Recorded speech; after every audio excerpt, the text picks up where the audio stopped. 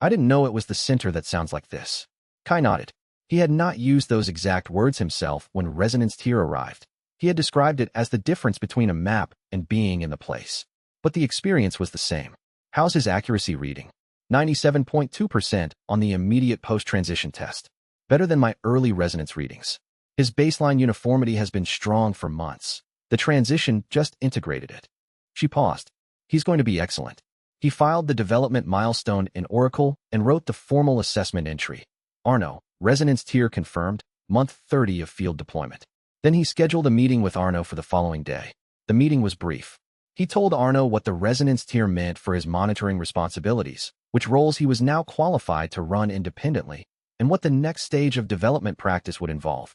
He also told him what he had told no one else directly in 2+ year period of this work. The ability is yours. Not the projects, not the programs, not mine.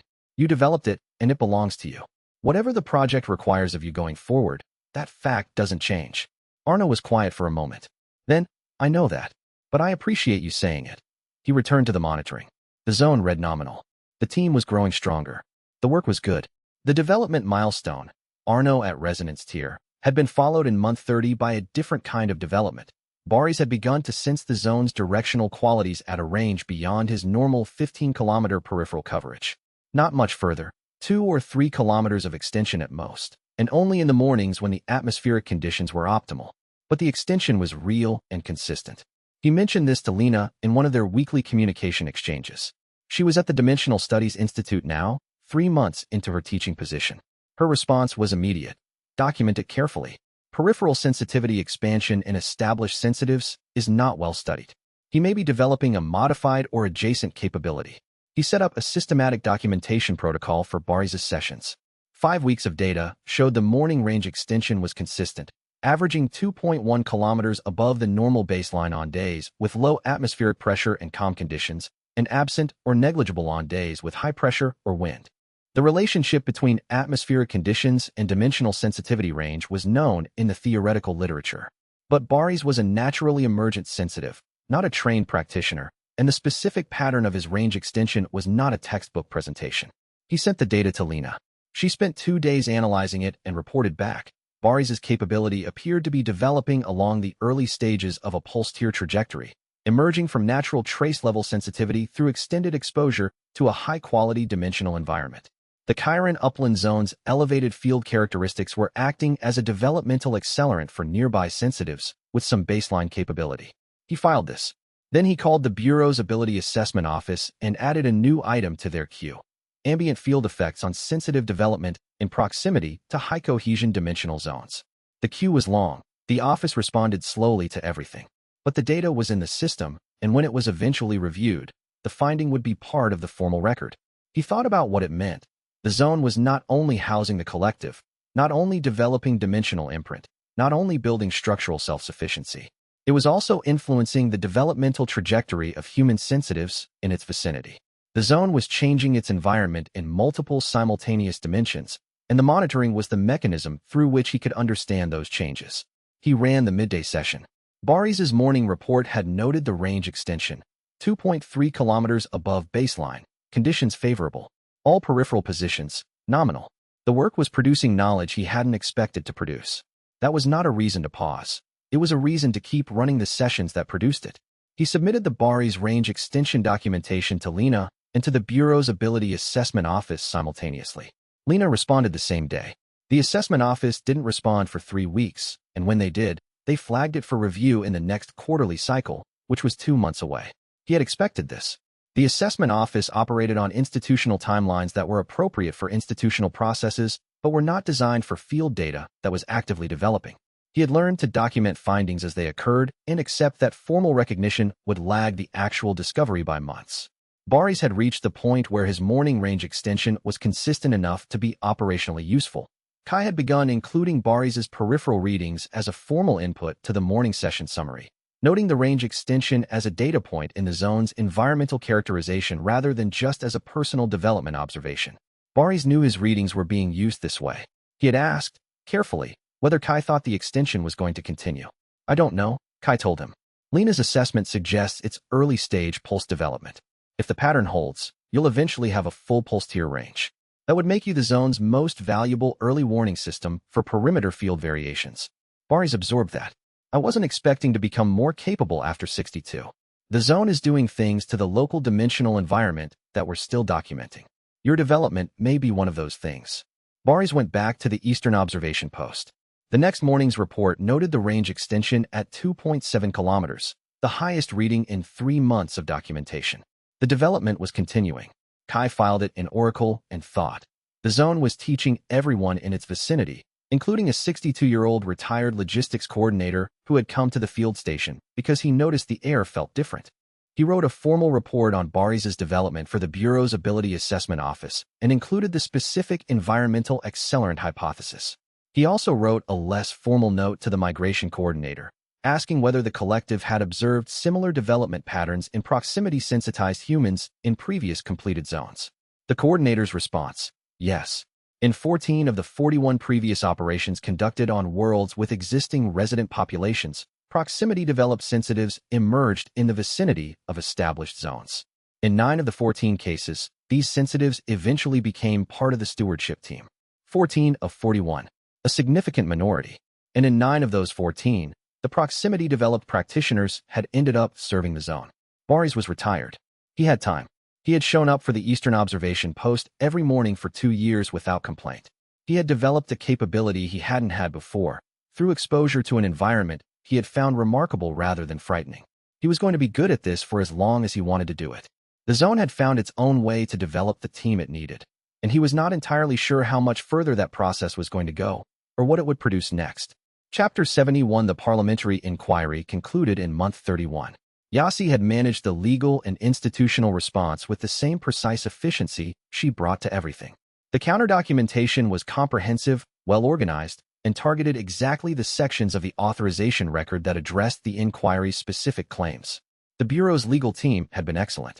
The inquiry's finding: Project Gateway had operated within appropriate authorization parameters. The expanded authorizations had been granted through proper channels and recorded in the project's official documentation. The inquiry was closed. The parliamentary member who had filed it issued a brief statement expressing satisfaction with the Bureau's transparency. He did not acknowledge that the inquiry had been brought in bad faith.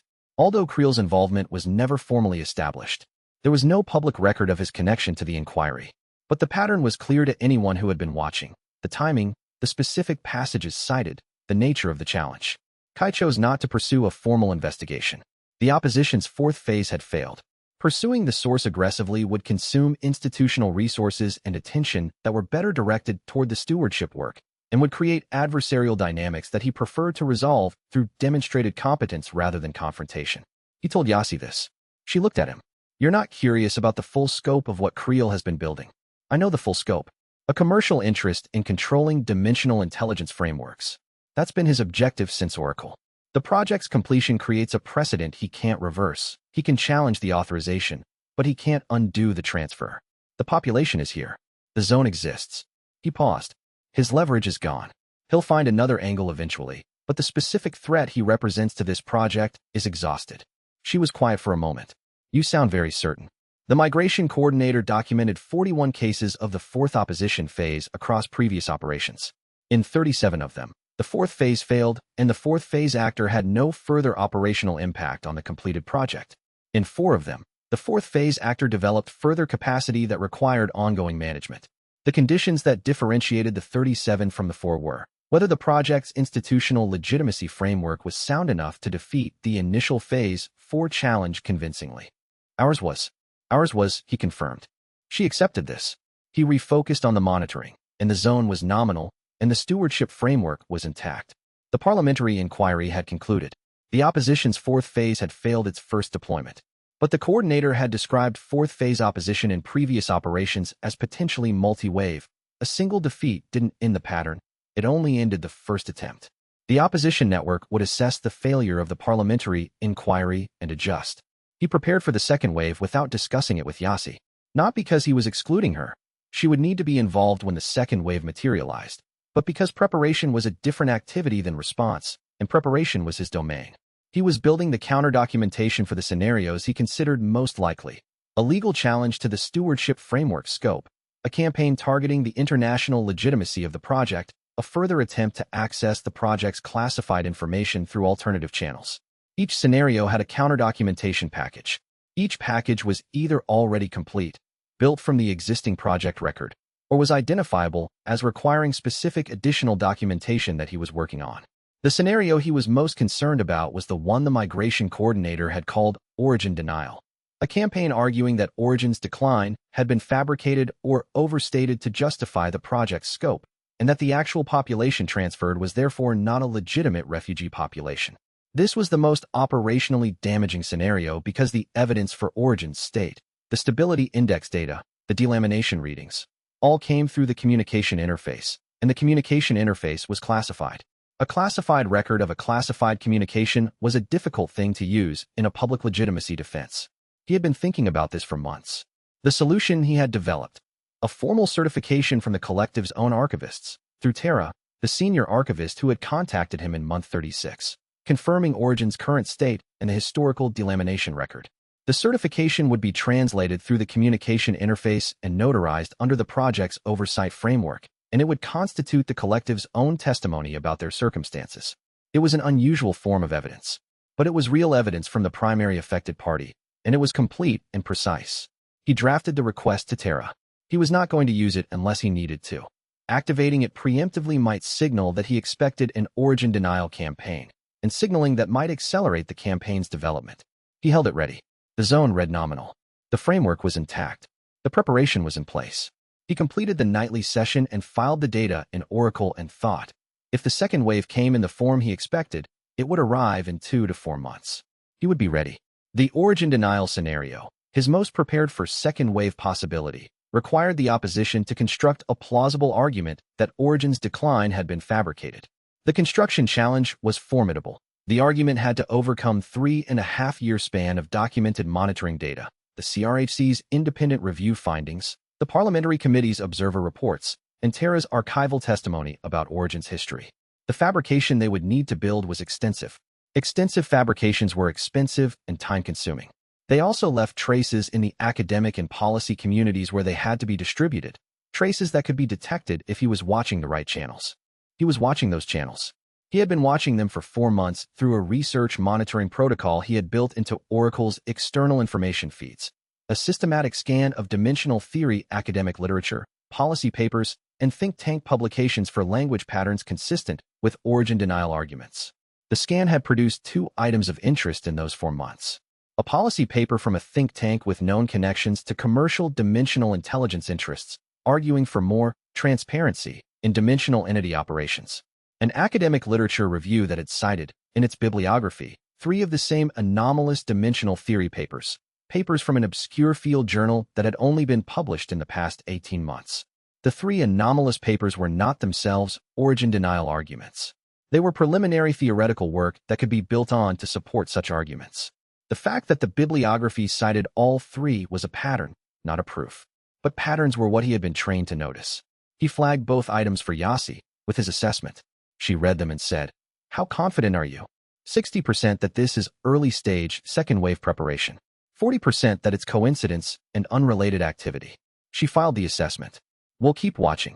He resumed the monitoring. The zone was nominal. The preparation was in place. And if he was right about the pattern, the second wave was coming. And the documentation was already better than anything the opposition could build against it. He reflected on the 41 cases of fourth-phase opposition the coordinator had documented. In 37 of them, the fourth phase failed. The failures all shared one quality. The project's documentation was more comprehensive, more accurate, and more transparently obtained than anything the opposition could credibly contradict. He had built that documentation standard from the beginning. Not because he anticipated the opposition, he had anticipated it, but that wasn't the primary motivation. The primary motivation was that accurate documentation was what the project itself required. The opposition resistance was a byproduct of doing the work right. That was the recurring pattern in the project. Work done right produced benefits beyond the immediate purpose of the work. The monitoring precision had improved the aperture calibration, which had improved transfer accuracy. The documentation standard had enabled the institutional defense, which had enabled the permanent authorization. The development program had produced practitioners who were now teaching at the institute and training future stewardship teams. Good work compounded. He had known this intellectually for years. He had now seen it demonstrated across every domain of the project simultaneously. He ran the closing session, nominal, and the record continued to grow, day by day, in the direction that made everything else possible. If the second wave came as expected, the record would be ready for it. Chapter 72 Qi's formal tier assessment in month 31 produced an unexpected finding. She was the least conventionally powerful practitioner of the four. Her dimensional sensitivity had developed slowly, without the dramatic acceleration that Arno and Kai had experienced. She was, by standard tier classification, at pulse tier, the ability to sense formation 50% further than she had at the beginning of her development program, with moderate precision. But the ambient harmonic capability she had developed was not standard pulse tier functionality. Lena had been trying to classify it properly for 6 months and had concluded, in the month 31 assessment, that it didn't fit cleanly into any existing tier framework. He read Lena's assessment carefully. The ambient harmonic detection was the ability to read the aggregate dimensional emotional state of a large collective entity as a unified field quality rather than as the sum of individual signatures. This capability existed in the theoretical literature as a hypothetical function of practitioners above prophetic tier, Tier 8 on the Anomaly Sensor framework. Qi was demonstrating it at what was functionally pulse tier by conventional metrics. That's not possible in the existing framework, he said to Lena. The existing framework was developed for individual gate formation monitoring, she said. It wasn't developed in the context of large-scale collective entity populations. Qi's capability may be a response to the specific environmental conditions of the stewardship work, a function that emerged because the zone's collective population required it. He sat with that. An ability capability that had emerged from the operational context rather than from the practitioner's individual development trajectory. He reported this to the migration coordinator. Their response, after the translation delay, carried something that he read as interest, not surprise, but interest. This is the 14th documented case of human practitioners developing non-standard capabilities in the context of completed integration zones. In 11 of the 14 cases, the non-standard capability proved to be the function most critical for long-term zone stewardship. He filed this under Ability Development, Non-Standard Function Emergence, Cross-Reference, Zone Stewardship Capabilities. Then he revised Qi's formal assessment documentation to capture the finding properly and submitted it to the Bureau's Ability Assessment Office with a recommendation that they update their classification framework. The Bureau's Ability Assessment Office would take months to respond. They always did. But the documentation was in the system. And Qi was running the ambient harmonic assessments twice daily. And the zone was speaking through her in a language that nothing else they had was equipped to read. He requested Lena's consultation on Qi's capability classification. Lena came to the field station for 3 days, her first visit since leaving in month 33. She ran parallel sessions with Qi. Qi reading the ambient harmonic, Lena observing and running her own cross-reference assessments from her wave tier position. 3 days of overlapping data. On the third day, she sat down with Kai in the conference room. It's genuine non-standard function emergence, she said. I confirmed it from the session data. Qi's ambient harmonic sensitivity is operating at a functional level consistent with Tier 7, precognition, for this specific capability domain, while her overall practitioner tier is pulse. She paused. The capability is specialized to collective entities at scale. It won't generalize to individual entity reading or standard gate monitoring. But for what it does, reading the aggregate state of a large, coherent collective, it's above anything I've seen in a practitioner at this development stage. Why did it emerge in her rather than the others? Lena thought about this carefully. She was precise with her assessments, and he knew that the careful thinking wasn't delay, it was accuracy being generated.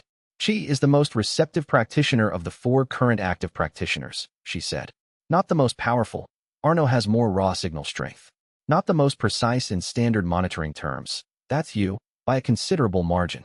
But Qi is the most receptive in the specific sense of being most inclined to receive the field rather than read it. She doesn't impose structure on the data. She receives the data's own structure. He absorbed that distinction. Reading versus receiving. And the collective's ambient harmonic is a receiving-oriented data type, he said. Yes, it requires a practitioner who doesn't try to analyze it analytically, who lets it arrive as a complete impression. That's Qi's natural approach. She developed the capability she was most positioned to develop in the environment that was most demanding of exactly that capability. He filed this in the development program documentation. Then he updated the stewardship proposal's risk assessment.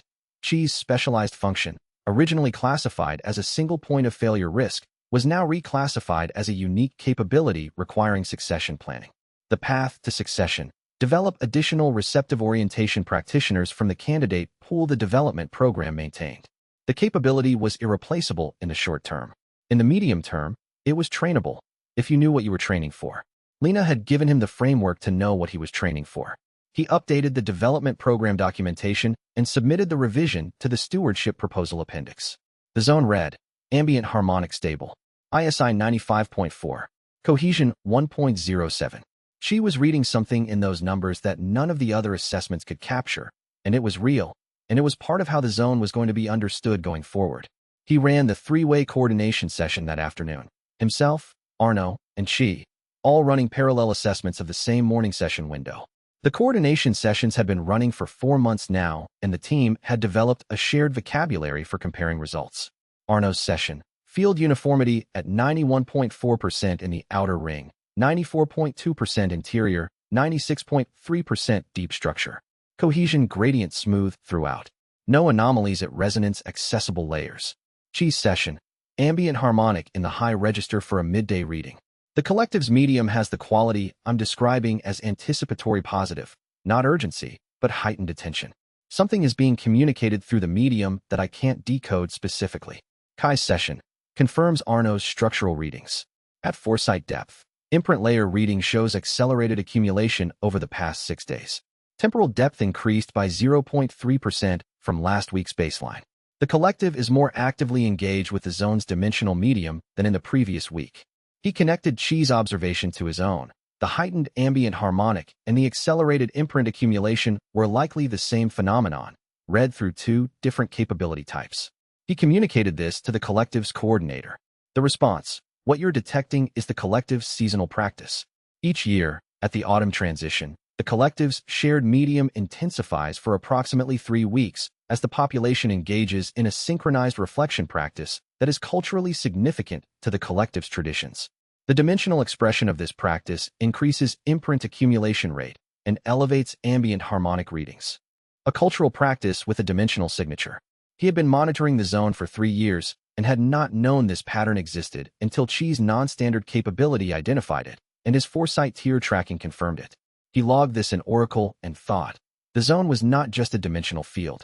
It was a community, and communities had practices that left dimensional traces. Understanding those traces was part of what the stewardship monitoring required, and he had barely begun to understand them. He scheduled a formal communication exchange with the migration coordinator specifically focused on the collective's cultural practices and their dimensional signatures. The exchange lasted 2 hours. The coordinator described 8 seasonal and life cycle practices that had consistent dimensional expression. The autumn reflection practice, a spring emergence practice, what translated as coming-of-age integration for entities reaching adulthood in the zone, a grief practice for entities who died in the zone, which the coordinator described as contributing to the zone's imprint layer rather than dissipating, and 4 others that the coordinator described but that he lacked the cultural context to fully understand. He documented all 8 in Oracle. He added a new monitoring subcategory, cultural practice signatures. He updated Chi's ambient harmonic monitoring protocol to specifically flag each practice's expected signature when the seasonal calendar indicated it was approaching. Then he spent an afternoon building the cultural calendar into Oracle's alert system. 8 flagging dates per year, each with a description of the expected ambient harmonic signature and a confidence range for when the signature would appear. This was a new kind of monitoring, not anomaly detection. The cultural practices weren't anomalies. They were the zone's healthy expression of the collective's life. Understanding them was part of understanding the zone. He had 3 years of monitoring data. He was now beginning to understand what some of it had been telling him. And what he was beginning to understand suggested that what he didn't yet understand was significant. Chapter 73, Month 32. The zone's first full seasonal cycle was complete. The Chiron upland experienced 4 seasons, a cold, dry winter, a warm spring, a hot, dry summer, and a cool, wet autumn. In the 28 months of field operations, the zone had existed through almost 2 full cycles. The first full winter-to-winter cycle completed in month 32. The seasonal data was in Oracle. Every monitoring reading, every ISI assessment, every cohesion coefficient, every ambient harmonic assessment, for 12 months of a completed zone with a stable population. The first full annual cycle as a stewardship dataset rather than a transfer dataset. He spent 3 days analyzing it. The findings were complex, and he documented them fully. The summary. The zone's field properties varied with season in ways that tracked the Chiron upland's environmental conditions, but the variation was smaller than the environmental variation that produced it. The zone was insulating the collective's residential field from surface-level environmental fluctuation, a self-stabilizing function that the theoretical models had predicted, but that the operational data now confirmed empirically. In winter, the zone's ISI dropped by an average of 1.2% from the autumn baseline. In spring, it recovered. In summer, it dropped slightly again from peak heat stress. In autumn, it reached its highest reading. The annual range, 93.8% to 96.5%, well above the operational threshold of 85%. He prepared a brief report for the migration coordinator. Their response was comprehensive. The coordinator had annual cycle data from 412 previous completed zones, across a range of environmental conditions. The zone's seasonal variation pattern was within the normal range. Specifically, it was at the 23rd percentile for amplitude of seasonal variation, meaning that 77% of previous zones had experienced larger seasonal variation than this one. The low amplitude of seasonal variation in the Chiron uplands dimensional zone is attributable to two factors, the coordinator said. First, the relatively stable semi-arid climate of the location.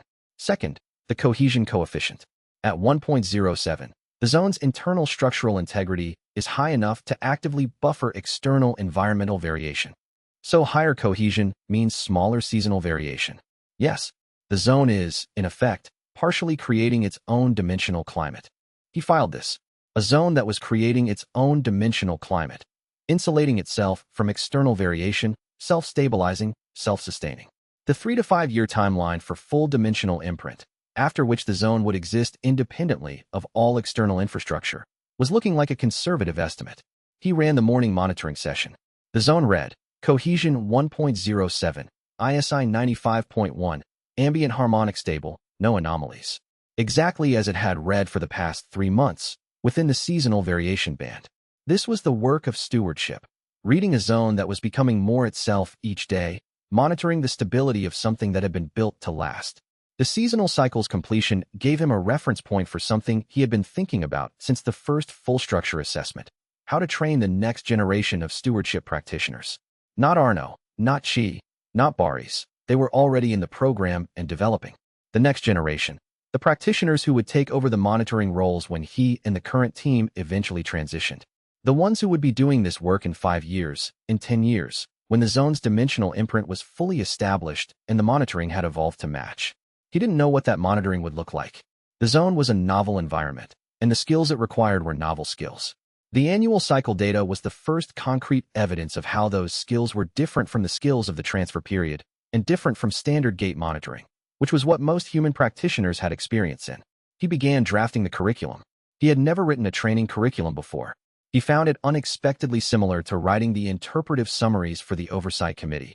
Both required him to take the precise, specific knowledge of the practitioner's experience and translate it into a form accessible to someone who didn't yet have that experience. The curriculum he drafted covered basic ambient field reading, dimensional field layer navigation, standard zone monitoring protocol, non-standard capability development, with Chi's ambient harmonic function as the primary example, seasonal cycle interpretation, long-term trend analysis, and the specific skills required for reading dimensional imprint, which was the most advanced section and the one he had the least prior reference for. He sent the draft to Lena. She responded 6 days later with 23 pages of comments. He spent a week working through the comments and revising. 2 more rounds. The final curriculum was 62 pages. This is good, Lena said in the final review. There's nothing like it currently in the field. Because there's no other zone like this one currently in the field. No, but there will be more. Dimensional entity populations are not limited to the collective. If humanity develops the capability to identify and contact other dimensional populations, and if those populations need comparable support, this curriculum is the starting point, he said. Yes. He submitted the curriculum to the Bureau's assessment office and to the Dimensional Studies Institute where Lena was teaching. Both organizations received it as a research contribution rather than an operational document. It was classified in ways that prevented direct implementation outside the project's framework, but it was on record. The zone read nominal at the end of its first seasonal cycle. He filed the annual summary and began the second year of continuous monitoring with the clean confidence of someone who knew what they were doing and had the data to prove it. The first year's data had produced findings he had documented in the annual report, and several of them were scientifically significant beyond the project's specific operational context. The gate suppression effect, the seasonal variation pattern, Baris's peripheral capability development, the collective's cultural practice dimensional signature. He submitted the annual report to Yasi and the Oversight Committee through the standard classified channels, with the same appendices the quarterly reports contained. But he also prepared a separate document, for internal use, not for external submission, that cataloged the scientifically novel findings and their potential implications for the broader dimensional field research community.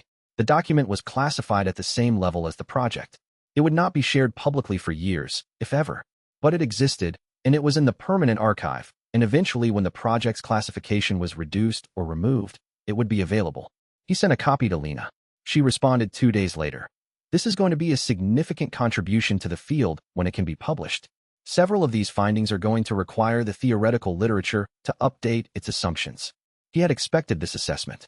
The project had been operating in a domain where theory was essentially non-existent.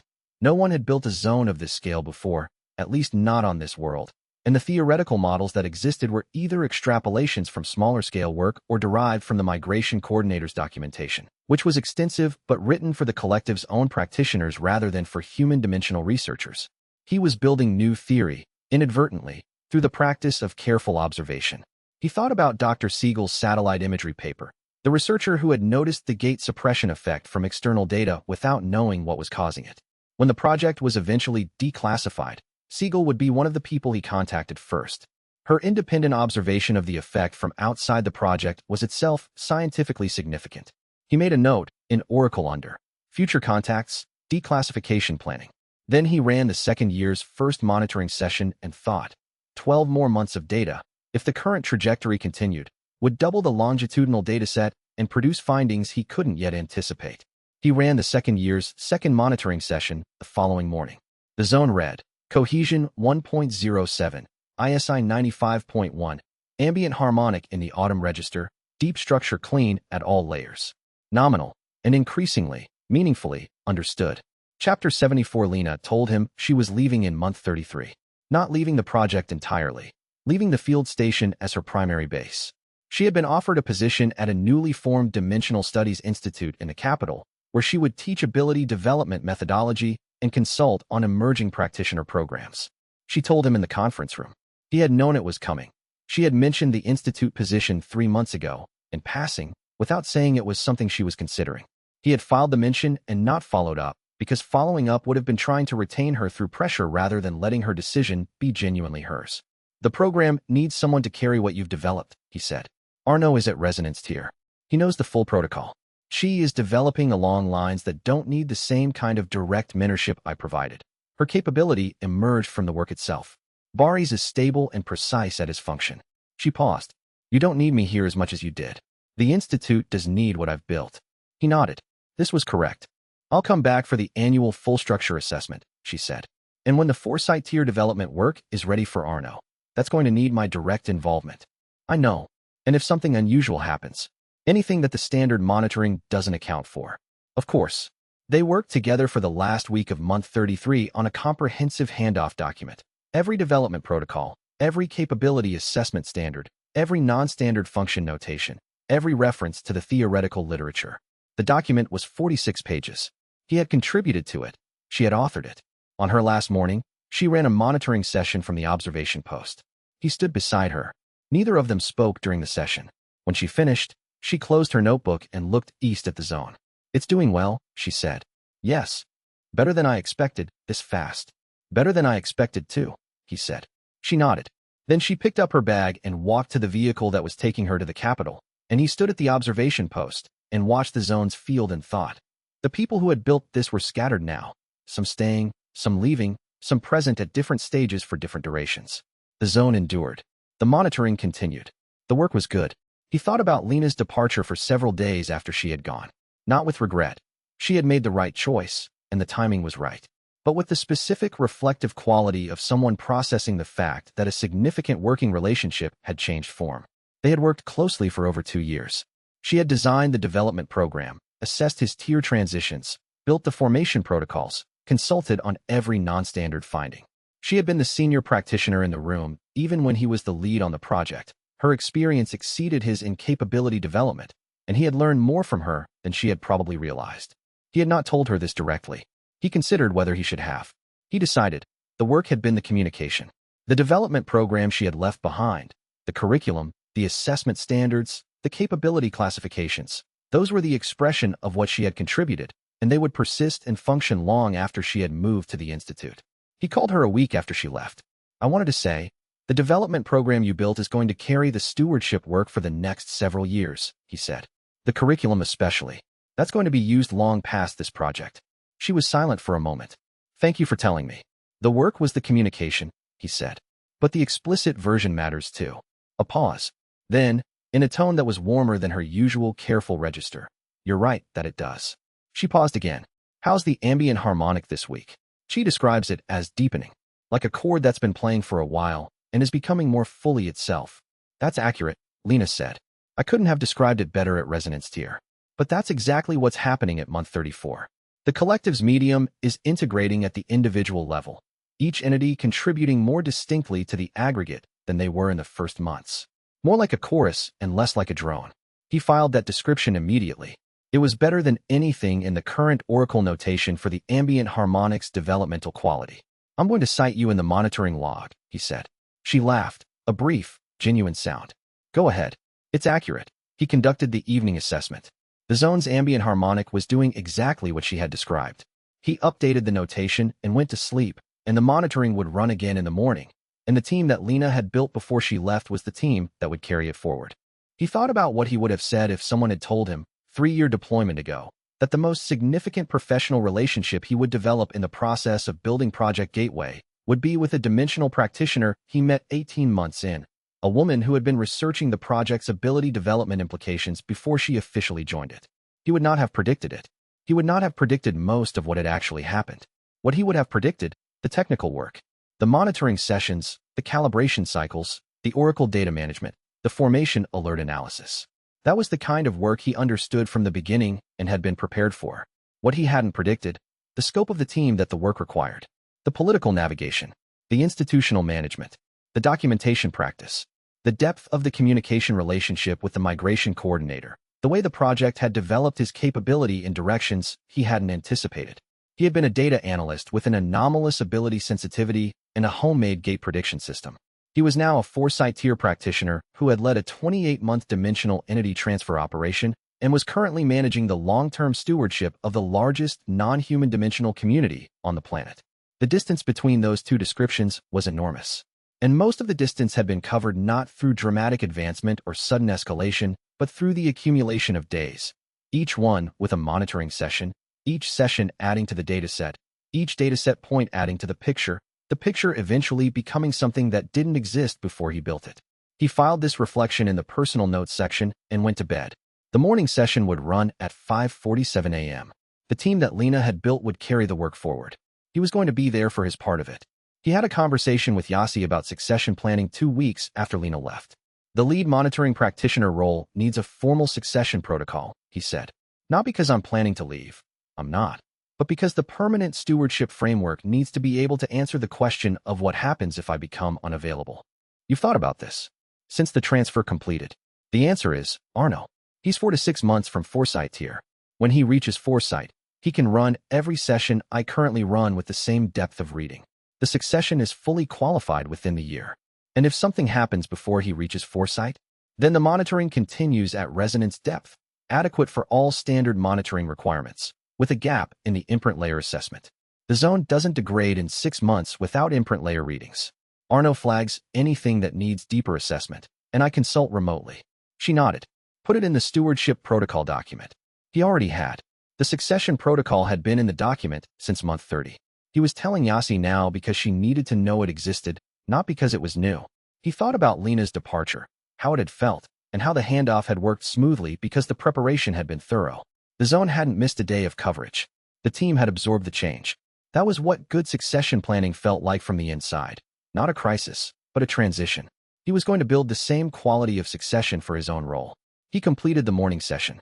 Arno's parallel session notes showed his resonance depth reading was getting sharper every week. The timeline was good. 4 to 6 months to foresight, and the succession would be complete. Chapter 75. The second opposition action of the stewardship period came in month 34, quieter than the inquiry, but in some ways more concerning. A document appeared in several academic journals simultaneously. A paper arguing that the dimensional entities transferred in Project Gateway were not sentient in the legally meaningful sense, and that the transfer operation had therefore not met the consent requirements applicable to large-scale population movements. The paper cited specific passages of dimensional theory literature, included dimensional field data from measurements taken near the Chiron upland that the authors claim showed the zone's population lacked the field signatures associated with individual sentience. The field data was fabricated. He could tell immediately, because the measurements the paper claimed to have taken from near the Chiron upland would have been visible to his monitoring if they had occurred. They had not occurred. But the paper was published and was circulating in academic and policy circles. He met with Yassi. "This is more sophisticated than the parliamentary inquiry," she said. "The inquiry targeted authorization procedures. This targets the fundamental ethical basis of the project. The data is fabricated. Yes, but demonstrating that requires our own data to be publicly accessible, and our data is currently classified." He had been expecting this tension. The zone was classified. The monitoring data was classified. The completion documentation was classified except for the portions shared with oversight bodies. The academic paper was public. The counter-argument required evidence that was not public. He spent 2 days working through the options with Yassi and the Bureau's communications team. The solution was not a direct data release that would require authorization that could take months and would compromise other aspects of the project's operational security. The solution was a targeted counterpublication, a formal declaration from the CRHC's independent review team, drawing on the non-classified portions of their review findings, confirming that the zone's population met all recognized criteria for dimensional sentience. The CRHC had reviewed this. Their findings were on record. They could speak to it. He prepared the briefing package for the CRHC's review chair, who had been on the original independent review team 14 months ago. The chair agreed immediately. The counterpublication appeared 4 days after the original paper. The fabricated measurements were systematically addressed. The CRHC's findings were cited. The academic journals initiated their own review processes for the original paper. It was not a complete resolution. The original paper remained in circulation and would be cited by people who wanted to cite it. But the institutional response was solid, documented, and on the record. The fourth phase was losing coherence. Without a strong institutional success, the opposition's network would begin to fragment. He ran the morning monitoring session. The zone was nominal. The collective inside it was a community of 1.2 million sentient beings living in a dimensional space they had built their lives in, and whatever arguments were made in academic journals, that fact was not going to change. The CRHC's counterpublication had been effective because it was fast and because it was specific. He had helped the review chair draft the specific sections that addressed the fabricated measurements, not by providing classified data, but by identifying precisely which non-classified findings from the original review were most directly relevant to the false claims. The CRHC's chair had called him after the counterpublication was released. "This went better than I expected," she said. "The data was fabricated badly," he said. "The measurements they claimed to have taken from the Chiron upland perimeter would have required specific equipment and specific access that we'd have detected through standard monitoring. The fabrication was credible enough to get published, but not credible enough to survive scrutiny. The journals are conducting their own reviews now. Yes, the original paper will likely be retracted." She paused. "Can I ask, do you know who authorized the paper?" He knew, or he was confident enough in his assessment to call it knowledge. But naming Creel's network publicly was not something the current evidence would support, and making a public accusation that couldn't be proven would be a strategic error. "I have a strong assessment," he said. "I'm not going to make it public without more concrete evidence." "Fair." A pause. "The committee will be following the journal review process. When the retraction comes through, we'll issue a brief statement reaffirming the CRHC's findings. That would be useful for the permanent record." He completed the morning monitoring session after the call ended. The zone read nominal. The ambient harmonic was the deepening chorus Lena had described. The work continued. He turned over the fabricated paper, not with anger, which he had filed and moved past in the first day, but with the analytical focus he brought to all operational problems. The paper had been constructed to exploit the zone's classified status. It had been constructed by someone with sufficient dimensional theory background to write plausible-sounding technical claims. It had been placed in multiple journals simultaneously, which required either institutional resources or pre-existing relationships with academic editors. All of these were consistent with the Creel network profile.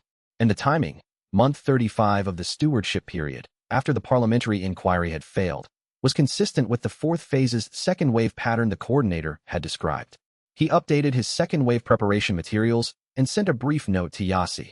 The academic paper and its retraction should be documented in the project's institutional response record as formal evidence of coordinated opposition activity, with dating that established the pattern. She wrote back, already in the file. She had anticipated it. He turned back to the monitoring and thought. The opposition was failing because the record was sound, and the record was sound because the work had been done right. From the first formation alert to the current ambient harmonic assessments, 29 months of accurate, complete, professionally maintained documentation. That was the best defense he had, and it was holding. The academic paper's retraction arrived in month 36, 2 weeks after the CRHC's counterpublication. The retraction notice was brief. The journal had found that the reported measurements were inconsistent with the field conditions described in the paper, and that the author had declined to provide the raw data when requested. Retracted. He filed the retraction notice in the institutional response record and notified Yasi. She responded, "Clean outcome. The record shows a fabrication attempt that failed through proper scientific review process rather than through any action by the project team." That distinction mattered. If the project had fought the paper aggressively, as he could have, by pushing for declassified access to his own monitoring data, it would have appeared defensive. The retraction had come through the scientific community's own processes, which meant the counter-argument had won on the field the opposition had chosen. The opposition had deployed a fabricated scientific claim. The scientific community had reviewed and rejected it. The project had provided accurate non-classified supporting evidence through the CRHC. The result was what it should have been. He noted in Oracle, second wave, first deployment, outcome, retracted, full institutional record available, pattern documented for third deployment preparation. The opposition network would learn from this failure. The third deployment would be more sophisticated. He spent the afternoon reviewing the files of the 18 people currently working at the Chiron Upland installation. Background checks, access levels, security clearances, communication patterns. He was looking for anything that suggested another internal access concern. He found nothing. The installation's security was clean, tighter than it had been at any previous point in the project's history, because each breach had resulted in additional security measures. He ran the end-of-day session. The zone's status was nominal. The documentation was complete. The framework was intact, and ready for whatever came next. He conducted the morning session. The zone read nominally, ISI 95.4, cohesion 1.09, ambient harmonic settled. Xi's morning assessment had noted the collective's autumn practice was in its third week, the signature at its peak intensity before it began to taper. Baris's eastern post, range extension 2.4 kilometers, nominal. Everything in place. The work continuing, and the second wave was coming, and the framework was ready, but it hadn't arrived yet. Chapter 76, month 35. The zone's cohesion coefficient crossed 1.10. He noted it during the morning session. The coefficient reading was 1.10 at the upper boundary of his standard assessment range. He ran the deeper structural assessment to confirm. The confirmed reading, 1.104. He called Arno. "Check your midday session reading for the cohesion coefficient. I want an independent confirmation." Arno's midday reading, 1.103. He filed both readings. The difference was within normal assessment variance. The zone's cohesion had crossed 1.10.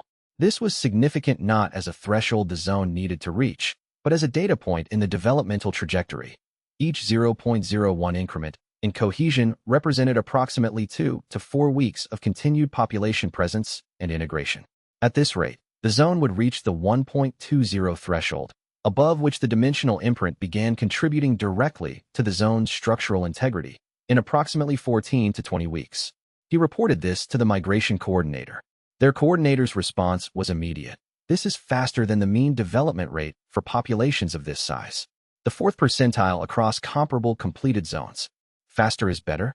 Faster indicates higher baseline coherence and stronger collective integration. It means the population is not just present in the zone. It is actively building the zone through its collective dimensional practice." A pause. The established zone is behaving as one of the healthiest completed integrations in our historical record. He sat with that for a moment. Healthiest completed integrations. He dwelled on the 37 who had crossed first 26 months ago. About the second cohort's 20,000. About the ninth cohort's 160,000 crossing at 13,400 per day in the final push. About origin, now empty, its 700-year civilization fully resident in the dimensional space they had built in the grassland. He ran the nightly monitoring. The zone at 1.104 cohesion was the same zone it had always been, stable, established, doing well. The numbers were just the way the field was speaking the fact of its own health. He wrote in his log, cohesion 1.104. The zone is thriving. The work is good. The cohesion coefficient's crossing of 1.10 had specific implications he had been tracking in the theoretical model the migration coordinator had provided. Above 1.10, the zone's structural self-sufficiency began to extend beyond field mechanics into what the coordinator's documentation called dimensional governance, the zone's own field beginning to actively shape the local dimensional environment rather than merely being shaped by it. Not aggressively, not in ways that affected the non-sensing general population of the region, but at the sensing level, the zone's influence on its local dimensional neighborhood was measurable. He had been tracking this since cohesion 1.07. At 1.07, the effect was theoretical, model predicted, but below his current detection threshold. At 1.10, it was detectable. He ran a calibrated assessment, using the Foresight tier's structural logic access. The zone at 1.104 was generating a coherence field that extended approximately 3 kilometers beyond the anchoring perimeter, slightly farther than the perimeter markers, slightly inside the range where the Chiron upland's ordinary landscape began. The coherence field was not a hazard. It was not even noticeable to non-sensitives, but it meant the zone's influence on its local environment was becoming actively rather than passively present. He reported this to the migration coordinator. Their response, expected. At cohesion above 1.10, all previous zones began to exert mild coherence influence on their local dimensional environment. The effect scales with cohesion coefficient. At 1.20, the influence radius is typically 6 to 10 kilometers. At 1.30, it is large enough to begin interacting with ordinary gate formation patterns in the zone's vicinity. Gate formation patterns. He had not thought about this. What is the interaction at 1.30? Zones with high cohesion coefficient suppress natural gate formation within the influence radius. The zone's coherence field is incompatible with the dimensional stress patterns that precede standard gate opening. Gates do not form within the influence radius of a mature completed zone. He held that for a long moment. If the zone reached 1.30, which at current trajectory, it would within the next 12 to 18 months, the Chiron upland and its surroundings would become, effectively, gate-free. A zone of dimensional stability in a world defined by dimensional instability. He ran the numbers. At 1.30 cohesion, the 6 to 10 kilometer influence radius would cover an area of approximately 100 to 300 square kilometers, a significant patch of the Chiron upland that would no longer experience gate openings. He called Yasi. There's a consequence of the zone's continued development that I need to brief you on, he said. A significant one. She said, tell me. He told her. She was silent for a long time. That's going to be a complicated conversation with the Hunter Command, she said finally. They're going to have questions about what a gate-free zone means for their patrol coverage, for their casualty reduction programs, for their resource allocation. The questions are manageable, he said. The development is going to happen regardless of how they feel about it. The zone is reaching 1.30 cohesion in 12 to 18 months. Preparing the institutional response now gives us control over the framing. She agreed. He drafted a briefing document. He completed the nightly session. The zone at 1.104 was already beginning to shape its own neighborhood, quietly, steadily, in the way that large and coherent things shape their environments. The work was producing consequences he was only now beginning to understand the full scope of. The gate suppression briefing to the Hunter Command had gone better than he expected. He had prepared for resistance. Hunters whose livelihood depended on gate activity might be threatened by a significant gate-free zone expanding in the Chiron upland. The resistance hadn't materialized. What materialized instead was interest. Commander Ito's connection to the Coordination Committee had smoothed the institutional pathway, and the 3 senior Hunter Command representatives who attended the briefing were, by profession, deeply familiar with dimensional field anomalies. When he described the zone's coherence field and its gate suppression mechanism, they understood it immediately. The senior representative had asked, how large does the suppression zone eventually grow? At maximum projected cohesion, 1.40 to 1.50, the influence radius is estimated at 20 to 30 kilometers. That covers most of the Chiron upland and extends slightly into the adjacent district. She had looked at the map. That's 6 patrol sectors. Yes, the patrol coverage in those sectors becomes redundant over time as the gate frequency declines. She took a moment. Then, we reassign the patrol resources to adjacent sectors. The Chiron upland becomes a low-risk zone. Our hunters are more effectively deployed elsewhere. She paused. This is a significant operational benefit. He had not presented it as a benefit. He had presented it as a consequence. But the Hunter Command had immediately reframed it as a resource allocation improvement. He filed that reframing. The zone's gate suppression effect, originally a complication to be managed, had become in the eyes of the Hunter Command a strategic asset. The project was producing value in domains he had not been considering when he was focused on the transfer operations' technical precision. The zone was larger than the project. It had always been larger than the project. He was still learning the extent of that. The Hunter Command representative had left the briefing with the map showing the projected 25-kilometer suppression radius. 3 days later, her office sent a formal note requesting that the anchored zone be designated a dimensional stability reference point in the Hunter Command's operational planning framework. He read the note and thought about what it meant. The project had been built to answer a single question. Could 1.2 million dimensional entities be safely transferred to a new home? The answer was yes. And in the process of answering that question, the project had also produced a permanent dimensional stability zone that was now being formally recognized as a strategic asset by the National Hunter Infrastructure.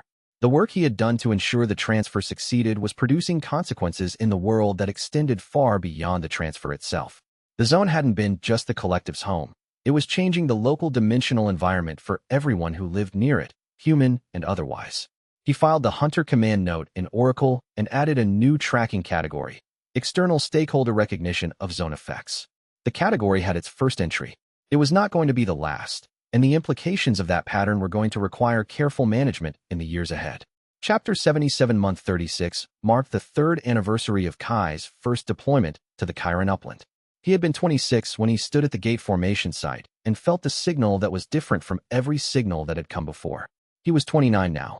He had spent a significant portion of those 3 years in the field, either at the formation site's original monitoring position, or at Station 7, or at the Chiron upland field station that had become his primary base. The field station had changed.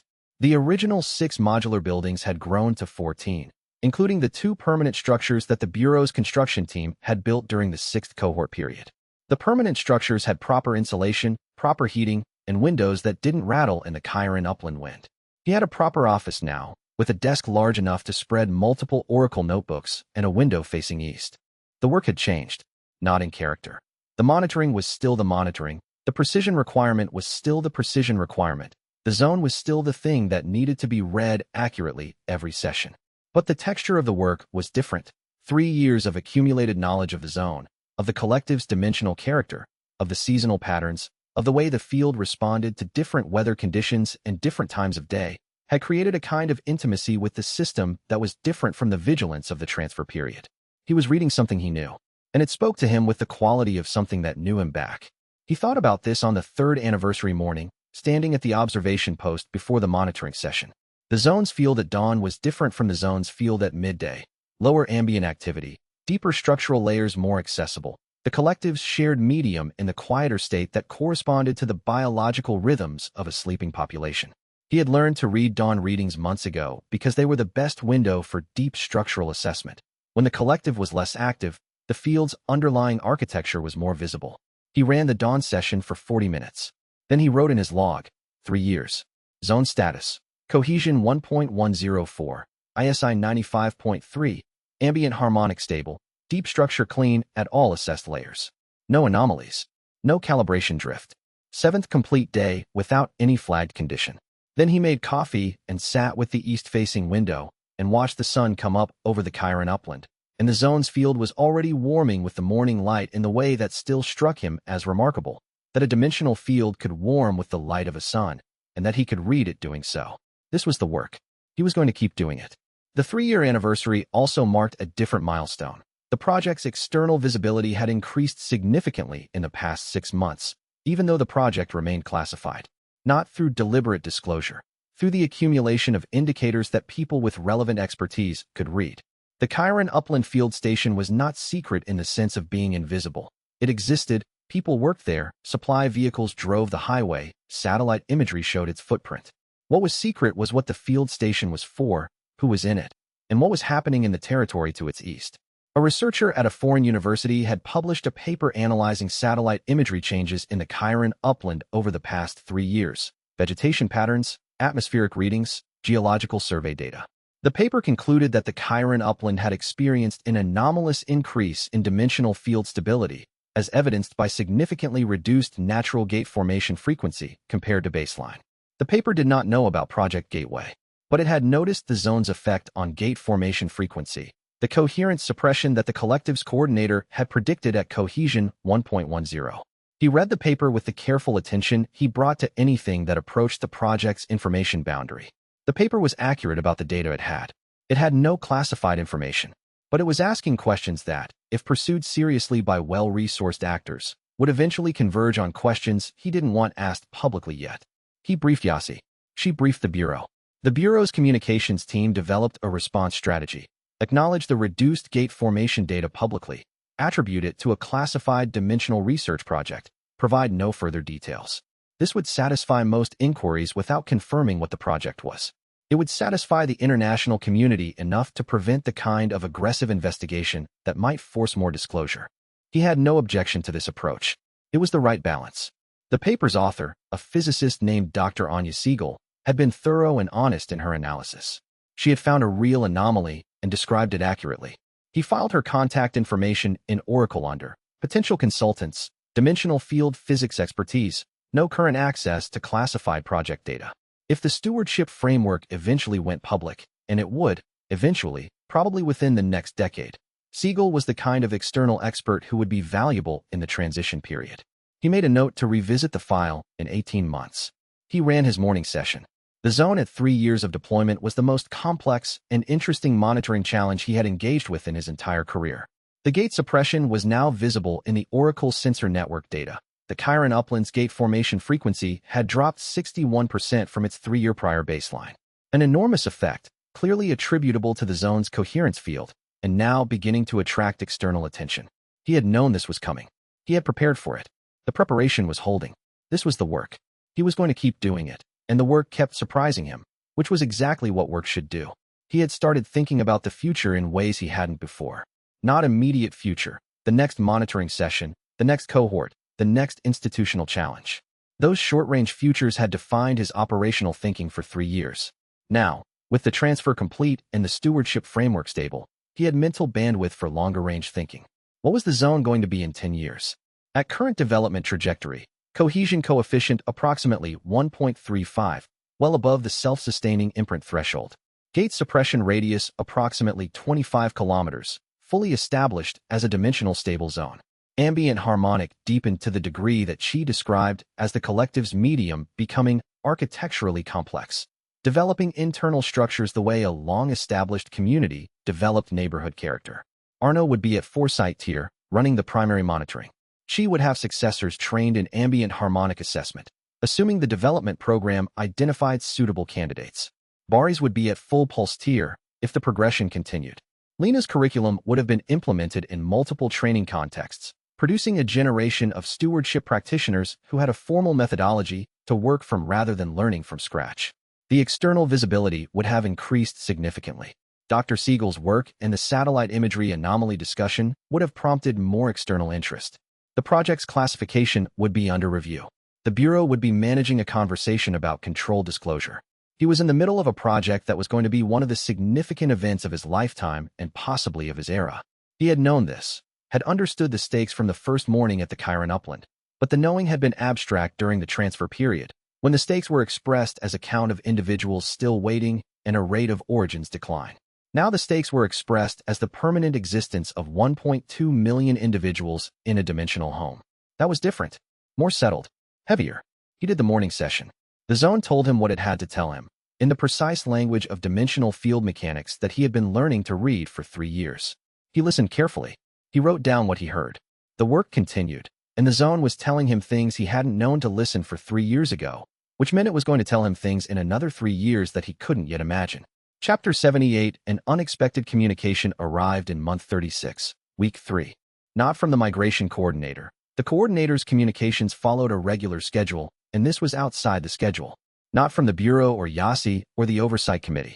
The signal came through the secondary aperture, which was in communication mode. tuned to Origin's dimensional frequency. But Origin was empty. He read the signal for 20 minutes before responding. It was using the same encoding structure as the migration coordinator's communications, but the signature was different. Not the coordinator's specific signature, but a related one. A member of the collective communicating directly rather than through the coordinator's structured exchange. He opened the response channel carefully. "I apologize for the irregular contact," the signal said. "I am Tara, senior archivist of the collective's historical record. The coordinator suggested I contact you directly because the question I have is outside the coordinator's technical specialty." "What is the question?" "I have been documenting the history of the Chiron upland integration for the collective's formal archive. In 300 years, when your descendants read this archive, they will read it as a document of what happened, the facts, the sequence, the outcomes. I want to include the human perspective, not just the collective's perspective. I want to ask you what this was." He sat with the question for a long time. "What it was," he said finally. "It was the largest thing I've ever worked on. It was 26 months of monitoring every day without missing a session. It was 14 months of communication with your coordinator. It was the most important precision work of my life." He paused. "And it was, from the beginning, I think, something I understood was more important than my own career or my own interests or what it would cost me in time and attention. I understood that from the first morning I stood at the site with the signal pointing east." "Why did you do it without certainty of success?" "Because the uncertainty didn't change the probability calculation. The transfer was possible. Origin was declining. The zone was buildable. The only way it failed was if no one built it." A pause. "I knew how to build it, or I could learn." That seemed like a sufficient reason. "The collective's archive will record your name," Tara said. "Your name and the names of your team, in the formal historical record. The archive exists in 700,000 copied instances across the zone's population. Your name will persist as long as the collective persists." He processed that quietly. A name in 700,000 copies of an archive, persisting for as long as a civilization that had survived 700 years of planning to reach safety continued to exist. "Thank you," he said, "for telling me." He conducted the evening monitoring session. The zone's field was nominal, and in it, somewhere, was an archivist writing a history that would outlast everything he had ever built, and he was in it. Tara's archival communication had prompted him to think about what a history of this project would look like from multiple perspectives. He had his perspective, the monitoring data, the institutional record, the personal notes section of Oracle, the 3 years of daily log entries. A practitioner's perspective, from the inside of the technical work, focused on precision and accuracy and the specific quality of what each monitoring session had shown. The coordinator had a different perspective, the 14 years of preparation, the 412 previous operations, the moment of first contact with Kai's ability signature from Origin, the long calculation of probability and risk and possibility that had led to the decision to transmit the buffer data. A planner's perspective, from the collective side, focused on strategy and collective welfare and the vast temporal scale of a civilization that had been planning this for 700 years. And there were other perspectives that he didn't have access to. The individual entities who had crossed in each cohort, what it had been like to arrive in a new dimensional environment after a lifetime in Origin, the moment of integration confirmation from the inside. The Chiron upland residents who had been living in proximity to the anchoring zone for 3 years without understanding what it was. Yasi, managing the institutional interface of the project while the technical work ran beside her. Fen, calibrating an aperture to the thousandths of a percent while the entities she had helped transfer went on living their lives on the other side. Tara's archive would contain as many of these perspectives as she could collect. The collective's history, told from within, and a human practitioner's name and story in the record, described from the collective's perspective, which was a perspective he couldn't read directly, only through the coordinator's translations. He had asked Tara what the collective's formal record would say about him. It will say, Kai Duran, Dimensional Sensitivity Practitioner, Wave Tier at First Contact, Foresight Tier at Completion. Primary Monitoring Practitioner for the Chiron Upland Integration. Maintained daily monitoring coverage without interruption for the full 26-month transfer period and continuing thereafter. Character Assessment. Consistent, precise, motivated by the work itself rather than by recognition or obligation. The collective regards him as the reason the 400-plus 13th operation succeeded. He had sat with that for a while. The reason the operation succeeded. Not one of the reasons, not a primary factor, the reason.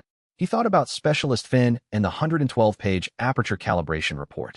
He thought about Lena and the development program she had built and the curriculum she had authored. He thought about Arno and Chi and Baris and the years each of them had given to the monitoring. He thought about Yassi managing the institutional complexity with the precise efficiency that had kept the project's authorization intact through 3 years of political pressure. He wrote back to Tara. The archive should include the names and roles of every member of the team. The work was collective. The individual monitoring capability was mine. But the project that made the capability effective was built by 12 people and a migration coordinator and the collective's own 14-year preparation. Tara's response: it will include all of them. The archive is complete. He ran the closing session. Nominal. The work continued. He had thought about what the archive entry would mean to someone reading it in 300 years. The collective had a documented history that reached back over 1,000 years. Their liaison had mentioned this during one of the longer communication exchanges. 1,000 years of records maintained with the precision of a civilization that understood its own fragility and valued documentation accordingly. In that 1,000-year archive, there were entries for previous integration operations, entries for the locations that had been homes before origin, entries for the practitioners and coordinators and stewardship teams that had built and maintained each zone. He would be one of those entries now, a name and a role and a character assessment in a record that would be read by people he would never meet, in a future he couldn't imagine. He thought about what he wanted the archive to accurately represent. Not the dramatic moments. Those were interesting, but not the most important data. Not the challenges or the opposition attempts or the political navigation. Those were part of the record, but they were noise around the signal. The signal was, someone built a monitoring system, ran it every day without missing a session, and kept running it for as long as the work required. The signal was, precision and consistency, and the accumulation of daily work over time produced an outcome that couldn't have been produced any other way. That was the part he wanted the archive to capture. Not heroism. There had been no heroism. Or if there had been, it was the heroism of showing up every day and doing the work carefully. Not brilliance. There had been capability and good methodology and hard work, but no single flash of insight that changed everything. Just the accumulation. Tara had said the archive would say, he is the reason the 400-plus 13th operation succeeded. That was accurate, and he was glad it was in the archive. And what he knew, that the archive would also be accurate to include, was, it succeeded because he kept running the monitoring. That was all. That was enough. That was everything. And it was going to need to keep being enough, because the monitoring needed to keep running.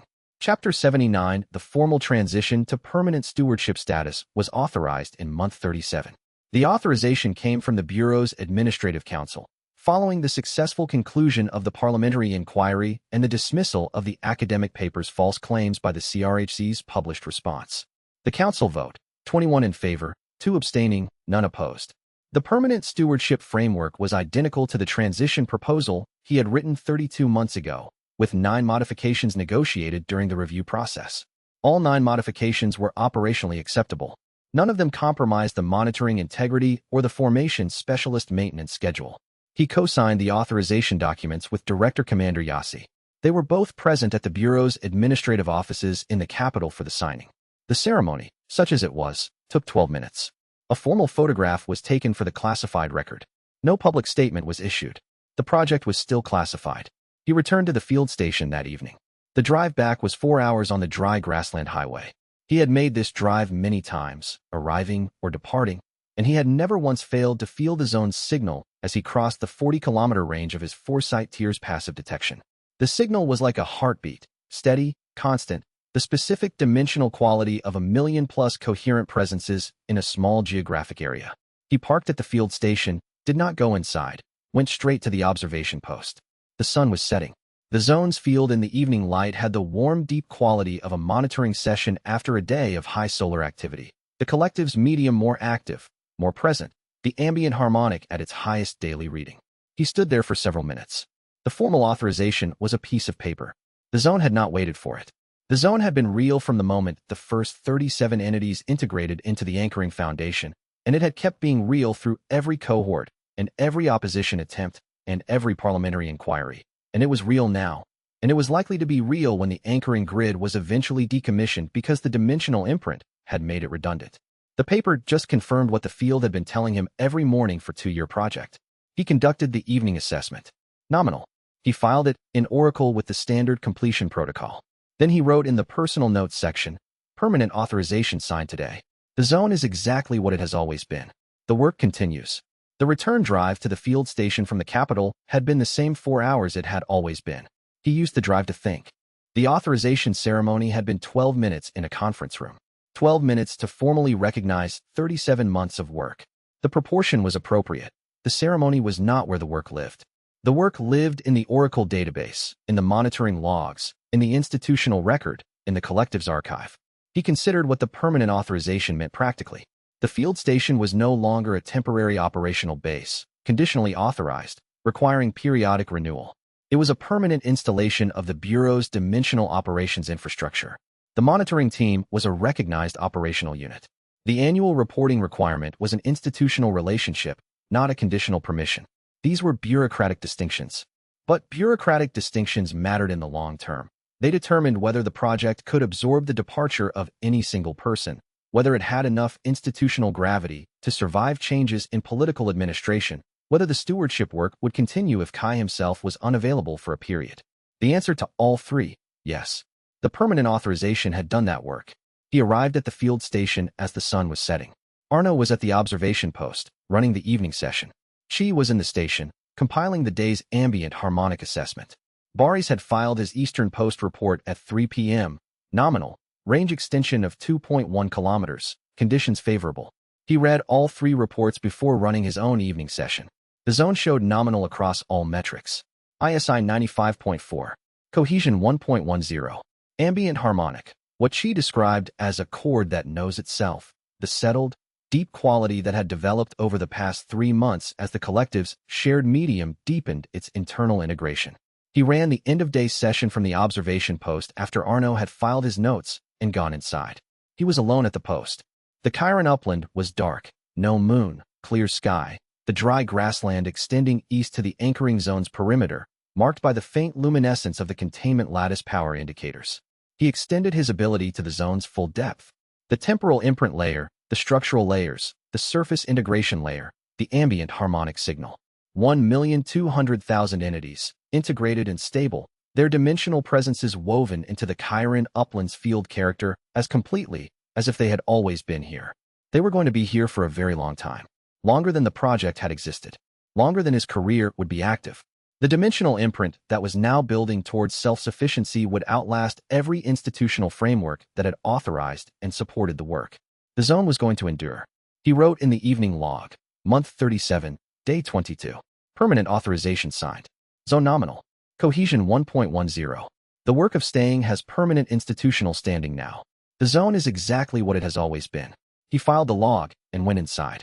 Tomorrow the morning session would begin at 5:47 a.m., and the zone would tell him what it had to tell him, and the work would continue, and it was going to continue for as long as it needed to, which was a long time, and he was exactly the person to carry it.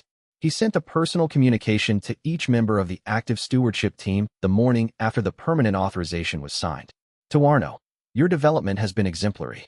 When you reach Foresight tier, roughly half a year, in my assessment, you'll be able to run every session I currently run. That's the succession goal, and you're almost there. To Chi, the ambient harmonic work you've been doing is the most novel contribution to the project's monitoring methodology since the monitoring itself. Keep developing the vocabulary for it. The curriculum we're building for future practitioners is going to rely on what you've articulated.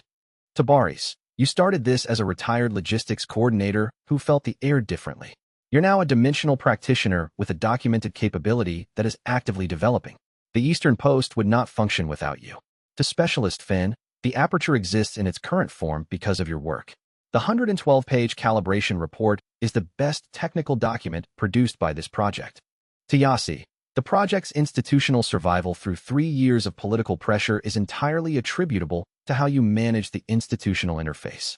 The permanent authorization is your achievement as much as it is anyone's. He sent the communications and then thought about whether they were correct and decided they were. He had not been in the habit of stating these things explicitly. The work had always been the communication. But the authorization ceremony had been a transition point, and transition points were when explicit acknowledgments mattered. Yasi responded within 10 minutes. The project survived because the work was real.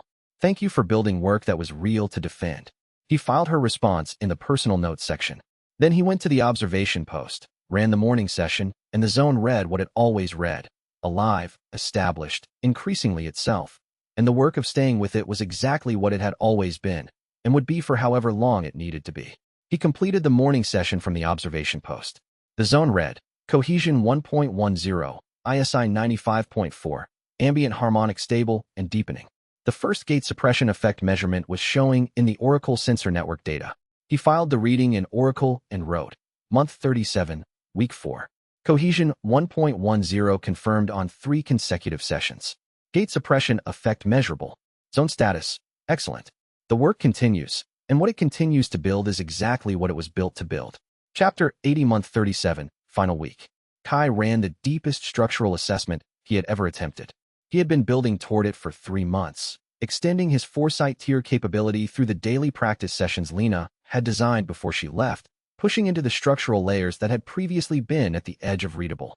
The temporal depth, the dimensional imprint that accumulated with population presence, was now reading clearly at the middle structural layers, and he wanted to see how far down it went.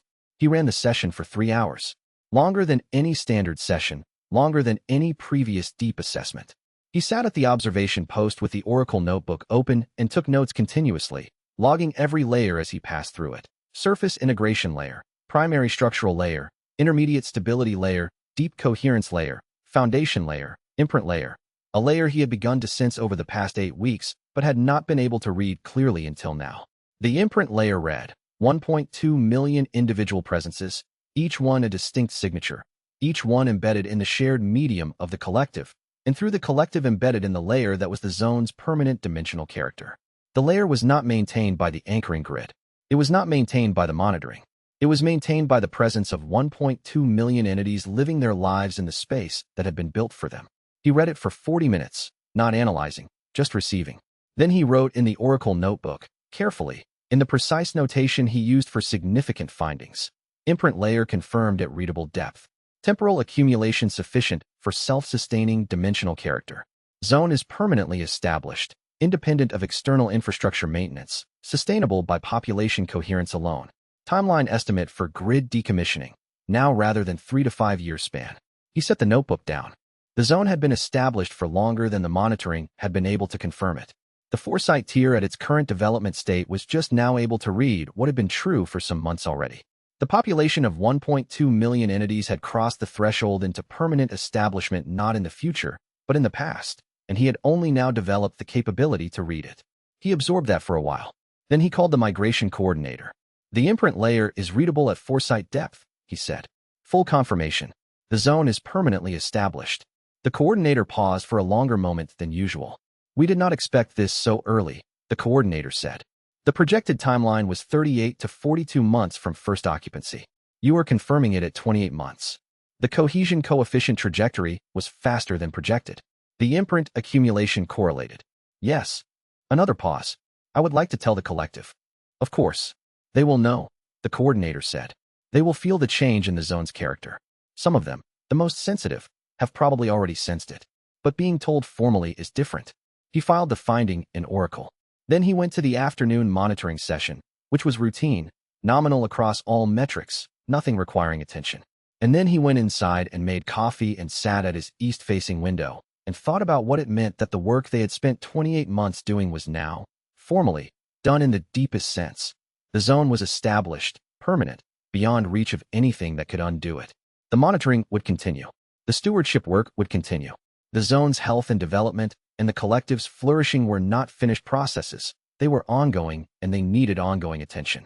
But the existential question, whether the 1.2 million entities would have a safe and permanent home, was no longer in question. It was answered, permanently. The work was good, and it was going to stay good. And outside the east window the Chiron upland spread out under the late afternoon light with the particular quality it always had. Ordinary, steady, unremarkable, and inside it, invisible to any eye that wasn't his, was the most remarkable thing he had ever been part of. He kept the monitoring running. That was the work. It was exactly what he intended to keep doing, because the zone was permanent, and permanent things still needed care, and he was exactly the person who knew how to give it. He spent the afternoon after the deep structural assessment writing the technical notification to the collective's coordinator. The reply. Formal language of the notification. Deep structural assessment of the Chiron upland dimensional zone confirms imprint layer development at a depth consistent with permanent establishment. Based on foresight tier structural readings taken over a 3-hour assessment period and cross-referenced against Oracle Sensor Network baseline data. The zone's dimensional imprint is assessed as self-sustaining at current population. External infrastructure is no longer primary support. Dimensional imprint layer confirmed sufficient for zone persistence independent of anchoring grid maintenance. Recommend formal reclassification of anchoring grid status from primary support to redundant infrastructure. Timeline for planned grid decommissioning. Open, to be determined based on continued development monitoring. He sent the notification and waited. The coordinator's response came in 4 hours, faster than usual. The extended response time was, he had learned, a function of the significance of the communication. The coordinator took longer on more significant exchanges. 4 hours was long. We have been waiting for this confirmation, the coordinator said. Not impatiently, there was no urgency. But this is the threshold that separates a completed transfer from a permanent home. Before this confirmation, the zone's field was a successful integration that required ongoing support. After this confirmation, it is a permanent dimensional presence that happens to receive support. The distinction matters to the collective. The distinction is the difference between arrival and belonging. He filed that sentence in the personal notes section. Arrival versus belonging. What changes operationally, he asked. Nothing immediately. The monitoring continues. The maintenance continues. The stewardship work continues. But the classification of the work changes. You are no longer supporting a transfer zone. You are maintaining a homeland. Homeland. He had not used that word. He had not thought of it in those terms, had been careful, throughout the project, to describe the zone in technical and institutional language that was accurate and precise, without loading the description with concepts that carried cultural weight neither party had yet established the right vocabulary for. But the coordinator was using it. Homeland. He finished with the evening monitoring session with that word present in his awareness. The zone's field at the deepest readable layer, the temporal imprint layer that he had just confirmed was self-sustaining, felt different now that he was reading it with the concept of homeland attached to it. Not different in its data. Different in what the data meant. The full zone population entities had a homeland in the Chiron upland. Not the homeland they had been born into. That was gone, its field dissipating over centuries into other configurations. But a homeland they had built, through the accumulated presence of 28 months of living there, through the dimensional weight of 1.2 million individual lives embedded in a specific place. He closed the session and wrote in the Oracle notebook for the last time that day. Month 37, week 3. Deep structural assessment complete. Imprint layer confirmed. Zone permanently established. The work is good. The homeland is here. Then he went to the east-facing window and looked at the dark grassland and the faint glow of the containment lattice at the zone's perimeter and thought. He had known, from the first morning he had stood at 41 kilometers from the city and felt the signal that was different from every gate signal he had ever felt, that something significant was pointing at him from the east. He had not known it would be this. He was glad it was. The second wave of opposition arrived 6 days after the deep structural assessment. Not the origin denial scenario he had been preparing for, something different. A formal complaint filed with the International Dimensional Operations Regulatory Body arguing that the project had engaged in unauthorized creation of a permanent dimensional entity habitat in a protected zone under an international treaty on dimensional interface preservation. The treaty existed. The Chiron upland was not in a protected zone under the treaty's specific language. But the complaint's argument was that the zone's effects on local gate formation constituted dimensional interface alteration that was covered by the treaty's general prohibitions. He read the complaint 3 times. Then he called Yassi. How fast do we need to respond, he asked. The regulatory body gives 30 days for preliminary response. The treaty analysis is going to take our legal team at least 2 weeks. Get them started today. He paused. And get the Bureau's International Affairs Division involved from day one. This isn't a domestic legal challenge. It's an international process, and the Bureau needs to be managing the relationship level while the legal team handles the technical argument. She was already on both. She had called the legal team 20 minutes before calling him. He filed the complaint in the institutional response record, cross-referenced to the 4th phase opposition documentation, and noted the deviation from the predicted origin denial vector. The opposition had found a more sophisticated angle than he had expected. The treaty argument was legally creative, potentially weak on technical grounds, but politically significant if it gained traction with the international regulatory body. He followed up with the evening monitoring session. The zone remained nominal. The complaint was in the legal team's hands. The monitoring would continue through the 30-day response period and through whatever legal process followed. The work was not finished. The work was never going to be finished. It was going to evolve and face new challenges and require new forms of the same fundamental practice that had made everything possible from the beginning. Showing up, reading the data accurately, and responding to what was actually there rather than what would have been convenient. He was ready for what was actually there. He had been ready since the first morning at 41 kilometers east. That hadn't changed, and it wasn't going to. Chapter 81. The communication lasted 11 minutes. Kai recorded it on his phone. He had the presence of mind to do that much, starting the recording as the dimensional frequency shifted and the voice began coming through his anomaly sensor in translated form. The audio file would produce nothing useful. He checked it afterward. White noise, occasional artifacts, nothing that would mean anything to anyone who hadn't experienced the translation in real time through the sensor. The sensor itself was the receiver. His nervous system was the decoding apparatus. The phone was a habit, not a tool. He was alone in the monitoring room when it happened. Sora was in the field running a B-class gate clearance in the Gyeonggi-do corridor. Yuna was at the university. Fun was in the gym 3 floors below. The building was otherwise occupied by the 6 support staff liminal analytics had accumulated over the past 18 months. Data processors, communications managers, the security coordinator Sora had insisted on hiring after the 3rd attempted intrusion into their network. The entity that spoke through the sensor called itself a collective designate. The Gardeners. That was their chosen translation, the closest rendering of their self-description that his sensor could produce in Korean, and then in English when he thought in English, and the concept was consistent enough across both translations that he understood it was not metaphor, but precise designation. They cultivated things. That was what they were. Earth was not an invasion target. He processed that first, turning it against every framework he had built for understanding what was happening to the planet. Not an invasion. Not a conquest. Not even a migration. A managed ecosystem in a long-term cultivation experiment spanning multiple dimensions.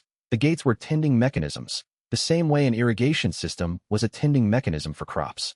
The monsters were not weapons. They were pressure. Calibrated pressure applied to accelerate development in the managed species. Humanity had not been supposed to develop hunter abilities for another 2 centuries by the Gardener's projection.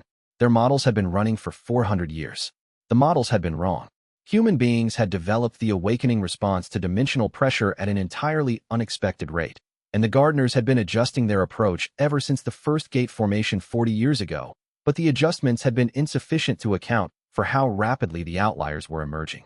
Kai himself was, in the Gardeners' assessment, an emergent anomaly 3 standard deviations outside their predictive model for this point in the cultivation cycle. He asked one question. He had 11 minutes of communication, and he spent 10 of them listening, processing, cataloging, because the information was flowing at a rate that required his full attention to capture. In the final minute, he asked, "What do you want from me?" The answer came back without delay, as if the Gardeners had expected the question and had prepared a specific response. "To be our liaison. You are the first Earth native who can perceive our full frequency." The communication ended. The dimensional frequency returned to its standard background register. The monitoring room was exactly as he had left it. The data screens showed the normal morning distribution of gate activity across the peninsula and the neighboring regions. He sat with what he had just learned for 6 minutes. He had run the anomaly sensor for 3 years in conditions ranging from D-class street clearances to 6 anchor cascade events. And in that time the sensor had delivered information that was sometimes unprecedented but was always, at its core, data, dimensional signatures, threat assessments, spatial geometries. This was different. This was contact. This was the entity behind every gate he had ever predicted, every threat he had ever mapped, every death he had ever failed to prevent or managed to prevent, telling him directly what it wanted. He made notes. He would need to be precise about what had been communicated and what he understood from it, and precision required writing things down while the translation was still clear in his memory. Then he picked up his phone and called Sora. "I need you back here when the clearance is complete," he said. "Today, if possible. There's something I need to tell you before I tell anyone else." She read something in the way he said it. "Is everyone safe?" "Yes," he said. "This is different. Come back when you can." He spent the time before she returned rereading his notes. The Gardeners had called themselves that.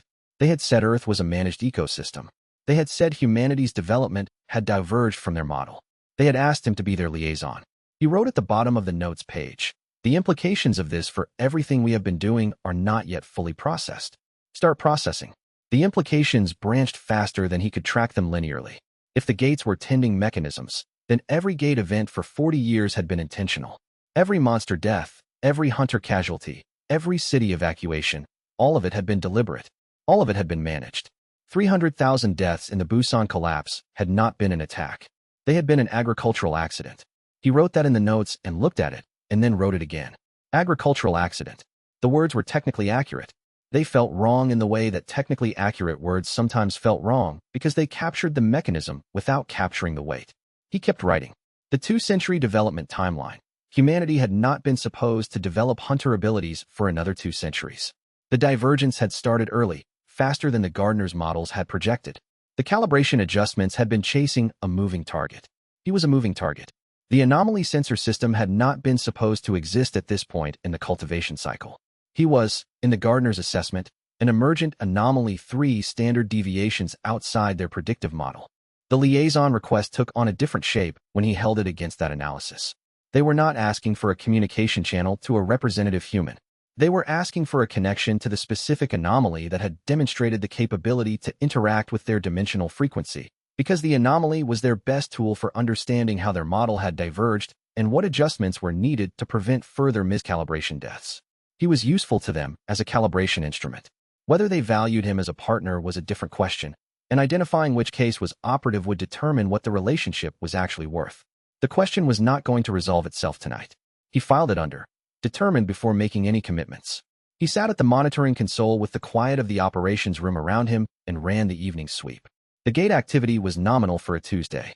3 B-class formations in the south, 2 C-class in the north, 1 D-class that the local hunter organization would clear in the morning. He had been reading this data for 3 years. He had been reading it at a level of understanding that was different every 6 months as his tier advanced and the sensor's capabilities expanded. He read it now at Tier 7 with planetary scope, and the pattern that was invisible at lower tiers, the deliberate placement, the cultivation architecture, the specific distribution that maximized developmental variance, was present in every data point. The gardeners were reading him just as he had been reading their gates. He filed the last log entry of the evening and called Sora to tell her she could go to dinner. He would hold the overnight watch. He sat with the data until 2 in the morning, and the planetary distribution registered as it always did, and the gardener's communication frequency was dormant, and the world outside the window was doing what it did in the early hours of a Wednesday. He wrote one more note. The analysis framework is ready. The assessment begins tomorrow. Whatever the gardeners intend by the liaison request, I am going to find out by asking directly, observing carefully, and documenting everything in a form that survives whatever decisions come next. The form that survived would need to survive not just institutional challenge. It would need to survive the tier he had not yet reached, the one the phrase described. The one where the sensor could close things, not just see them. Whatever that meant, he was going to be in a better position to understand it if he had documented the preceding work clearly enough that he could read it without the distortions that the present moment always introduced. He filed the note. He turned off the monitoring room light. But the question he had written, cooperation or containment, was still on the page when he turned the light back on 10 minutes later because he had forgotten something in the log. He looked at it in the dark room and understood that it was not a question that was going to let him sleep easily until he had the answer. Chapter 82. Sora arrived at the monitoring room at 3:30 in the afternoon, still carrying the field gear she hadn't had time to put away. She read his face before he said anything and sat down in the chair across from his desk and waited.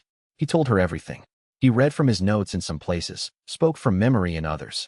He was precise about what had been communicated directly and what he had inferred from the translation.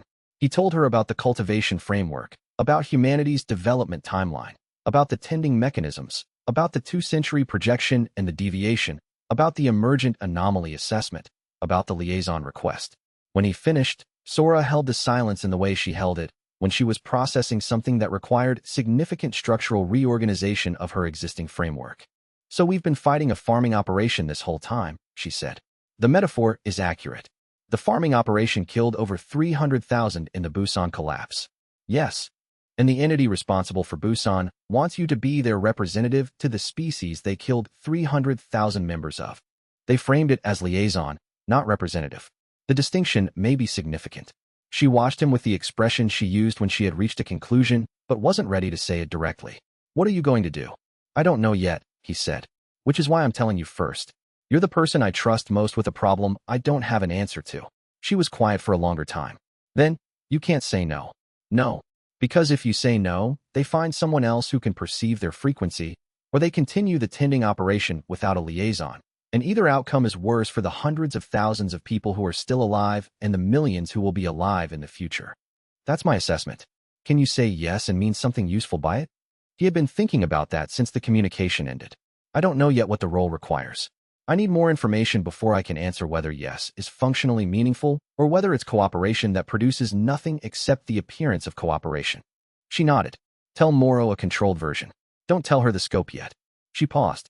Does anyone else know? Not yet. Tell Morrow today, before something changes and you lose the window to control the framing. He told Morrow at 5 o'clock, in the secure channel, keeping the scope narrowly defined. The architect entity had made direct contact and requested a liaison relationship. He did not tell her about the cultivation framework or the 2-century timeline or the emergent anomaly assessment. He told her enough to explain the contact without explaining the full implications of what the contact meant. Morrow held the line without speaking for a moment. You're not telling me everything. Not yet. I need time to understand what I was told before I can brief it accurately. Another pause. What do you need from me? A few days. Then I'll brief the full picture. She agreed. But he could hear in her voice that the few days had started already and she was already running her own analysis of the partial information he had given her. The next morning, Sarah Vane Halloran published her open letter.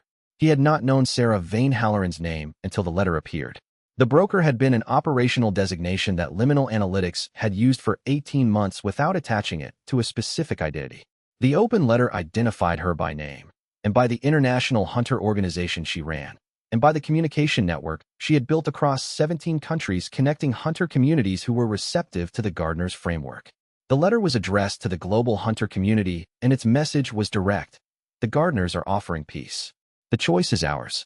Morrow called him within 20 minutes of the letter's publication. This came from your contact. The Gardeners and the broker appear to have been in communication before my liaison contact. I did not know about this letter in advance. What does it mean for your arrangement? It means there are other parties involved in whatever process is underway, and I need to understand their relationship to the Gardeners before I can assess the liaison request accurately. He paused. I'm briefing you the full picture tomorrow. I need one more day. Morrow accepted this. But the call after that, from the Deputy Security Minister, and the one after that from the Korean Hunter Association Director, and the 3 after that from foreign intelligence contacts who had seen the letter, those calls were not accepting anything. The letter had changed the operational environment. The Gardeners were no longer an abstraction. They were now a political actor who had just made a public communication address to a constituency of several 100,000 professional fighters distributed across the developed world. Kai worked through the night, processing what the letter's publication meant for the liaison request. By dawn he had reached one conclusion that held. The liaison relationship, if he accepted it, would not be bilateral. It would be mediated through a complex of existing relationships he had not mapped, involving parties whose interests he had not assessed. He made coffee and started mapping them. By 8 in the morning, he had the beginning of a structure. The broker, Sarah Vane Halloran, had been operating as an independent intermediary between the Gardeners and receptive hunter communities for an indeterminate period. The open letter was not impulsive. It was a coordinated move, timed to the Gardeners' first direct contact with him, designed to create a public framework for the liaison relationship before any bilateral arrangement could be quietly established. Sora called at 9. He briefed her on the letter's implications. She's not hostile, Sora said. She's staking out a position. She wants the public framing to be that this is the hunter community's choice, not a government decision. That framing is not entirely inaccurate. It creates a constituency she can point to. Sora paused. She's useful, Kai. Whatever her motives, she's built something you would have had to build yourself if she hadn't. He added her to the map. Strategic objectives. Public legitimacy for the liaison relationship on terms that gave the hunter community agency. Assets. International hunter network. 17-country communication infrastructure. Risks. Operational independence. Actions that could foreclose options before they were fully assessed. At 10, the first calls from government officials started. He did not take them. He sent a message through Morrow's channel. He would brief in 48 hours when he had a complete picture. Morrow sent back a single message. Make the picture complete. He had been building frameworks for 3 years. This was the framework that everything else had been practiced for. And somewhere inside it was the answer to a question he had not asked clearly yet, whether the entity behind the Busan deaths could be negotiated with in good faith, or whether the good faith was a variable that the Gardeners did not actually possess. He was going to find out. The alternative was no information at all, and no information was worse than information he did not like. He had been building frameworks for 3 years. This was the framework that everything else had been practiced for. By 10 in the morning, he had a map covering all known parties, their interests, and the open questions he needed to resolve. The map had 23 nodes. 12 were solid information. 11 were hypothetical, parties who might exist, relationships that might hold. He prioritized the 11 unknowns. The highest priority was one he had no information on at all: the gardener's internal structure. Were they a unified collective, or were there factions? Did the cultivation framework represent a consensus position, or was it one school of thought within a more complex entity? He wrote it at the top of the research queue. Establish whether the gardeners are a unified collective before accepting any arrangement on their behalf. A second item: determine whether prior communications through the architect's hands network were authorized by the gardeners directly or filtered through the hands interpretation of gardener intent. He had the beginning of an assessment framework by midday. The pattern he was beginning to see was more complex than he had initially assessed. The liaison arrangement was not bilateral. It was the center of a web of interests, and he was being asked to occupy the center before he had mapped the web. He kept mapping. By midnight, he had filled 4 pages and had not reached the edges of the web. The gardeners were the center. Around them, the architect's hand, with its 2 factions whose divergence he was still characterizing. Around the hand, the global hunter community, which had been receiving the hand's calibrated messaging for an indeterminate period and whose organizational structure was being shaped by that messaging in ways that would persist whether the liaison relationship was formalized or not. Around the hunter community, the governments, whose response to every piece of information about the gardeners would be shaped by the institutional frameworks they had been building for 40 years. He was in the web. He had been in the web since the first gate formation had registered differently in his sensor than the official briefings had predicted. The question had never been whether to be in the web. The question, the one that the mapping was building toward, was whether the web had a point of control, a node where the right intervention could change the behavior of the whole system. If such a node existed, and if he could reach it before the first voice faction changed the system irreversibly, then the liaison relationship was more than a communication channel. He wrote at the top of the page, "Is there a control point? Find it before the first voice finds it first." Chapter 83. Yuna had verified the enhancement protocol over 3 weeks of analysis before he started using it. She had come to him in the second week with a question he had not asked himself. Why would an entity with 400 years of cultivation experience and technology we can't fully model provide a protocol with hidden modifications when the liaison relationship is more valuable to them than any short-term compromise it could achieve? He had sat with that question for a day and concluded it was the right framing. A compromised liaison was worse than no liaison. The gardener's communication had been clear that he was the first Earth native who could perceive their full frequency. They had a vested interest in his continued function. The protocol was genuine. No hidden modifications. The mechanism was a structured sequence of dimensional frequency exposures administered through his anomaly sensor. Not external, not pharmaceutical, not anything that left physical traces outside the sensor's own architecture. It accelerated the tier advancement process by creating the dimensional conditions for the nervous system restructuring that each tier advance required, reducing the time needed from months to weeks. He started it in the 3rd week of the month. The advancement from Tier 6 to Tier 7 took 19 days. The Tier 7 designation was precognition, a title he had given the tier before he fully understood what it meant, based on the expanded predictive accuracy the sensor delivered at that level. What Tier 7 actually produced was planetary-scale dimensional awareness for the strongest formations.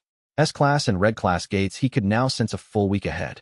His passive monitoring range, which had been extending incrementally through Tiers 4, 5, and 6, reached a threshold at Tier 7 that was categorically different. The entire planet's strongest dimensional events registered in his awareness as a continuous background signal. The physical integration of Tier 7 was the worst he had experienced since the early days of the sensor's development. His nervous system was restructuring itself to process input at a scale it had not been built for. The pain came in waves, concentrated in the hours after he pushed the sensor to its maximum operational range, which Tier 7 required, because the tier's full capability only locked in through active high-load processing. Fun modified the training schedule without being asked, the first time Fun had ever modified anything without explicit instruction. The modifications were sensible: lower combat intensity, longer recovery periods, specific nutritional adjustments that Fun had apparently researched independently and presented without explanation. "You did research," Kai said. "Athletes training through structural adaptation phases require different inputs," Fun said. "You're an athlete training through a structural adaptation phase." The research was available. He let Fun handle the training schedule for the 19 days of the advancement. He focused on maintaining the sensor load that the protocol required, on the daily briefings that governments now expected from him, on the liaison assessment work that was proceeding in parallel with the Tier 7 integration. On the 19th day, the pain stopped. The restructuring was complete. He sat at the monitoring console and ran a full sensor sweep and felt the planetary scope of what Tier 7 had produced. The S-class formations building in the Pacific, the Red-class clusters near the Indonesian archipelago, the slow accumulation of dimensional pressure in the continental European corridor that his projections suggested would produce 3 or 4 significant events in the next 2 weeks. He noted it all. Then he wrote in his log, Tier 7 complete. Planetary awareness active. The scale of the information available is substantially larger than what the briefings currently reflect. This will require adjustment. Yuna came to the monitoring room that evening and sat with him while he worked through the first full-range sweep. She did not ask about the advancement. She had seen enough of the tier transitions to know that the first day after completion was for the work, not for reporting. What does the world look like at Tier 7? She asked eventually. He thought about how to describe it accurately. Larger, he said, and more organized than I expected. The gate formations aren't random. At this scale you can see the pattern. They're placed. The entire distribution is deliberate. She paused. Then, the gardeners. The gardeners, he confirmed. She opened her notebook and wrote something he couldn't see from across the console. Whatever she was noting, she worked at it for several minutes before closing the notebook and looking up. We should talk about what the liaison relationship looks like at this tier, she said. Because the information asymmetry has changed significantly. He agreed with her. They talked until midnight. The conversation produced 3 things he hadn't had clearly before. A framework for what the liaison role actually required at Tier 7. A question he hadn't asked himself. And an analysis of the training gate data that changed how he thought about the cultivation process.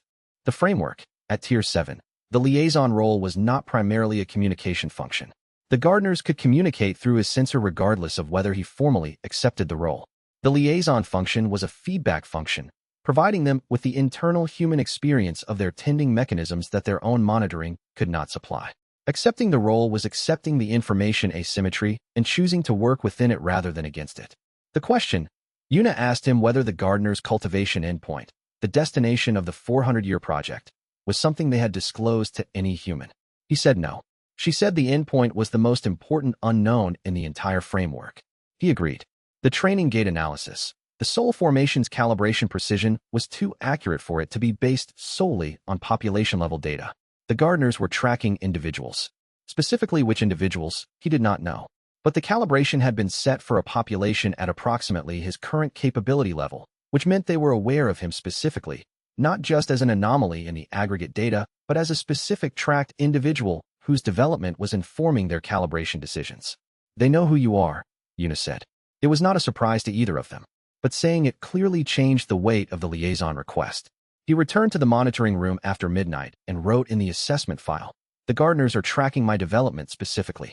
The liaison request is not a general outreach. It's a targeted ask directed at an individual they've been observing.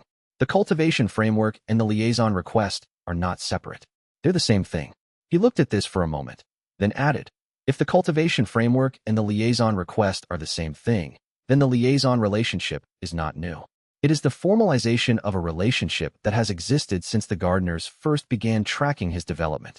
The question is not whether to enter the relationship, but whether to enter it with explicit terms or to continue in a relationship whose terms are set entirely by the gardeners without his participation. Explicit terms required negotiation. Negotiation required leverage. His leverage was the sensor capability itself, the capability the gardeners had acknowledged was unique and that they had specifically requested access to. They needed him to perform the liaison function. That need was leverage. He wrote it in the assessment file, leverage exists. Use it to establish explicit terms before formalizing anything. The terms must include the endpoint of the cultivation project, the gardener's internal governance structure, and a clear definition of what the liaison role does and does not authorize them to do on his behalf. He looked at the list.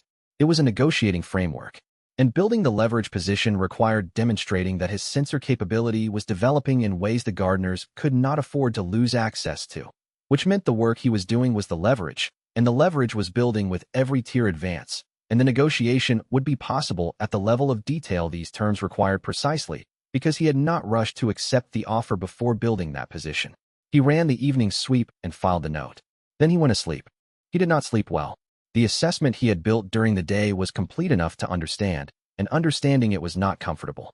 The thinning pattern in the dimensional fabric, the concentrated adjacency in the same zones as historical gate formation density, was consistent with a long-term preparation for something. He had called it the endpoint question. The endpoint might not be a future event. It might be a process that was already underway, had been underway for 40 years, was visible in the gate formation data if you knew what you were looking at. He sat up at 2 in the morning and wrote in the sensor log. The thinning pattern and the gate formation density pattern are correlated. This is not coincidence. The thinning is a consequence of the cultivation process, the mechanism by which the dimensional membrane is prepared for whatever the endpoint requires. The liaison role is not just a communication function. The gardeners need someone on the human side who can perceive what the thinning process is doing and report accurately on whether it is proceeding as planned. They need me to watch it for them. That is what the liaison is for. He went back to sleep, but only after filing the note.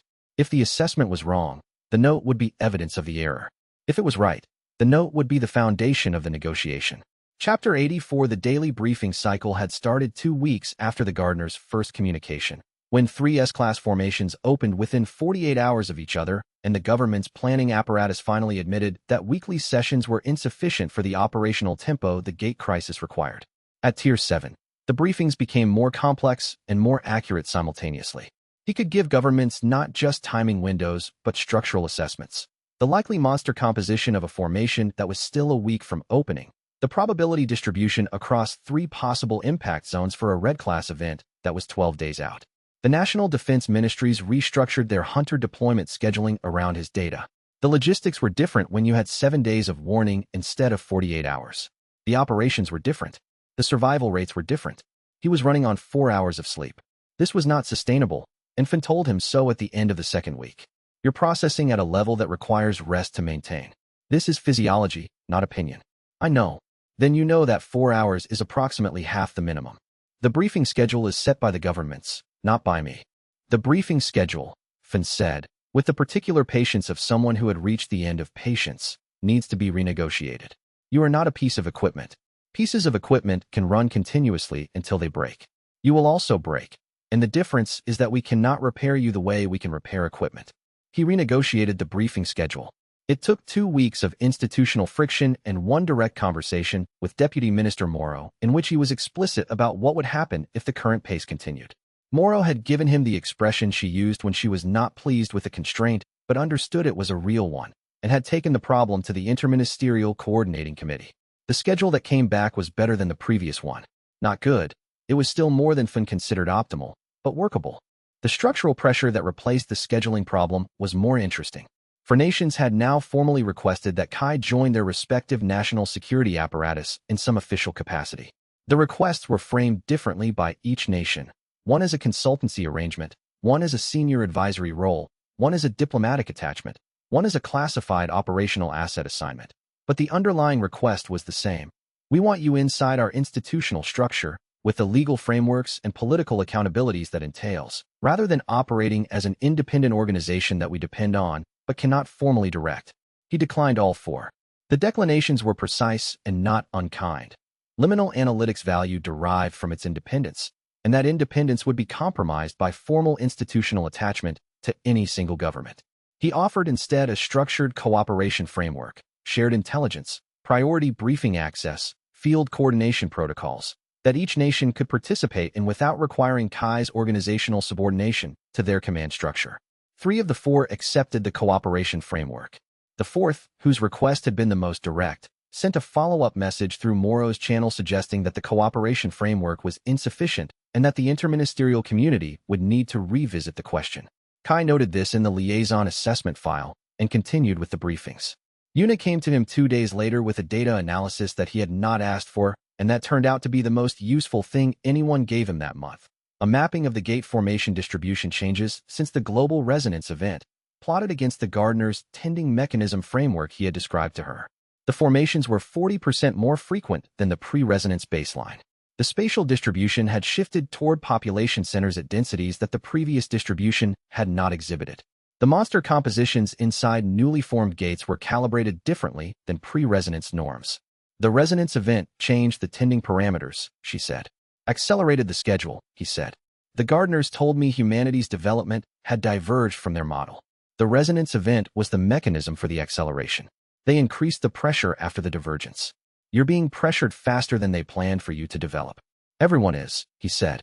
The entire hunter community. The entire planet. She wrote something in her notebook. The liaison relationship becomes more urgent in that context. The acceleration is ongoing. The pressure continues increasing.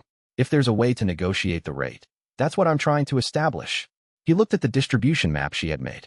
The briefings tell governments where the gates will be, what I need to tell them, and what I don't yet know how to say without causing the kind of panic that makes everything worse, is that the gates will keep coming, faster, until something fundamental changes about the relationship between this dimension and theirs. She sat with that for a moment. How long before the pressure becomes unsustainable? He had been running that projection since Tier 7. I don't know, but the curve is not linear. It's accelerating. She closed her notebook. Then the liaison work is not a long-term project. It's urgent. Yes, he said. I know. He had run the acceleration analysis twice after Yuna shared the data, and both times the curve had resolved in the same direction. If the formation density increase continued at the current rate, the coalition's current response capacity would be insufficient within 8 to 12 months. Not for individual events, for the simultaneous high-density scenarios that the density increase made increasingly probable. He ran the third-order implication. Higher formation density meant more concurrent events. More concurrent events required either a larger coalition force pool or a more efficient early warning system that converted the formation lead time into preparation advantage rather than just response time reduction. The lead time advantage was the anomaly sensor's primary value. The coalition's force pool was what it was, and growing it required political commitments from governments that were already stretched by the current event rate. There was a ceiling on the force pool growth rate. There was no ceiling on the formation density increase rate. He documented this in the strategic assessment file with the specific numbers and forwarded it to Moro and Sora. The forwarding came with a note. This is a 9 to 12-month problem.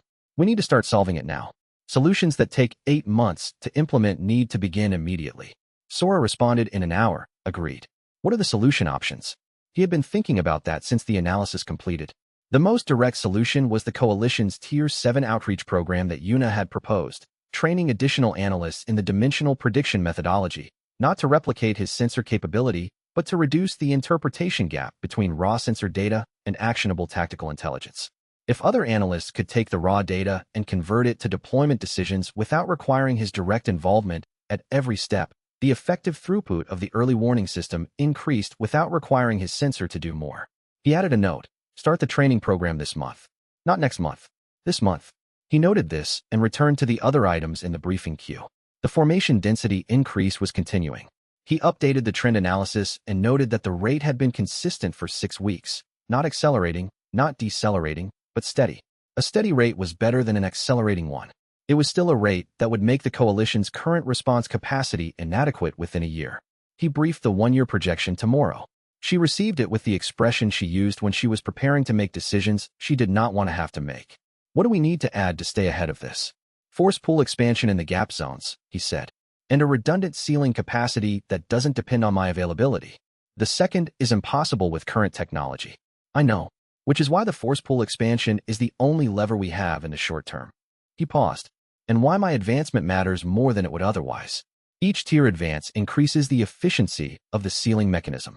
If the efficiency increases faster than the density increases, we maintain the capacity margin. She looked at him steadily. You're telling me we're in a race. I'm telling you my development rate is a strategic variable, he said, which is not comfortable information, and I don't have a better version of it. She accepted this. He resumed the work.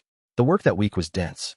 The training curriculum, the briefing restructuring, the coalition formation density analysis, the parallel liaison assessment thread, all of it running simultaneously, all of it requiring attention that he was distributing across 4 priorities without fully attending to any of them. Yuna noticed. She came to him on Thursday and said, You're diffused. I know. What has priority? He thought about this. The formation density analysis, he said. Because if that trend continues at the current rate, none of the other work matters in the way it's designed to matter. The coalition needs to be built to handle what's coming, not what was already here. She nodded. Then I'll handle the curriculum documentation this week. You focus on the density analysis and the coalition brief. He was quiet for a moment. It was the right offer. He had been trying to do everything himself for 3 years, and the charter had changed what that meant. He had a team, a real team with real delegated authority, and using it was not a concession of capability, but an exercise of the organizational structure he had built. Yes, he said. Thank you. She returned to her notebook. He went back to the density analysis. By Friday evening, he had the coalition brief ready. The numbers it contained were not comfortable, But they were honest, and honest numbers were the only kind worth sending. Chapter 85 Creel called on a Tuesday morning through the official Liminal Analytics contact channel, which meant he had followed the registration process and submitted identifying information and accepted the verification protocols, not the approach of someone conducting a hostile operation, which had been the mode of every previous interaction with Apex Consortium. Kai took the call. "I want to talk as adults," Creel said. "I've been wrong about the approach. The regulatory strategy, the treaty work, the asset control framework, wrong. Not wrong on the policy, but wrong on the timing and wrong on the method. The crisis atmosphere makes regulatory politics irrelevant. What matters now is whether civilization survives the next 3 years." Kai said nothing and waited. "I have resources that might be useful," Creel continued. Apex Consortium has field operations in 29 countries.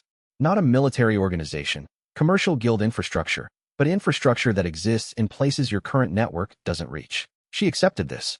He returned to the briefings and the liaison assessment and the Tier 7 integration work and the 4 hours of sleep, and the offer from Creel sat in the assessment file, accurately recorded, waiting for the moment when the operational calculus changed. The offer stayed on his mind in a way that offers from adversaries did not usually stay on his mind. Creel's infrastructure gap analysis was real. The sub-Saharan Africa coverage problem was real. If an anchor-class formation opened in a zone where liminal analytics had no field network, the response time would be 3 to 4 times longer than what the Jakarta operation had achieved. Una came to him 2 days after the call with the infrastructure analysis he had not asked for. "The gap zones are accelerating," she said.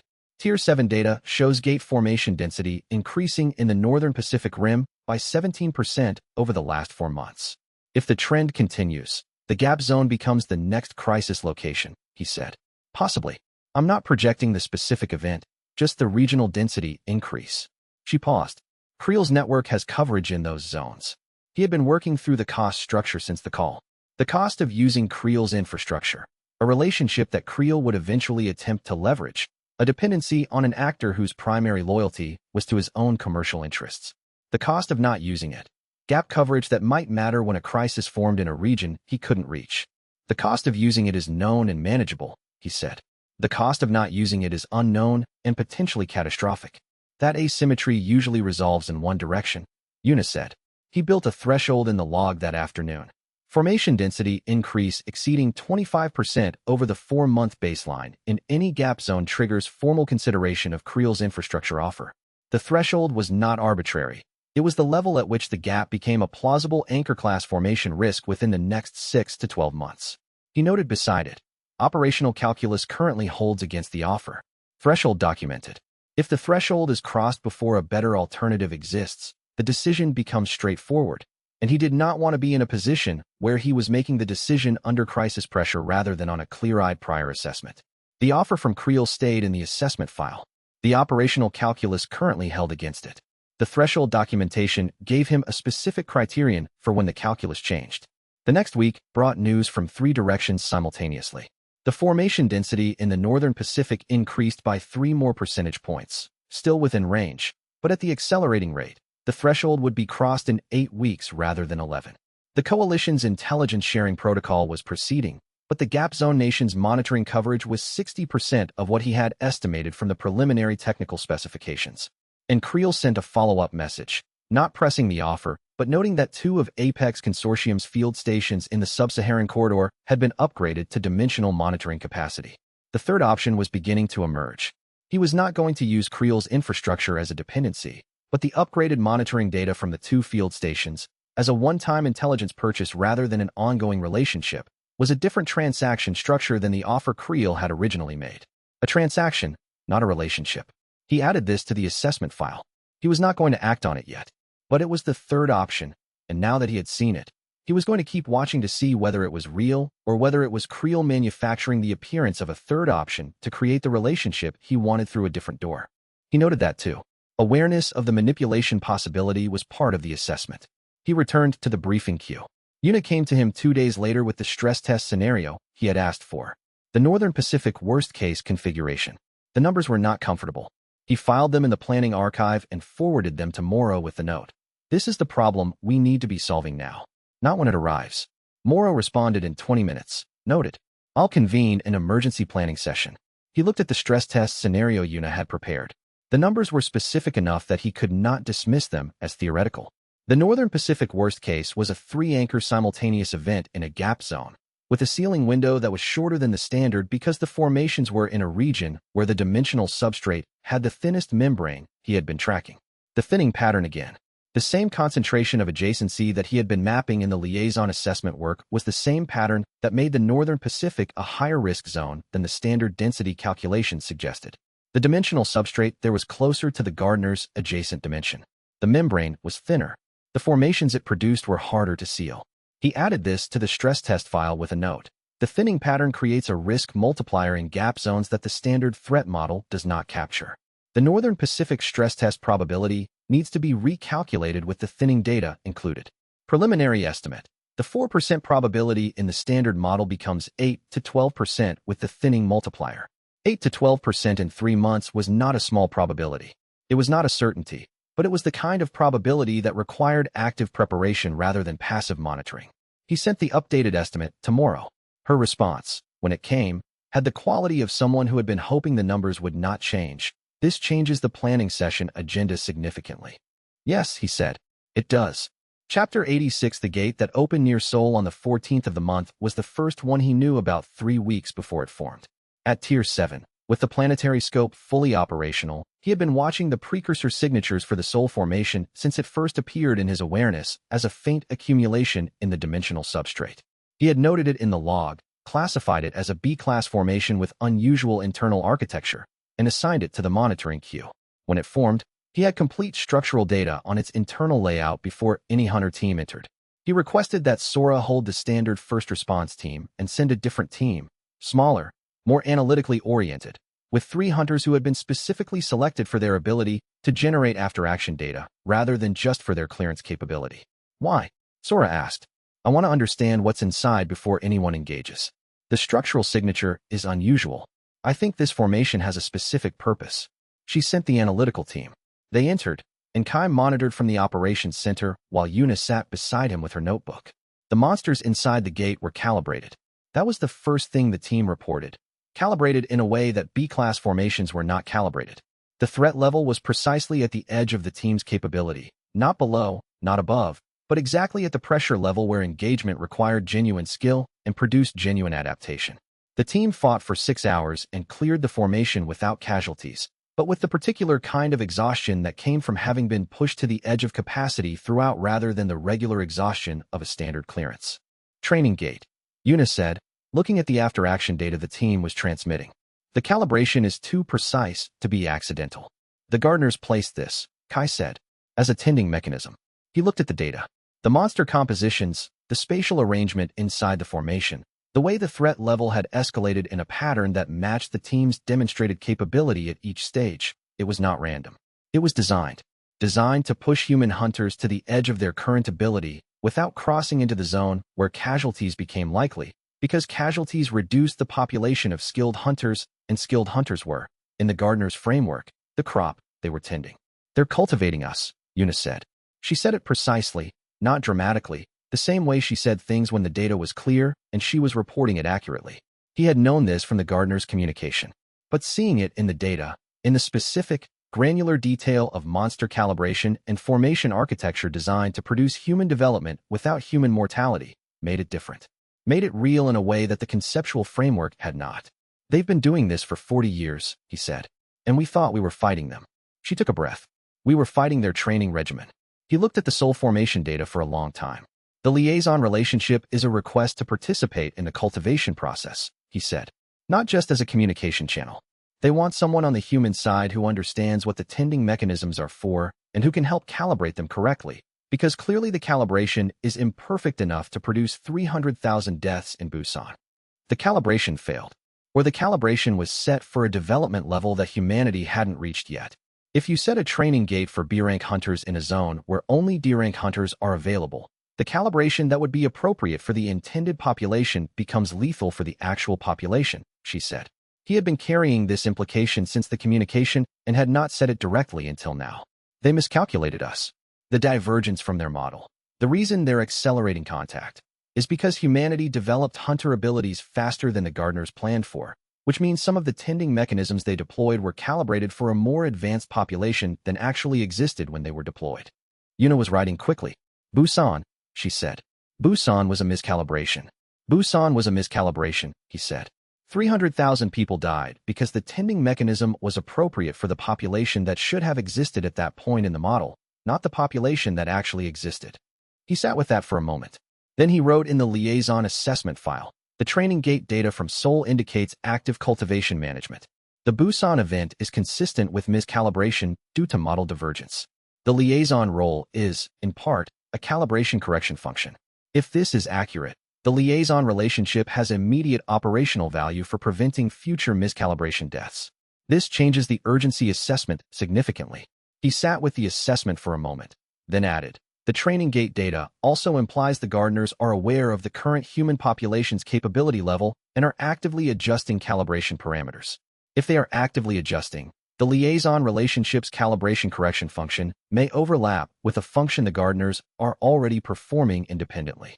This raises the question of what unique value a human liaison provides that the gardeners cannot achieve through their own monitoring. Yuna looked at this when he shared the log update. The unique value is ground truth feedback, she said. They can monitor us from their dimension and read the outputs, how hunters develop, what capability thresholds get crossed, where the model diverges from the actual population. But they can't read the internal experience of development, what it costs, what the resistance patterns look like from the inside. He looked at the Seoul training gate data.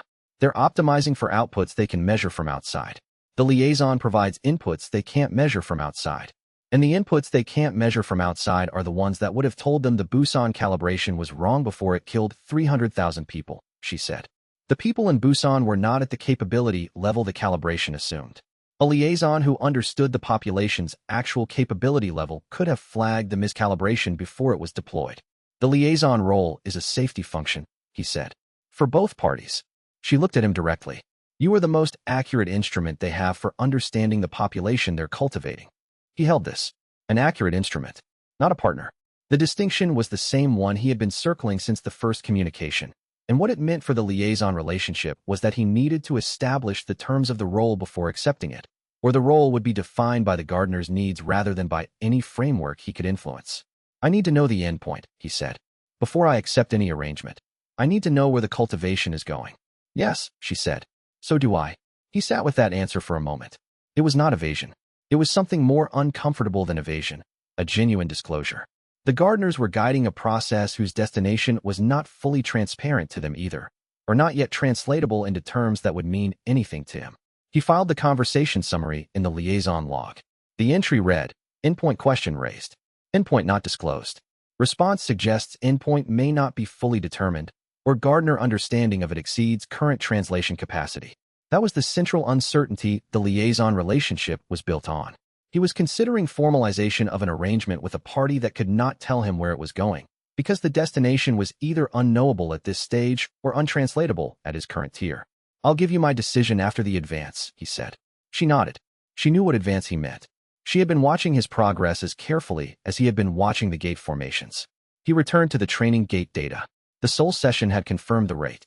It was going to be faster than the prior projection, and what the endpoint required of him might become legible sooner than expected. Chapter 87. The decision to push his own development on his terms rather than the gardener's terms was not impulsive. He had been thinking about it since the first time the cultivation framework became clear, since the Seoul training gate, since the Busan miscalibration analysis, since the moment he understood that the gardeners were managing human development on a multi-century timeline toward a destination he had not yet been told. The decision crystallized when he recognized the leverage it gave him. An organism that develops faster than the model predicts is an organism that changes the terms of the relationship. If the gardeners wanted a liaison, that liaison was more valuable the more capable they were. If the tending mechanisms were calibrated to push human development at a specific rate, he was going to develop faster. Not recklessly. Finn had been specific about what reckless advancement cost, and he had seen it in the archive of hunter casualties from the early Gate era, but deliberately, systematically, using every tool available. Finn built a new training protocol in 4 days. The protocol combined combat pressure at the upper edge of Kai's current capability with the Tier 7 sensor integration work that the enhancement protocol required, and with recovery cycles designed to allow the physical adaptation to proceed completely between sessions rather than being interrupted by overtraining. It was not comfortable. It was not designed to be comfortable. It was designed to produce the maximum sustainable development rate within the physical constraints of what a human nervous system could absorb.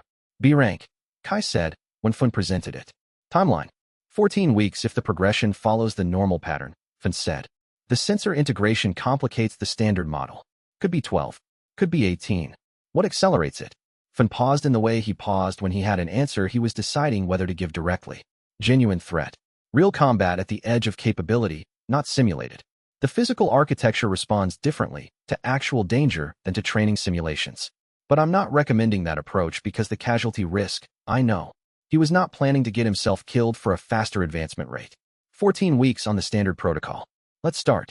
It took 11 weeks. The B-rank threshold crossed during a C-class gate clearance in Incheon that had been classified as routine until the formation's internal architecture shifted as the team entered. A dimensional pressure event that Kai had not predicted because the pressure event was not a gate phenomenon, but a cross-dimensional interaction effect that his Tier 7 awareness had identified as possible but assigned low probability. The fight that followed was the most dangerous he had been in since the Architect's hand operation in Arc 4, and it lasted 4 hours, and when it ended he was B-rank. He told Fun first. Fun regarded him with the assessment expression he used rather than celebrating it. How do you feel? Tired. And the sensor is running hotter than usual. The integration is adjusting. Go rest. We'll assess the new baseline tomorrow. B-rank meant solo capability against B-class formations. It meant combat survival capacity against initial engagements with A-rank hunters, which was a threshold that had been relevant since Voss's Rift. 7 teams had been operating against him and was still relevant with Voss now operating through unofficial channels. His combat precognition at Tier 7 made his effective fighting capability higher than the rank designation suggested. The rank measured physical architecture, but the sensor gave him read-ahead on threat movements that a pure B-rank fighter did not have. He noted the advancement in the log and in the liaison assessment file. Then he wrote, if the Gardener's model projected this advancement rate, they have already updated their calibration parameters. If they did not project it, the miscalibration risk continues. He sent the note to Yuna. She responded in 4 minutes, already modeling it. The B-rank advance changed the operational picture in ways he had projected and a few he had not. The projected changes were the capability improvements, solo clearance capacity, enhanced physical survivability in A-rank engagement scenarios, the combat precognition integration that made his effective fighting capability higher than the rank measurement suggested. The unprojected changes were more interesting. The sensor integration at B rank ran differently than it had at lower ranks. He had noticed this in the first week and had not fully understood it until the 3rd week, when Yuna's modeling provided a framework. The anomaly sensor was integrated into his nervous system, built into the dimensional processing function of his biology through 3 years of accumulated tier advances. As the biological architecture developed through the B rank advance, the sensor's processing capacity developed with it. B-rank integration meant his nervous system could handle higher dimensional input loads without the strain response that had been limiting his sustained sensor operation since Tier 5. He ran a 7-hour continuous sweep at full planetary range and felt the difference. Sustainable without the cognitive fatigue cost that the equivalent sweep would have carried 6 months ago. Fun noticed in the 2nd week. You're processing threats differently, he said after a sparring session. The gap between your read and your body's response has narrowed. The nervous system integration, Kai said. The B-rank advance restructured the processing pathway. Less conversion time between sensor signal and physical action. Quantify it. 40 to 60 milliseconds faster response in the first movement phase. It's below what most opponents would detect as a measurable advantage. But in exchanges where the margin is small, it's the difference, Fun said. How long does it hold under sustained load? Unknown yet. I need more data. He ran the protocol in the next C-class clearance and logged the measurements.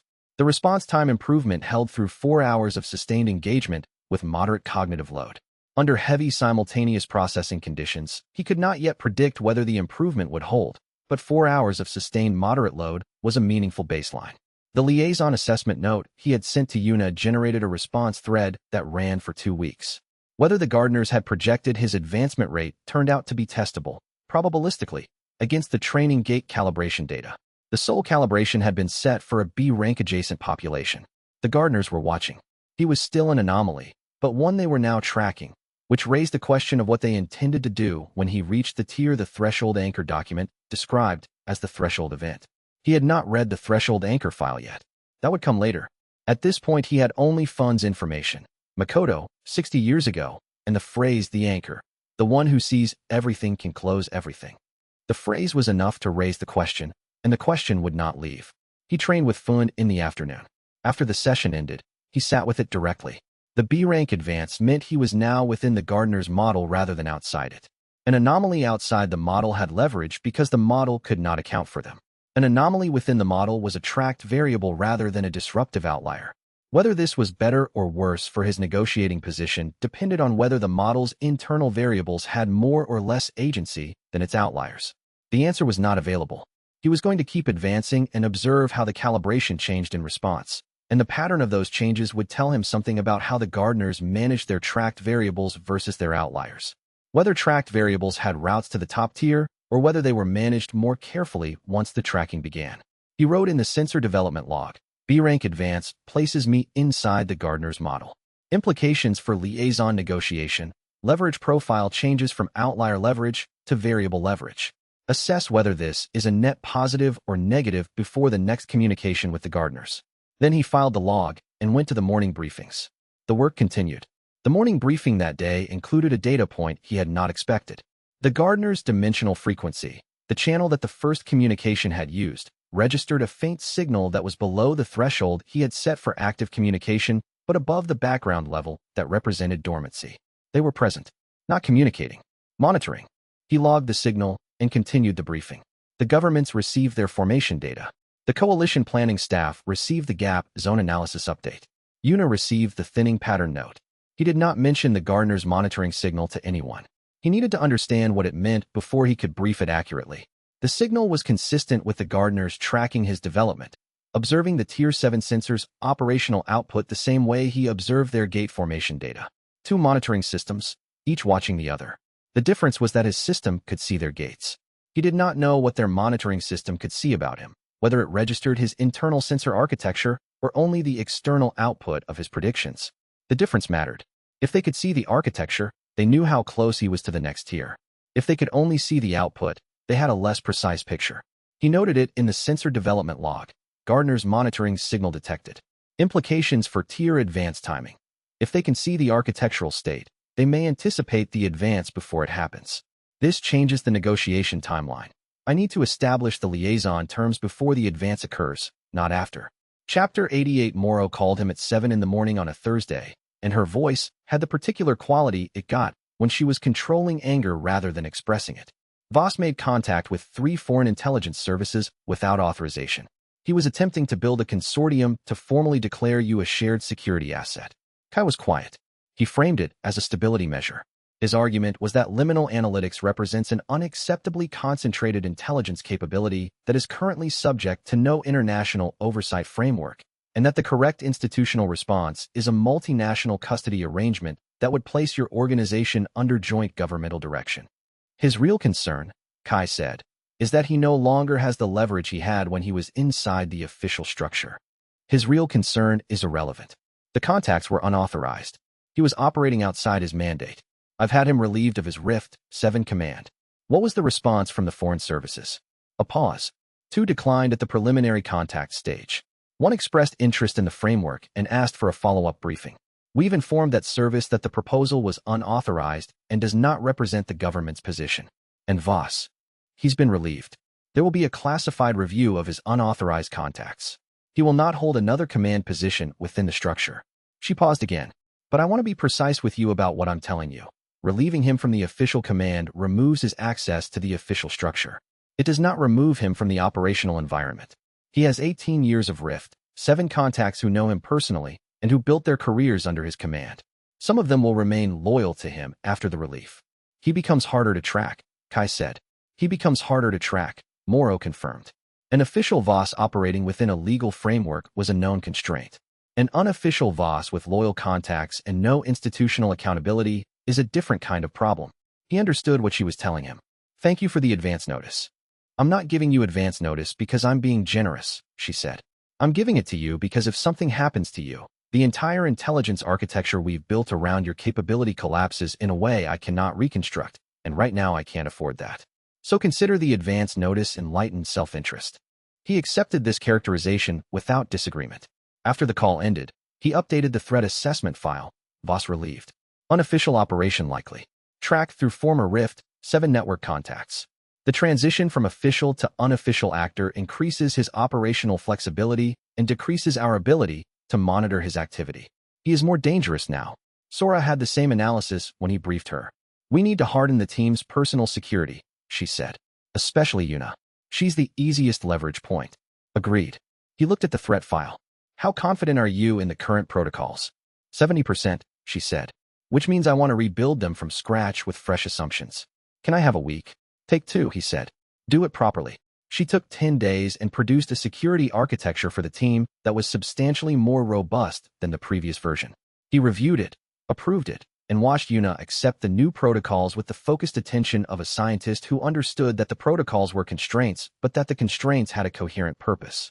She had not been resistant out of carelessness. He knew that. She had been resistant because the full security protocol impacted her research workflow in ways that had real operational costs, delayed data access, restricted communication channels, movement limitations that made fieldwork harder. The costs were real. The decision to accept them anyway was a judgment call, and judgment calls changed when the threat environment changed. He called Sora after dinner. The security rebuild. Where are you on the timeline? 2 weeks to the new architecture, 1 more week to verify, she said. I want to do it properly. Do it properly, he agreed. Then, the former Rift, 7 contacts in the Voss network. I want to know which ones are likely to continue operating against us after his departure from official channels. Can you build that list? Already have preliminary profiling on 47 individuals, she said. Most of them will have no incentive to continue after the official program ends. Some will. She paused. My concern is the ones Voss will call personally. The professional contacts might stand down. The personal contacts might not. He sat with this. Voss in the official structure had been a known constraint. He operated within legal frameworks, which created accountability that his operations had to respect. Voss outside the structure had no such constraint. The tools he would use were different. The targets he would choose would be chosen for psychological impact rather than strategic value. He would go after the team's people rather than the team's capabilities. The security rebuild has to account for non-operational targeting, he said. Not just field security, personal security, living arrangements, routine patterns, transit protocols for all team members. That's a significant expansion of scope. It's what the threat model requires. He paused. Fin2. He's the easiest to track because his schedule is the most regular. I know, Sora said. I'll include him in the rebuild. He won't be happy about it. I know. Include him anyway. She would. The rebuild would take 3 weeks and would be substantially more comprehensive than what had existed before, not because the previous version had been inadequate for the previous threat environment, but because the threat environment had changed and the security architecture had to change with it. He spent the evening reviewing the threat file and building the updated risk model. The model had changed significantly since the last version. Previous model, primary threat actors are official government intelligence operations operating under legal frameworks. Constraints, institutional oversight, political exposure, legal limitations on target categories. Updated model, primary threat actor is an unofficial network operating without institutional accountability, with resources from a private financial vehicle, targeting team members as leverage rather than organizational capabilities as a degradation strategy. Constraints, significantly fewer. The updated model required the security rebuild to account for long-duration surveillance rather than just active operation phases. Official operations had time pressure, authorization cycles, and reporting requirements. Unofficial operations had no such constraints. Voss could maintain surveillance on team members indefinitely if the resource cost was manageable. He noted this for Sora's rebuild brief. The surveillance phase is likely already underway. The rebuild must assume current patterns, routines, and locations are compromised and designed from that assumption rather than from the assumption that the compromise starts when the rebuild begins. The practical implication: changing established patterns, not just hardening them.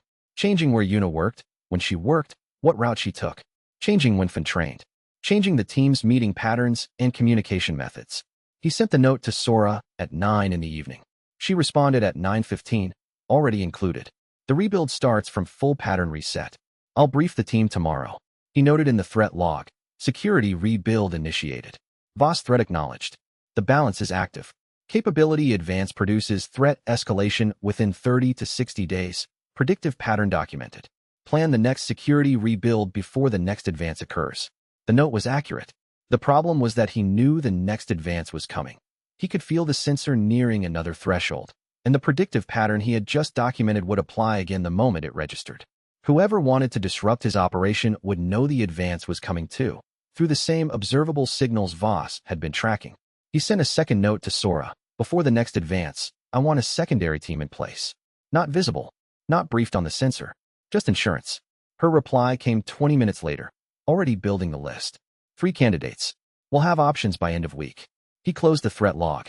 The security rebuild was in motion. The charter signing was in 2 days. And the next advance was going to arrive on its own timeline regardless of what he had or had not prepared for. That was the pattern. That was always the pattern. Chapter 89. The charter negotiation took 6 months.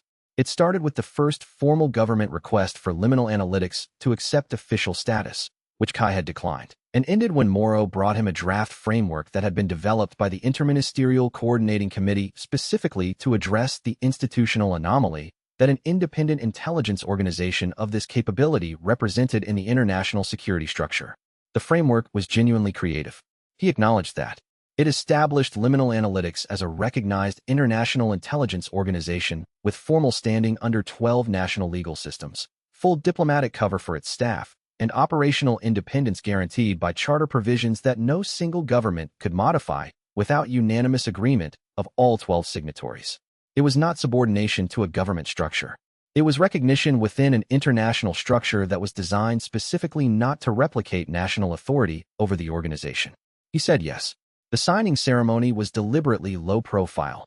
No press, no public announcement, a notarized record distributed to all 12 signatories' classified archives.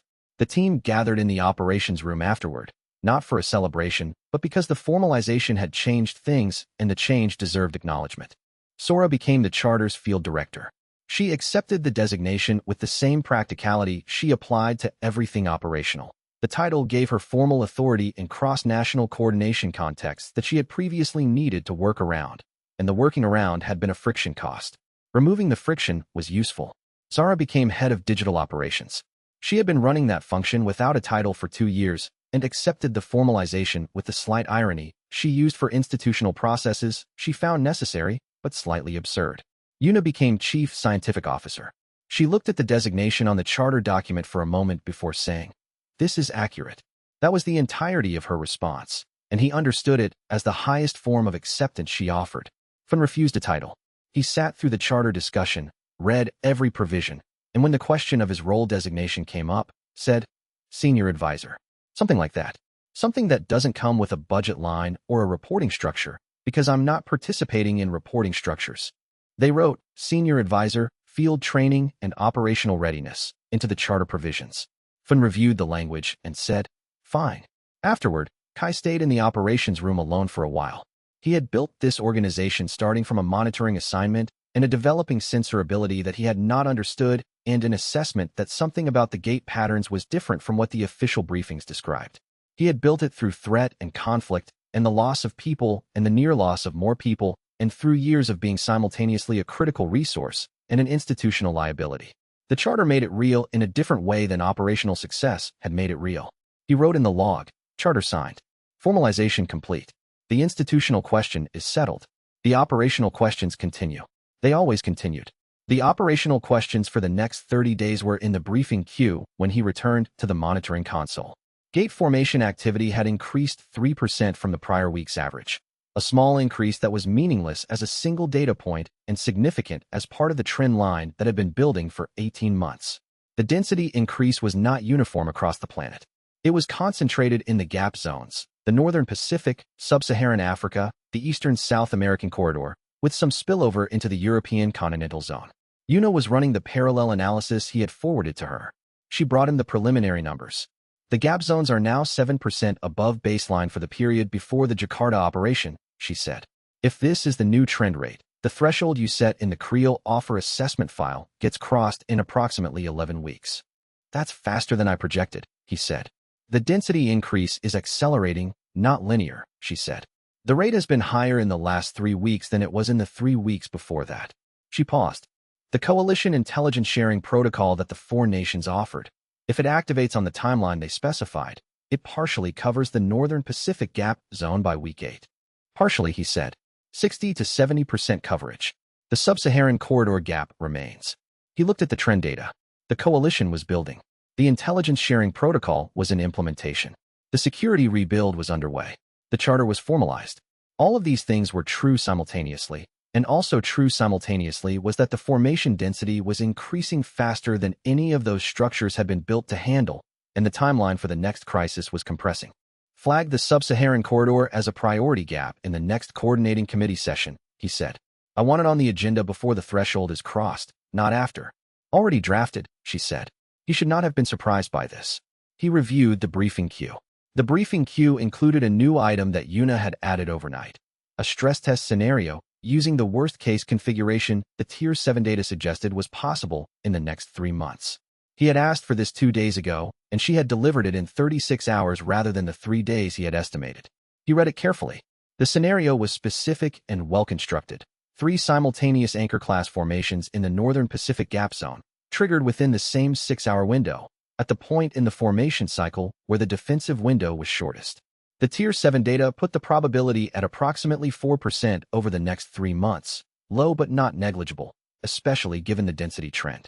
The coalition's current capacity would not be sufficient to respond to this scenario. He ran the resource allocation in his head. 2 anchor sealing operations simultaneously, leaving the third without sealing capability until one of the first 2 was complete. The third formation would self-sustain before the response reached it. He wrote back to Yuna. The scenario is well constructed. The capacity gap is real. Forwarding to Morrow and the coalition planning staff with the recommendation that the coalition's force pooling agreement be supplemented with a dedicated rapid response reserved for gap zone anchor events. Morrow's response, when it came, was brief. I'll put it on the next committee agenda. Your recommendation carries weight here. The committee trusts your scenarios now in a way they didn't before Jakarta. He filed the exchange in the planning record and noted, the coalition's trust in the prediction data is now operational rather than theoretical. This is progress. It is also a dependency that creates obligations in both directions. He sat with the weight of it. The obligations in both directions were real. Liminal Analytics had an obligation to the coalition to maintain the prediction quality the coalition had built its planning around, and the coalition had an obligation to Liminal Analytics to respond to the predictions with the resource commitments the predictions were designed to support. The obligation structure was functional as long as both parties honored it. The structural risk was that one party's failure to honor it would cascade into the others. If the coalition's response capacity fell short of what the predictions required, the predictions would not produce the outcomes the coalition had been built to achieve, and the coalition's trust in the predictions would erode precisely when the predictions were most accurate. He wrote this in the operations log. Obligation structure is functional but fragile. Stress test the coalition's response capacity before the next anchor gate event rather than during it. Then he ran the evening sensor sweep. The Northern Pacific density had increased by 2 more points. The thinning pattern in the same region was stable, not increasing, but the adjacency level that made the zone higher risk was not decreasing either.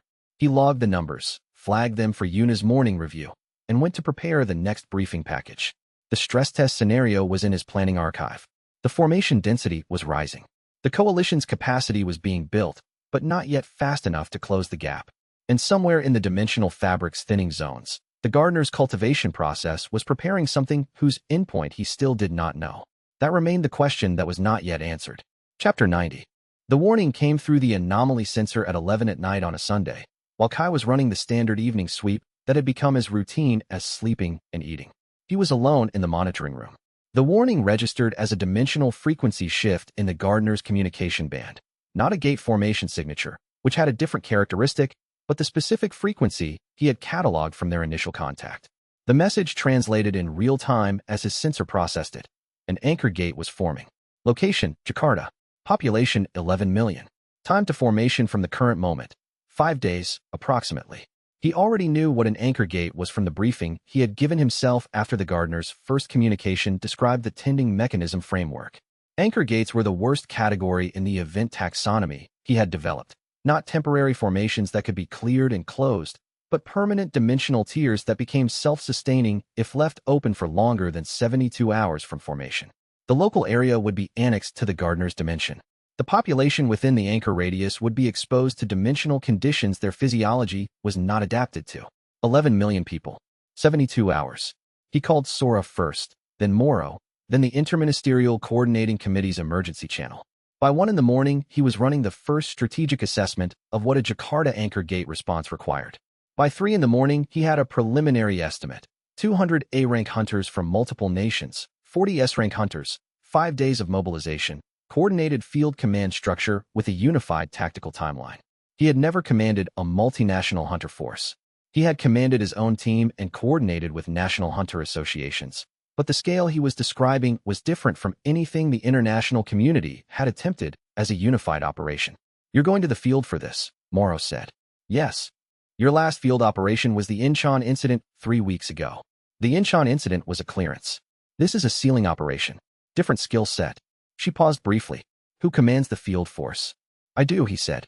"The tactical timeline is built from Tier 7 precognition data. The only person who can adapt the timeline in real time as the formation develops is the person running the sensor. That person needs to be in the field." She accepted this.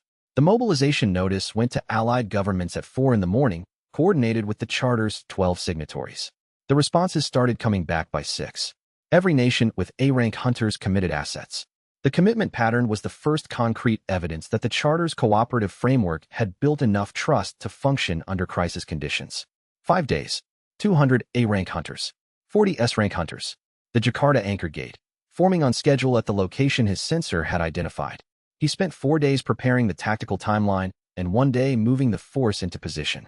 Then the gate formed, and they went in. The preparation period had been the most complex logistics problem liminal analytics had ever run. Coordinating 200 A-rank hunters from 15 nations required not just movement planning but capability assessment, team composition design, supply chain management, and the command hierarchy negotiations that Sora handled with precision throughout. On the second day, she arrived with the command hierarchy framework. "Every nation's hunter command wanted tactical authority," she said. "None of them were going to get it. I offered them operational authority within their own national contingents and coordination authority at the coalition level through a liaison system that runs under your tactical timeline. They accepted this. Reluctantly, and with the understanding that it was the framework that would produce results." She paused. 3 of the 15 are going to be difficult in the field. I've noted which 3 and what their likely friction points are." He reviewed the notes. She was right about all 3, and her assessments were accurate enough to incorporate into the planning. The evacuation of the Jakarta anchor zone was the other critical pre-formation task. The gardener's warning had given him 5 days. 5 days to move civilians out of the formation's projected impact zone while the international hunter force mobilized. The Indonesian government had been skeptical initially, which was a predictable response from a government that had never received dimensional event predictions this far in advance. He briefed them with the full data, including the error margin analysis and the track record of his previous prediction accuracy. The briefing converted the skepticism into cautious cooperation. The evacuation was underway within 18 hours of his warning. The full impact zone was cleared in 3 days. 17,000 people moved, some voluntarily and some not, out of areas where the dimensional tier's projected radius would make survival unlikely. His sensor tracked the formation's development in real time through the 5 days. The formation was proceeding exactly as his model had predicted. At hour 92, 24 hours before the formation threshold, he updated the tactical timeline for the last time and distributed it to all field commanders. 74% probability for the sealing, he told Sora the evening before. The 36% failure probability is primarily in the anchor's dimensional resistance exceeding our counterformation capability. "Not a number I love," she said. "It's an honest number." He paused. "We run the operation as well as it can be run. That's what the preparation was for." She considered for a moment. What happens to Jakarta if the sealing fails? He had run this calculation and had not filed it anywhere because the answer was not operationally actionable. There was nothing he could do to change what happened to Jakarta if the sealing failed. The anchor tear becomes self-sustaining at the 72-hour mark. The local area is progressively annexed to the gardener's dimension over the following weeks. The population in the anchor zone would be evacuated before the self-sustaining phase, but the city itself, the physical infrastructure, the land, the urban environment, would be lost. A city the size of Jakarta. A city the size of Jakarta, he confirmed. She held this for a moment. Then the 36% failure probability is not an acceptable risk. "No," he said. "It isn't. But we can't make it 0. We can only make it as low as the current preparation and force allocation allows. He paused. The 36% is the residual after we've applied everything we have. If it's still not acceptable, and I agree it's not, that's the argument for the rapid response reserve capability that the stress test scenario is building toward. The Jakarta operation is the proof of concept.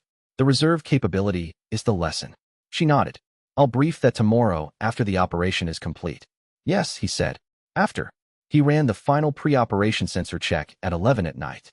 The formation was proceeding exactly as projected. The anchor tear would complete at approximately 2 in the morning local time, plus or minus the 11-minute window he had estimated 4 days ago. The evacuation confirmation came in at 11:40. The anchor impact zone was clear. 17,000 people in temporary displacement facilities, all accounted for. The operation was proceeding on the timeline he had built. He tried to sleep for 2 hours. He managed approximately 70 minutes, which was better than he had expected and worse than he had needed. Then he dressed and went to the staging area where the clearing force was assembled. 200 A-rank hunters from 15 nations, standing in organized formation in the dark, waiting for the gate to form. 40 S-rank hunters at the front, the tactical backbone of the clearing operation. Sora at the command position, running the final communications check. She looked up when he arrived. She did not say anything. He took his position at the tactical lead. At 2:07 the formation threshold crossed, and the dimensional tear opened, and the anchor gate was real, larger than anything he had seen in person, larger than the sensor data had fully communicated, a wound in the fabric of the world that radiated dimensional energy at a frequency his sensor registered as something between pain and recognition. He went in. The clearing operation began. Chapter 91 The Jakarta Anchor Gate operation lasted 61 hours. The field command structure had been chaos in the planning phase. Every nation's hunter command had wanted coordination authority, and the 5 days of mobilization had involved 17 separate negotiations about command hierarchy, tactical authority, and operational sovereignty that would have collapsed any less precisely structured plan. Kai had let Sora handle the command hierarchy negotiations while he worked the tactical timeline, and Sora had produced an arrangement that satisfied no one completely and functioned well enough for everyone to operate within. The gate opened at the coordinates his Tier 7 awareness had identified, at the time his projections had predicted within an 11-minute window. He was on the perimeter when it opened, and the dimensional surge as the anchor tear completed was larger than anything he had experienced, an order of magnitude beyond the standard red-class formations that had been the previous upper boundary of his operational experience. He entered with the leading clearing team. Sora commanded the perimeter and the rotation of fresh teams at the gate boundary. The field communications ran through Yuna's monitoring station, which was operating from the coordinating facility 6 kilometers from the site. Inside the anchor gate, the physics were different from standard formations. He had read the analysis from prior anchor class events. There had been 3 in the previous 18 months, none of which had been successfully sealed, and the field reports described the spatial distortion, the enhanced monster cohesion, the way the anchor's dimensional energy field interfered with standard hunter ability at the higher ranks. He understood it theoretically. The practical experience was still a shock.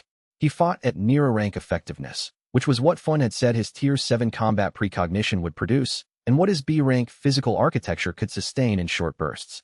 He was not the strongest fighter in the clearing team. He was the fighter who knew, 30 seconds ahead of every other fighter in the team, where the threats were going to be and what they were going to do. The team cleared around him in a pattern that adapted to his real-time tactical calls, and the pattern worked where standard B-rank clearance approaches would not have worked. The 61 hours were the longest sustained operation he had ever run. There were 18-hour cycles of engagement and rest. Rest inside the anchor gate, 3 kilometers from the tier boundary, listening to the dimensional energy field while his sensor maintained continuous awareness and Yuna's voice came through the earpiece at irregular intervals with formation updates and threat projections. The anchor sealed at the 61-hour mark. He felt it in the sensor first, the tear boundary closing, the dimensional energy field contracting, the formation's structural integrity collapsing as the sealing completed, before the physical evidence was visible. Then the visible shockwave rolled outward from the former tear boundary, and the field teams at the perimeter confirmed the anchor was sealed. 11 hours remaining before the 72-hour self-sustaining threshold. He sat on the ground outside the former gate boundary and ran a sensor sweep and noted in the log, Jakarta anchor sealed. Operation complete. 61 hours. No fatalities in the clearing force. 0 civilians in the anchor radius at time of sealing. Pre-formation evacuation was complete by hour 18. Then he sent the after-action report to Morrow and let Sora manage the demobilization. The after-action analysis took 3 days to complete properly. He ran it with Yuna, who had been monitoring from the coordinating facility throughout the operation and had her own data set from the remote sensing she had been running in parallel with his field awareness. Their two data sets complemented each other, and the combined picture was more complete than either would have been alone. The key operational finding he had not predicted: sealing an anchor gate was sensor-dependent, not combat-dependent, not rank-dependent. A hunter with higher physical rank but lower sensor tier could clear the formation's interior but could not seal the anchor tear. He had done both functions in the Jakarta operation, which was why the sealing had succeeded. This was a constraint on all future anchor gate operations. The sealing mechanism required his specific capability at its current tier. If he was incapacitated or unavailable, a cleared anchor gate could not be sealed by any currently available alternative method. He forwarded this to Moro with the flag: critical operational dependency. Requires strategic planning response. The demobilization took 4 days. Sora managed it efficiently, navigating the various national command structures' preferences while maintaining the relationships that the operation had built. 3 of the 15 national commanders who had been friction points sent formal cooperation assessments afterward. 2 were positive. 1 was measured but not negative. Better than expected, Sora said. It usually is when the operation succeeds, Kai said. You'll need to plan for the ones where it doesn't. He had already started. The 61-hour operation had produced a complete picture of what anchor gate sealing required. And the picture made clear that the Jakarta operation had been possible because 6 specific conditions had aligned simultaneously. In the next operation, some of those conditions would not align as well, and the planning needed to account for that. The sealing mechanism's sensor dependency was the critical vulnerability. He had been advancing. If the advancement rate continued, the vulnerability would diminish. If the advancement slowed or stopped before the sensor reached a tier where the dependency was less severe, the vulnerability would remain, and every anchor gate operation from that point forward would carry a risk that he could not fully plan around. He noted this in the strategic planning file. Then he went back to work. The work included the parallel thread he was running on the Gardener's dimensional architecture. At Tier 7, with the planetary scope active, he was building a map of the dimensional fabric that was more detailed than anything that had existed before. Not a complete map. The Gardener's dimension itself was not accessible to his sensor, but a map of the interfaces between Earth's dimensional space and whatever adjacent structure the Gardeners occupied. The interface map was showing a pattern he had not anticipated.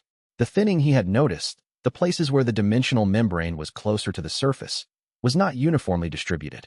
It was concentrated in specific geographic zones, and those zones correlated, not perfectly but significantly, with historical gate formation density. The highest density areas were also the thinnest interface areas.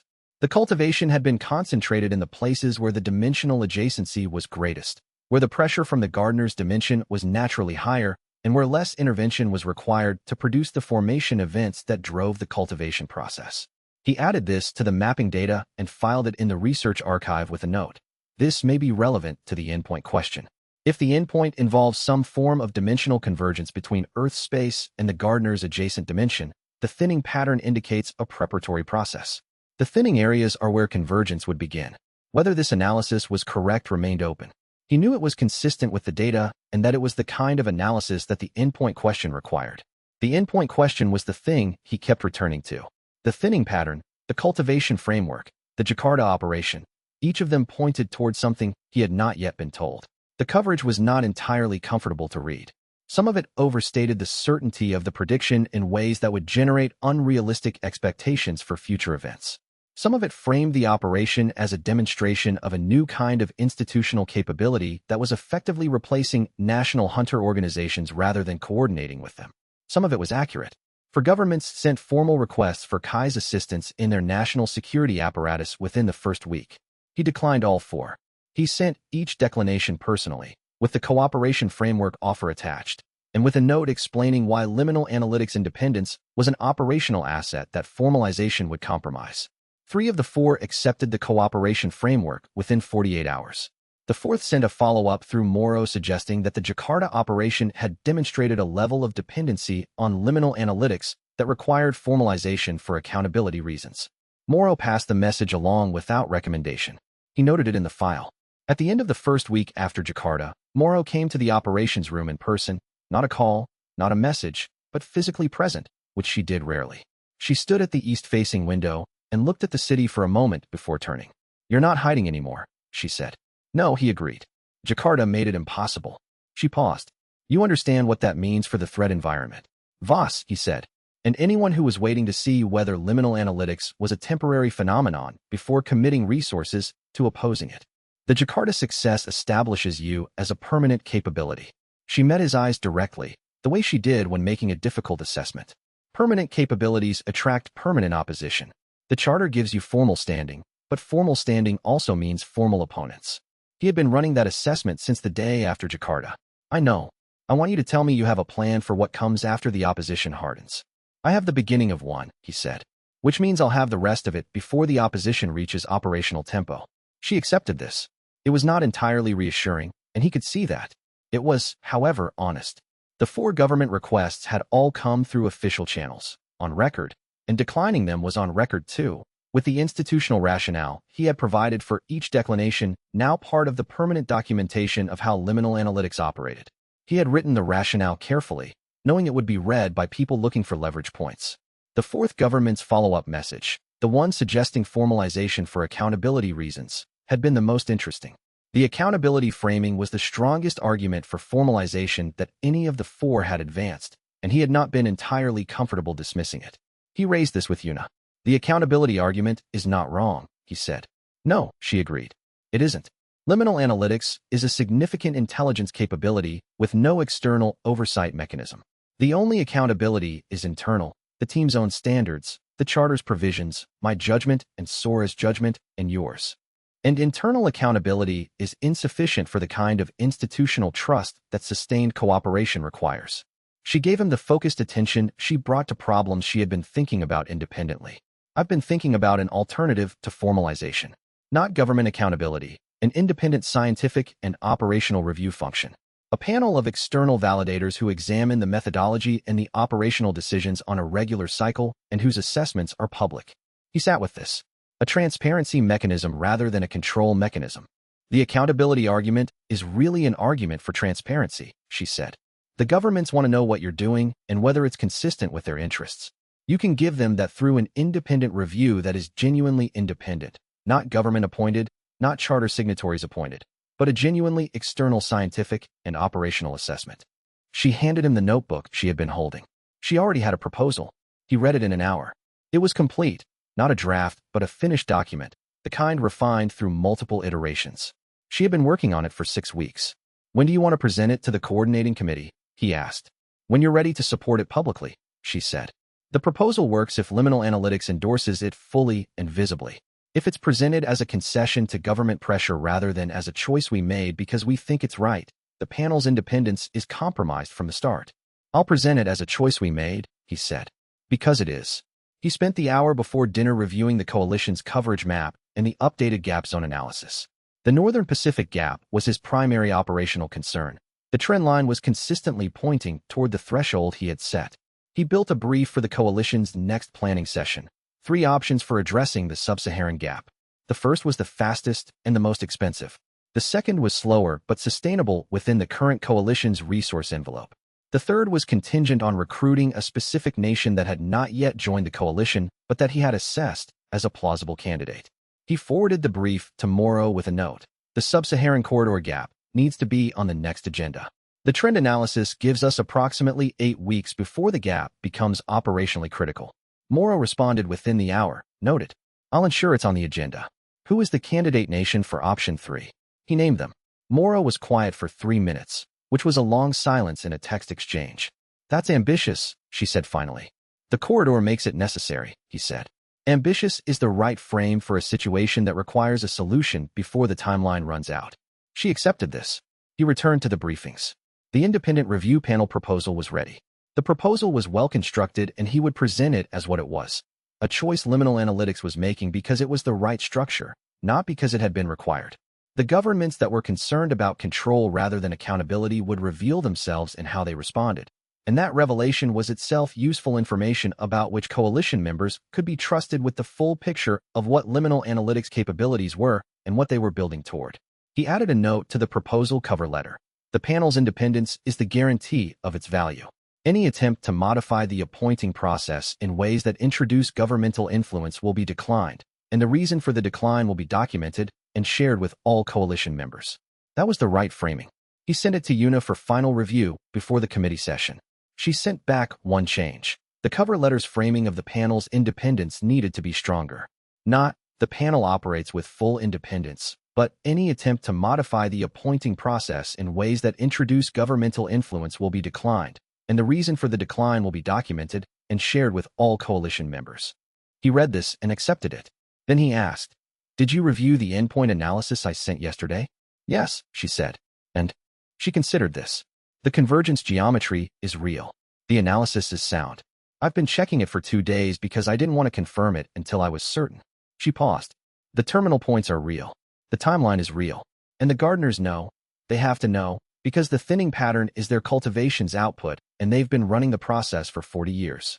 They know and they haven't told me," he said. "No," she said. "They haven't told you. The liaison request is a request to be present when they do."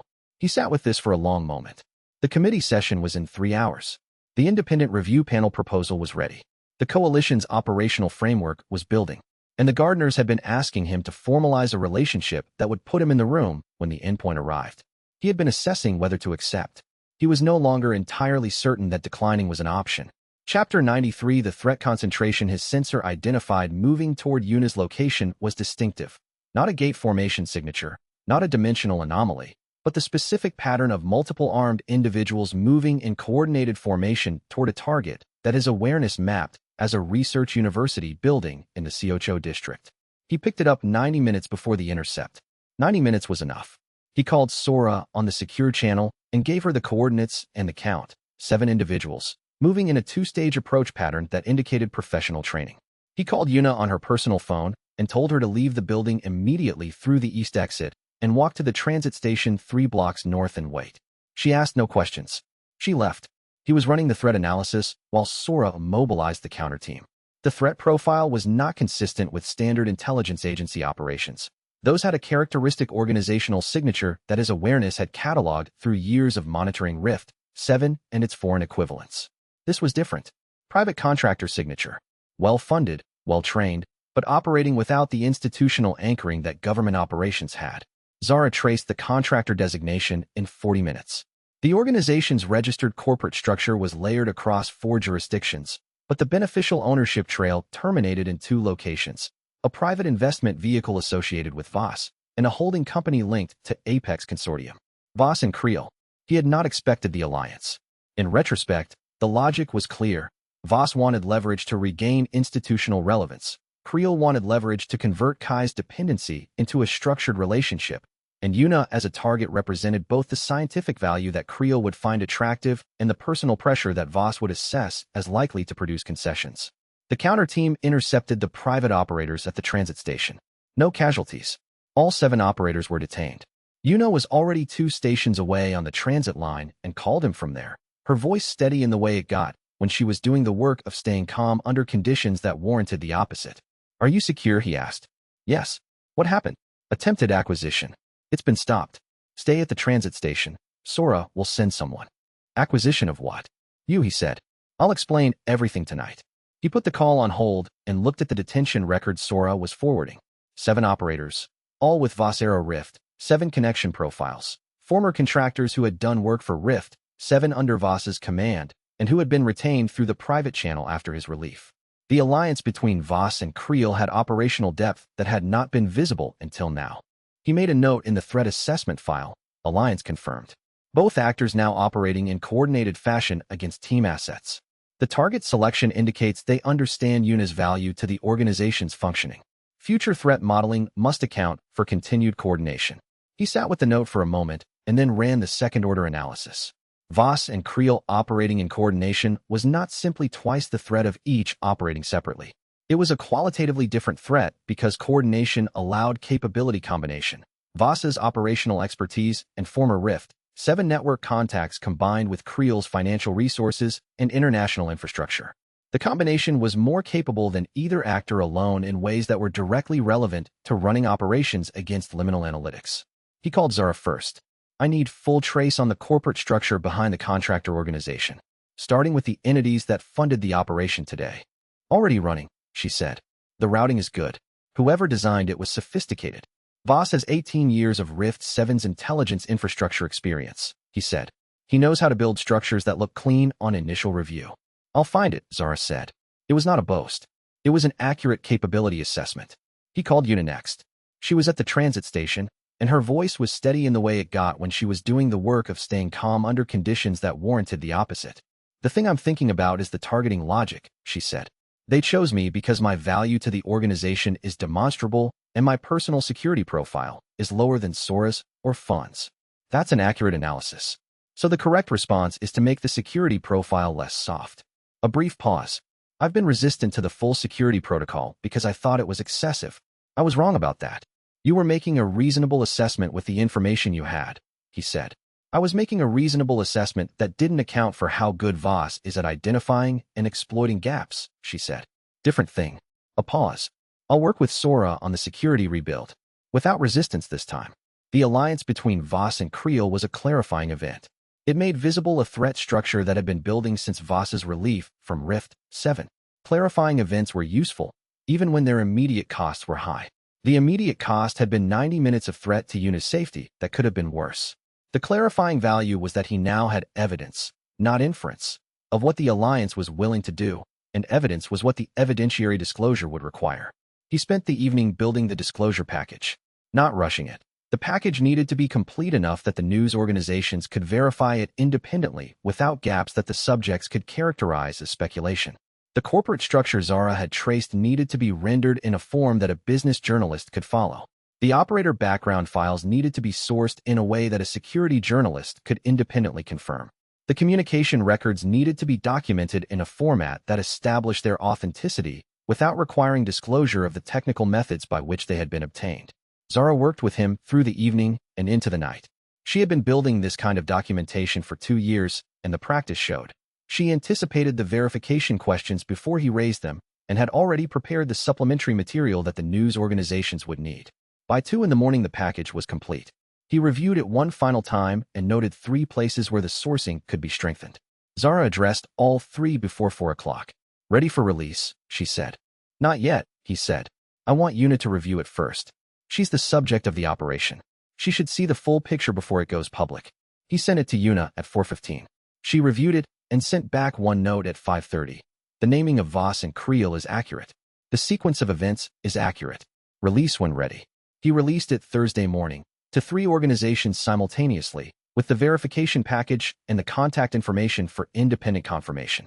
By 6 in the evening the story was running across major international business and security outlets, and the evidence, carefully assembled over months, was doing the work that evidence was designed to do. By evening the story had been verified independently by all 3 organizations and was running across international outlets.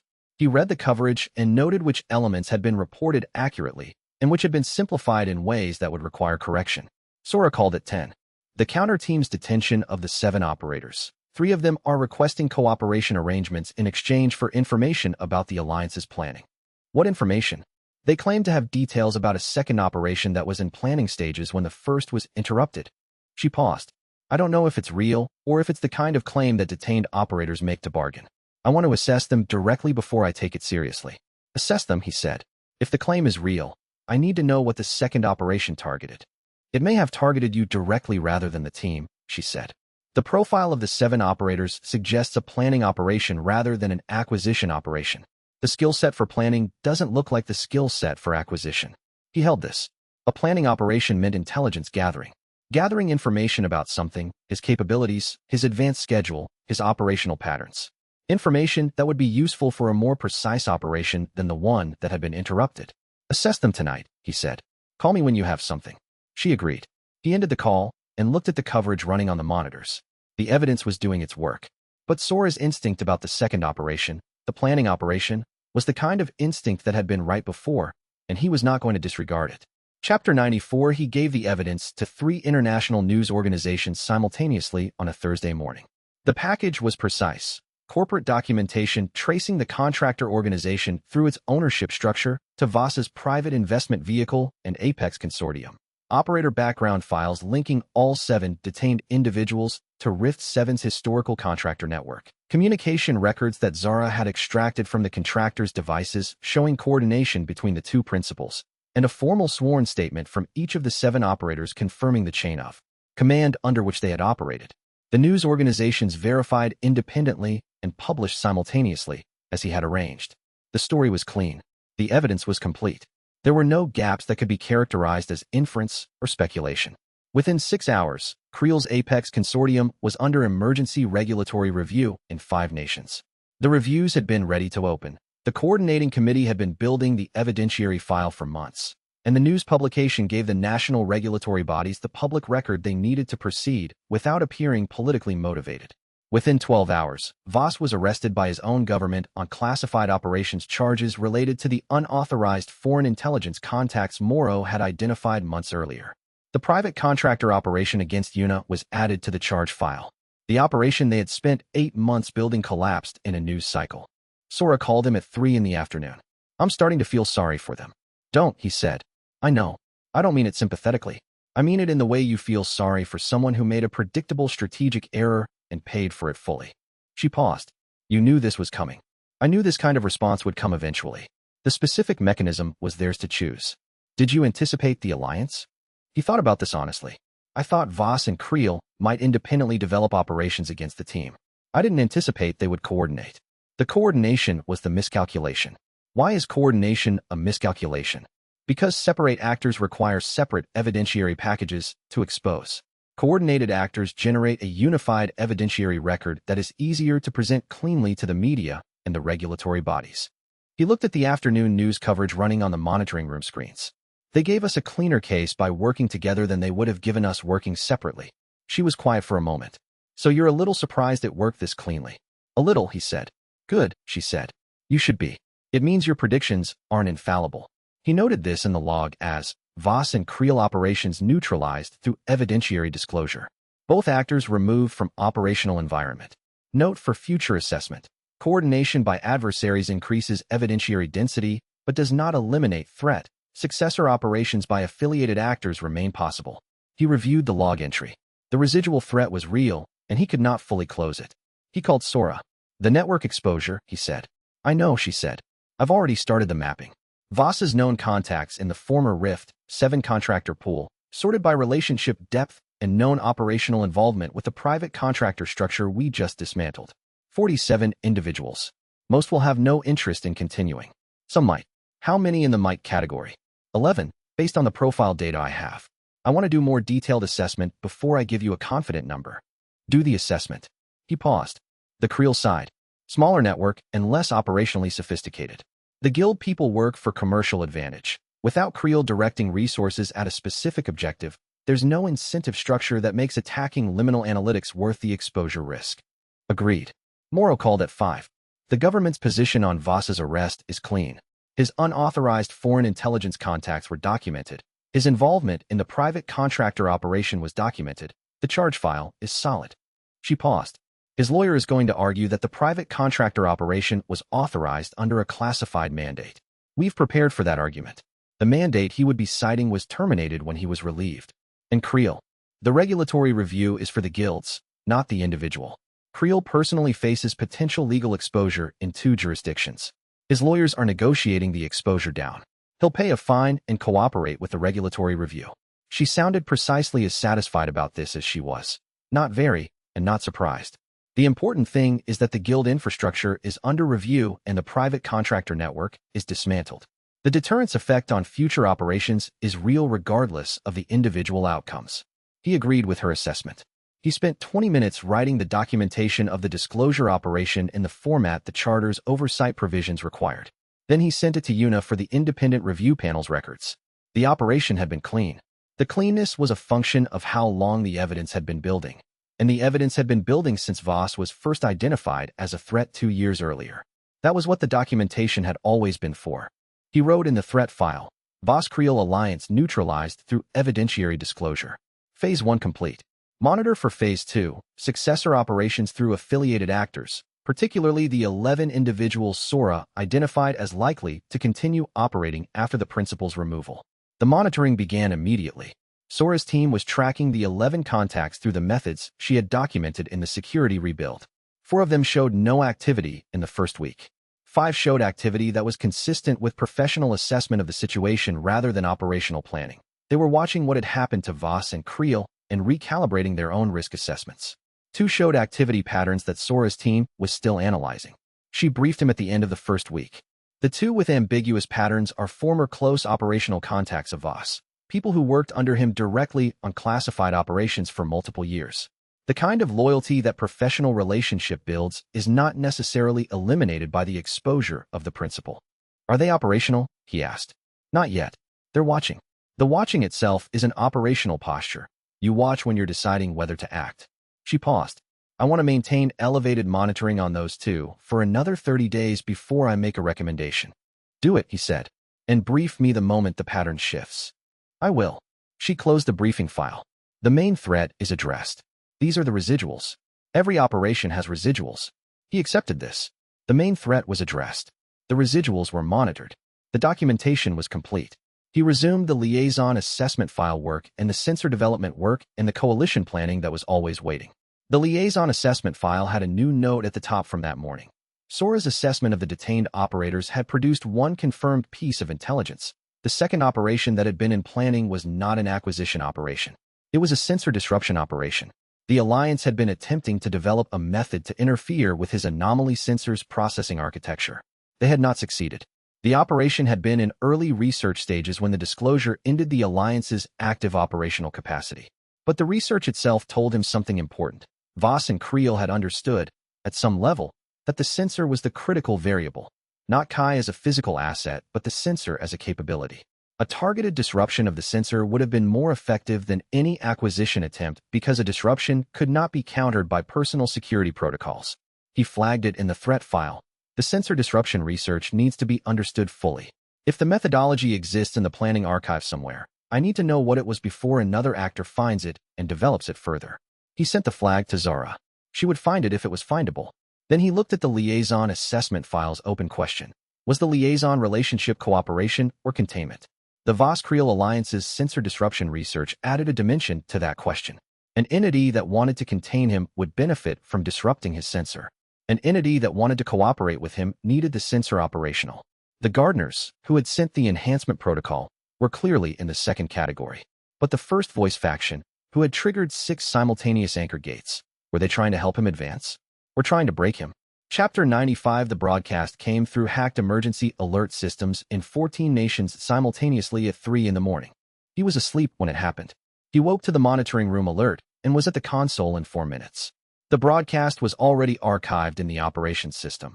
Zara had captured it within seconds of its first appearance and had been tracking its spread through the emergency alert infrastructure while he was still pulling on his jacket. The message was brief. Kai read it twice. The Gardener's timetable has been moved. The final integration begins within 12 months. Those who resist will be left behind. Those who prepare will inherit the new Earth. The first voice, Architect's hand. He ran the contact identification protocol against the broadcast signature, not the broker's operational pattern. The broker communicated through established channels, through managed publications, through the deliberate, controlled release of information that characterized someone who understood the value of information management. This was different. This was broadcast. This was mass communication designed to maximize reach and minimize attribution. A third faction leader. The first voice. He called the crisis channel at 6 in the morning after running the preliminary assessment. Moro's voice was exhausted. She had been awake since the broadcast. Do you have analysis? Preliminary. The first voice represents a faction within the Architect's hand that the Broker and Sable faction does not control. The broadcast timing and method is inconsistent with either of the known actors' operational signatures. This is either a new actor or a radicalization of an existing contact within the Hand's network who has broken from the moderate leadership. The 12-month timetable, is it accurate? I don't know yet. I'm going to contact the Gardeners. A silence. You have that channel. Yes. Another silence. Kai, before you go on the record in any briefing about the Gardener communication channel, I need to know the full picture of what you know about their intentions. Not the controlled version. Everything. He had known this conversation was coming since the broadcast began spreading through 14 national emergency alert systems. I know, he said. I'll brief you completely today. This afternoon. I'll clear my schedule, she said. He spent the morning drafting the briefing. Not the framework summary he had been providing, but the actual architecture of what he knew. the cultivation framework, the managed ecosystem model, the 2-century development timeline, the divergence, the miscalibration, the Busan analysis. The full picture. By the time he briefed it tomorrow at 2 in the afternoon, he had also received the first of 6 emergency briefing requests from government officials who had seen the broadcast and wanted answers he was not yet prepared to give. The 6 briefings happened anyway. He gave the controlled version. He told them the truth about what the controlled version was when Morrow asked directly, afterward. "Why didn't you tell me earlier?" she asked. "Because I was still developing my assessment of what the information meant and what should be done with it. Incomplete information in a high-stakes briefing produces worse decisions than no information." "Was your assessment complete now?" "Complete enough to be useful," he said. "Not complete enough to be certain. It never will be." She held the question for a long time. "What do you need from me to manage what comes next?" "An emergency session of the coordinating committee, and a secure channel to the gardeners that doesn't route through the architect's hand." "You have the latter," she said. "I'll arrange the former." The emergency session happened the next day. He briefed the coordinating committee with the full picture. The cultivation framework, the Busan miscalibration analysis, the liaison request, the architect's hands role, and the fragmentation he had observed in the hands communication network since Zara had gained access to the internal channels. 3 nations' representatives accepted the framework with focused attention and began adapting their assessment. 2 were skeptical. The cultivation framework challenged assumptions held for 40 years. 1 nation's representative was quiet through the entire session and spoke only at the end. "The first voice," the quiet representative said. "Is the 12-month timetable they named accurate?" "I don't know yet," Kai said. "I'm contacting the gardeners today to ask directly." "And if the answer is yes?" "If the answer is yes, it means the radicals have better intelligence on the gardeners' operational schedule than I do, which changes the threat assessment significantly. If the answer is no, it means the broadcast was designed to create panic rather than communicate accurate information, which also changes the assessment, but differently. What do we do in either case? In either case, we accelerate the coalition's response capacity, and I accelerate the gardener communication work." He paused. The answer to this kind of threat is not preparedness for a specific date. It's building the capability to respond effectively to whatever the timeline actually is. The quiet representative nodded. The session concluded. Walking out, he felt not the satisfaction of having managed the information well, but the recognition that the management was now secondary to the operational response the information required. He had been at the edge of what could be managed through information control for months. The first voice broadcast had pushed him past the edge. Everything from this point forward was going to be visible, to governments, to the coalition, to the people watching from positions he had not yet identified. Visible was not the same as vulnerable, but it required a different way of operating than he had been using. He briefed Sora that evening. "The operational security model changes," he said. "We've been operating as a relatively private organization with a specific information-sharing arrangement with allied governments. After today, we're operating as a publicly known intelligence capability with a global profile. Those are different threat environments." "I know," she said. "The security rebuild I did after Voss was based on a private organization threat model. I need to rebuild it again." "How long?" 2 weeks for the new architecture. 1 week to verify." She paused. "The public profile actually helps in some ways. It makes covert operations against us harder. The operational costs go up for anyone who wants to move against us now that we're visible. It also makes the target more attractive," he said. "Higher profile, higher value to anyone who wants to demonstrate capability against the organization." "Yes," she agreed. "Both things are true simultaneously." He turned back to the threat assessment file and started building the updated model. The first voice broadcast had changed the operational environment. The gardeners had confirmed it was unauthorized. The fractured hand was now a primary threat rather than a secondary one. And liminal analytics was visible in ways it had not been before Jakarta, and even more visible now after the first voice broadcast had named the 12-month timetable and every government in the world was asking what it meant. He worked through the night. The new operational environment required a new operational framework, and the framework needed to be ready before the next event arrived. He worked through the night, and by dawn he had the new operational framework drafted. The threat categories had changed. Standard gate events remained in the current response architecture. Anchor gate events required the coalition's rapid response protocol, and the new category, dimensionally modified actor operations, required a specialized detection and counter-operation capability that liminal analytics did not yet possess. The third category was the problem. He could detect dimensionally modified individuals through his sensor at close range. At planetary range, the signal was too faint to be reliably distinguished from background dimensional noise. And close range, in this context, meant the individual had to be within a few hundred meters of his position, which was not a useful detection window for a threat that was operating across 14 nations simultaneously. He needed either a sensor expansion that increased his detection range for modification signatures, or a distributed network of modified individual detection that didn't depend on his direct sensor access. The first required his next-tier advance. The second required understanding the modification process well enough to build detection instruments. Both required the gardener's cooperation, or the broker's. He filed the framework and sent it to Sora and Yuna. Then he sent a second note to Sora, the broker contact that was activated last week. I need to accelerate that meeting. The first voice faction's capability depends on modification technology that the moderate faction has access to. The broker may be the fastest path to the detection solution. The next event was not a question of whether. It was a question of when, and whether the detection capability would exist before it arrived. Chapter 96, he reached the gardeners through the anomaly sensor at noon, using the direct communication protocol he had documented after their first contact. The frequency was consistent. The translation came through as clearly as it had the first time. He asked them directly about the 12-month timetable. The response surprised him. The gardeners had not authorized the first voice's broadcast. They were, in their phrasing, aware of the communication but had not generated it. The timetable described by the first voice was not their operational schedule. The timeline they were operating on was considerably longer, decades, not months. He processed this for a moment. The architect's hand has fragmented. The radical faction represents an interpretive divergence within the contact management function that several Earth-native entities have been performing on our behalf, the translation produced. The faction you designate as the radicals has concluded that the integration process should be accelerated. They are not operating under our direction. They are operating according to their own interpretation of our long-term purpose. Are they correct about your long-term purpose? A pause in the communication that was longer than the translation delay typically produced. They are correct about the directional orientation. They are incorrect about the timeline and the method.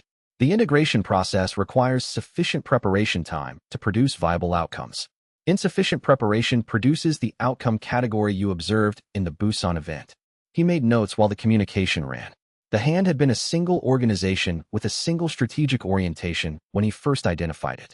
The broker and Magistra Sable represented the moderate faction, the ones who understood that the preparation timeline was critical and who had been working toward negotiated contact on a schedule the gardeners actually endorsed. The first voice represented a radicalization, true believers who had accepted full modification and had concluded that the moderate approach was too slow. The radical arm is a threat, he said. They are a variable we did not plan for. The translation confirmed. Their acceleration attempt creates conditions that increase the probability of the outcome category we are managing against. You need the liaison relationship more urgently. The liaison function becomes critical when internal coordination within Earthside contact management fails. The translation produced. The current situation represents exactly that failure category. He ended the communication and sat with what he had learned. The architect's hand was fractured. The radicals had gone independent. The gardeners were acknowledging that the moderate faction was no longer in control of the contact management function. Everything that had been theoretically possible about the hand's trajectory had materialized in the 12 months since the first broadcast. He wrote in the operations log, Gardner Communication confirms First Voice faction is acting without Gardner authorization. The timetable in the broadcast is not accurate. However, the faction has independent operational capability and the intent to force acceleration. This is now the primary operational threat. The moderate faction, broker, Sable, is a potential asset, not an adversary. The framing of the architect's hand problem had changed completely. He called Sora immediately after logging the communication. The moderate faction is an asset, he said. I need to open a direct channel to the broker, Sarah Vane Halloran, and I need to do it through channels that are clearly not the gardener's communication infrastructure. I have a direct contact protocol for her, Sora said. Zara built it 6 months ago when we first identified her. It's been sitting in the file waiting for this moment. Use it. Today. Today, he confirmed. He spent the next 4 hours running the parallel analysis of the radical faction's operational capability. The broadcast had been sophisticated.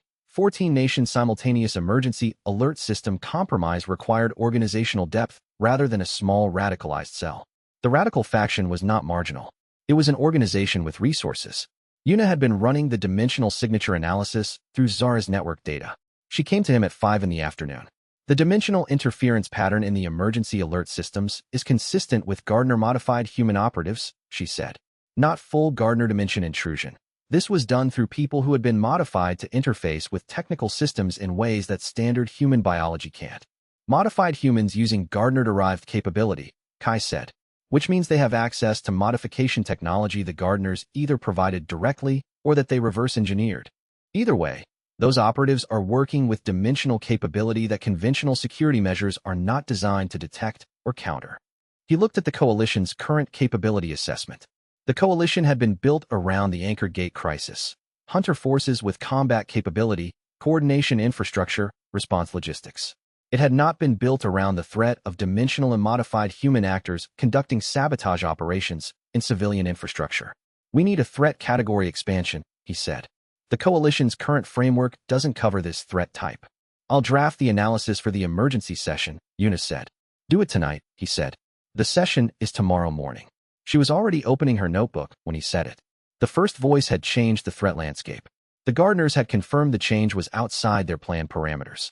And the question of how to build a response capability for a threat that operated through dimensional modification of human operatives was a question no existing institutional framework had been designed to answer. He spent the hour before the morning session reviewing what was actually known about the modification process.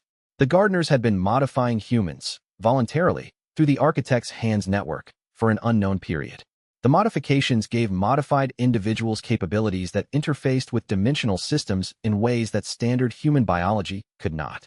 That organization had members who were fully modified. Those members had used their capabilities to compromise 14 national emergency alert systems simultaneously. The standard security countermeasures for emergency alert system compromise were designed around technical intrusion, network attacks, software exploits, human operators with unauthorized access.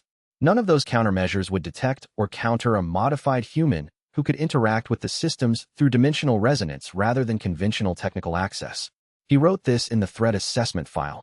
This threat category has no existing countermeasures exist. Building appropriate countermeasures requires understanding the modification process, specifically, what dimensional frequencies the modifications operate on, what detection signatures modified individuals generate, and whether countermodification is possible for individuals who choose it. The broker, Sarah Vane Halloran, might have this information. She had been working with the Architect's Hands moderate faction, which had access to the same modification technology. She might know the technical details the threat assessment required. He added this to the broker contact agenda. The direct communication channel that Sora had activated needed to produce something useful, and quickly. The response came 2 days later, through the channel Sora had established. Sarah Vane Halloran did not use the channel's text function. She used the audio function, deliberate, he assumed, because audio communicated tone in ways that text did not. Her voice was careful. You wanted to talk directly, she said. I've been expecting this call. The first voice faction, he said. You know what they have. I know what the modification produces in terms of dimensional interface capability, she said. I know the frequency range they operate in. I know the specific modification protocol that was used for the early members of the faction, the ones who were modified before the fracture. I don't know what modifications have been developed since the fracture. What you know is enough, he said. I need the frequency range and the interface signature. With those I can build a detection protocol for my sensor. She was quiet for 3 seconds. Sharing that information means I'm committing to the Gardner's moderate approach, she said. Fully. Without the option of neutrality. The first voice broadcast already ended neutrality as an option, he said. The question is which side of the fracture you're on. Another pause. You know which side I'm on, she said. Yes, he said. But you needed to hear yourself say it. She gave him the information. It was exactly what he had asked for, delivered precisely, and the conversation was over in 7 minutes. Chapter 97 The Coalition request went to every government with active charter membership, plus 8 additional nations whose hunter organizations had participated in the Jakarta operation. He had been working on the proposal with Sora and Moro for 2 weeks before sending it, and the 2 weeks of working had produced something he thought was actually viable rather than aspirational. The distinction mattered. He had filed aspiration-adjacent proposals before. The early cooperation framework offers in ARC 2, the intelligence sharing agreements that took months to negotiate, because they were asking governments to give something for a return they could not yet see. The coalition request was asking for something specific in exchange for something the Jakarta operation had demonstrated was real. He wanted a liminal coalition, 8 nations initially, expandable to 14, with liminal analytics as the intelligence hub, and each member nation contributing hunter resources and coordination capacity to a shared response architecture. Not under Kai's command. Under a coordinating committee structure in which his organization provided the intelligence and the members provided the operational capacity. The intelligence function and the operational function were separate. The intelligence function was what he could guarantee. The operational function was what the member nations could guarantee. The response was better than he had projected. 8 nations agreed within 10 days. 2 more requested additional briefings and agreed within 3 weeks. The Liminal Coalition had 10 members before the first formal coordinating session took place. Morrow attended the first session and said nothing for the first 3 hours. At the end of the 3rd hour, she caught him in the corridor outside the conference room. "You're not alone in this anymore," she said. "No," he agreed. "I'm not." Was that the goal? Building this coalition? Was that the arc you were running toward? He thought about how to answer accurately. It's not a goal. It's a requirement. That group has independent operational capability, and they're going to use it. The anchor gate rate is still accelerating. One organization, even with Tier 7 awareness, cannot be everywhere simultaneously. He paused. The Jakarta operation showed me the ceiling of what liminal analytics can do alone. The ceiling wasn't high enough. She was quiet for a moment. What do you need from the coalition that you couldn't have built on your own? Response capacity in zones my network doesn't reach. And legitimacy. The coalition makes liminal analytics accountable to something that isn't just me and my team and whatever good judgment I happen to be exercising on any given day. Accountability structures matter for long-term institutional trust. She gave him an expression he had not seen from her before. Not the assessment expression or the strategic calculation expression or the controlled frustration expression, something that was closer to recognition. When did you become an institutionalist? About the time I realized the only way to scale what I can see is to build something that outlasts me. She went back into the conference room. He followed. The coalition's first operational planning session was already underway. The session produced 3 outputs he had not expected from a first meeting. The first was a shared threat taxonomy, a common language for describing dimensional event categories, organized around the detection and response timeline framework that liminal analytics had been developing independently. The second was a provisional resource pooling agreement. Each member nation committed a defined response force that could be activated within a specified time window. The third, and most surprising, was a voluntary intelligence sharing protocol in which 4 of the 10 nations agreed to provide raw dimensional monitoring data to liminal analytics for integration with the Tier 7 sensor output. The intelligence sharing protocol was what he had not expected.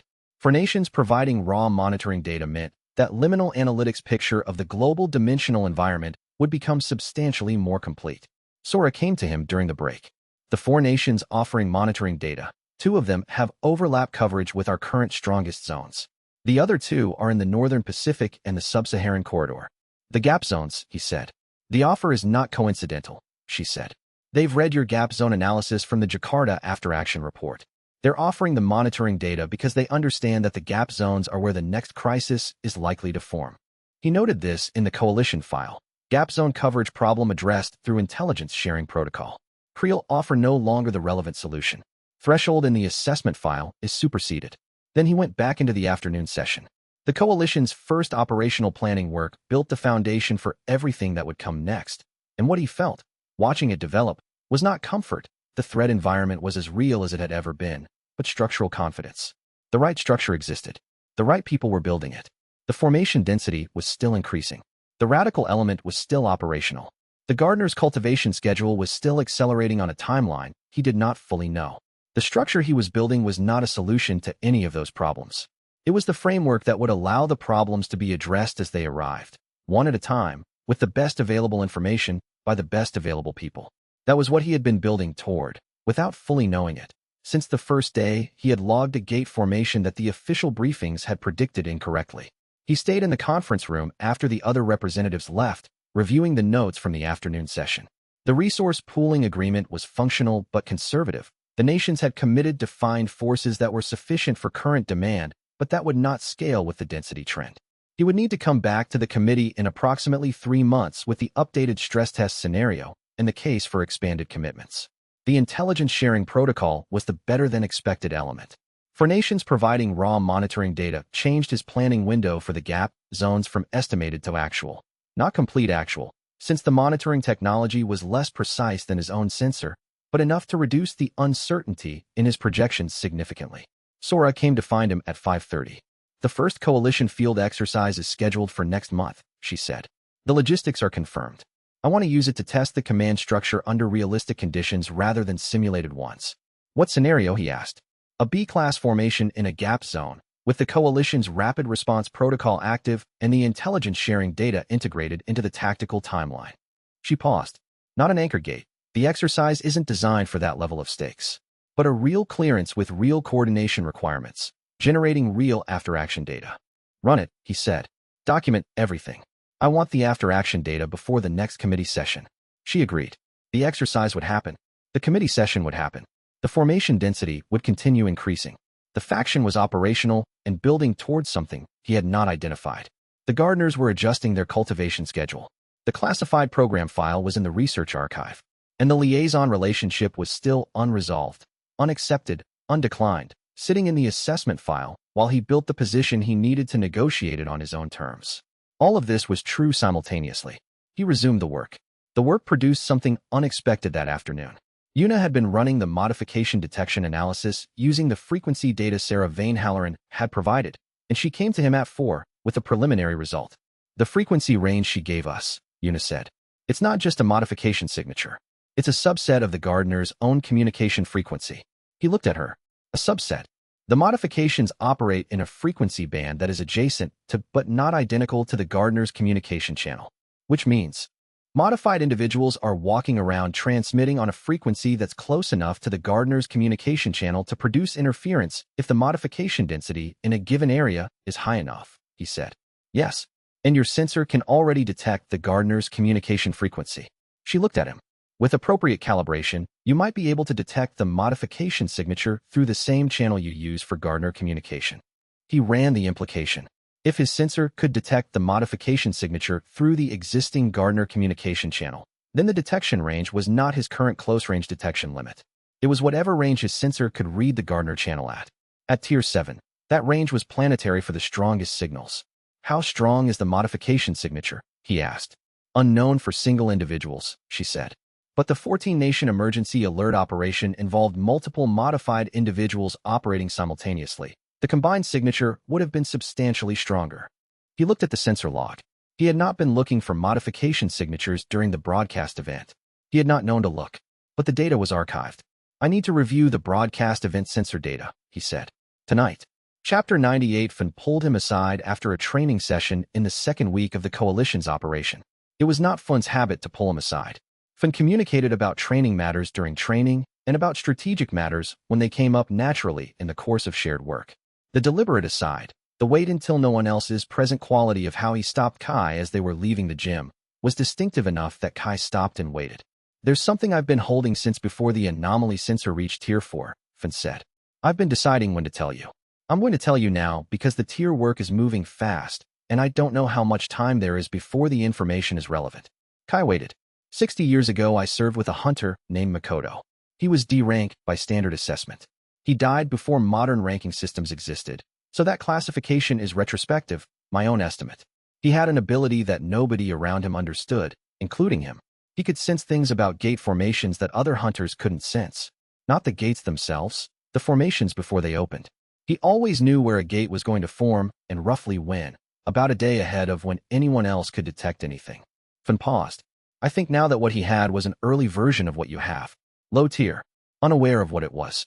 The system you call the anomaly sensor, but before the sensor had been developed consciously. What happened to him? He disappeared. Finn said it with the flatness of someone reporting a fact they had processed and reprocessed, and had not finished processing. Not a gate casualty. Not a training accident. He was taken. I always assumed it was a precursor organization, something that became Rift 7 eventually. An institutional pattern of identifying hunter abilities that were strategically valuable and acquiring the hunters who had them. Did he know he was at risk? No.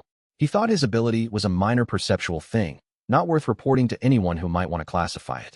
I think he was wrong about how minor it was, and I think someone who was not minor understood that before he did. Finn looked at him steadily. He left me one thing.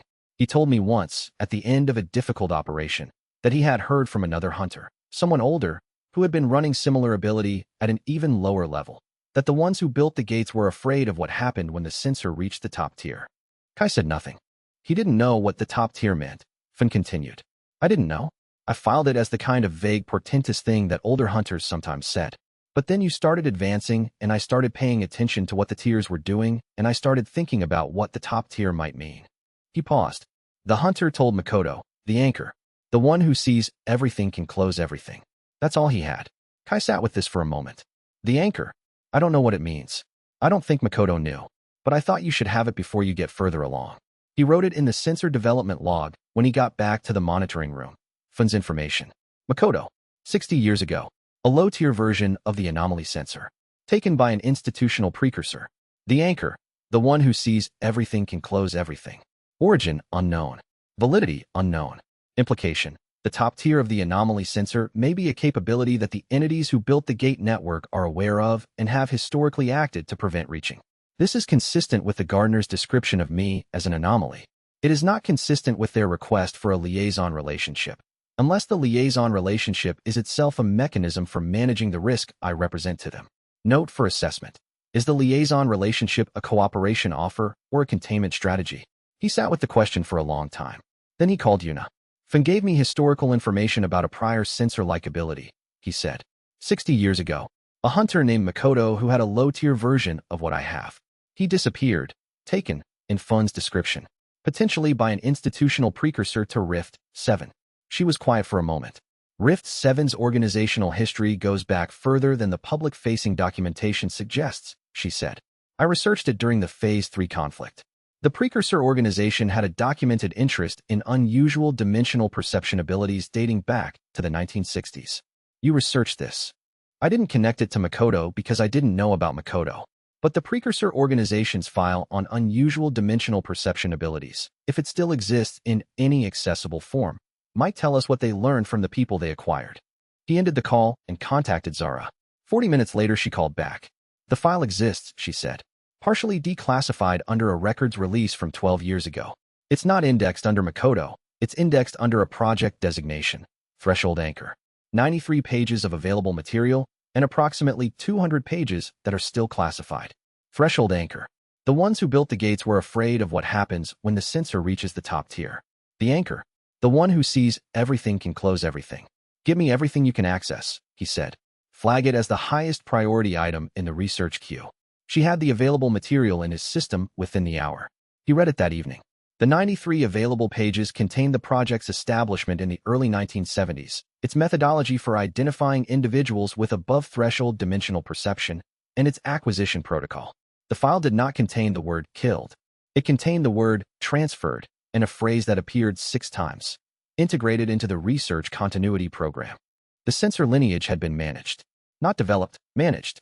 Identified, acquired before it could develop fully, integrated into a research program, whose continuation Zara traced forward through 3 organizational name changes to a program that no longer existed in any form she could find. The highest tier case documented in the available pages appeared to be roughly Tier 5 equivalent. The cases above Tier 5, if they had existed, were in the 200 classified pages. He was at Tier 7. The classified program had tracked cases up to Tier 5, and then those cases had disappeared. Something about the tier above that, the tier where the one who sees everything can close everything, became operationally relevant, had caused the system to classify everything above that threshold. The 200 classified pages had not been read.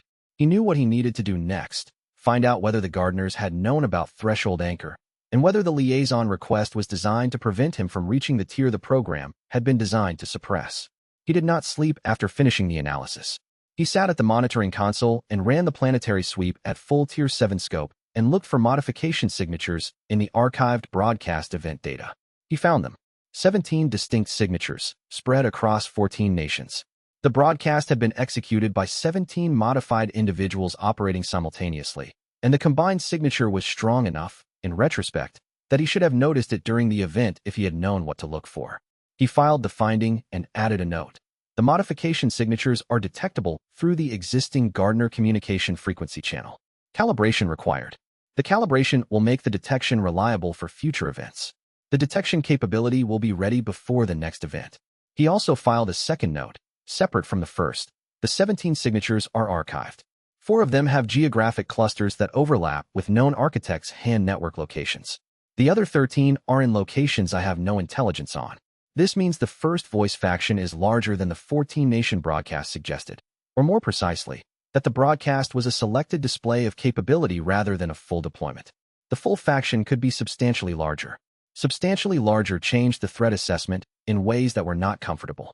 He added, escalate the broker intelligence sharing. If she has additional information about the faction's size and distribution, I need it before they execute the next operation. Then he looked at the sensor sweep. The planetary distribution was ordinary. The modification signatures, now that he knew to look for them, registered as a faint distributed presence across 7 zones. Waiting. Chapter 99, he processed Fun's revelation the way he processed everything he did not yet understand, by taking notes and waiting for the pattern to become clear. The Tier 7 advancement was ongoing, not the initial integration, which had completed in the first 3 weeks, but the deepening of what Tier 7 actually was. The precognition designation was accurate for the most visible capability, but what he was finding in the 2 months since the initial advance was that precognition was the surface description of something with more architecture than the label suggested. He could now perceive formation events globally for the strongest S-class anomalies. Not just predict them, perceive them, the way he perceived the gate formations in his immediate sensor range, but at planetary scale for the largest events. The perception was not visual. It was a kind of knowing that occupied the same cognitive space as spatial awareness, but extended beyond the limits of his physical body's sensory reach. The world felt thin to him in places. This was not a metaphor. He had been trying to find accurate language for it in his notes, and had settled on thin because it was the closest available descriptor for the experience of being aware, at the edge of his sensor range, of the dimensional membrane that separated Earth's space from the adjacent dimension the gardeners occupied.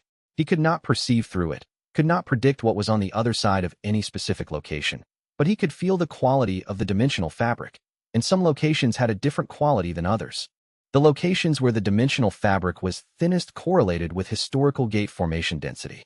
Not perfectly, but significantly enough to appear as a pattern in the data he was building. He did not tell anyone how far this was going. Not because he was hiding it, but because he did not yet have language for it that was precise enough to be useful. An imprecise reporting of sensor states created interpretation errors that cost more time to correct than the delay cost. He took notes instead. Yuna noticed. She came to him on a Thursday evening while he was working on the planetary distribution analysis and said, "The way you describe the sensor work has changed." He looked up. "How?" "You used to describe what you could sense. You've started describing what you can feel." She paused. "That's a qualitative change in how you're talking about the information, and it usually means the information has changed quality, not just quantity." He considered whether to answer precisely. The answer he gave. The Tier 7 integration is producing something I don't have good language for yet. The information I'm receiving at the outer range of my awareness has a different character than sensor data. I notice it. I note it. I'm waiting for the pattern to become clear before I characterize it formally. She regarded him with the expression she used when she had identified the same thing and was comparing notes. "Is it affecting your judgment?" "Not that I can detect." "Would you be able to detect it if it were?" He considered this honestly. "Probably not. Which is why I'm telling you, so you can detect it from outside." She nodded and wrote in her notebook. "Then, are you all right?" He thought about the question. "I don't know," he said. "Something is changing. I don't know yet whether all right is the right frame for it." She held this response without pressing it. They worked in parallel for the rest of the evening, and she did not ask again, which was the right choice. Some things needed time before they had answers. He had not told her about the classified program file. He had told her about Fun's information. She knew about Makoto, about the historical lineage of the sensor ability. He had not told her what the file contained about the precursor organization's acquisition protocol. The file was incomplete. The 200 classified pages were precisely the ones that would have contained the direct findings. What the 93 available pages contained was the framework, the project's establishment, its methodology for identifying subjects, its acquisition protocol, and a phrase that appeared 6 times. Integrated into the research continuity program. The sensor lineage had been managed. Identified when it emerged, acquired before it could develop fully. He did not know what the 200 classified pages said about what was learned from the subjects, or whether the research had ever produced anything useful, or whether the subjects had survived their integration into the continuity program. He was at Tier 7. That classified record had tracked cases up to what appeared to be a Tier 5 equivalent, after which the records became classified.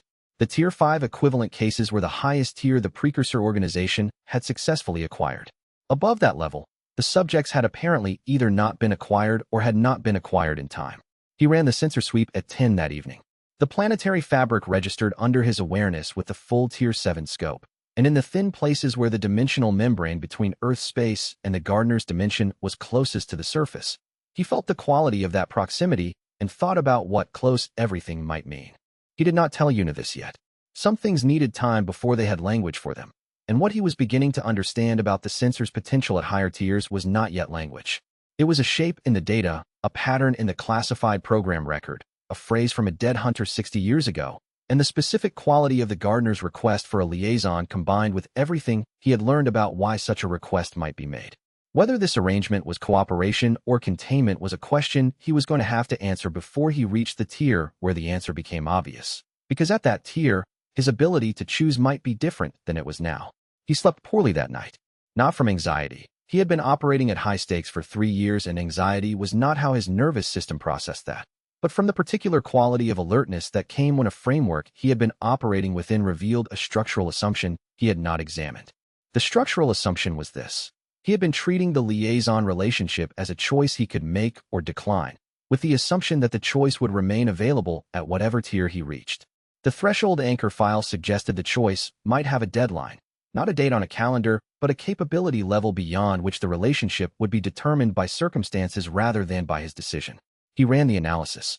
If the threshold anchor program had been systematically acquiring individuals before they reached Tier 5 equivalent, then the precursor organization had understood that above Tier 5, acquisition became significantly harder, or the acquired individuals became significantly more valuable, making the acquisition worth more resources. The classified 200 pages might contain either explanation, or both, or something he had not considered. He wrote in the sensor development log, the acquisition pattern documented in the program has a threshold. The threshold is above Tier 5 equivalent. I'm currently at Tier 7. The question is whether the threshold marks the beginning of something or the end of the acquisition window, and whether the gardener's liaison request is their version of the acquisition that the precursor organization was pursuing through institutional coercion. If the gardener's liaison request was a cooperative version of what the precursor organization had attempted by force, then refusing the liaison relationship did not eliminate the underlying dynamic. It only changed the terms. He filed this analysis and went to the morning briefings. The world was still there. The formation data was nominal. The work continued. But what the work had produced, over the past 3 weeks since that document had come into his possession, was a picture he had not had before, and the picture was not comfortable. The sensor lineage had been managed. The threshold anchor program had run for decades, acquiring individuals before they could reach the threshold capability. He was at Tier 7, above the threshold the program had been able to acquire at. The program had been dissolved or reclassified before it could address his specific tier level. The gardeners had sent him the enhancement protocol. The protocol was genuine. Una had verified that. It accelerated his advancement. The gardeners were, in some sense, helping him reach the tier that threshold anchor had been designed to suppress.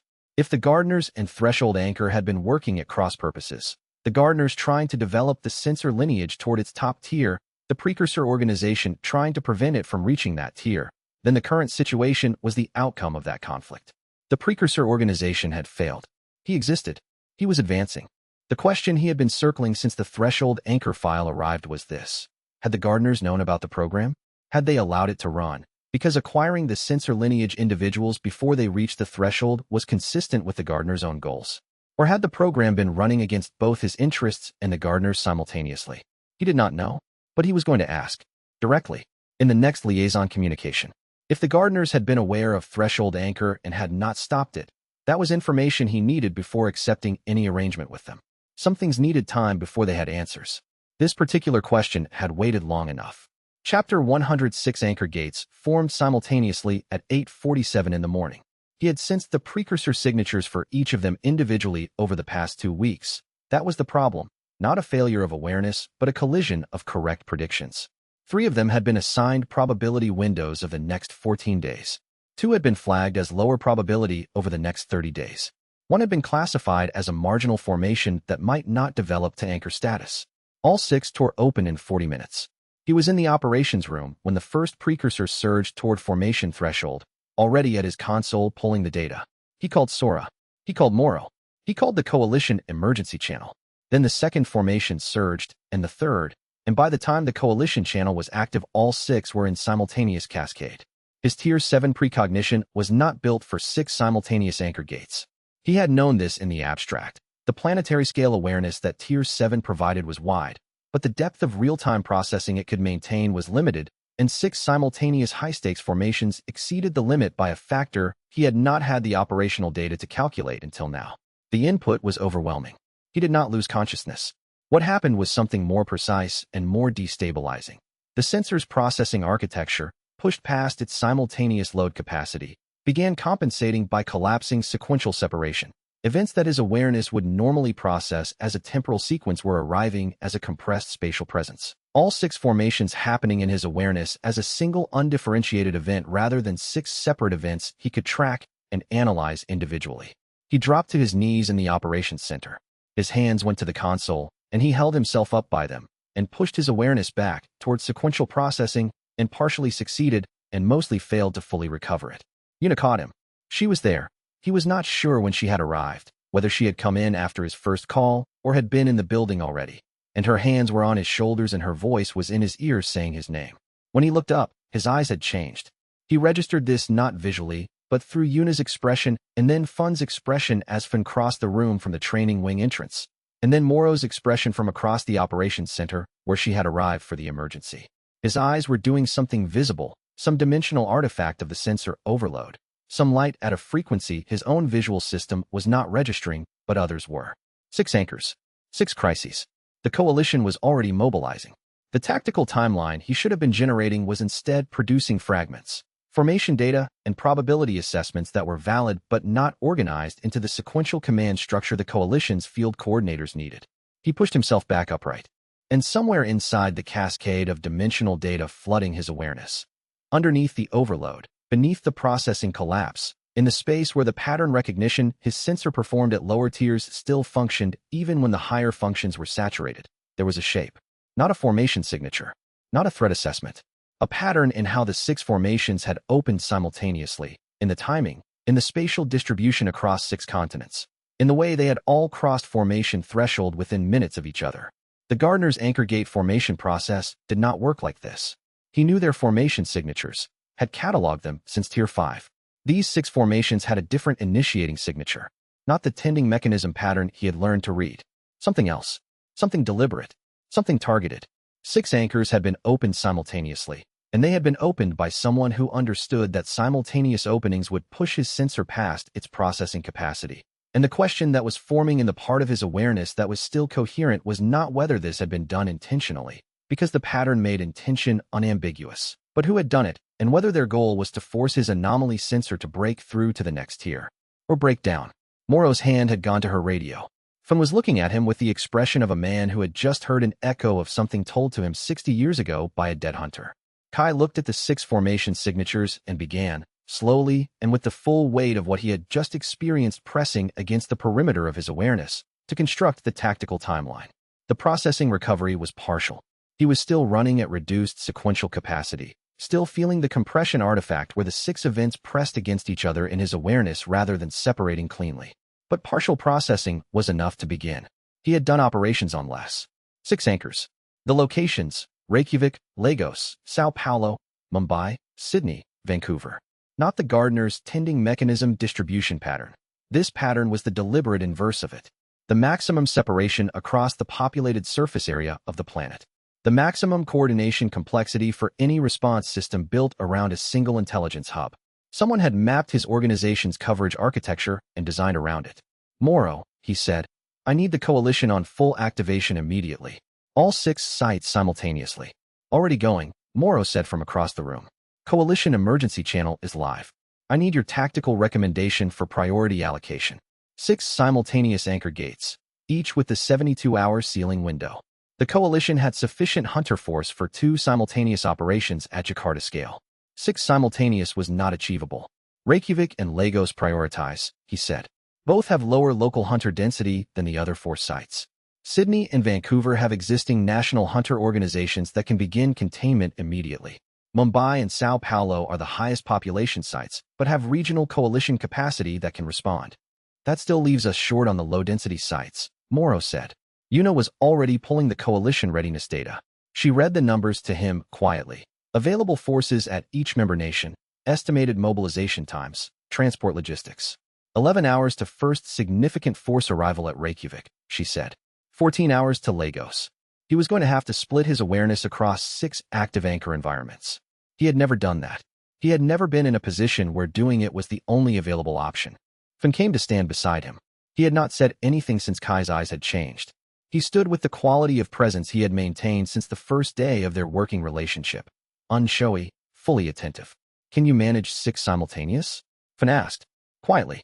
Not in front of the room. I don't know, Kai said. Also quietly. I've never needed to. What would help?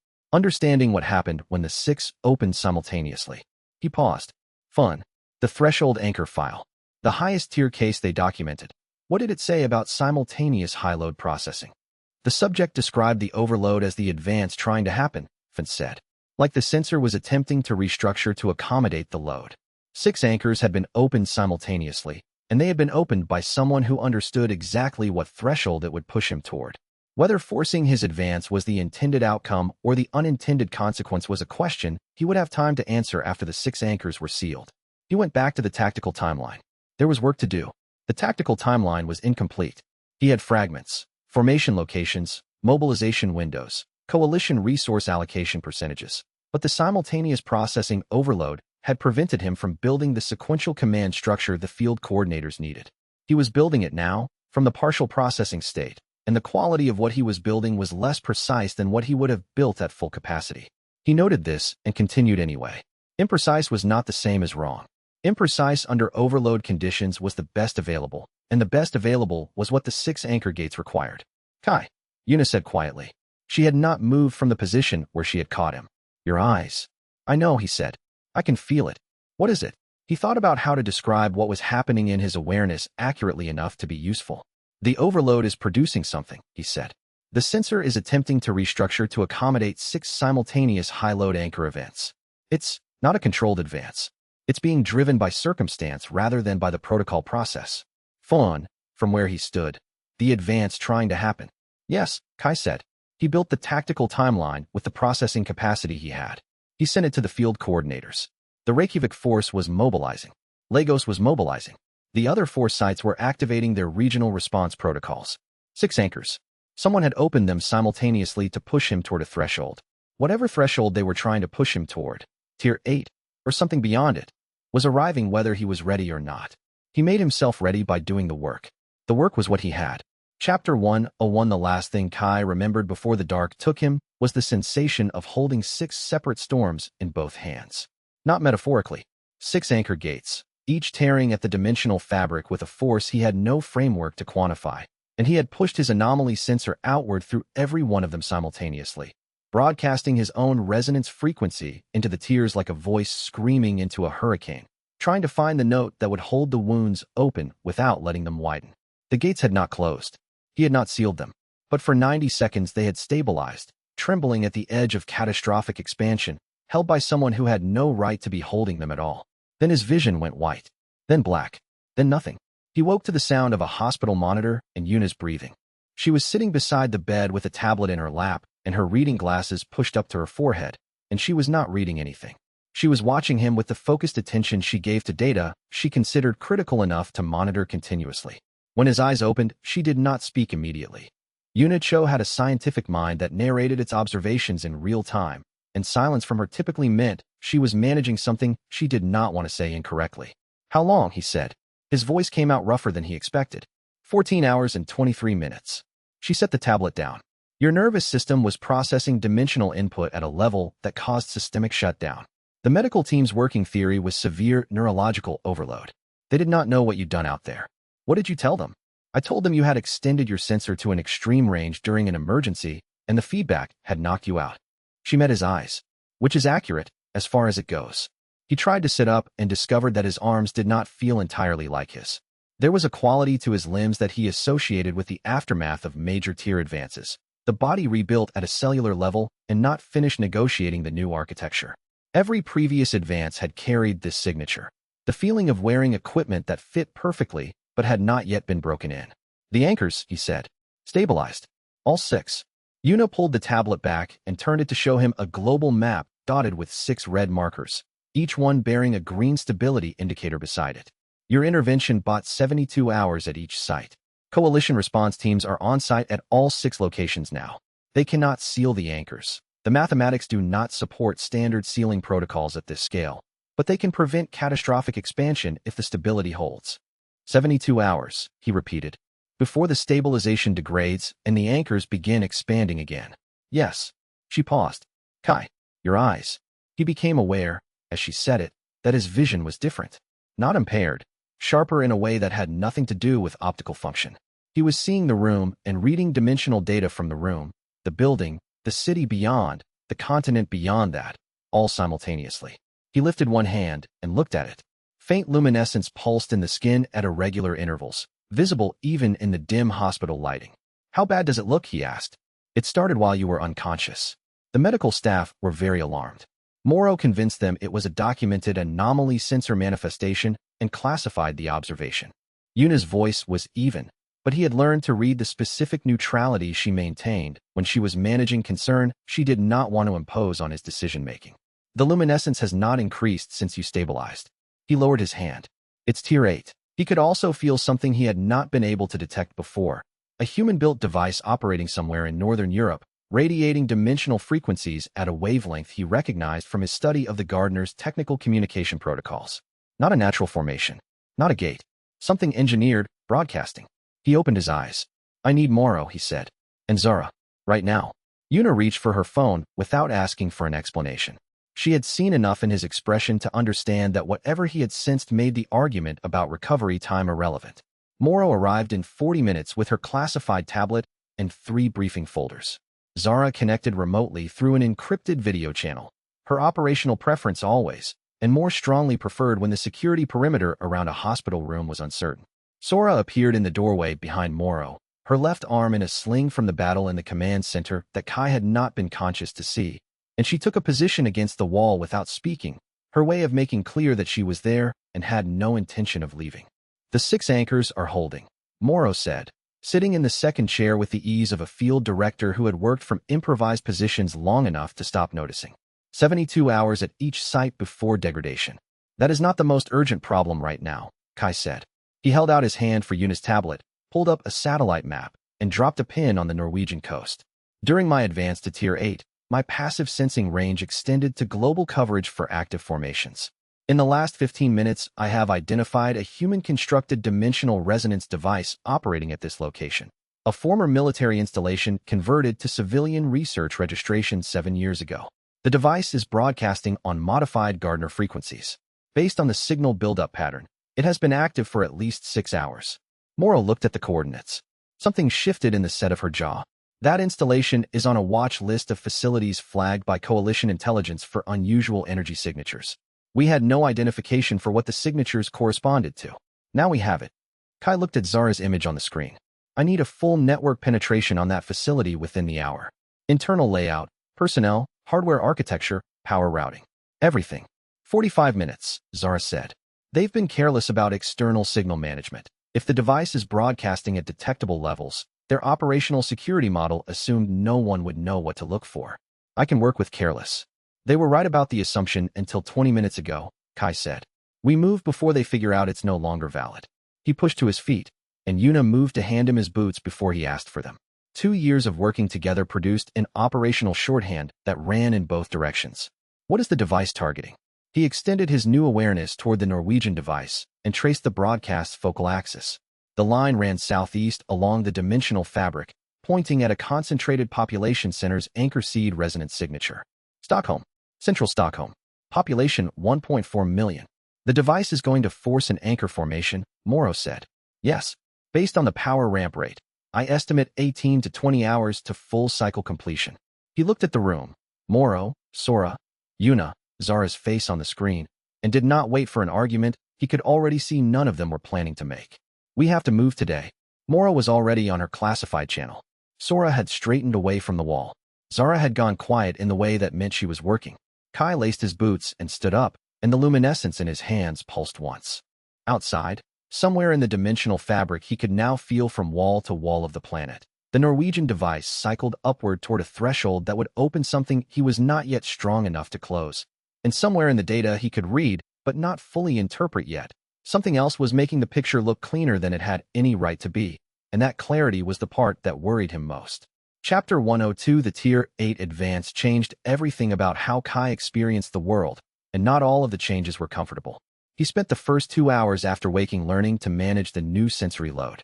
At Tier 7, global awareness had been a directed capability. He could extend his perception to cover regional and then continental ranges, but it required active effort and conscious range setting. Tier 8 was not directed. It was ambient.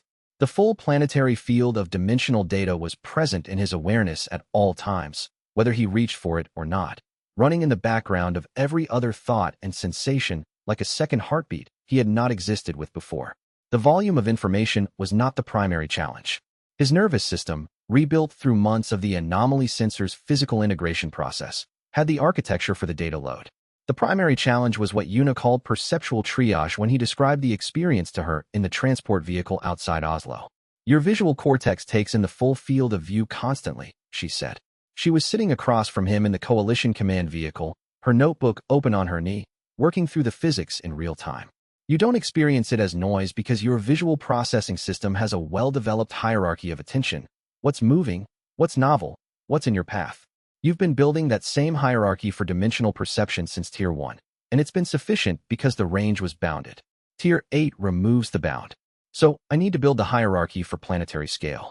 You've been doing it for the past 2 hours by not being incapacitated, she said. The fact that you're functional means the hierarchy is forming, but it will take days to become automatic. I have hours, he said. I know. Yuna's expression carried the clinical focus she gave to data she was genuinely worried about. Tell me what you're reading right now. Be specific. He let the awareness settle and described it. 43 active standard gates across the hemisphere. 6 anchor stabilization points. All holding. The one in the western United States is showing the most internal stress from a geological discontinuity it's sitting on.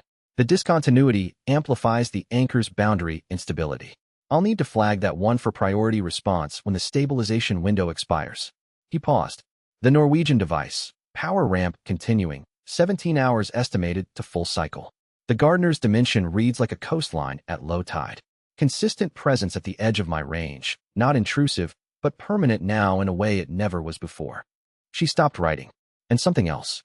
The device in Norway is communicating, not broadcasting into the fabric for anchor formation purposes. That's its primary function. But there's a secondary directional signal layered underneath the formation broadcast, aimed at the gardener's dimension. Yuna's pen stopped moving. The device is sending a message to them, or announcing itself. The first voice ideology frames their operations as advancing the gardener's integration agenda rather than circumventing it. It's consistent that they would want the gardeners to witness an anchor activation. He extended his awareness toward the secondary signal and held there. The gardener's dimension is not responding. There's no reply in the channel the device is using, which means either they're not receiving it or they're choosing not to respond. Or they're watching and waiting for a specific threshold event before they engage, he said. The gardeners have demonstrated patience on timescales that make human planning horizons look brief. He looked at her. This is what I mean by the picture looking comprehensible right now. Every data point is where it should be. That's not normal for a situation like this. She wrote that down. He recognized it as a research note, something she would return to after the immediate crisis resolved. The command vehicle stopped at a coalition logistics hub outside Oslo, where Morrow had arranged a secure operations center. Zara's network penetration of the Halvorsen facility had produced detailed results. 3 buildings in a triangular configuration on the installation's footprint, the third network's hardware localized to the southernmost building, the device itself in a basement level that did not appear on the facility's official architectural drawings filed with the Norwegian Construction Authority. She had found the basement's existence through power routing analysis. The circuit serving that level was drawing 600 kilowatts, a load consistent with a small hospital's full operations rather than the equipment storage room the official plans showed. The basement footprint is larger than the building above it by 42 square meters, Yuna said, cross-referencing the architectural discrepancy with Zara's electrical data. The extra space is in the northwest corner. That's where the device is positioned. The coalition's rapid response authorization came through in 2 hours, faster than the standard process, which told Kai that Morrow had engaged political resources above her official clearance level. 12 A-rank hunters from 4 nations, under Sora's field command, with full authorization for hostile engagement against first voice operatives at the Halvorsen installation. And then Kai identified the second problem. He had been running his awareness in broad sweeps during the authorization process, looking for any indication that the first voice network had detected the coalition's preparation. What he found instead was not a detection signature, but a second device, a faint dimensional resonance output from a facility outside Incheon, South Korea, at a power level consistent with dormant rather than active operation. Dormant meant it had not been powered up to operational cycle. It meant it was a backup, waiting for a primary to fail. Norway was the primary activation site. Korea was the contingency. If the Norwegian device was interdicted, the first voice would activate the Korean backup within hours. And if the interdiction intelligence moved through the full coalition command channel, 12 institutional recipients, 3 of which Kai's counterintelligence work had flagged as having embedded first voice sympathizers, the backup team would receive warning before the coalition response reached Incheon. He presented the analysis to his team in the operations center. The solution was the same one that had kept liminal analytics effective throughout the conflict, a parallel track operating outside the official channel. Vanguard Prime has direct relationships with the Korean Hunter Command that run independent of the coalition communication architecture, Ten said. He had joined the secure call from Vanguard Prime's Seoul liaison office. I can notify the Korean National Command through that channel. The notification will not move through any coalition node. Make it a courtesy notification, not a request for permission, Kai said. We are neutralizing a first voice installation on their soil. We are informing them. The distinction matters for the diplomatic record. Understood.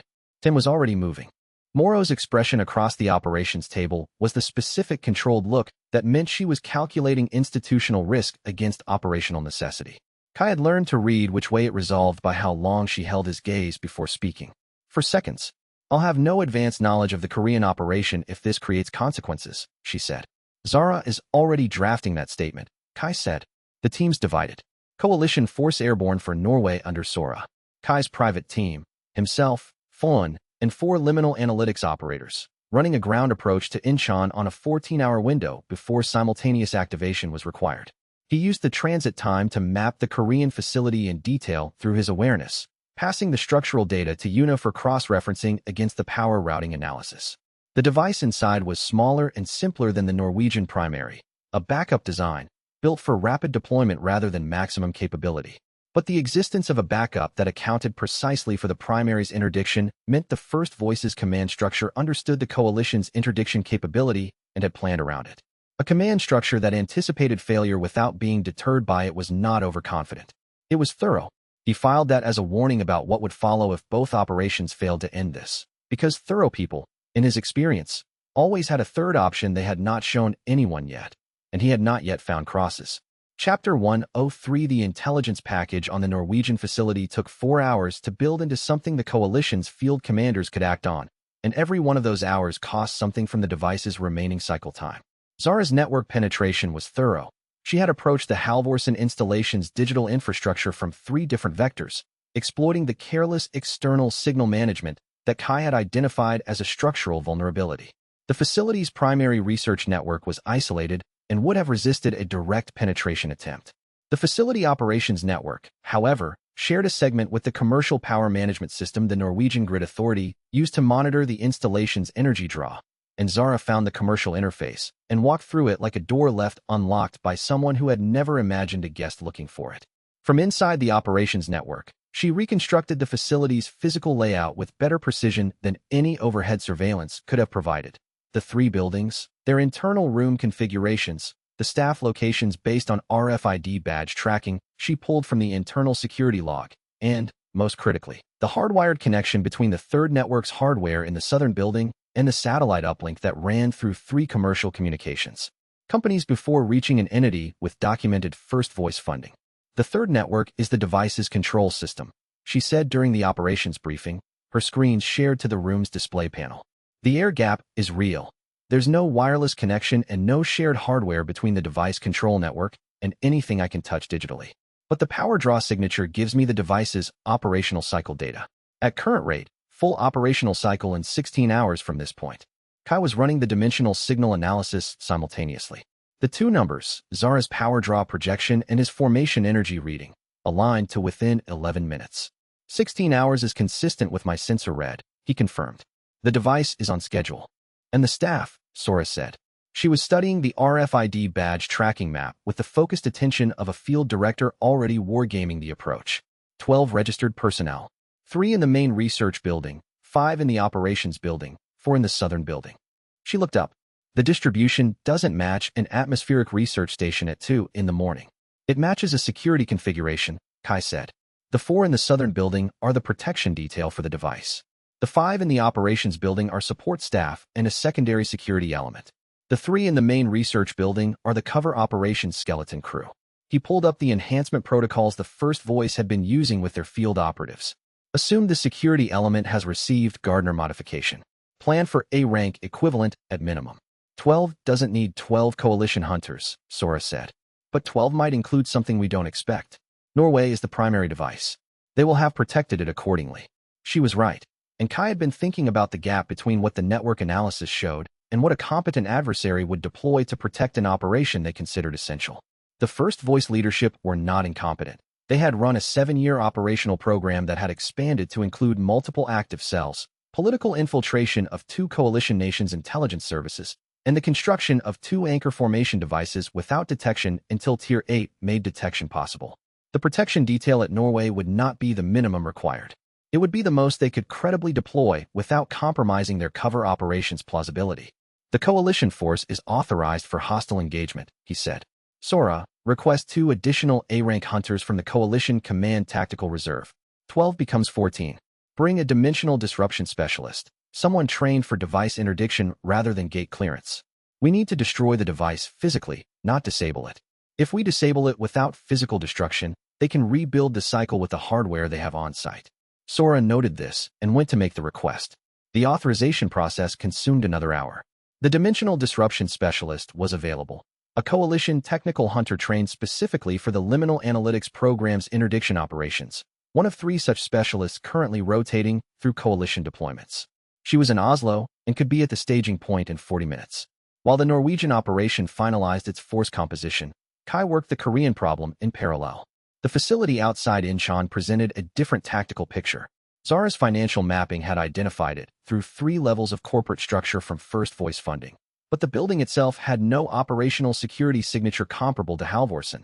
The power draw was modest. The RFID system was not being actively monitored. The cover institution's legitimate research activities appeared to involve a genuine staff of 4 scientists who almost certainly did not know what the lower level of the building contained. The Korean facility is staffed by people who don't know they're working above a first voice device, Kai said, reviewing Zara's analysis. The security element will be separate from the research staff and not integrated into the building's normal operating pattern. Night shift access controls that don't match the research workflow. For security personnel, based on the badge access pattern to the lower level, Zara confirmed. None appear in the Research Institute's public staffing records. They've been there for 6 months, since the device was installed. Guards, not operators, Finn said. He had been studying the building schematic without speaking for 20 minutes, cataloging, assessing, finding the problems that people who talked while planning sometimes missed. The device doesn't need an operational security team on site because it's dormant. They're watching for unauthorized access, not combat contact. That changes the approach, Kai said. Significantly, Fun agreed, with the precision of a planner who had run the scenario through his head 4 times and arrived at the version that worked. We go quiet, before they know anyone is there. The Korean operation was planned in 40 minutes. Entry through the East Service Corridor at 2 in the morning local time, during the guard rotation's settlement window. Disabling approach to the lower level. For security personnel neutralized before alerting anyone. Device disabled in the lower level. Clean extraction. One thing, Kai said, before they finalized. I want the device's timer mechanism confirmed and documented. Not just the device itself. I want to know if it was set to activate autonomously in case the Norwegian primary succeeded and the backup was no longer needed, or if it was set to activate only in case of primary failure. The distinction tells us something about the first voice's command structure confidence level. Fun looked at him. You're planning for what comes after. I'm always planning for what comes after, Kai said. Because it always comes. 16 hours to Norwegian device full cycle. 14 hours to Incheon deployment window. The 2 operations were running simultaneously and both had to succeed. Because a world where the Norwegian primary was interdicted and the Korean backup activated was a world where Cross had achieved what Kai had just spent his Tier 8 advance trying to prevent. And Cross, Kai was increasingly certain, had planned for exactly that outcome as one of his acceptable paths forward. He didn't plan to stop the backup. He planned to see if they could even find it. The team's preparation also required Kai to think through the adversary's decision-making from the inside. Cross had chosen Norway as the primary for a specific reason beyond the resonance field. The Halvorsen installation's cover as an atmospheric research station gave it plausible deniability in ways a Korean research facility with a smaller scientific reputation could not match. Norway was designed to be believed. Korea was designed to be expendable. He had built a backup he intended to lose, because losing the backup in a way that cost the coalition maximum response resources was almost as useful as the backup succeeding. The Norwegian protection detail, Kai said during the final briefing. 6 enhanced personnel is more than the cover operation can justify. If anyone examines the installation's documentation after the operation, the size of the security footprint is going to be noticed. He knows that, Zara said. She was reviewing the staffing records a second time. The security documentation was filed under a research consulting contract that runs for another 4 months. After 4 months it expires, and the personnel rotate out. The window is specific. He planned the operation to execute before anyone external had reason to audit the consulting contract. So the timeline on the device isn't just technical, Sora said. It's administrative. He had to move now because the cover documentation expires. Yes. Kai ran the implication forward. Which means Cross has been planning this specific operation for at least 8 months, since before he signed the consulting contract. The timeline was always this window. Norway was always going to happen now. He filed that. An adversary who had been planning for 8 months against this specific operational window was not an adversary who could be improvised against. And the question he could not yet answer was whether Cross had anticipated Tier 8 at all, or whether he had simply built around the assumption that no one would reach it in time. Chapter 10 for the Korean operation resolved in 11 minutes. The Norwegian operation ran for 53.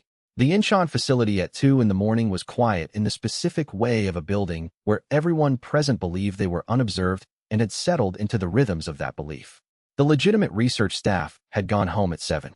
The 4 security personnel in the lower level were following a rotation that Zara had mapped, 1 at the device room entrance, 1 at the service access point, 2 in the monitoring station adjacent to the device room. The rotation had 3 gaps: the change of shift overlap, the midnight communications check, and the window between the second guard's return from his hourly building walk and the first guard's departure for the same circuit. Kai's team entered through the east service corridor during the communication check window. The building's interior was unremarkable, a mid-tier research institution's physical infrastructure, comfortable enough to retain staff and plain enough to avoid attention. The service corridor smelled of electrical equipment and concrete. The utility access point Zara had identified was a solid door with a mechanical lock that one of the operators defeated in 45 seconds.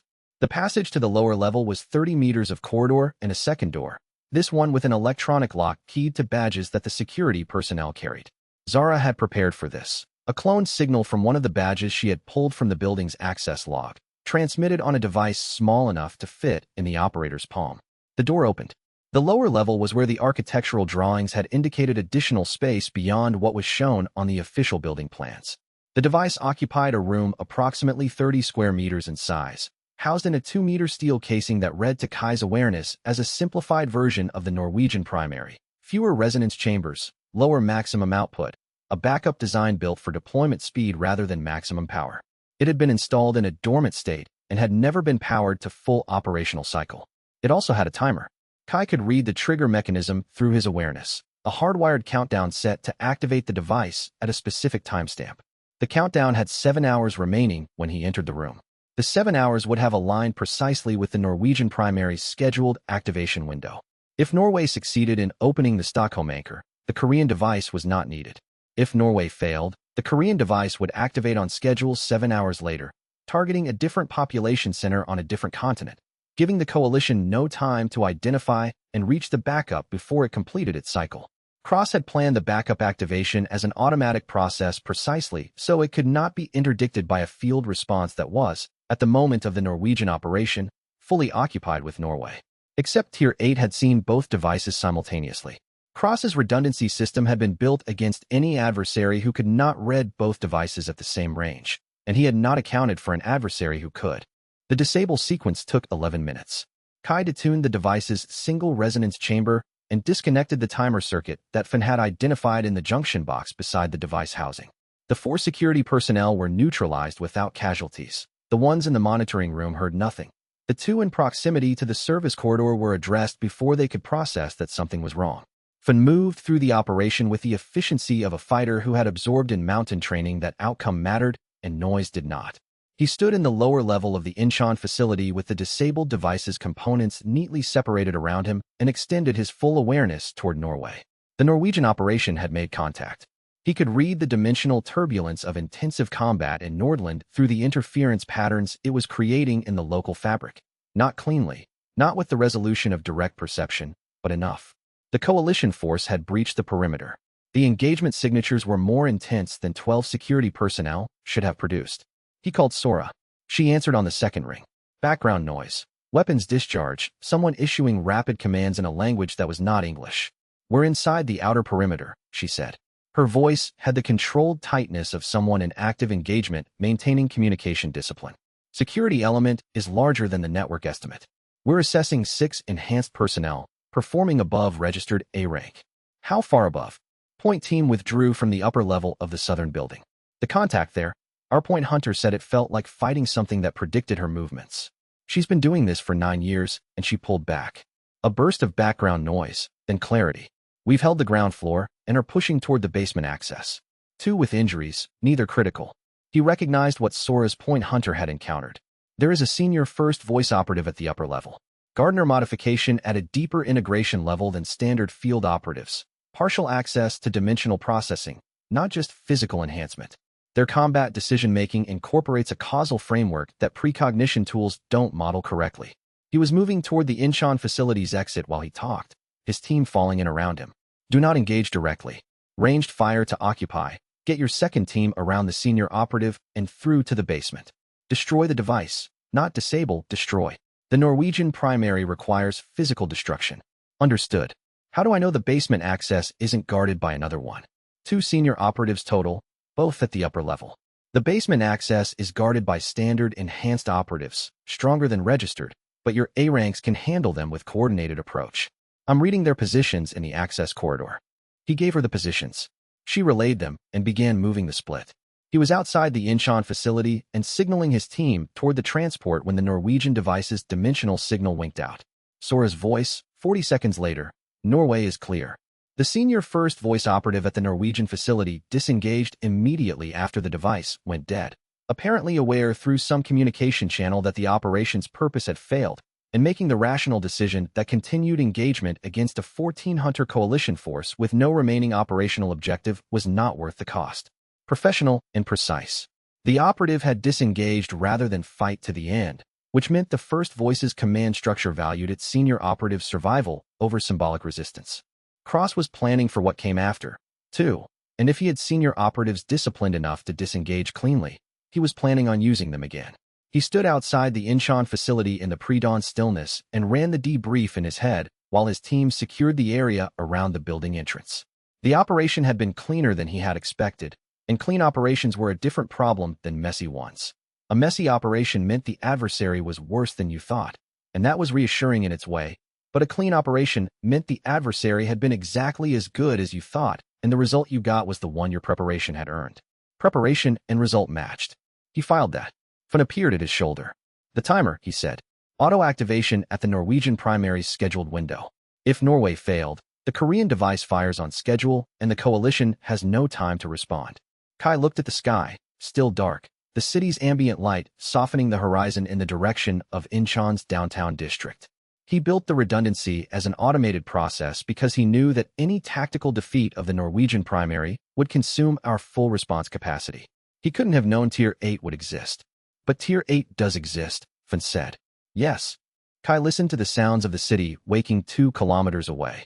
The Norwegian device, cycling down, means Cross's first timeline is gone. He's going to accelerate to the contingency plan faster than he originally scheduled. Beijing. How long? Days. Maybe less. He looked at Fun. We need to be in position before he moves. I know. Fun had been thinking the same thing. He always thought the same thing ahead of the moment Kai said it. Not from reading him, but from reading the operational logic that both of them were tracking simultaneously. Transport is ready. They moved.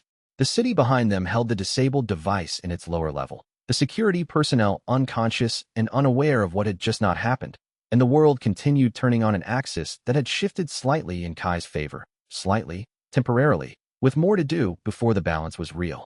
Chapter 105, the Halvorsen Operations After Action process, took 3 days, and the most important part of it was what Sora chose not to include in the formal report. Her write-up was thorough and professionally assembled.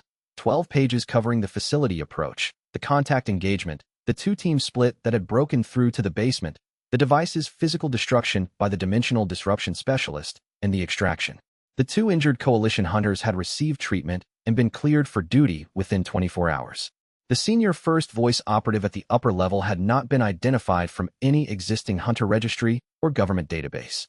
What the report described was an unusually capable enhanced operative with reaction speed and movement quality above documented A-rank standards, and combat decision-making patterns that differed from standard train hunter profiles in ways the assessment attributed to intensive modified ability training. What the report did not describe was what Sora's point hunter had said in debrief. It felt like it was choosing its actions based on what it wanted me to predict.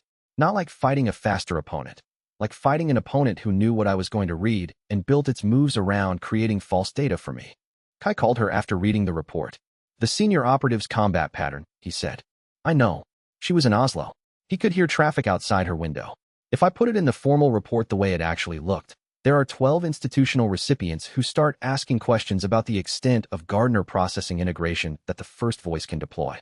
That question, in a 12-recipient document, reaches the embedded sympathizers in 2 of those recipient organizations. The sympathizers report back. Cross learns exactly how much we understand about his senior operative's capability profile. So you kept it in the right channel. Closed session. Morrow, you, me, and the coalition's senior tactical commander. That's where that conversation belongs. A brief pause. Was I wrong? No, he said. Set up the briefing. He added it to the agenda and returned to the larger pattern. The first voice had gone dark. In the 48 hours since the dual interdiction, Zara's monitoring of their financial and communication networks had detected significant activity, accounts repositioning, communication infrastructure migrating, operational assets moving in ways consistent with an organization contracting toward a core capability rather than preparing a distributed next operation. The first voice was not destroyed. It was reorganizing around whatever remained when the peripheral infrastructure was stripped away. 6 anchor stabilizations at 43 hours remaining. He ran his awareness 3 times daily, and each scan confirmed the same picture. Stable stabilization, gradual degradation.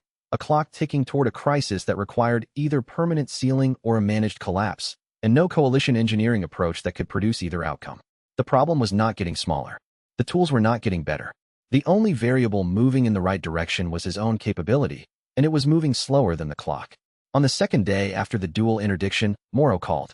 Creel has intelligence he wants to trade, she said.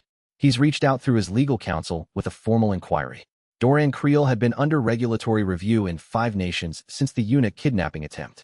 The Apex Consortium had been effectively dismantled through the combination of the evidence package and the market consequences of sustained regulatory scrutiny. Creel himself had retreated to something resembling private life. He was the kind of operator who had spent his career treating information as a commercial resource, and pragmatic commercial thinkers, in Kai's experience, became reliable intelligence sources when the information they held had become a liability they needed to liquidate before it became associated with their name rather than their asset. What's the offer? Kai asked. He wants the regulatory review process suspended for 12 months. Not ended, suspended. No new findings, no active enforcement, procedural quiet for 1 year. In exchange for what? He says he knows the name of the first voice. Not a title, the person. Kai let a moment pass. Confirmation that the information is accurate and actionable, verified through independent means, before any suspension discussion begins. If the information leads to a confirmed identification, the suspension terms are open for negotiation. If it doesn't verify, the review proceeds without interruption. Morrow relayed the terms. Creel accepted within 45 minutes. The file arrived through Morrow's secure channel as a single encrypted package. It contained a hunter registration record, 7 years old, a combat history filed with the National Hunter Bureau over 3 years of active guild operations, a mission record from a major guild house, financial forensics tracing transactions from the period of a specific mission that did not match standard death-in-service financial handling, and a photograph. The name at the top of the registration record was Aldrin Cross. The guild name in the combat history was Vanguard Prime. Kai was already reaching for his phone, but somewhere in the back of his Tier 8 awareness, the 6 anchor stabilizations ticked down to 41 hours, and he understood with cold clarity that Cross had anticipated this identification, had planned for it. and that whatever came next was not Cross being caught. It was Cross executing the next phase of a plan that was already in motion, and the identification was simply the moment he had decided they were ready to begin the real conversation. The anchor stabilizations at 43 hours were the other constant. Every morning scan, every evening scan, every data point confirming the same picture. The stabilizations were holding. The decay rate was consistent with the projection. The crisis was approaching on exactly the schedule he had predicted when he had first run the numbers after waking at Tier 8. Good predictions were not comforting when the thing predicted was bad. Yuna had been running supplemental analysis during the after-action period, looking for anything in the stabilization data that might indicate a natural closure pathway, some interaction between the anchor's dimensional energy and Earth's geological structure that could produce seal conditions without external intervention. She had spent 40 hours on the analysis before presenting her conclusion. "There's nothing there," she said. She was not a person who softened conclusions. "The anchors are stable in decay. They won't seal themselves, and they won't catastrophically expand within the current window. But at the end of the window, the decay rate accelerates, and we lose the stable phase. After that, it becomes a catastrophic expansion problem on a 4 to 6 day timeline before each anchor reaches the dimensional equivalent of a fatigue fracture. And a fatigue fracture in dimensional fabric produces what? Something worse than a standard anchor formation. The tear propagates through the surrounding fabric rather than stabilizing at the anchor's original boundary. Think of a crack in a glass that has been held from spreading. When you release the pressure, the crack spreads faster than it would have if you'd never applied pressure at all." Her expression carried the directness of a researcher who had run the numbers and was not going to soften them. "We need the gardeners to close them from their side. There is no other solution within the current timeline." "I know," he said, "which is why what Cross knows about the gardeners' willingness to cooperate is the most important intelligence I don't have yet."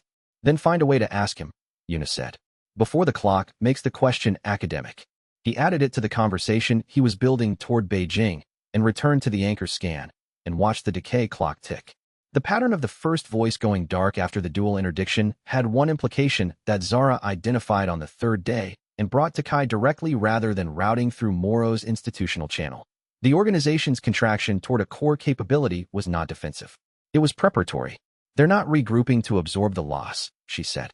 She had her financial network map on the tablet, the account movement data overlaid on the communication infrastructure changes. "They're stripping peripheral elements they don't need for the next operation. The accounts that are repositioning are the funding channels for the cells we've been tracking as secondary assets, field cells in 12 nations that were built for distributed network operations. Those channels are being wound down, not replaced. They're abandoning distributed capability in favor of centralized. Because the next operation is centralized," Kai said. "One location, one objective. Everything else was preparation." She looked at him. "I don't know where the location is, but the financial pattern says they've already committed to it. Whatever it is, the decision was made before Norway." He absorbed this. Before Norway meant before the dual interdiction. It meant Cross had anticipated the loss of the Norwegian primary and the Korean backup, and had already committed the organization's resources to the operation that would follow. He had not built Norway and Korea as the main event. He had built them as the sequence of visible moves that would precede the main event, the moves that would tell Cross whether the coalition's interdiction capability had evolved enough to require a different approach. The main event was what he had concluded from the coalition's response capability, not what he had always planned. More adaptive, more dangerous, and already moving toward Beijing, before he had a name for what Cross was building there, or whether stopping it was something he was yet capable of. Chapter 106. Marcus Tan received the file and read it twice, and neither reading produced anything he said aloud for nearly 3 minutes. This was not characteristic. Tan processed significant information externally, his mind working visibly, testing implications, arriving at positions through rapid synthesis that had made him one of the most effective guild masters in the coalition.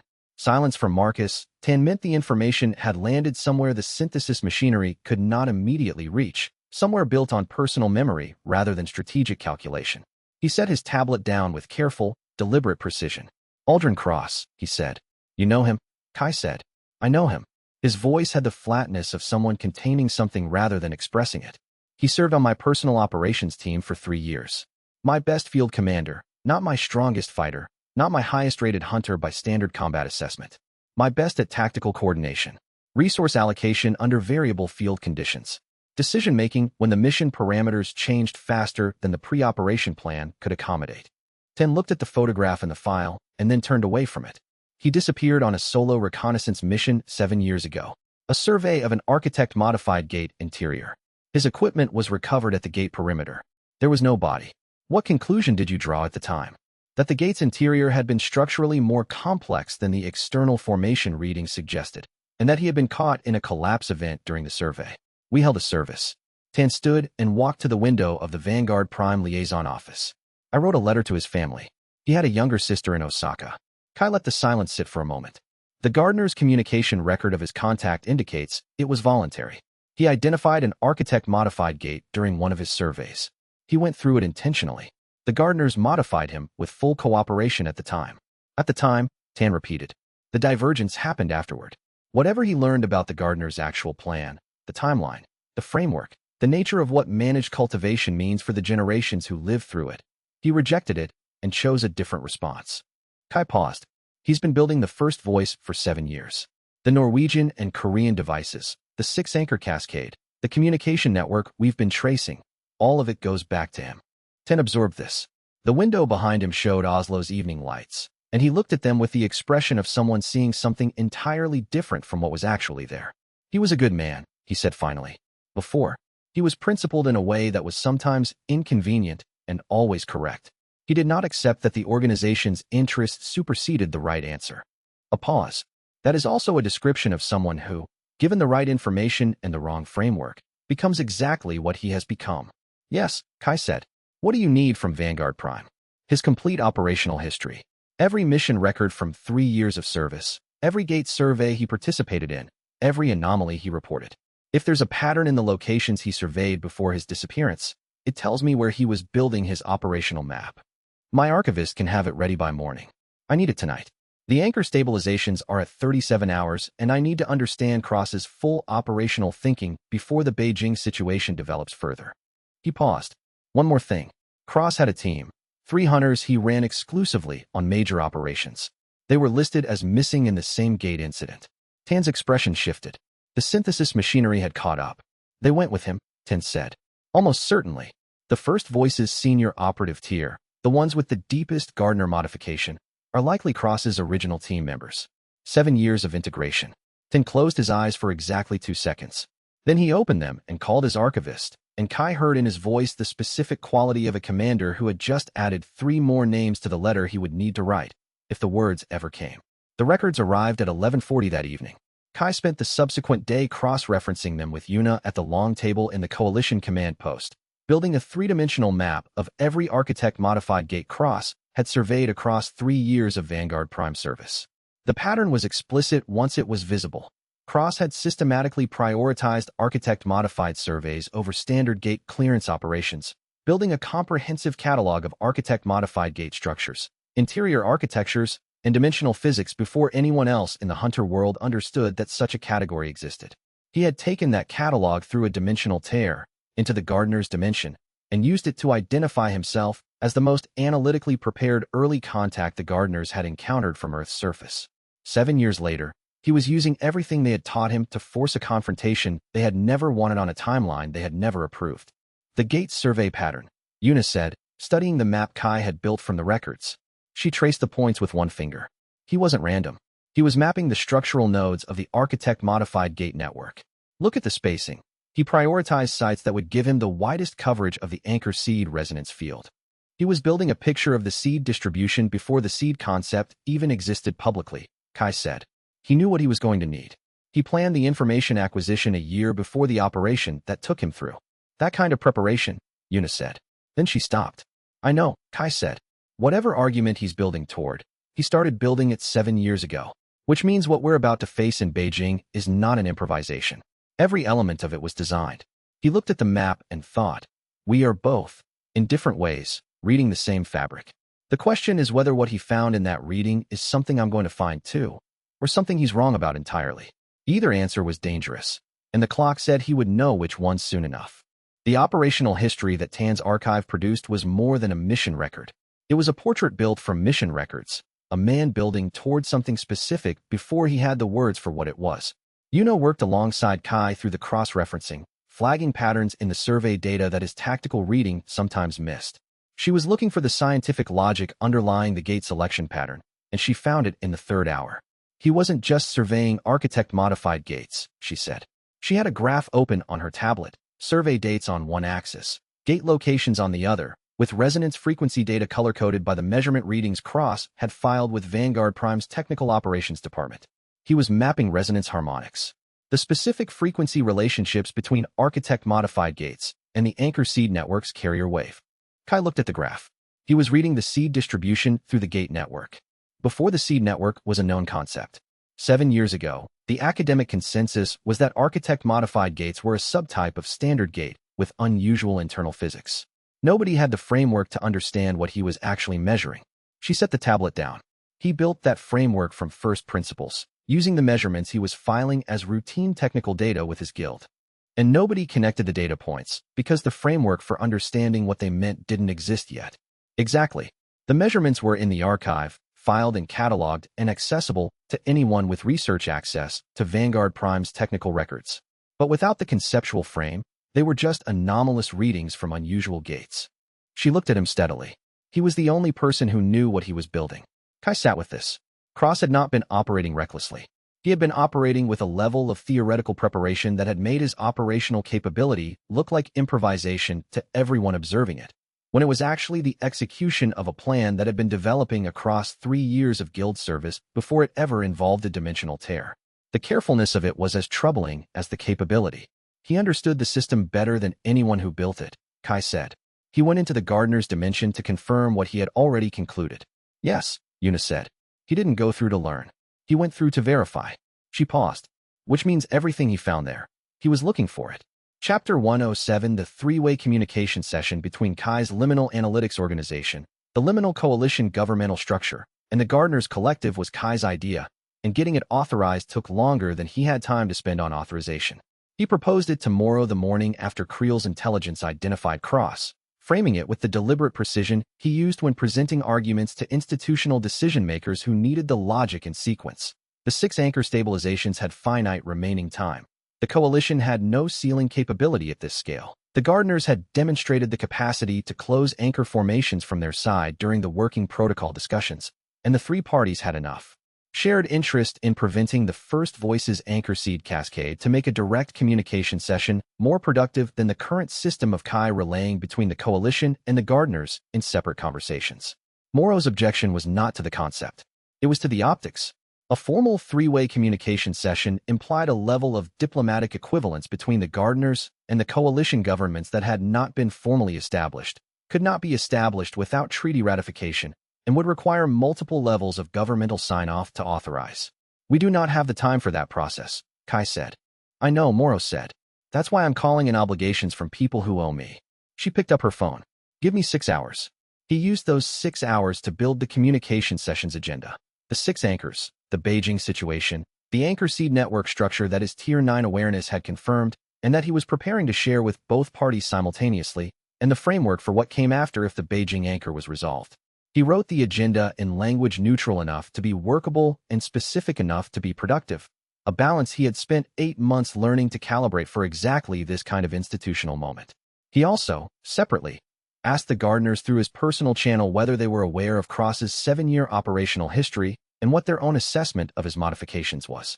The response came with the measured composition of their communication style, carrying an undertone he had learned to identify as discomfort. Cross individual underwent modification consistent with early contact enhancement protocol. The translation produced. The divergence period began in the 18th month of his residence in our dimension. The archive access that Cross individual received as part of the integration process included 17 operation historical data on managed cultivation outcomes. Cross individual analyzed the data and reached conclusions that we do not share. Describe the conclusions. Cross individual concluded that Earth-native humans in the current transitional period are being maintained in a deliberately limited capability state for the purpose of ensuring compliance with a long-term cultivation schedule. This conclusion is based on data that is real and an interpretation that we reject. What interpretation do you offer instead? A long pause. Developmental pacing requirements. The historical data on premature integration events in 8 of 17 operations produces instability outcomes that are harmful to the Earth-equivalent species experiencing them. The pacing serves the species, not the cultivation schedule's convenience. Cross believes it serves the schedule. Cross individual has reached a conclusion that was, in his assessment, validated by direct archive review. We consider the conclusion incorrect and the methods cross individual has pursued in response to be harmful. We also acknowledge that the conclusion is not derived from fabricated data. He sat with this for a long moment. The gardeners were telling him, as carefully as their communication style permitted, that Cross was not wrong about the data, only about what the data meant. That distinction was real, and it mattered. It was also the kind of distinction that sounded like rationalization when you were the party being managed. The authorization came through in 5.5 hours. The three-way session ran for 9 hours, produced a working protocol that none of the parties would officially acknowledge for several more weeks, and established the first formal bilateral framework between humanity and an extra-dimensional intelligence in any documented history. It was imperfect. Both sides acknowledged it was imperfect. The most important thing about it was its existence, and the fact that the verification mechanism embedded in its structure was genuine and operational, not a diplomatic courtesy inserted to satisfy the coalition's bureaucratic requirements. He signed the document with the understanding that it was only as real as what happened next. The agreement existed under pressure of the unresolved threat inside the Beijing anchor, like a contract negotiated while one party held something over the table and both parties were pretending otherwise. The Beijing situation had to resolve before the framework meant anything at all. Cross was building something inside that anchor, and Kai had 31 hours left before the first stabilizations expired and the real race began. The authorization framework that Morrow assembled in 5.5 hours was not the formal treaty ratification process that the coalition's institutional structure theoretically required. It was something more practical. Documented consent from the 8 heads of state who had the most direct operational stake in the anchor crisis, communicated through classified secure channels, framing the three-way session as an emergency crisis management consultation rather than a formal diplomatic event. The distinction was legally significant and practically irrelevant. What mattered was that nobody would object after the fact once the crisis resolved, and the people who could object beforehand had been contacted first. "You're better at this than I gave you credit for," Kai said, when she walked him through the framework. "I've been doing institutional politics for 20 years, Morrow said. "You've been doing it for 8 months. At some point the difference in experience shows." She set the authorization documents on the table. "What I need from you is a session outcome that gives everyone who signed this something they can point to as a gain. Not a symbolic gain. A real one. The gardeners closing the 6 expanding anchors is a real gain. For the nations that have those anchors on their territory. The nations that don't have active anchors on their territory are going to need something that looks like progress on the access question." He thought about this. The Joint Scientific Commission. Yuna, as Earthside chair, put it in the framework. Is the gardeners' side going to agree to a Joint Scientific Commission? "Yes," he said. "They've been managing humanity's dimensional contact in ways that have produced our hunter capability system. They would benefit from a formal scientific exchange that gives them better data on how Earth's population is progressing. The Commission serves their interests as well as ours. Then that's the gain for the non-anchor nations." She picked up her pen. "Go run your session. I'll manage the institutional side from here." He went. The session ran for 9 hours and produced the working protocol that neither party would formally acknowledge for several more weeks, and the Joint Scientific Commission was written in at the 3rd hour as the first agenda item both sides had accepted without revision, which told him that Yuna was right, and that the gardeners had been thinking about a formal exchange mechanism for longer than the crisis had existed. The gardeners' acceptance of the three-way session proposal arrived while he was still writing the agenda, which forced him to accelerate the agenda building to match the timeline the acceptance implied. The collective had accepted before he finished speaking. He had been in the middle of his second sentence, proposing the bilateral negotiating sessions as a post-crisis element of the framework, when the channel carried the gardeners' response pattern, agreement, without condition or revision. Not even a request for clarification on the translator mechanism. He noted this and set it aside for later analysis. An entity that accepted without condition was either an entity without reservations or an entity that had modeled the proposal in advance and had already resolved its reservations before the proposal arrived. The gardeners had been thinking about this conversation for longer than it took him to propose it. The agenda he had been building shifted slightly in response to that realization. If the gardeners were prepared for the session, the preparatory work he had expected to do in the first hours, establishing shared definitions, explaining the anomaly sensor's translation function, building the basic mutual understanding that formal communication required, was already done from their side. They would walk in with a position, not with questions. He adjusted the agenda to open with the anchor stabilizations rather than the procedural framework. If both sides arrived prepared, He wanted the first agenda item to be the one that demonstrated the most immediate shared interest, stopping the 6 expanding anchors from reaching the catastrophic threshold before Beijing resolved. That shared interest was the foundation everything else would be built on. The agenda is ready, he told Morrow when she returned with the authorization. Start with the anchors. The gardeners will have already calculated the closure operations their side needs to perform. If they can commit to those operations in the first hour, the session is productive before we've discussed anything else. And if they don't commit in the first hour, she said, then the session is still valuable, because we've established that the anchor closures are on the table as a deliverable. He looked at her. Either way, the session gives us more than we have now. That's the only criterion. He paused. But I need Cross identified and positioned before the session concludes, because whatever the session produces, it has no force while he holds that amplifier. Chapter 108. Kai's next communication with the gardeners was the most direct he had attempted, and he initiated it himself. He reached through the channel they had established, actively requesting engagement rather than waiting for their contact, which he had not done before. Every previous gardener communication had been either their initiation or his response to an emergency. This was different, deliberate, analytical, looking for specific information about a specific person, framed as clearly as he could frame it, because ambiguity in this channel cost time he was not willing to waste. Aldrin Cross, he said, speaking aloud in the empty monitoring room as he always did when using the channel, because the act of forming words helped structure the inquiry. You have described him as a voluntary early contact who underwent modification with full cooperation and then diverged from your guidance. I need to understand the divergence. What did he learn that changed him? The collective's response came with the measured composition of something that had been prepared for this question, but was nonetheless delivering it reluctantly. Cross-individual underwent modification consistent with early contact protocol. Modification includes partial integration of dimensional processing capability. Cross-individual's analytical capabilities were significantly elevated. The divergence arose from what cross-individual perceived during enhanced analytical access to our planning archives. What did he perceive? A pause longer than usual. Cross-individual correctly identified the projected integration timeline as encompassing 6 to 8 generations of Earth-native humans. Correct identification. Cross-individual interpreted this timeline as evidence that the transitional generations, including the current one, were not intended to experience full integration benefits. Correct interpretation. Cross-individual concluded that the management framework was designed to develop Earth-native capability while maintaining sufficient limitation to prevent independent dimensional access.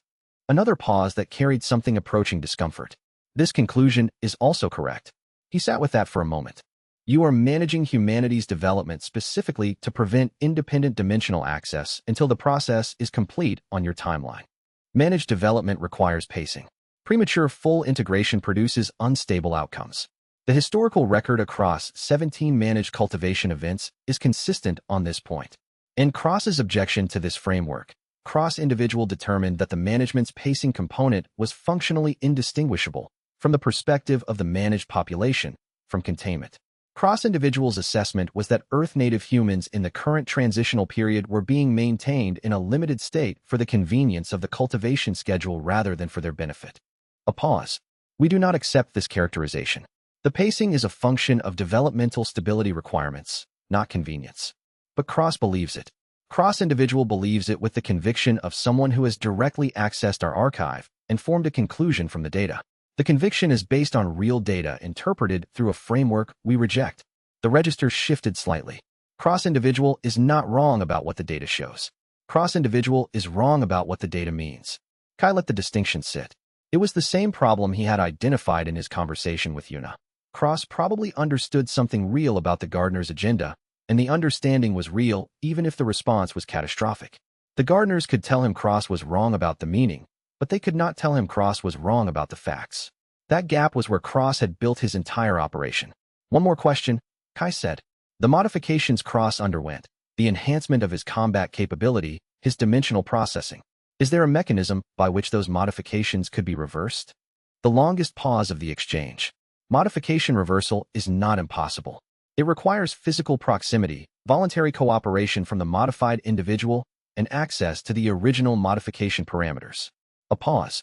Cross-individual has not expressed willingness for reversal. Cross-individual has expressed the opposite. I know. Kai closed the communication channel and sat in the empty monitoring room. Cross was not a madman. He had correctly identified a genuine problem with the gardener's management framework and had responded to it with methods that were causing catastrophic harm. The logic was internally consistent.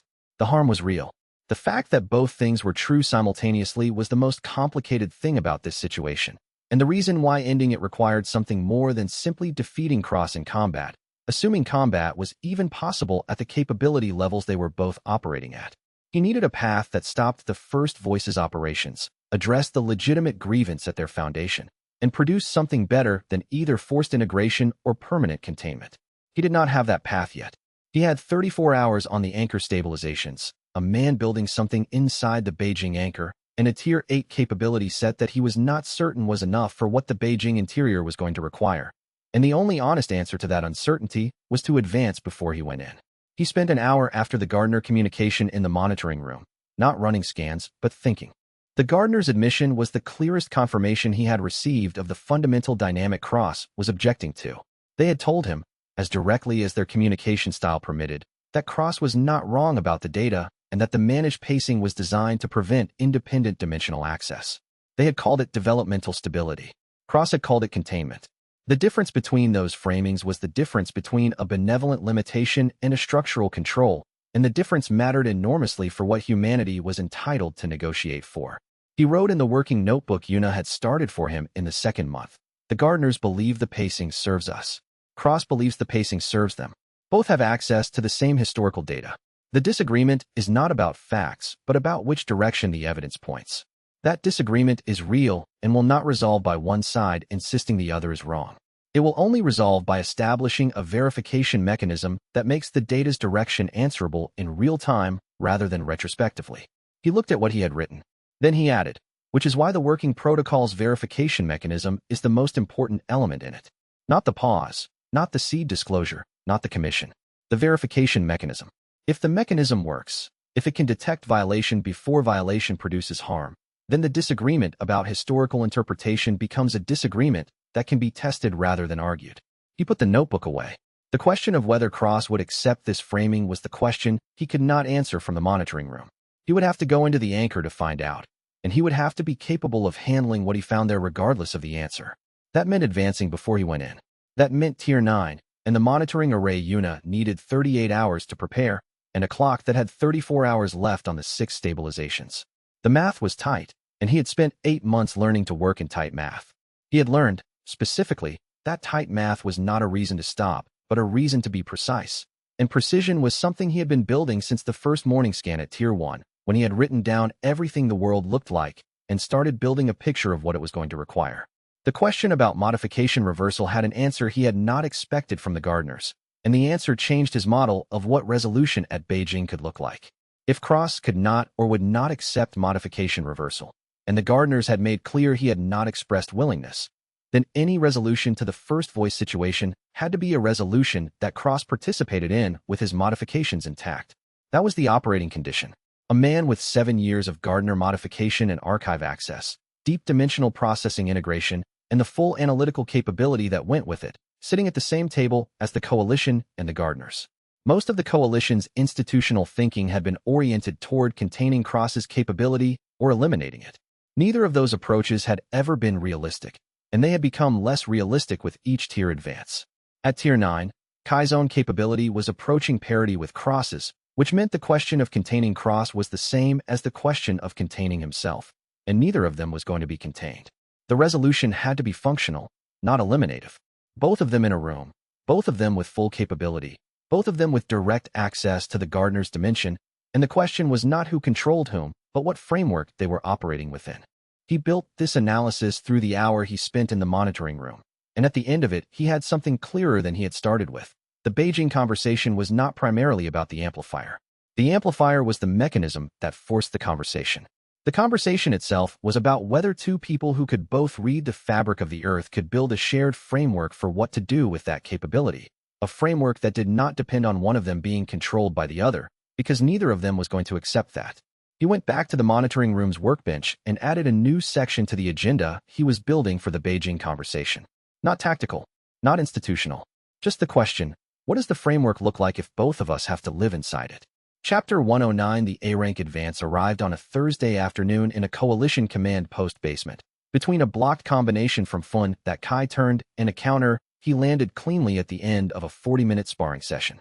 He had been training in every available window since the Norwegian operation, not with the systematic methodology Fun had applied during the early mountain period, but with the functional urgency of someone who understood that the gap between their current capability and what the next engagement required was closing from the wrong side. The sessions were compressed, intense, focused on the specific deficit he had identified at Norway, reading opponents whose decision-making framework incorporated enough dimensional processing integration to create false patterns in his precognition.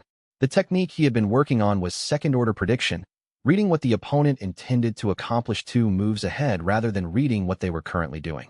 In practice, this meant tracking immediate action, projecting immediate intention, and modeling the outcome the opponent was positioning for through the immediate sequence simultaneously. At Tier 7 this had been possible, but effortful.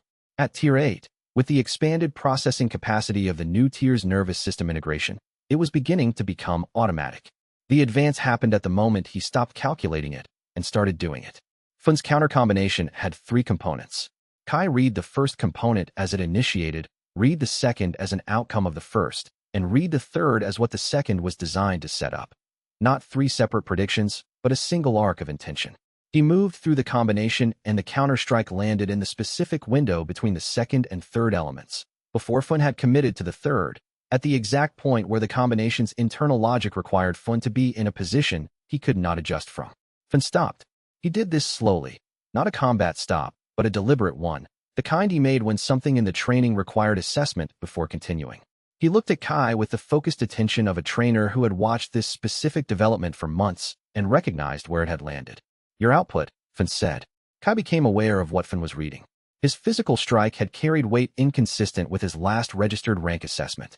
The kind of inconsistency that meant the assessment was outdated. He checked his own body's state with the internal awareness the anomaly sensor's physical integration had developed over months of rebuilding. A rank. The cellular reconstruction was complete. His physical architecture had been rebuilt to accommodate the dimensional processing load the anomaly sensor required at Tier 8, and the architecture the rebuild had produced was A-rank combat capability, not the standard A-rank that accumulated through years of deliberate power training, but a functional equivalent arrived at through a dimensional ability rewriting its host from the inside out. Fun stood in the middle of the training space and looked at him without speaking for a full 8 seconds. Then, when I met you, you were F-rank. That was 8 months ago. Is that a problem? Kai asked. Fun considered this the way he considered every question that required an honest answer. It's a miracle, he said, and miracles make me nervous. He picked up the training weapon from where he had set it. Again, they trained for another 40 minutes. At A rank, the gap between them had closed enough that the sessions were genuine exchanges rather than managed instruction. Kai drove Fun back twice. He also took 3 hits he should have evaded. The 3 you missed, Fun said during the cooldown, his voice carrying none of the emotion that a different trainer might have put in it. I know. He had cataloged them in real time. The third one, the feint into the low strike combination. I read the feint as the real movement and committed to the counter before he changed the vector. Fun said. I'm modeling cross as operatives. The senior one from Norway specifically. He looked at his hands. A rank, the luminescence feint in the indirect light. The second-order technique worked against standard enhanced operatives at Norway. Against the senior operative, it was breaking down. She was choosing actions based on what she expected me to predict, and those choices were 2 levels removed from what my modeling was reaching. Fun considered this with the patience of someone who understood that the problem being presented was not a training problem in the conventional sense. You can't train against an opponent you don't have access to. No, but I can train the underlying skill to a higher base level. So when I'm against an opponent I haven't modeled, I have more processing capacity to apply in real time. He stood up. 34 hours on the anchor stabilizations. Then Beijing. Tell me the operation. He laid it out. Fun listened without asking questions until the end, then asked 3 specific questions about the anchor's interior physics and the amplifier's position. He accepted the answers and noted where the variables remained unresolved. Then he said, simply, my role. You stay with Yuna at the external array position. She'll be running remote sensor analysis during the interior operation. If anything moves toward her position, I handle it, Fun said. Not a question. Yes. Fun nodded. One nod. The same professional acknowledgement he gave every operational role assignment. No ceremony, no commentary, just the fundamental message that the role was understood and would be executed exactly as assigned. and that he trusted Kai to handle his part the same way. Go plan, he said. I'll be where I need to be.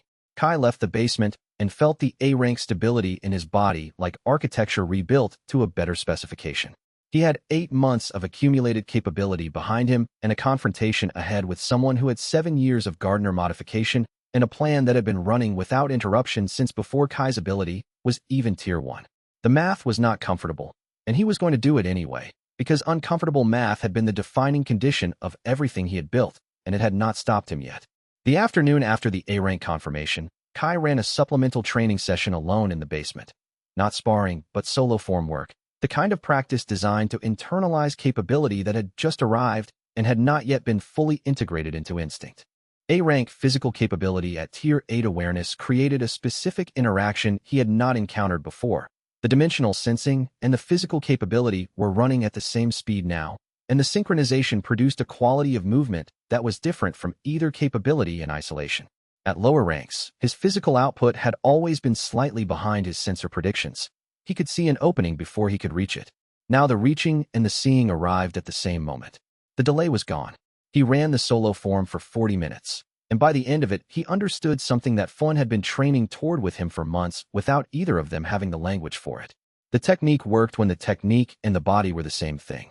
Before A-rank, they had been separate systems being coordinated. Now they were the same system. Yuna appeared in the doorway at the 40-minute mark. She watched him complete the form without interrupting. When he stopped, she said, "The Tier 9 monitoring array. I need to finalize the technical specifications before I can order the components." "What do you need?" "The interior architecture of the Beijing anchor. Specifically the energy collection node's field geometry and the amplifier's position relative to the boundary. I need to design the array to compensate for the anchor's field distortions." He gave her everything his Tier 9 awareness was reading from the anchor, which was, now, the full interior at complete resolution. She spent 20 minutes with the data and wrote 3 pages of technical specifications. 36 hours, she said, revising her earlier estimate downward. "I can have it ready in 36. "You said 38 this morning." "This morning, I didn't have the interior field geometry. With the field geometry, I can optimize the array placement. That saves 2 hours. She looked up from the specifications. "You should sleep before you go in. Not because the advance hasn't integrated, it has. But because you're about to have the most consequential conversation of the conflict with a man who has had 7 years to think about it, and sleep would give you approximately 2% better processing speed." 2%, he said. "Approximately," she said. "I'm being conservative." He went to sleep, not certain it would help, but aware that Yuna's conservative estimates had been reliable enough that dismissing them was a mistake he could not afford to make the night before he went into an anchor with someone who had been preparing for 7 years. Chapter 110 Aldrin Cross triggered the Beijing anchor at 2:17 in the morning, and Kai's global awareness registered it before any external detection system on Earth had processed the event. He was at his monitoring station running the late evening scan. His third of the day, the pattern established since Tier 8, had made the scans meaningful rather than merely directional. The dimensional fabric at Beijing's coordinates tore open not as a process but as a completed fact, the fabric parting at a specific point and the tear expanding from 0 to 40 meters in less than 60 seconds. Not the 5-day window of natural anchor formation. Not the 72-hour window of a Gardner-managed formation event. A manual trigger executed from inside a prepositioned formation site by someone who had spent weeks inside an existing anchor building precisely this capability. Kai had Morrow on the phone in 43 seconds. "Beijing is active," he said.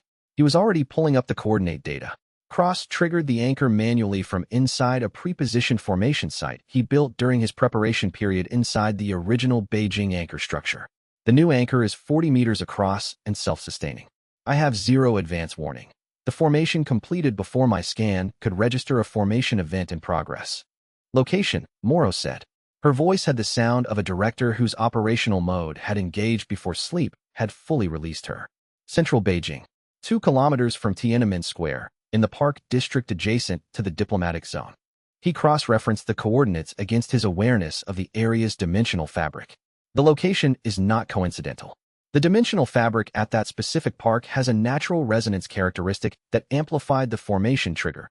Less device energy required to open an anchor at that site than at most other locations in Beijing. Cross identified the site during his preparation period inside the original anchor. Anchor size at 40 meters, evacuations. A 2-kilometer radius is the minimum safe distance for a 40-meter anchor. If Cross has positioned enhanced operatives at the perimeter, the evacuation corridors will need to be controlled for civilian safety. He was pulling up Beijing's evacuation infrastructure maps while he talked. The coalition's city-level response protocol is exactly what this situation requires. Start it now. She was relaying coordinates before he finished. The coalition force at the Beijing anchor site, 12 A-rank hunters at the perimeter position, he continued. They reported movement inside the anchor 6 hours ago. We assessed it as cross-repositioning between positions. We didn't anticipate a manual trigger from inside an existing anchor structure. No one did. The technique requires building a formation device within the anchor's dimensional energy field, using the anchor's existing output as the power source for the trigger. It's not a documented operational capability. Cross developed it specifically for this purpose. He stood up from the monitoring station and began moving.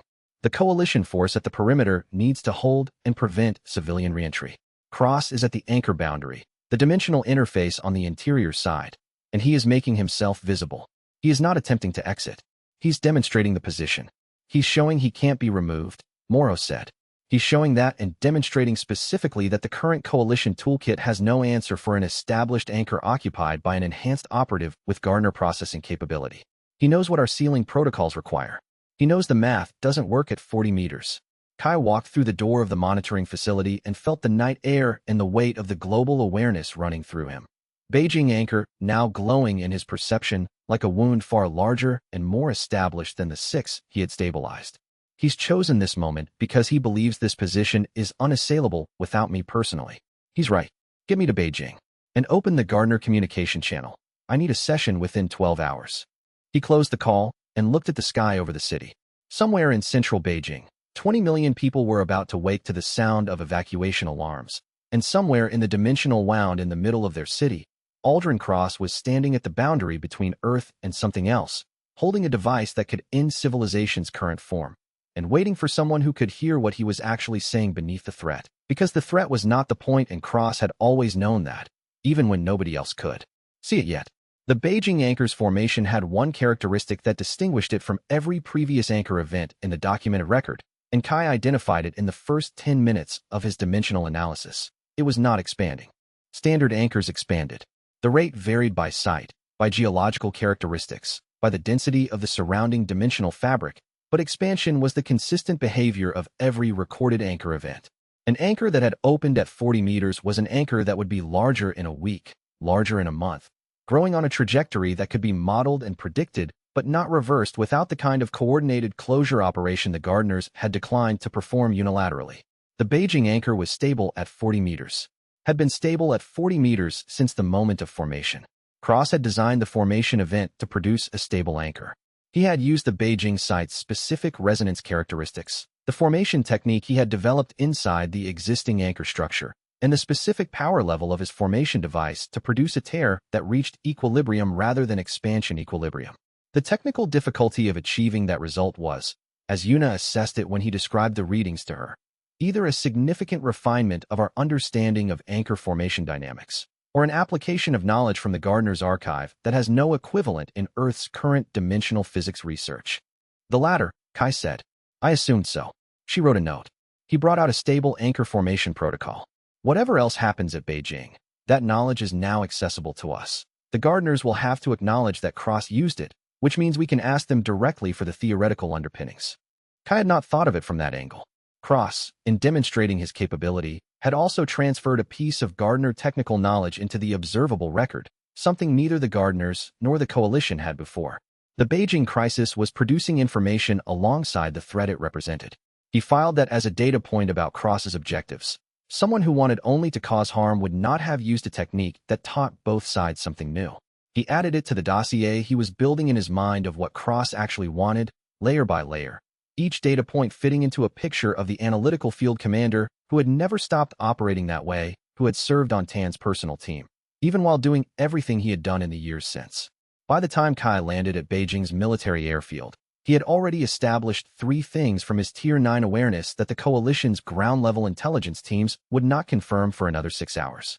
First, Cross had built his formation site inside the existing Beijing anchor structure during the 6 weeks before the new anchor's opening. Using the original anchor's dimensional energy field as cover for the construction activity, which was invisible to any sensor that wasn't reading dimensional fabric at Tier 8 or above. The formation site was not a device in the traditional sense. It was a spatial modification of the anchor's boundary layer, designed to allow controlled tier initiation from the interior side. He had built the capability into the place itself. Second, the new anchor's stability at 40 meters was not accidental. Cross had used a formation technique from the Gardener's archive that optimized for anchor stability rather than anchor expansion, the inverse of what a hostile actor trying to maximize disruption would have used. A hostile actor wanting maximum disruption would have built the largest unstable anchor they could force open. Cross had built the smallest stable anchor his objectives required. Third, there were 43 enhanced operatives positioned inside the original anchor's residual dimensional field area, held in a staged deployment formation that would allow controlled emergence through the new anchor boundary on Cross's command. He had spent 6 weeks not just building the formation site, but positioning and preparing a field force that was already through the dimensional boundary and waiting. The scale of preparation was beyond what the Coalition's intelligence picture had modeled for the First Voice's operational capability. Not because the capability itself was surprising. Zara's financial analysis had always suggested the First Voice had more field assets than they had ever deployed simultaneously, but because the precision of the preparation, the level of technical knowledge required to execute it, and the 7-week timeline all confirmed that Cross had been planning this specific operation before the Norwegian and Korean operations had even been launched. Norway and Korea were not the plan. They were the test, the evidence that Cross had been running to determine whether the coalition had evolved enough to require a different approach.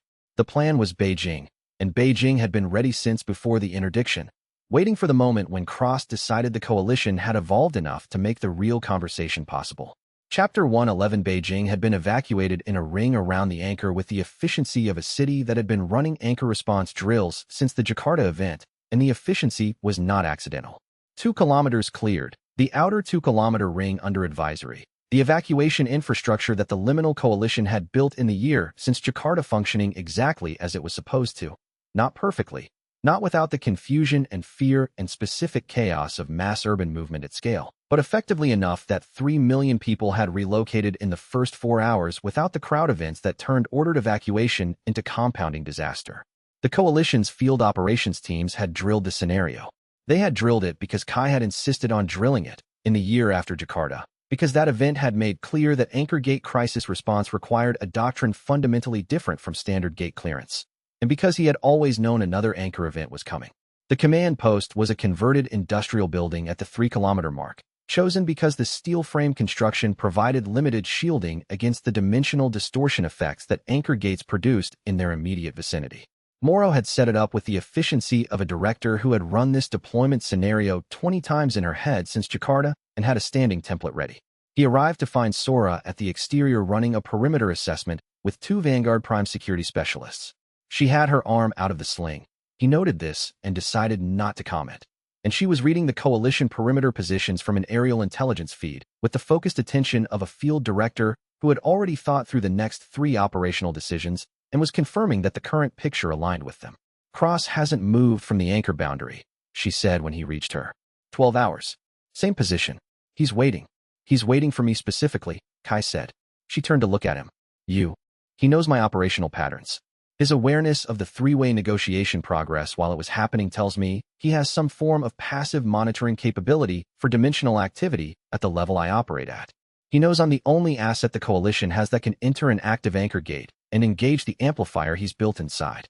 He looked at the anchor from the command post's exterior, visible at 3 kilometers as an atmospheric distortion signature, the sky above it carrying the specific greenish gradient that anchor gates produced when the gardener's dimensional environment began bleeding through the tear.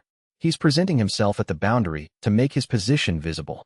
40 meters of established anchor, an enhanced operative at the entry point, and an amplifier cycling inside. He's stating terms without stating them. What terms?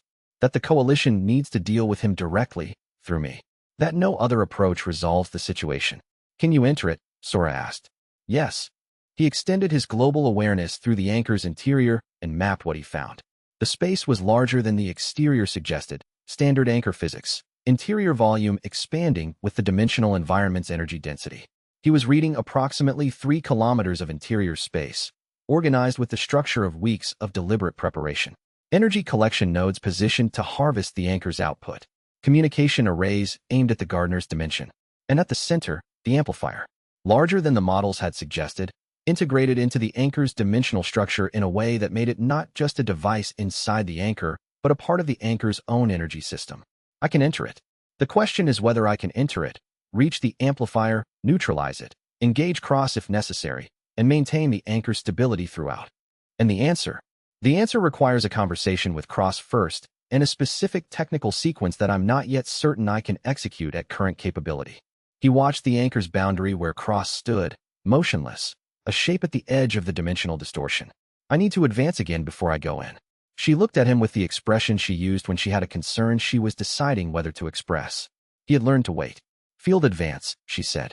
Under combat conditions. Yes. She absorbed this. Then, how long does Yuna need to set up the monitoring array? She says 38 hours. You have 31 before the original 6 stabilizations expire. I know. He had been managing this arithmetic since the Beijing anchor opened. The 6 expanding anchors become unmanageable approximately 19 hours after the stabilizations expire, based on current expansion rate. The gardeners have committed to closing them from their side once Beijing resolves. Beijing needs to resolve before the 41-hour window closes. Sora did the math silently. Narrow. Yes. All right. She straightened. I'll run the perimeter. You brief Yuna and Fulin and get into that anchor. He watched Cross's motionless shape at the anchor boundary and thought about everything Cross knew and everything Cross believed, and whether any of it could be talked through rather than simply stopped. The question itself was the most useful thing he had thought since landing in Beijing, because any plan that didn't account for the possibility of talking was a plan that ignored the evidence. Cross had come out of the anchor and stood at the boundary instead of triggering the cascade immediately. That choice meant something. The Tier 9 advance happened at the 33rd hour, during a deep structural mapping run on the anchor's interior. He had been pushing his awareness through the anchor's dimensional layers, reading the amplifier at progressively closer resolution. When the feedback from the anchor's energy density hit the threshold his nervous system had been approaching, and the transition completed in 12 minutes of controlled agony on the floor of the monitoring room. When it was done, the world was a different size. Tier 9, absolute. Complete real-time planetary dimensional awareness. Every anchor seed reading in his perception like pressure points in a map made of living fabric. The amplifier at the center of the Beijing anchor read with the clarity of something directly in front of him. Cross, inside the anchor, was visible in his full dimensional signature. The deep Gardner modification, the enhanced processing integration, the specific shape of capability that had been built over 7 years of sustained contact. He could feel Cross feeling him back. The connection between two people who could both read dimensional signatures at this level of resolution had a quality he had never experienced before. Not hostile, not friendly, but mutual and unmistakable. He knows I advanced, Kai said. Yuna was beside him with the medical scanner. Can he stop you? She asked.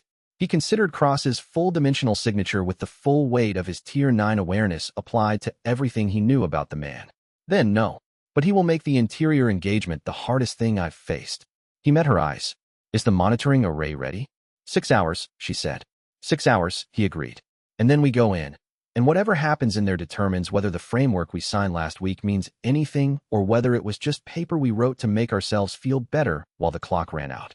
The 31 hours between Kai's arrival in Beijing and the Tier 9 advance were the most operationally dense of his life, and he spent them running the global picture while preparing for an interior operation that required a capability he did not yet have.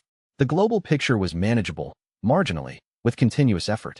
The coalition's deployment ran across 12 anchor crisis points simultaneously, each point requiring resource allocation decisions that his planetary awareness could inform and that Sora's field direction and Moro's institutional authority could execute. The coordination worked because every person in the chain understood their role and executed it without requiring his presence for each decision.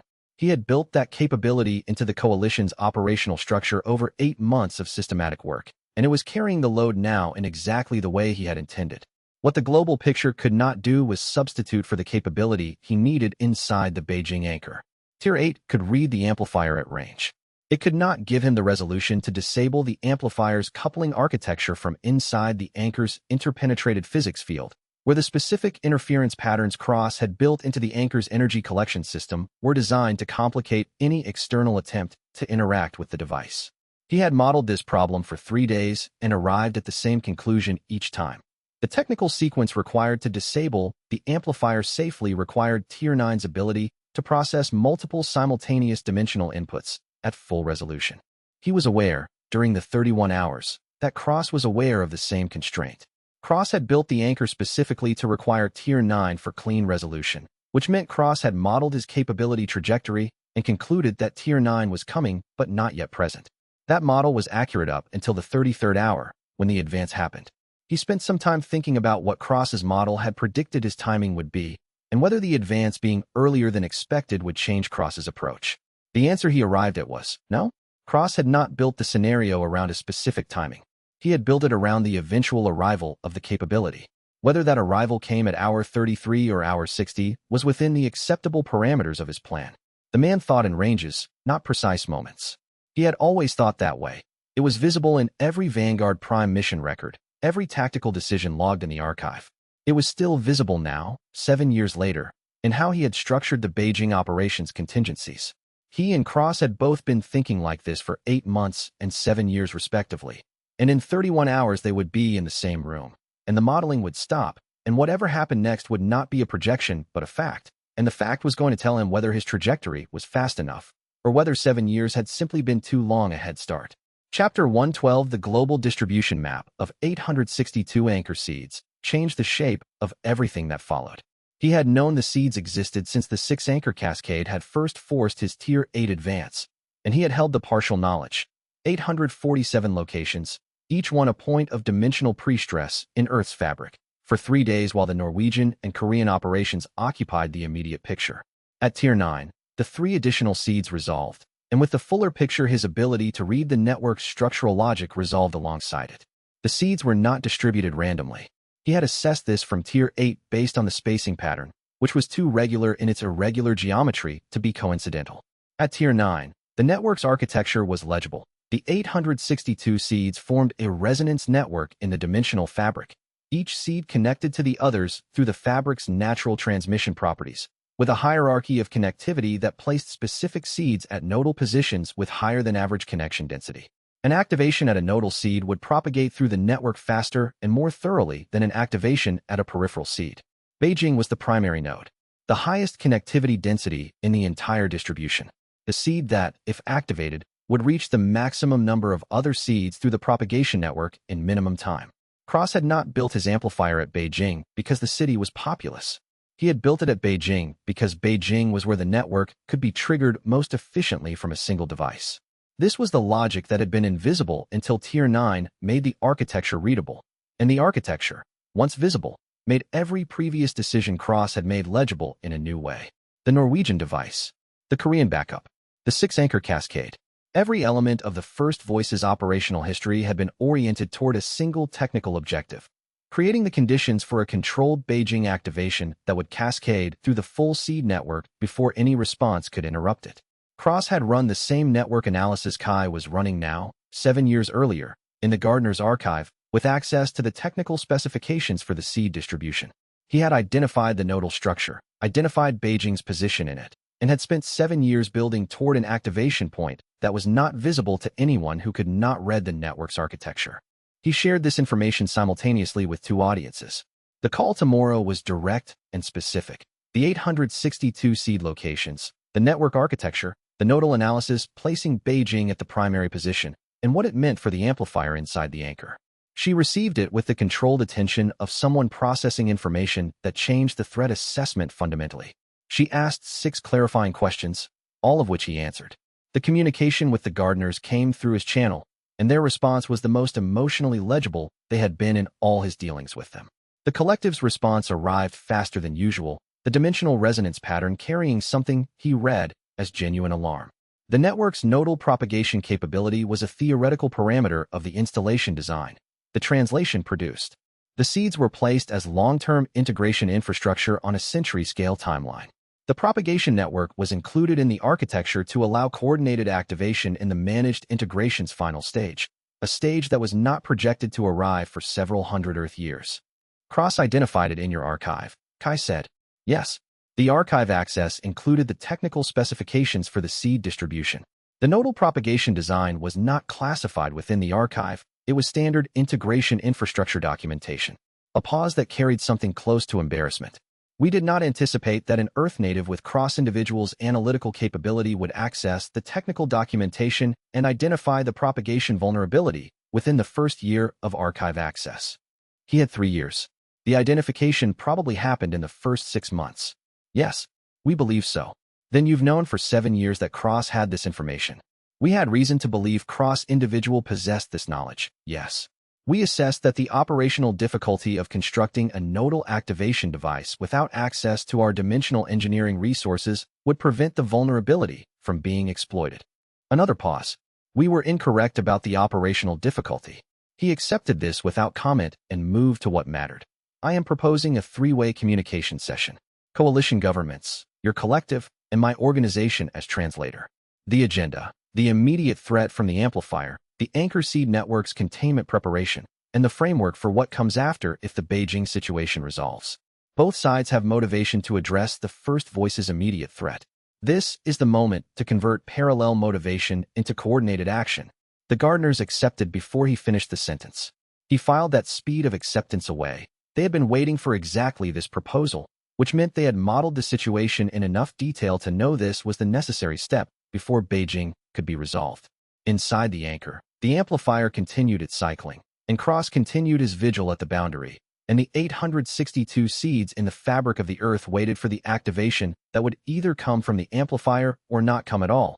And the difference between those two outcomes was a conversation that had not happened yet, in a room inside a dimensional wound, between two people who had both been preparing for it longer than either of them had initially planned. The full implications of the 862 seed network architecture took Yuna 3 hours to work through after Kai presented the data, and her conclusions added dimensions to the threat picture that his tactical reading had not fully reached. The propagation rate through the nodal network, she said, sitting across the workbench from him in the command post's technical room. She had filled 2 whiteboards with dimensional physics calculations. An activation at the Beijing primary node doesn't propagate uniformly. It propagates along the connectivity hierarchy, highest density connections first, then secondary and tertiary nodes in sequence. The cascade is not instantaneous. It's a wave that spreads through the fabric. In approximately 90 minutes from primary activation to global coverage at full cascade speed. She pointed at a specific calculation on the second whiteboard. 90 minutes is not enough time for coordinated physical interdiction of even the 5 highest priority secondary nodes, if they're geographically distributed. But it is enough time for the gardeners to perform emergency closure operations if they're prepared and the communication channel is open. This changed the operational picture in a specific way.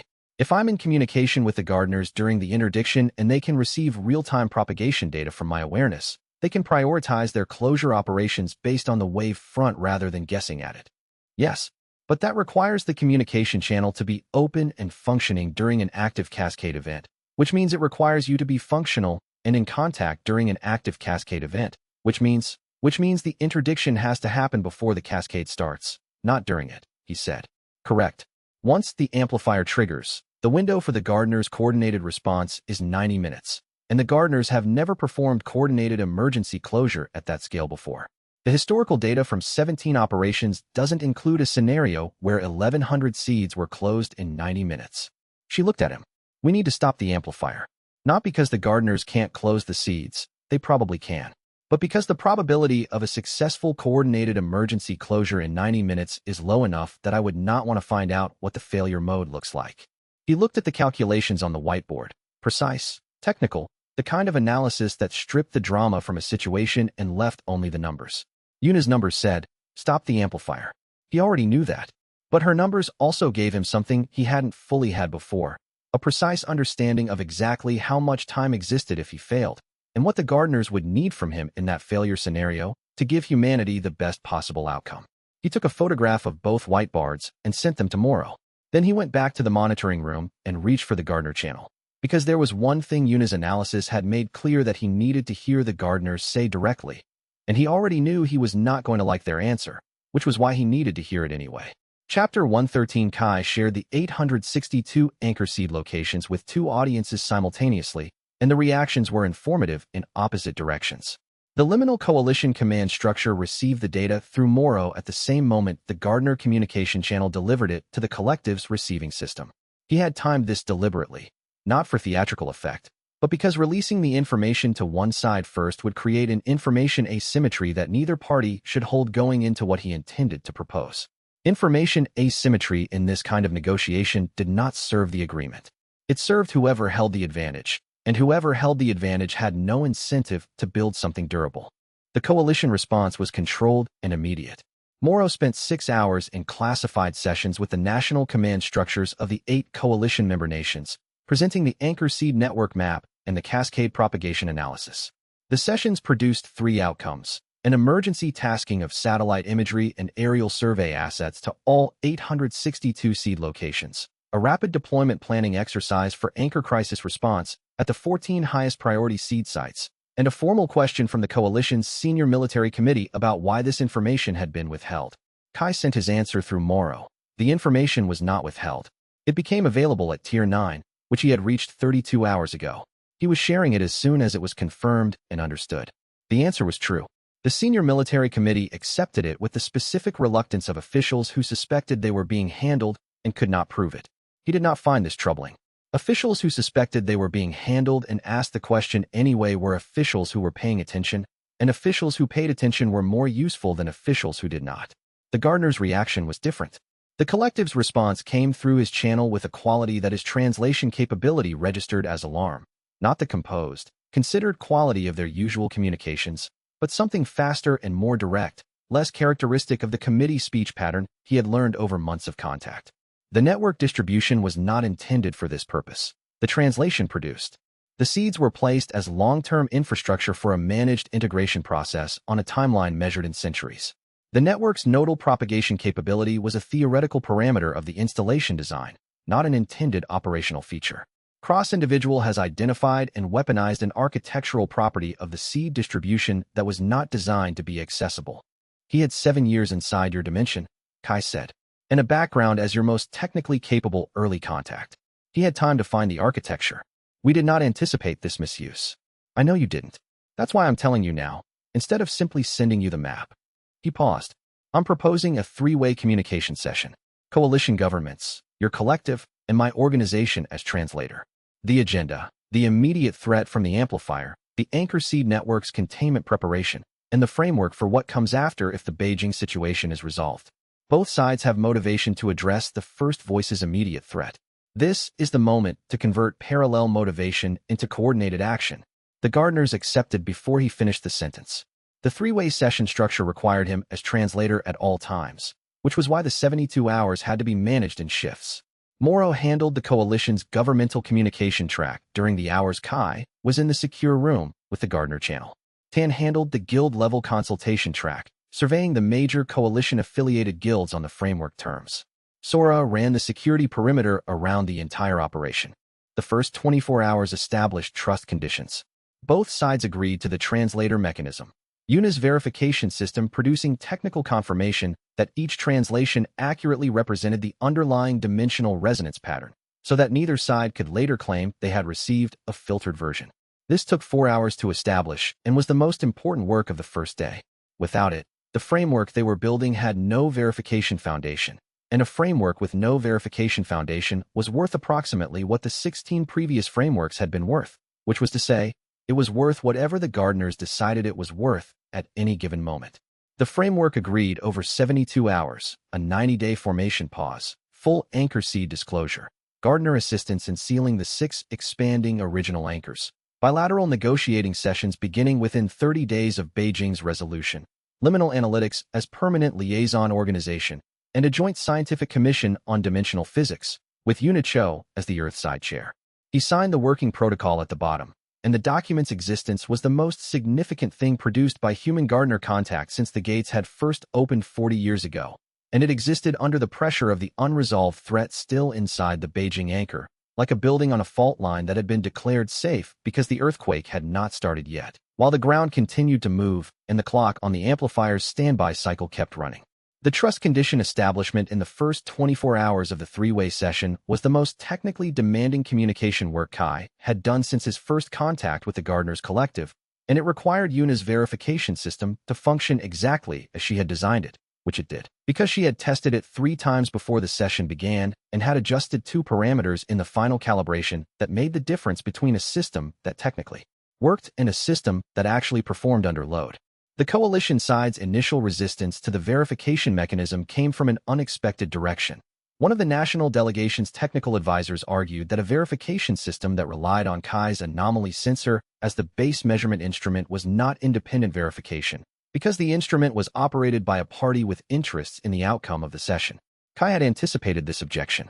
The verification mechanism doesn't verify that my translations are correct, he said, through Moro, to the delegation.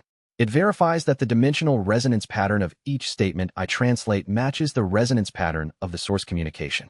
The gardeners can confirm the match from their side, and Yuna's monitoring system can confirm it from the Earth side. The 3 confirmations have to agree for the translation to stand.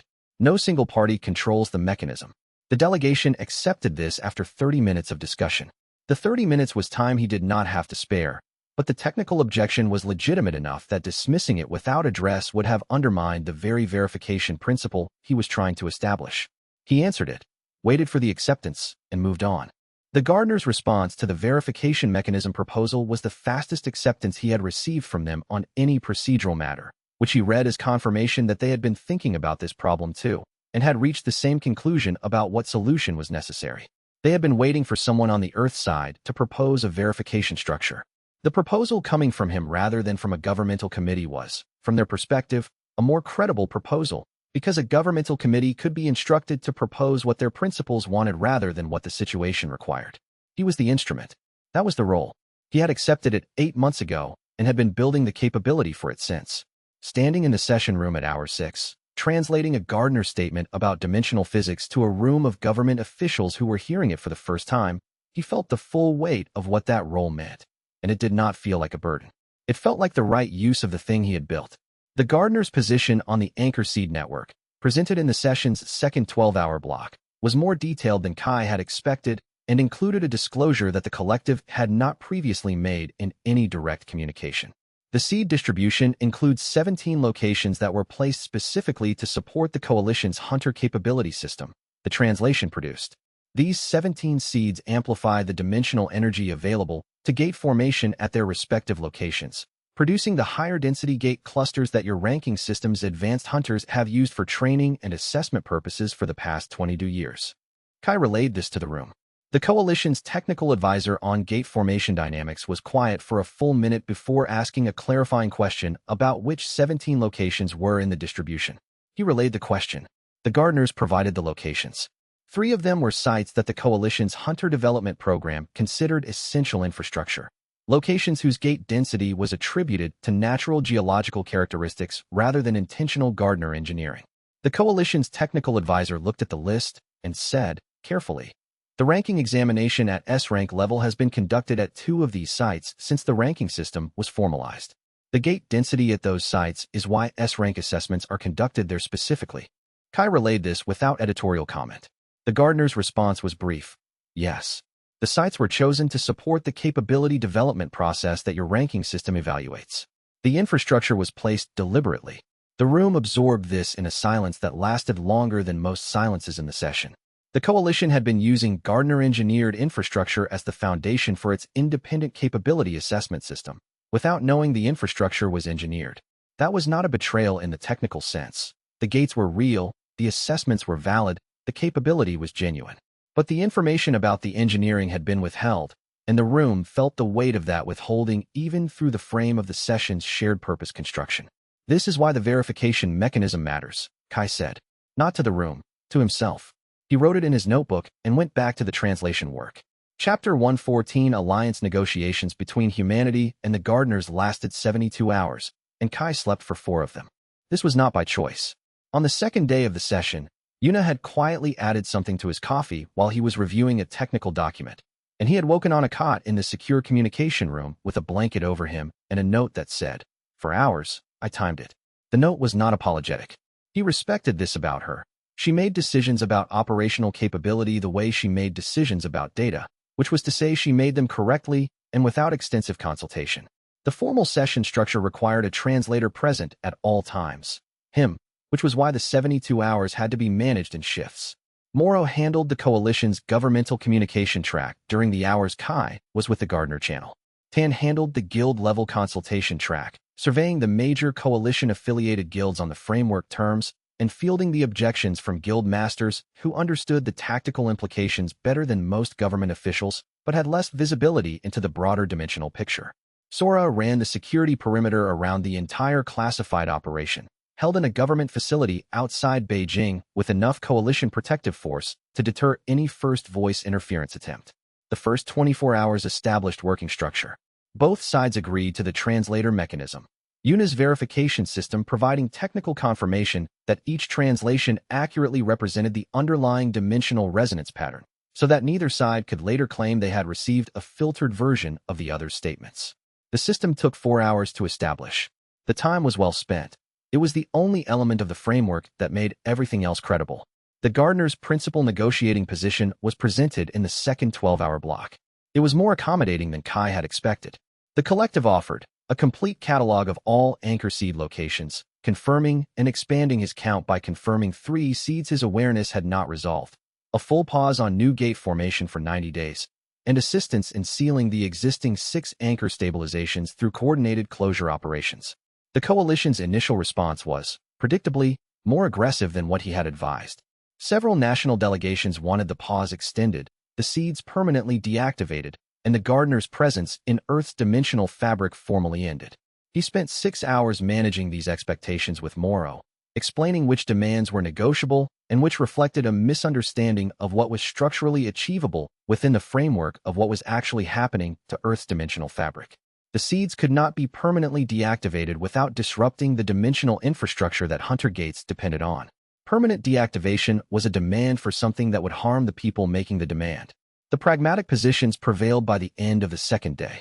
Coalition governments with the most direct operational experience of anchor crisis events were more willing to accept the Gardner's terms because they had concrete experience with what unmanaged anchor events looked like. The governments with less direct operational experience pushed harder on ideological terms and had to be walked through the technical realities by their own scientific advisors. The framework agreed by the end of the third day, 90-day formation pause, full anchor seed disclosure, Gardner assistance in sealing the 6 existing anchors. The Beijing anchor to be addressed as an immediate crisis, both sides cooperating to close it as soon as Cross's use of it was neutralized.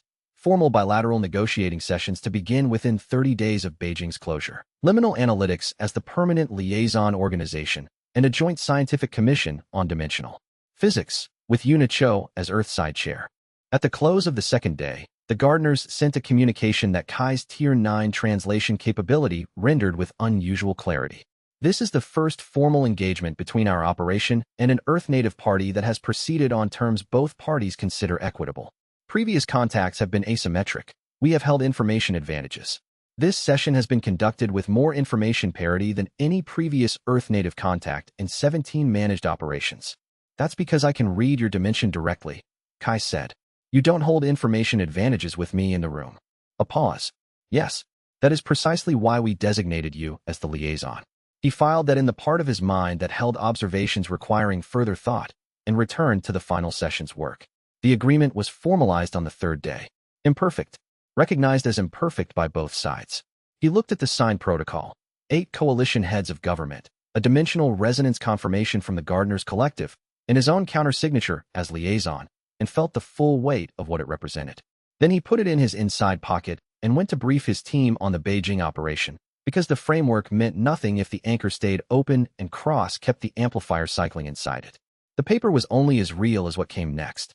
The pragmatic positions that prevailed on the second day of the session prevailed not because Morrow argued for them more effectively than the opposing delegations argued against them, but because the opposing delegations ran out of technical responses to the data Kai was presenting through the Gardner channel.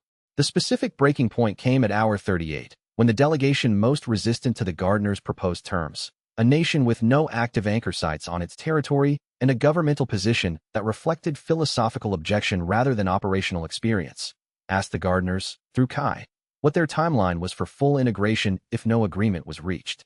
The Gardners' answer was precise. Full integration without a managed framework agreement would proceed on an emergency expedited schedule of approximately 12 years, beginning at the point where the dependency stage's self-sustaining threshold is reached. The emergency schedule does not include population stabilization protocols. The outcomes of emergency integration events in the historical record are not positive for the Earth-equivalent species. Kai translated this to the room. The delegation that had asked the question was quiet for 2 minutes. Then they asked a clarifying question about what population stabilization protocols entailed and what the absence of them meant in practice. He relayed the question to the gardeners and translated the answer, which described in precise and clinical language what the Jakarta event had represented as a small-scale preview of integration without stabilization protocols. The delegation requested a recess. In the recess, Moro had a 15-minute conversation with the delegation's lead official that Kai was not present for, but that he understood from the outcome. The delegation returned and withdrew its objections to the proposed terms. This was not a manipulation. Everyone in the room was working with real data.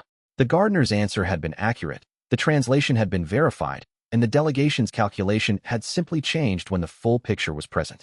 That was how informed decisions worked when the information was real. He signed the document knowing its limitations and knowing, also, that the limitations were real and would require sustained work to address over the years that followed. The framework was not an ending. It was the first condition under which the actual work could begin, and he was already thinking about what the work would look like, which was the only appropriate thing to be thinking about when you finished building the table and hadn't yet started the conversation. The final agreement document was not what any party had proposed at the start of the session, which was how Kai knew it was actually a product of the negotiation rather than a predetermined outcome one side had been steering toward. The coalition had entered wanting permanence, permanent deactivation of the seeds, permanent formation pause, permanent formal recognition of humanity's dimensional sovereignty. The gardeners had entered offering functionality, a managed pause, cooperative sealing, a commission to study long-term integration requirements.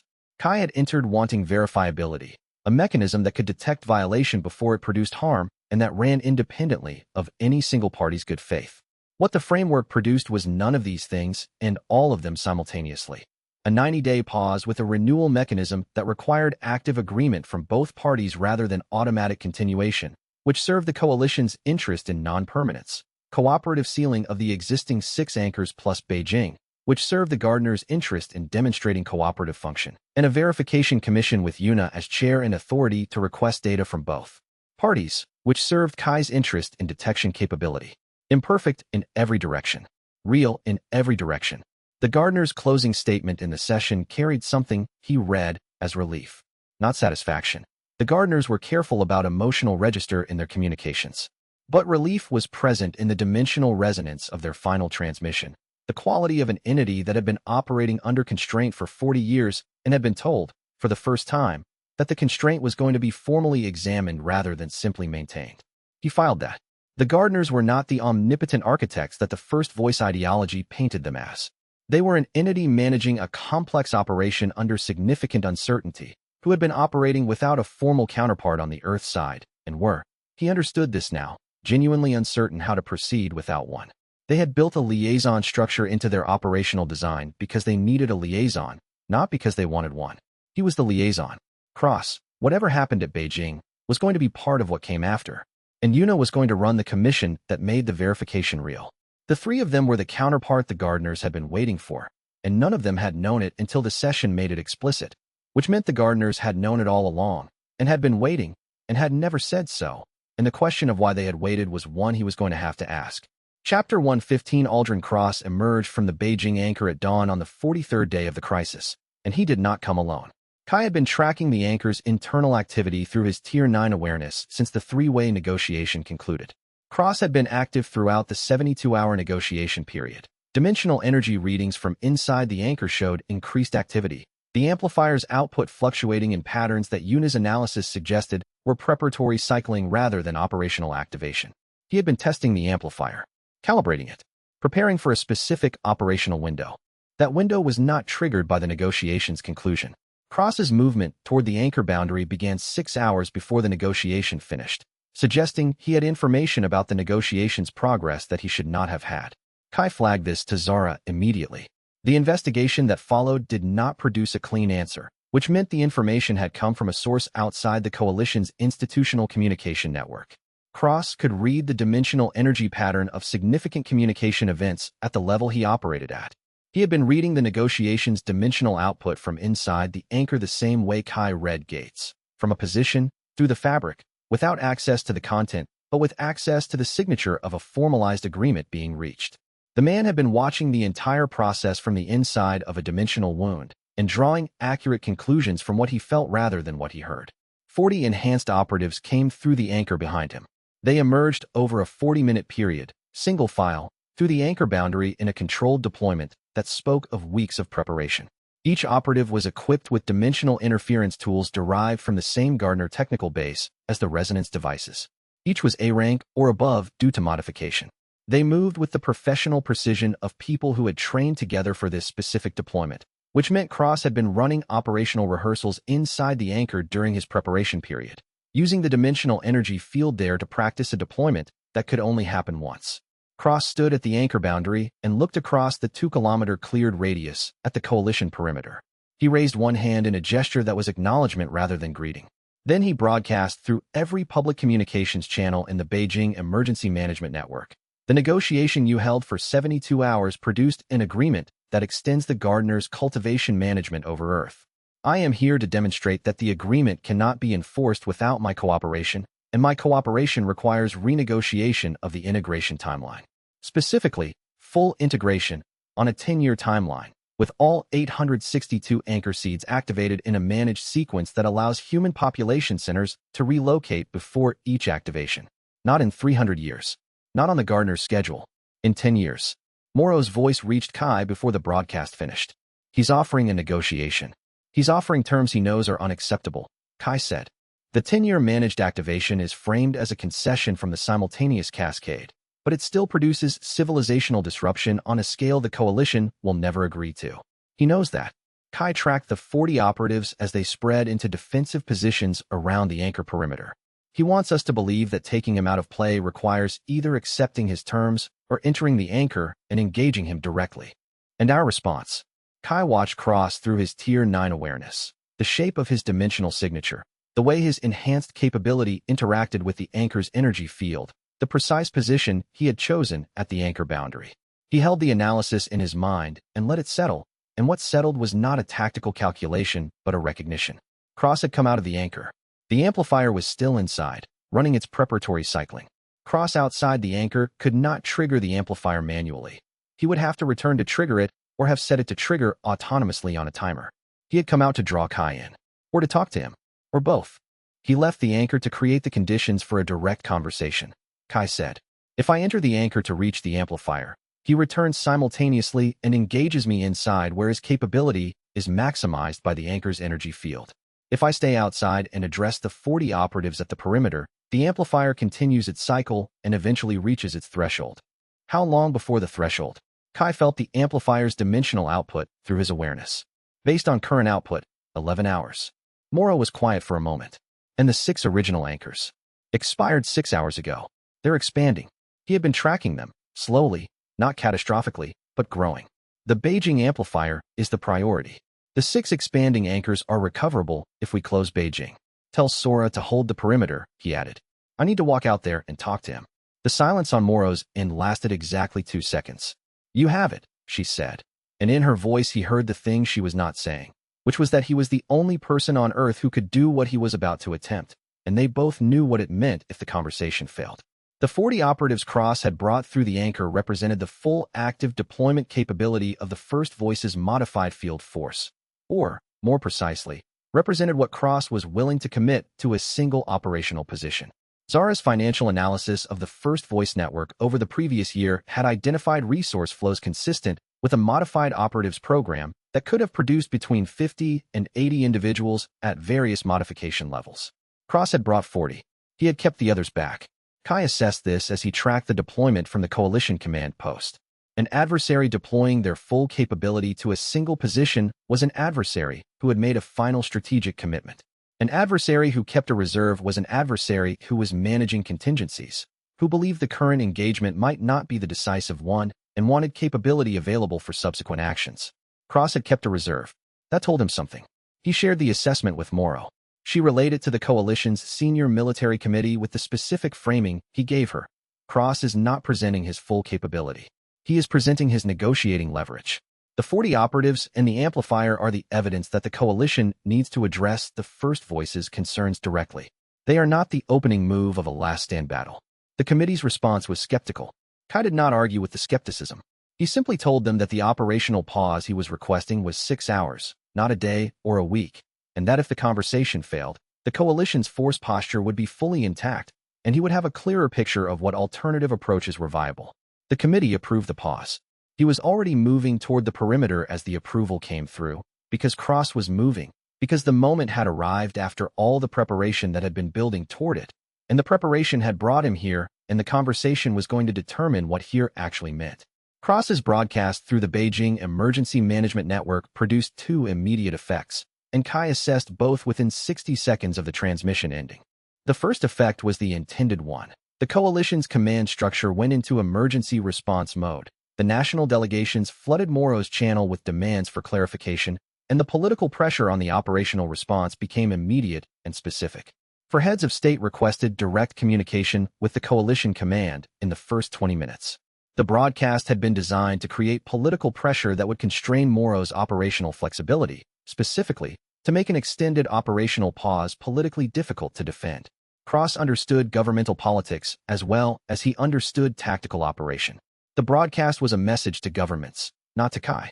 It was telling the governments that the agreement they had signed was not operative while Cross held the amplifier, and that the only negotiation that mattered was the one that would happen inside the anchor. The second effect was the unintended one. From Cross's perspective, Kai could read the dimensional signature of the broadcast's encoding and identify the specific channel architecture Cross had used to access the emergency management network. The access required a communication tool that operated at a dimensional frequency he associated with Gardner-modified communication systems. Cross had not hacked the emergency network through standard electronic means. He had broadcast through the dimensional fabric itself, using a modified Gardner communication technique to interface directly with the network's carrier wave. He has broadcast capability through the dimensional fabric, Kai told Moro. He can reach any digital communication network that uses carrier wave technology without physical access to the network's infrastructure. She absorbed this. He's been able to do this for how long? Unknown. The technique is in the Gardner's archive. It's how they communicate through anchor boundaries. He adapted it for Earth's communication networks. Kai tracked the 40 operatives settling into defensive positions. This is also how he's been monitoring coalition communications. Not through embedded sympathizers. Through the fabric. A pause. He's heard everything. Selected things. The technique requires active tuning to a specific carrier wave. He can't monitor all channels simultaneously. But the channels he chose to monitor, he has heard clearly. He looked at the anchor.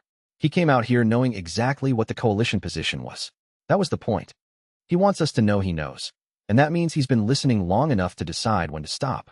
Chapter 116, the largest coordinated hunter response in recorded history, took 6 hours to deploy. Kai coordinated it from a mobile command station at the Beijing operations outer perimeter, running his Tier 9 planetary awareness across the full picture while directing the coalition's response elements through Sora and Moro. The scale was unprecedented and the organizational challenge was genuine. 15 S-rank hunters from 9 nations, 212 A-rank hunters from 23 nations, coalition logistical support across 12 anchor site locations including the 6 expanding original anchors plus the Beijing anchor, and a real-time intelligence picture from his Tier 9 awareness that was the only reason the deployment was possible to coordinate at this scale. Without the planetary read, the coalition commanders would have been managing 6 simultaneous anchor crises and the Beijing situation with separate regional intelligence pictures that took hours to compile and were already outdated by the time they reached the relevant commanders. With the planetary read, Kai could give each deployment point a real-time situational update every 20 minutes, adjusted as conditions shifted in real time. Anchor 3 is expanding faster than the other 5, he told Sora's operations channel. The coalition team there needs to shift the containment perimeter another 200 meters north. The expansion direction is asymmetric because of a geological discontinuity in the foundation layer. He heard Sora relay the instruction to the relevant team commander. The Sao Paulo anchor seed, one of the 5 that Cross activated before the ceasefire, has stabilized on its own. He continued, reading through his planetary awareness with the fluency of someone who had spent 8 months building exactly this skill. The Gardeners confirmed through the communication channel that they performed an emergency seal from their side. Remove the emergency response team from that location and redeploy to the Lagos situation. Confirmed, Moro said. The 41st Voice enhanced operatives at the Beijing perimeter were not engaging the coalition force. They were positioned, defensive, not offensive, maintaining a buffer zone between the anchor boundary and the coalition perimeter. Cross was holding them in place. He had the amplifier cycling. He was waiting for the coalition's deployment to complete before making his next move. Cross wanted Kai to see the full picture before the conversation Cross was planning. He had designed the entire deployment, 40 operatives, the public broadcast, the visible amplifier, as the frame for a negotiation, not a battle. Battles didn't require 40-minute controlled deployments during which nothing was fired. Battles started with the first shot. Cross had come out of the anchor with 40 operatives and no shots fired, and he had held that position for 3 hours. That was not a combat posture. That was a demonstration. Kai had 10 hours and 40 minutes before the amplifier reached threshold. He had a global crisis requiring his coordination attention. He had 40 enhanced operatives at the Beijing perimeter and a former Vanguard Prime field commander who was prepared to trigger the anchor seed cascade if the conversation failed. The 6 expanding anchors, Ten said through the coalition command channel. His voice had the controlled urgency of someone managing a situation at the outer edge of what was manageable. Can you stabilize them the way you stabilized them during the cascade? Not from this distance while managing the Beijing operation simultaneously, Kai said. They need to be addressed through Gardner side closure. I've submitted the request through the communication channel. They've committed to assist once Beijing is resolved. And if Beijing isn't resolved before the expanding anchors reach dangerous thresholds, the Seoul anchor is the most critical. It will reach the secondary expansion threshold in 19 hours at current rate. Kai ran the calculation through his awareness. The Beijing amplifier reaches its threshold in 10 hours and 40 minutes. Beijing is first. Ten was quiet for a moment. Then, I'm going to Seoul personally. Kai looked at the global picture. Tan at Seoul was the right allocation. Vanguard Prime's network had the strongest operational presence in Korea, and an S-rank guild master at a critical anchor site was the correct resource deployment. Confirmed. Take 2 S-rank hunters from the reserve pool. Keep the coalition command connection live. I'll be a voice in your ear, Ten said. Go handle the important part. Cross had moved. Kai felt it through his awareness before any visual observation could have confirmed it. The dimensional signature shifting from the anchor boundary to a position 10 meters forward into the cleared zone. A deliberate advance, single figure, no weapons visible. Walking toward the coalition perimeter with the measured pace of a man who had walked this distance in his mind 100 times and was now executing the real version. Kai keyed his channel. Tell the perimeter to hold position. He's not attacking. He wants to talk. He paused. Tell them I'm coming to the perimeter. Sora's voice came back. Kai, tell them, he said. He walked through the cleared zone toward the perimeter, and Cross walked toward the perimeter from the anchor side, and they met in the middle of the rubble field in the gray early morning light of Beijing, and somewhere behind Cross, inside the anchor, the amplifier was cycling toward a threshold that would cascade 862 anchor seeds into permanent activation, and somewhere in the distance the 6 expanding original anchors were growing, and the only thing standing between that outcome and a different one was whatever happened in the next hour in this rubble field between 2 people who had both been reading the same dimensional fabric for a very long time. The intelligence picture Kai was maintaining for 15 S-rank hunters and over 200 A-rank operators required a discipline he had not expected, the discipline of withholding irrelevant information as efficiently as providing relevant information. Every operator wanted more data than they needed for their specific assignment. The temptation to give them everything he could read was a temptation that would have overloaded every field command channel in the deployment simultaneously. Sora had established a data triage protocol with him before the deployment began, based on what she had learned from a year of working with his awareness in operational settings. Priority 1 data, formation changes and immediate threats to specific team positions. Priority 2 data, adjacent position updates with potential force multiplication implications. Priority 3 data, global picture context updates at 20-minute intervals through the command channel rather than field channels. Everything below Priority 3 was held unless requested. The protocol worked because Sora had written it to fit how he actually operated rather than how a general might want him to operate. He trusted her operational design, since the same way she trusted his dimensional assessment. They had built something over a year that worked better than either of them had built alone, and the Beijing deployment was the largest demonstration of that yet. Anchor 6, he said to Sora's channel. The Western United States. The geological discontinuity I've been tracking is producing asymmetric boundary stress again. The eastern boundary is more stable than the western. Tell the containment team to reinforce the western boundary position before the next expansion cycle. Relaying, she said.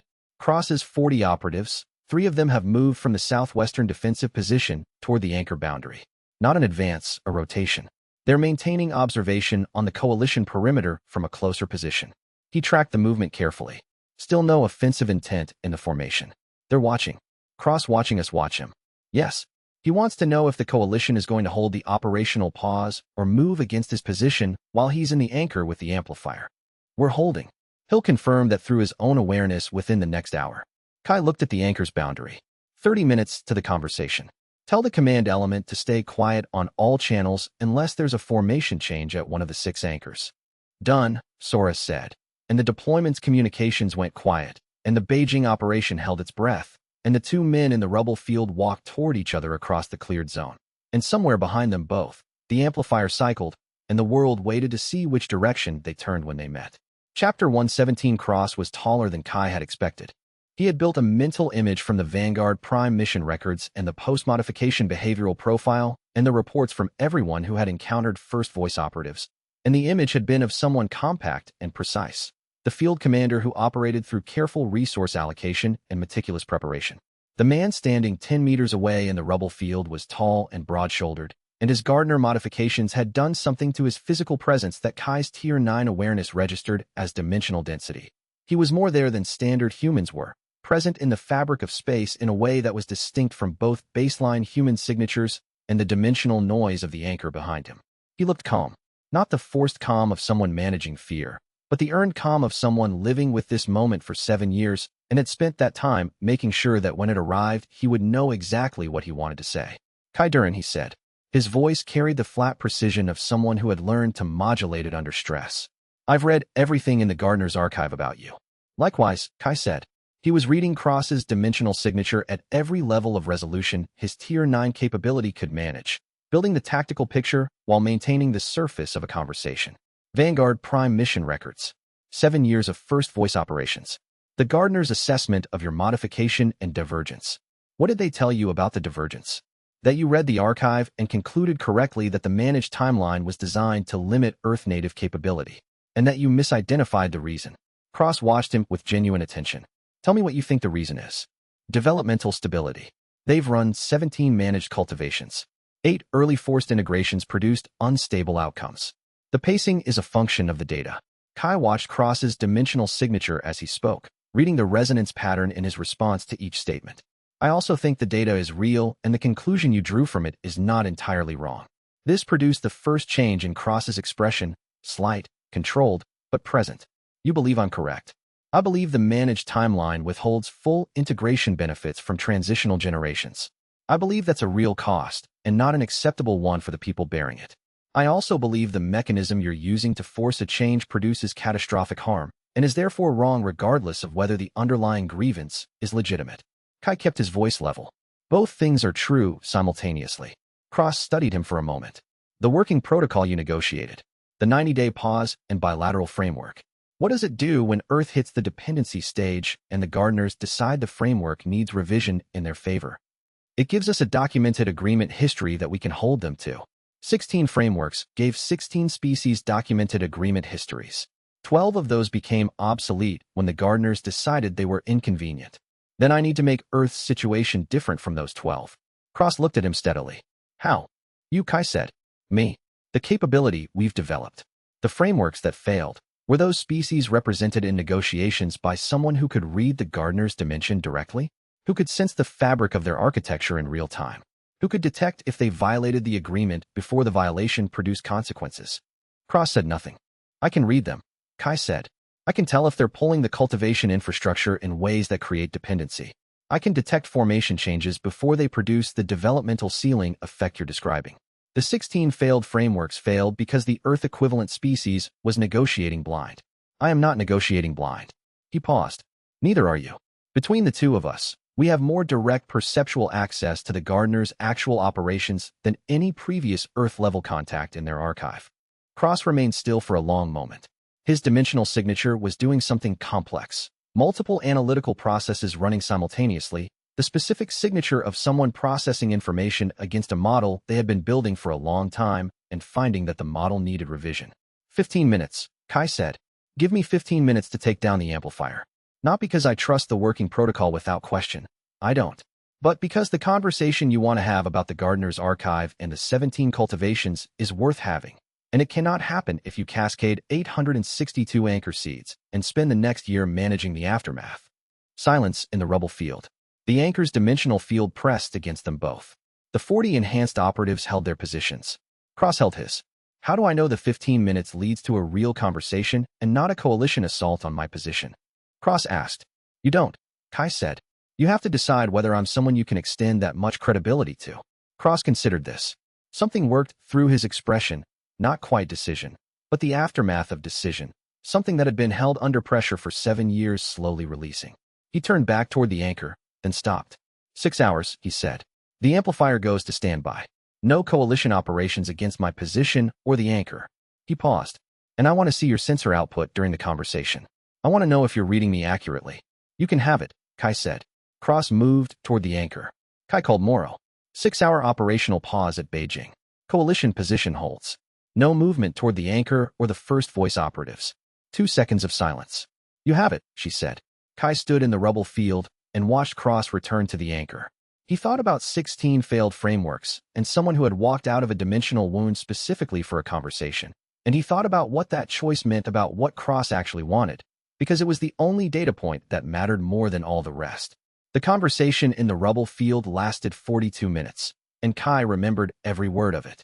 Not because he had made a deliberate effort to remember. He had not. He had been fully in the conversation, not recording it. He remembered it the way he remembered everything that had happened since Tier 8, which was with the completeness of a sensor system that did not distinguish between data worth keeping and data worth discarding. Everything was kept.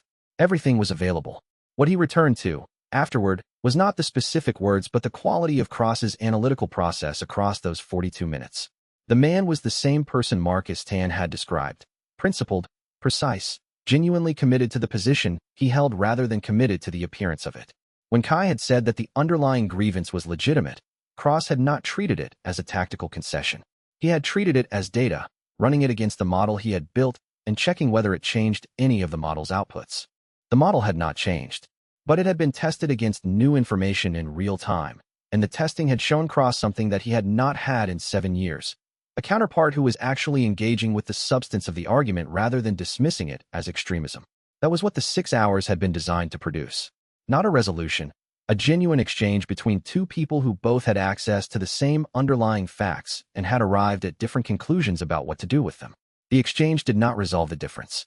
It established that the difference was real and discussable, which was not the same as resolving it, but was the necessary first condition for resolution. He had given Cross his sensor output as promised.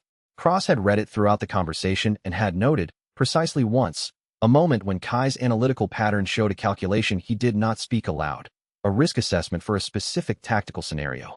Cross had not called him on it. He had simply noted it with a slight shift in his own pattern that said he had seen it and was filing it. Two people who could both read dimensional signatures being honest about the fact that they were reading each other and choosing to have the conversation anyway. Kai thought about that choice on the walk back to the coalition perimeter, what it meant that Cross had walked out, and what it meant that Cross was already inside again, and whether the fact that Cross had gone back and meant the conversation had worked, or whether it meant Cross was already in position for something Kai had not yet understood. Chapter 118 Soul Held. Kai tracked it through his Tier 9 planetary awareness from the Beijing rubble field. The thread of attention he kept on the Korean situation running in the background while the majority of his focus was on the standby window Cross had agreed to. It was the skill he had been developing since Tier 6, holding multiple simultaneous threads at different attention levels, bringing anyone fully into focus as conditions required without losing the others. Sora was at Seoul with the coalition response team. The anchor seed activation Cross had triggered before the ceasefire had not produced a full anchor. The seed formation had been interrupted by the coalition's rapid response, leaving a partial formation that was unstable but not yet self-sustaining. The operation was containment, not combat, and Sora ran it the way she ran every containment operation. Systematically, the coalition team coordinated through her command structure, each position clear on its role and the timing requirements for the containment sequence. Then the first voice-enhanced operatives arrived. Not the main group at Beijing. A secondary cell, 6 operatives with moderate Gardner modification, who had been waiting at the Seoul seed location as a contingency. Their arrival transformed a containment operation into a combat operation with 20 minutes of warning. Cross had pre-positioned this cell weeks ago, not knowing exactly when it would be needed, but knowing the soul seed was a high-probability interdiction target if the coalition developed awareness of the network architecture. The cell had been waiting. Kai felt the threat concentration shift through his planetary awareness. Sora, 6 enhanced operatives approaching your position from the northeast. ETA 18 minutes. Her voice came back without a pause. Got it. Adjusting formation. He read her team's positions shifting. She was pulling 2 of her 4 coalition A-rank hunters from the seed perimeter to a blocking position northeast, maintaining 2 at the seed containment work. Split force again, the same geometry as Norway, but this time with 18 minutes of warning instead of 0. Sora had internalized the lesson of the Norwegian operation. When the warning came, she used all of it. The operative's modification level is below the Norwegian senior operative, he told her. C-rank to B-rank enhancement on top of base A-rank capability. You're faster than they are if you don't let them establish a surround. Thank you, she said, and the dryness in her voice was exactly right for someone who had been receiving his tactical updates for a year and had learned to translate dimensional sensor data into ground truth without pausing. Anything else? Marcus Tan is 40 kilometers out and moving fast. He'll be there before the second engagement wave if there is one. There always is. A pause filled with the sounds of her team repositioning. Kai, are you actually talking to Cross right now?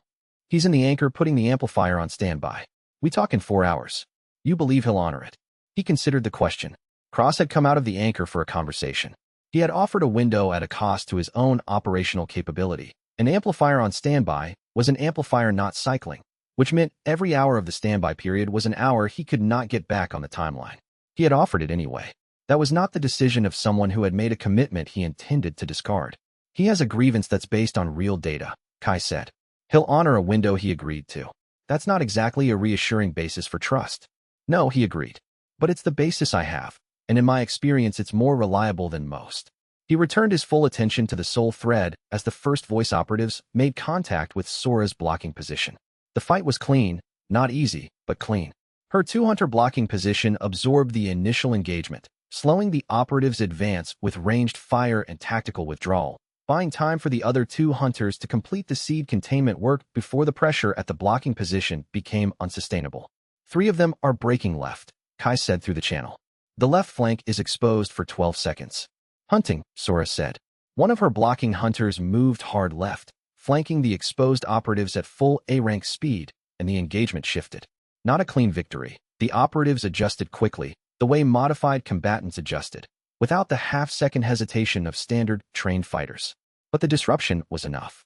The containment team finished the seed work in the window it created. The soul seed containment completed at the 39-minute mark.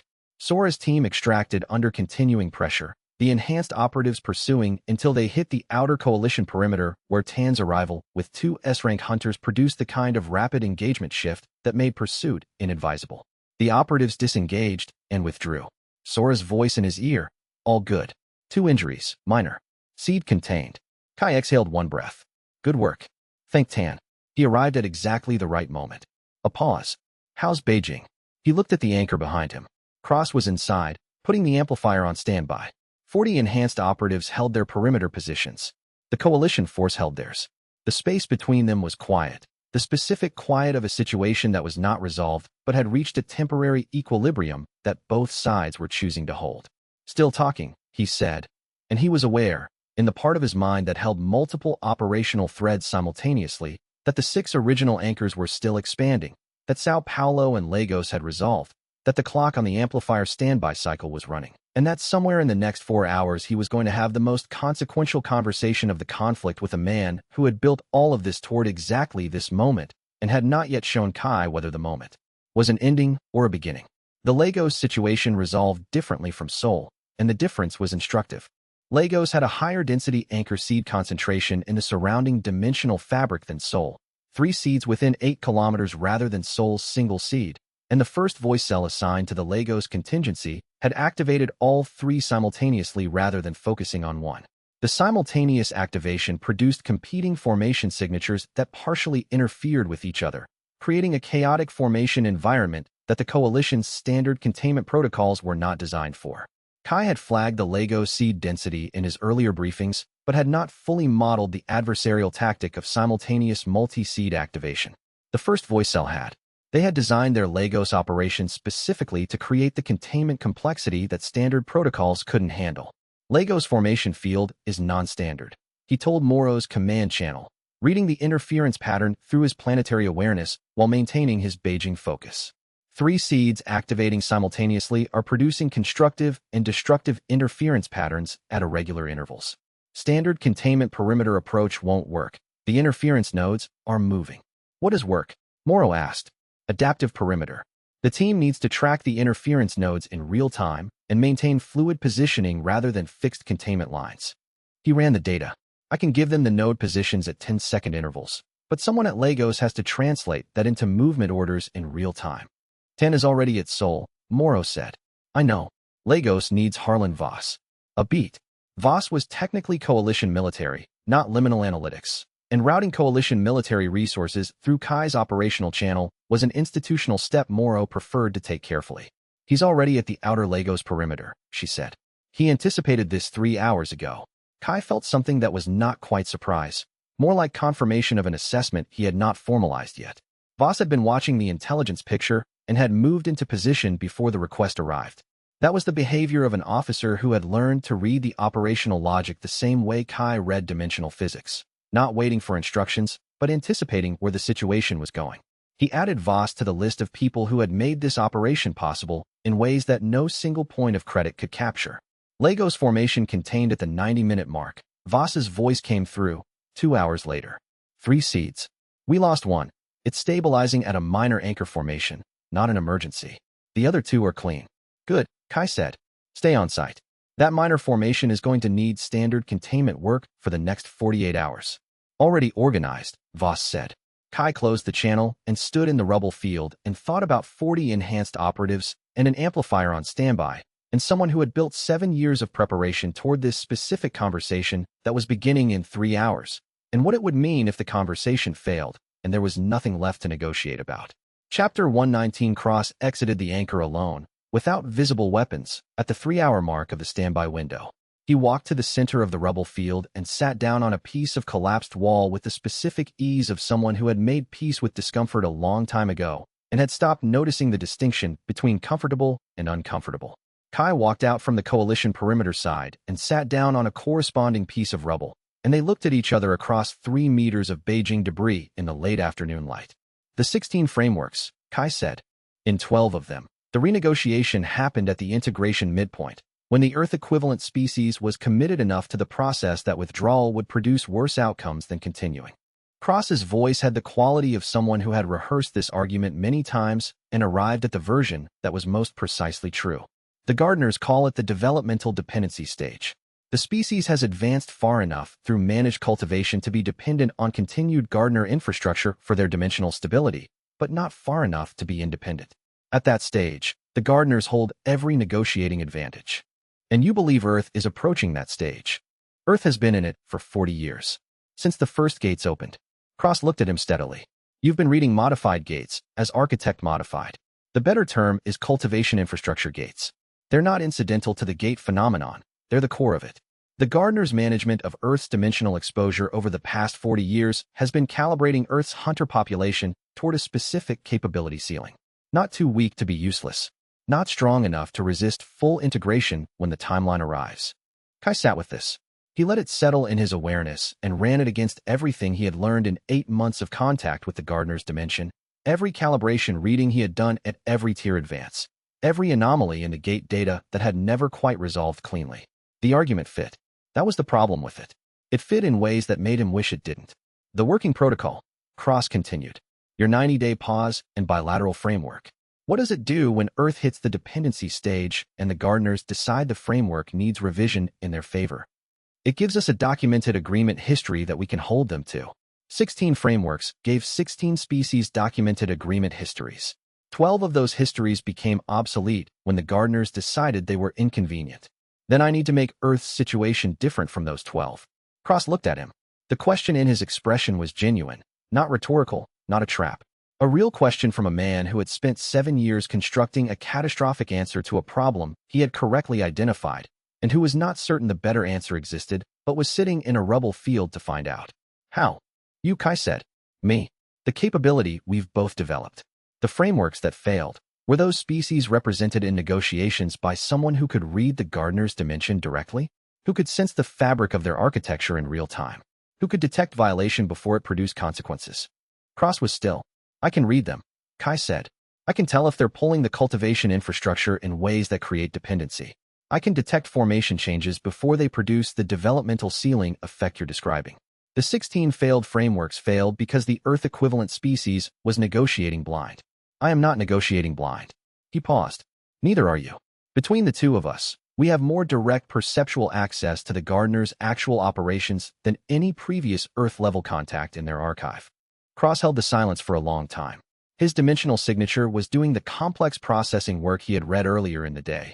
Multiple analytical threads running simultaneously, running the implications of what Kai had said against 7 years of analysis, and finding that some of the results were different from the projections he had built. You're asking me to be part of the framework. Not to surrender. Not to abandon the grievance. The grievance is legitimate. I'm asking you to use what you know from inside the archive to hold the gardeners accountable from inside the negotiation rather than from outside it. Kai met his gaze. The framework has Yuna as scientific chair. It has Moro as government liaison. It has me as translator. It needs someone who has been inside the gardener's operation and knows where the pressure points are. Someone who can tell me what I should be watching for that I don't know to watch for yet. Cross looked at the anchor behind him. At the 40 operatives. At the coalition perimeter in the distance. Something moved in his expression that Kai's Tier 9 awareness registered not as calculation, but as something older and heavier. The specific quality of a man who had built his entire life around one answer and was now being presented, seriously and credibly, with the possibility that the answer was not the only one available. The amplifier, he said. If I put it on standby, you keep your modifications. You keep your capability. You keep your archive access. You come to the negotiating table with everything you have. Kai held his gaze. But we cannot have a negotiation with the amplifier cycling in the background. It needs to go. The enhanced operatives. If I come to the table, they're with me. I don't surrender them to coalition processing. They remain under your command. The coalition won't move against them unless they take offensive action. And Aldrin Cross, former Vanguard Prime, presumed dead, operator of the First Voices radical faction, responsible for the Beijing anchor. What happens to that person? That person gets a conversation he's been trying to force for 7 years, Kai said. Starting with telling me what happened in months 7 through 18 of your time in the gardener's dimension when the divergence occurred. What you actually found in the archive, and why you concluded the only response was the one you chose. Cross was quiet for a long time. The anchor's dimensional field pressed against them both. Then he stood up. Disable the amplifier, he said. I'll hold the operatives in position while you work. When it's done, I'll ask the gardeners to close the anchor. He paused. You understand that once the anchor closes, I am on this side with 40 modified operatives and no escape route. I know. Then you trust me more than I expected. You came out of the anchor for a conversation, Kai said. That tells me what you actually want isn't the cascade. Cross looked at him for a moment that felt like it held the full weight of 7 years. Then he turned back toward the anchor. 2 hours and 40 minutes, he said. Don't take longer than that. Kai called Yuna. I'm going in. Array is active, she said immediately. I have you in Kai. The second-order prediction technique. You'll need it in there. I know, he said, and stepped through the anchor boundary toward the amplifier and whatever Cross had built on the other side of it, knowing that if the conversation had been a feint and the amplifier triggered while he was inside, there would be nothing left of either of them to finish the argument about whether a better answer existed. The standby window Cross had agreed to was 6 hours, and he had honored every minute of it. Kai tracked the amplifier through his awareness for the first 3 hours, confirming that the standby mode was genuine, not a false standby concealing continued preparation, but an actual suspension of the cycling process that represented a real reduction in Cross's operational capability during that period. The device could not restart from standby without a 20-minute warm-up cycle. Cross had given away 20 minutes of warning in exchange for the conversation. That was a real concession from someone with an accurate assessment of how much 20 minutes of warning was worth in this operational environment. He used the 3 hours before the rubble field meeting to run a final full scan of the Beijing anchor's interior. Everything was as he had mapped it during the 31-hour preparation period. No changes to the energy collection nodes, no repositioning of the communication arrays, no additional defensive structures. Cross had prepared his position and then stopped preparing. He was not adding to it during the standby window. He was waiting. Yuna came to find him at the 2-hour mark with a medical kit and the expression she wore when she had something to say that she expected him to resist. He preempted it. I'm not injured, he said. No, she said. But your nervous system has been running at full Tier 9 load for 31 hours without meaningful rest, and the biological architecture for that load has been in place for approximately 18 hours. She set the kit down. I'm not going to ask you to rest. I'm going to tell you that the conversation you're about to have will require precise language and real-time analytical processing, and those functions run better at 85% of capacity after rest than at 94% without it. That is not an argument. That is a data point. I hear the data point, he said. I know you do. I also know you're going in anyway. She looked at him with the combined patience and acceptance of a colleague who had been making this particular argument for months without expecting it to change anything, and had decided that making it was still worthwhile, because it was accurate. Come back, she said. Then she left. He looked at the anchor boundary and thought about the conversation he was building toward, and thought about what Cross was building toward inside, and thought that the two of them had been moving toward this specific moment since before either of them had known the other existed. Kai through the gate data and the tier advances and the archive communications. Cross through 7 years of preparation in a dimension that was not his home. Both of them arriving at the rubble field from opposite directions, carrying everything they had built, to find out if it was enough.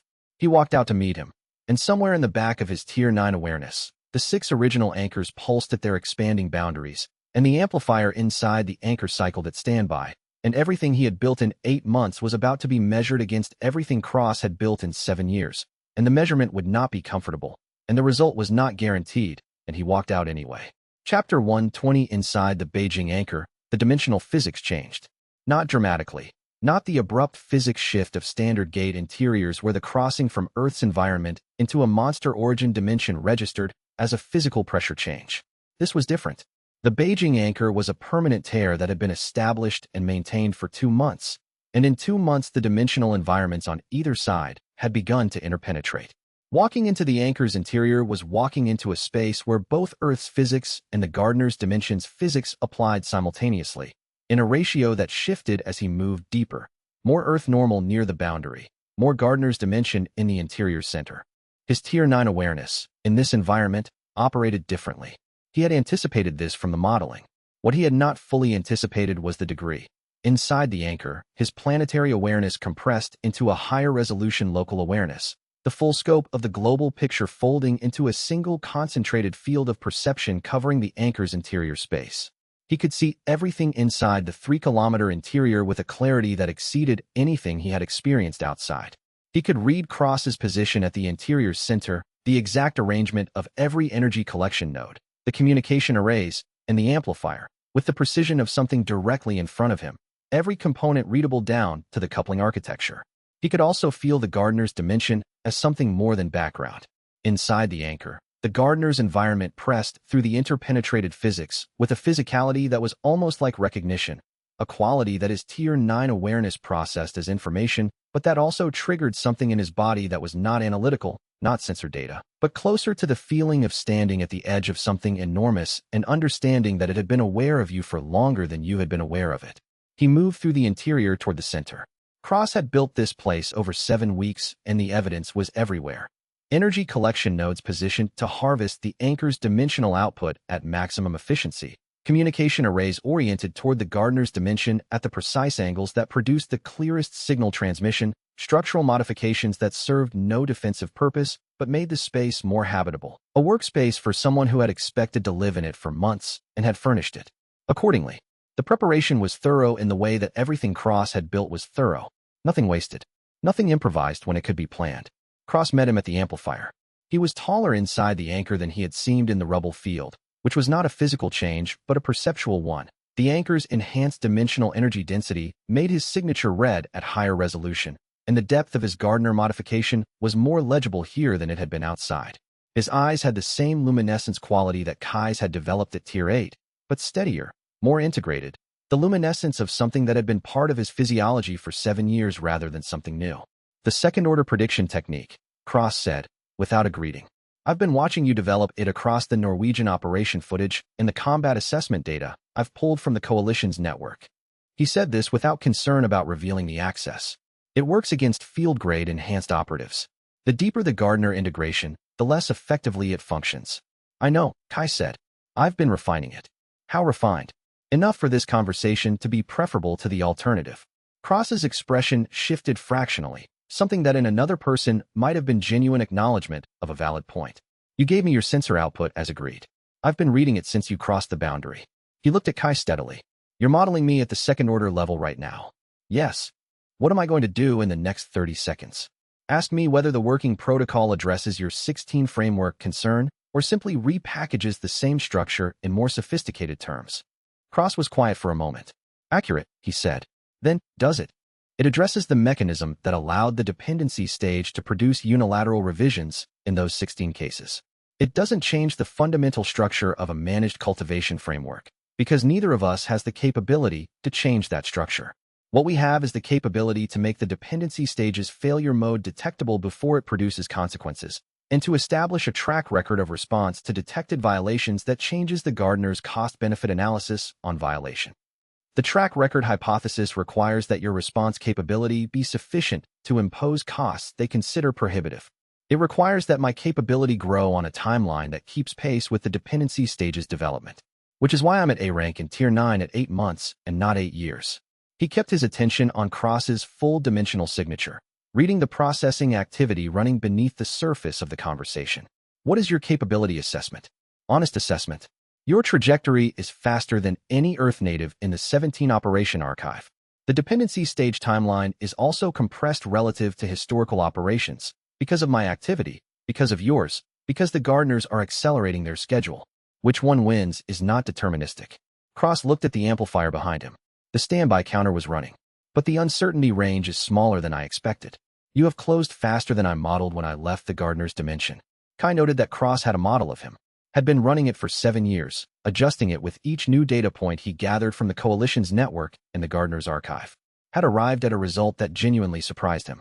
That was the most important thing Cross had said since the conversation began, not because it was a concession, but because it meant Cross was actually processing new information rather than confirming a fixed conclusion. I need to disable the amplifier, Kai said. Not because I think you'll accept every aspect of the working protocol, but because the conversation about what we do after, about the 16 framework problem and how we build something that doesn't repeat it, cannot happen with a countdown running in the background. The countdown changes what both of us will say. You know that. You know exactly how it changes it. Cross looked at the amplifier for a long time. Then he turned back to Kai. 2 hours and 11 minutes, he said. That's what's on the standby cycle. Yes. If you disable it and the gardeners close the anchor and I am on this side with 40 operatives and no escape route, and the conversation doesn't produce what I came here to find, then the conversation continues, Kai said. Not the cascade. The conversation. That's the only thing I'm asking you to agree to. Not trust. Not surrender. Just that we keep talking until we find out whether a better answer exists.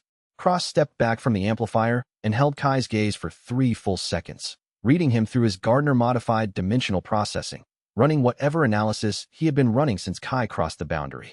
Then he stepped to the side. Work, he said. Kai moved to the amplifier housing and extended his Tier 9 awareness through its chamber array, and the standby cycle read 2 hours and 9 minutes. And somewhere in the back of his mind the 6 expanding original anchors pulsed at their crisis timelines. And somewhere beyond the anchor's boundary Yuno was reading his sensor output, and Fun was watching the exterior perimeter, and Sora was managing the global picture, and Moro was holding the coalition in place. And all of it depended on the next 2 hours going exactly right, or on him finding whatever Tier 10 would give him if exactly right turned out not to be enough. He pressed his awareness into the coupling architecture of the amplifier and began to take it apart. Cross stood behind him and watched, and neither of them spoke, and the anchor's interpenetrated dimensional physics pressed equally from both sides, waiting to see which version of the future the two people inside it would build. And the world outside held its breath, and the seeds in the fabric of the earth waited, and the clock ran, and he did not know if it would be enough, and he was going to find out. Chapter 121. The preparation for the Beijing operation took 6 hours, and was the quietest 6 hours Kai had spent in 2 months. He used them for meditation, not the restful kind, but the active kind that Yuna had helped him develop after Tier 8, the practice of running his awareness through the full planetary field at maximum resolution and building a detailed map of a specific target area. He sat in the command post secure room with the monitoring array active around him, and his eyes closed, and his Tier 9 awareness extended through the Beijing anchor's dimensional structure from boundary to center, mapping every energy node, every structural irregularity, every spatial distortion created by the interpenetrating physics of the 2 dimensions in contact. The anchor was 3 kilometers of interior space that did not follow Earth's physics consistently. In the outer regions, near the boundary, the physics were approximately Earth normal. Gravity behaved predictably, space was stable, distances corresponded to what physical measurement would suggest. Deeper in, toward the center where Cross had positioned the amplifier, the physics shifted. Distance became nonlinear. 2 points that appeared to be 50 meters apart might be navigated in 10 steps or in 200, depending on which path through the interpenetrating dimensional fields was taken. A hunter who did not have the ability to read dimensional fabric would be lost inside that space within minutes. Kai could read the fabric. By the end of the 6 hours, he had the interior map to a resolution that let him plan an approach path from the boundary to the amplifier that avoided the most severe spatial distortions and gave him the best possible combination of speed and stability. He briefed the team at the end of the meditation period. Sora took her position at the field perimeter, 200 coalition hunters in a ring around the anchor boundary, the largest dimensional containment force ever assembled at a single site. She had her command channel connected to Kai, Moro, and Tan simultaneously, and she ran the perimeter with the specific authority of a field director who had no intention of letting anything unexpected reach the anchor boundary from the outside. Fan took the close protection role for Yuna and the monitoring array that would be Kai's external data link during the interior operation. He said nothing when Kai briefed him. He looked at the array setup and the anchor boundary and calculated something that produced one nod. His version of a full tactical briefing. Tan commanded the S-rank perimeter force, 15 hunters whose primary mission was holding the First Voice's 40 modified operatives in their current position and preventing any movement toward the anchor boundary. He had reviewed the operatives' capability assessment that Kai had built from the Norwegian operation data and had allocated his S-rank hunters to the positions where the highest capability First Voice operatives were positioned. He was thorough in the way he had been thorough in 40 years of guild operations, which meant he was thorough in ways that would only become visible when something unexpected happened. Zara managed the global communications and counterintelligence picture from a secure facility 3 kilometers from the anchor site, her network monitoring running simultaneously across every First Voice communication channel she had identified, every coalition institutional communication pathway, and the 3 private channels she had established specifically to route around potential embedded sympathizer access. She had been running on 4 hours of sleep per night for 3 weeks. She did not mention this. Moro was present officially. This operation had full government sanction, 16 national authorities co-signing the authorization documents in an emergency session that had run through the previous night. She stood at the command post exterior and watched the anchor boundary with the bearing of a veteran administrator who had spent 20 years managing institutional risk and was now standing at the edge of the most consequential institutional moment of her career, watching it unfold through someone else's capability. "When you go in," she said to Kai, before he moved toward the boundary, "I need you to know that every government represented in this authorization is holding the line outside. They will not move.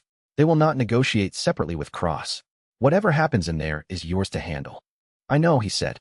"I also need you to know," she said, and paused, and chose the next words with the precision she used for statements that mattered, "that you have built something out here that is worth protecting. Don't be reckless." He looked at her for a moment. "I'm not reckless," he said. "I'm precise." She almost smiled. "Yes," she said. "That's what I'm counting on." He turned toward the anchor boundary. Behind him, the full weight of what humanity had assembled in this moment held its position and waited. And ahead of him, through the dimensional tear, the interior of the Beijing anchor waited with its alien physics and its amplifier and Aldrin Cross at the center of it, and whatever version of the future Cross had spent 7 years building toward. The 6 hours of meditation were productive in a specific technical sense, but they were also the space in which Kai organized the weight that had been accumulating throughout the crisis period, the full weight of what he was about to do.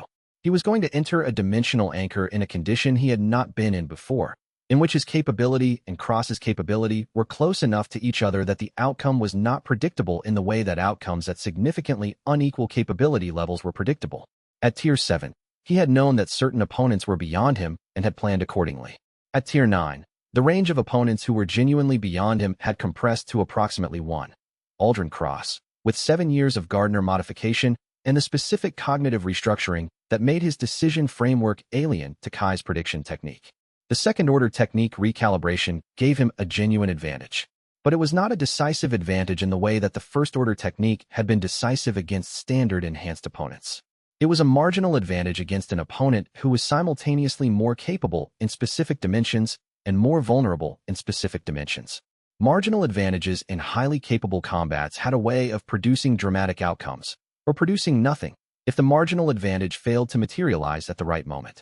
He had been in 3 fights during the crisis period where the outcome had been genuinely uncertain. This was the 4th. The first 3 had resolved in his favor through a combination of preparation, capability, and the specific qualities of his team. The 4th had all of those things, and the 4th also had an amplifier cycling toward a cascade that would end civilization's current form if he failed to address it in time. He finished the meditation and opened his eyes. The monitoring array screens showed nominal data from everywhere that mattered. He looked at the Beijing anchor boundary through the command post window. The atmospheric distortion still visible at 3 kilometers, the sky above it carrying the greenish gradient that had been present for 43 days.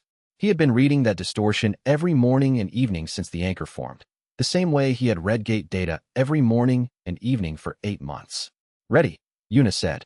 She was at the monitoring array, her verification system fully active, the connection between the array and his sensor output tested and confirmed. Ready, he said. He stood up and felt the A-rank stability of his body under him. The architecture that months of anomaly sensor integration had built from the Tier 8 advances cellular reconstruction, now functional and reliable in the way that only tested architecture was reliable. He had worked toward this operation since the moment the Beijing anchor formed. Every training session with Fun, every strategic conversation with Sora, every technical discussion with Yuna, every diplomatic session with the gardeners, it had all been preparation for this specific hour. He walked toward the boundary, and the team he had built around himself over 8 months held their positions and ran their parts of the operation. And the world that had been converging on this moment through 40 years of gate formations and 8 months of crisis held its configuration and waited. He ran one more check on the team's positions. Sora was at her designated entry point, cross-linked to his sensor at the level the anchor's boundary allowed. Yuna's monitoring station was live, all 6 frequency channels active. Fun's tactical coordination channel was open. Everything was in place. That was what made the next fact so clear. If anything was going to go wrong, it would not go wrong in the preparation. The preparation had held. He would find out what the anchor had waiting for him when he crossed into it, and what Cross had constructed inside it over 43 days, and the answer to that question was approximately 4 minutes away. Chapter 122 Cross activated 5 anchor seeds from inside the Beijing anchor at 9:14 in the morning, and Kai felt each activation through his Tier 9 awareness with the distinct sensation of pressure points in a fabric suddenly increasing their load. He was at the command post's perimeter when it happened, not yet at the anchor boundary, still in the final preparations. The 5 activations registered in his awareness like 5 small fractures appearing simultaneously in a material that was already under stress. Christchurch, Recife, Nairobi, Helsinki, and Osaka. Not catastrophic activations. The seed formations in those locations were initiating, not completing. They were beginning the process that would produce permanent anchor formations if left uninterrupted for 4 to 6 hours. The message came through every public emergency channel in those 5 cities simultaneously. For every hour the coalition maintains the perimeter, 1 more anchor seed is activated. My schedule runs for 36 hours. Choose how many cities you are willing to add to the list. Moro's voice reached Kai before he finished reading the message. That's a public broadcast. Yes. Kai was already reading Cross's position inside the anchor through his awareness, the dimensional signature moving, the amplifier's energy output shifting. He's not threatening indefinitely. The public message is noise. Look at what he's actually doing. He extended his full Tier 9 resolution through the anchor's interior and found what Cross was building. It was more sophisticated than the amplifier he had described in the standby window conversation. Cross had used the 6 hours of the standby period not to rest, but to reconfigure the amplifier's architecture, changing it from a device that targeted individual nodal seeds to a resonant structure that was integrating with the anchor's own dimensional energy output and using the anchor as a power multiplier. At its current construction stage, the device would produce a simultaneous activation signal strong enough to cascade through all 862 seeds at once, not just the highest connectivity nodes. The full cascade, not a managed 10-year sequence, not a nodal propagation that took 90 minutes to spread globally. A simultaneous cascade that would activate every anchor seed on Earth in the same second. He has hours, Kai said, not the 36 the message implies. The amplifier reconfiguration is at 70% completion.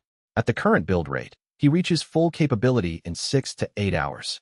The 5 seed activations, Moro began, are designed to force the coalition to split its response. Rapid response teams deployed to Christchurch, Recife, Nairobi, Helsinki, and Osaka to interrupt those formations. That leaves the Beijing perimeter thinner. He wants us making choices between the immediate threat of 5 forming anchors and the Beijing amplifier's 8-hour window. What do? Hold the Beijing perimeter. The 5 seed formations are containable by local coalition response teams. They're below the threshold that requires S-rank interdiction. Send B-rank teams with the standard interruption protocol to each site. Don't pull from Beijing. He looked at the anchor boundary. And I go in now? Not in 2 hours. Now. Morrow absorbed this in the span of 2 seconds. Your preparation is done. The 6 hours gave me the interior map I need. He keyed his channel to Sora. I'm moving to the boundary. The timeline has compressed. Tell the perimeter to hold formation. Cross is going to activate more seeds, possibly while I'm inside. The perimeter holds regardless. Sora's voice came back with the clipped precision of a field director already in motion. Held. Go. He moved toward the anchor boundary, and the Beijing anchor's dimensional field reached out to meet him like pressure against the skin, and somewhere inside, 6 to 8 hours from now if he did not stop it, something was building that would change the shape of the world permanently, and the change was not the one the framework was designed to produce. The 5 seed activations were Cross's method of communicating 2 things simultaneously: the capability he retained and the patience he no longer intended to maintain. Kai read both messages through his Tier 9 awareness before processing either one analytically. The capability message was accurate. Cross could activate seeds from inside the anchor at will, the anchor's energy field providing the power necessary to trigger seed formation events at a distance without requiring a separate device. He had been building this capability during the 6-week preparation period inside the original Beijing anchor, not just the amplifier, but also the distributed activation mechanism that let him threaten multiple cities from a single position. The patient's message was also accurate, and it was the more important of the two. Cross had been maintaining a negotiating position for 3 days: the standby window, the public broadcast, the operational pause. 3 days of restraint from an entity who had been preparing the cascade for 7 years.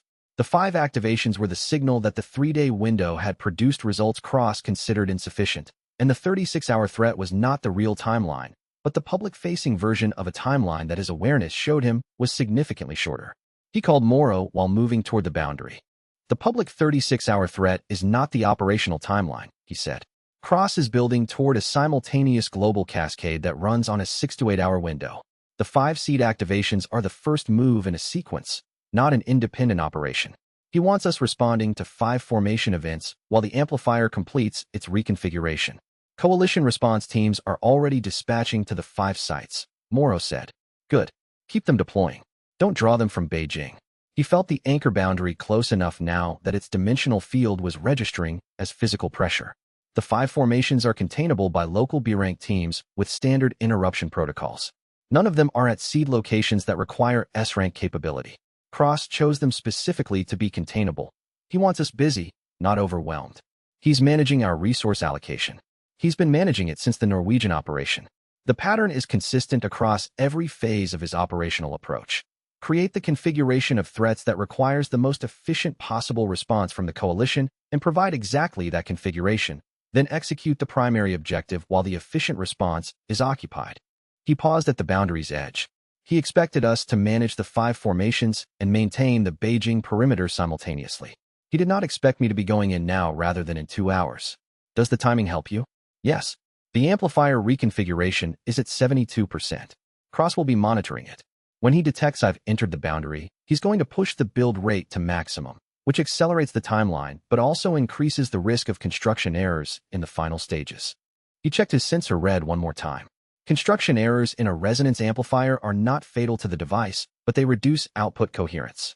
A 5% shortfall in coherence is approximately 12 seeds that don't activate in the initial cascade wave. 12 seeds out of 862, Morrow said. The difference matters less than it sounds.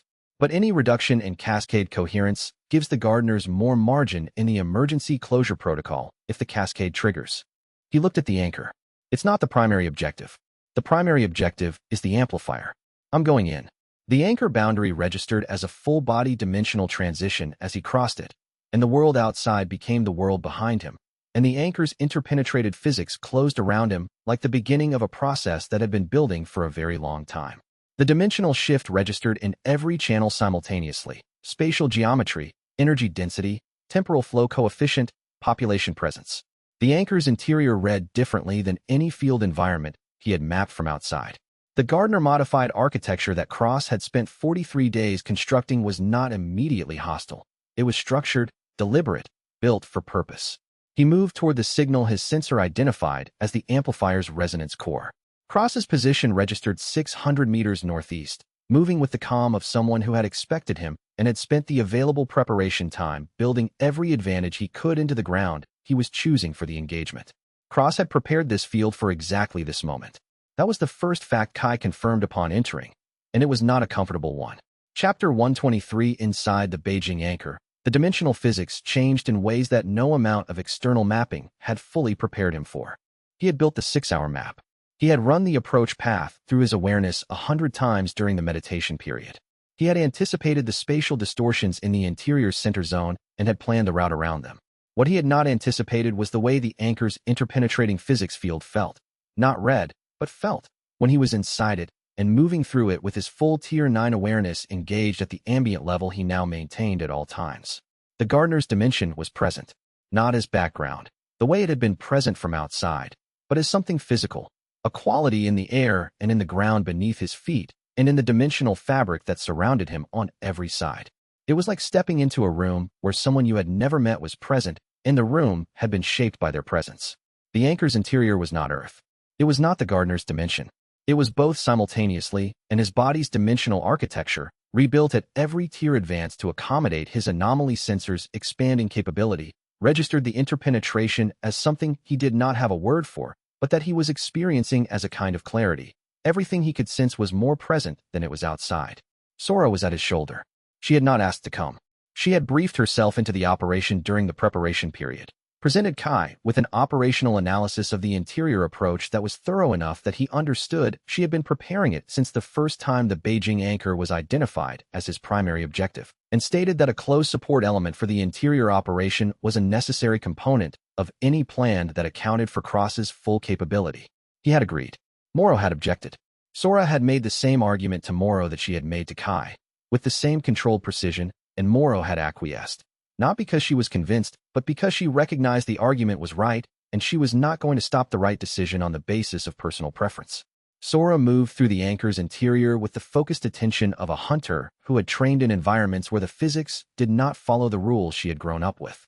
Unstable spatial fields were not new to her. Any A-rank hunter who had spent time inside architect-modified gates had experience with nonlinear space.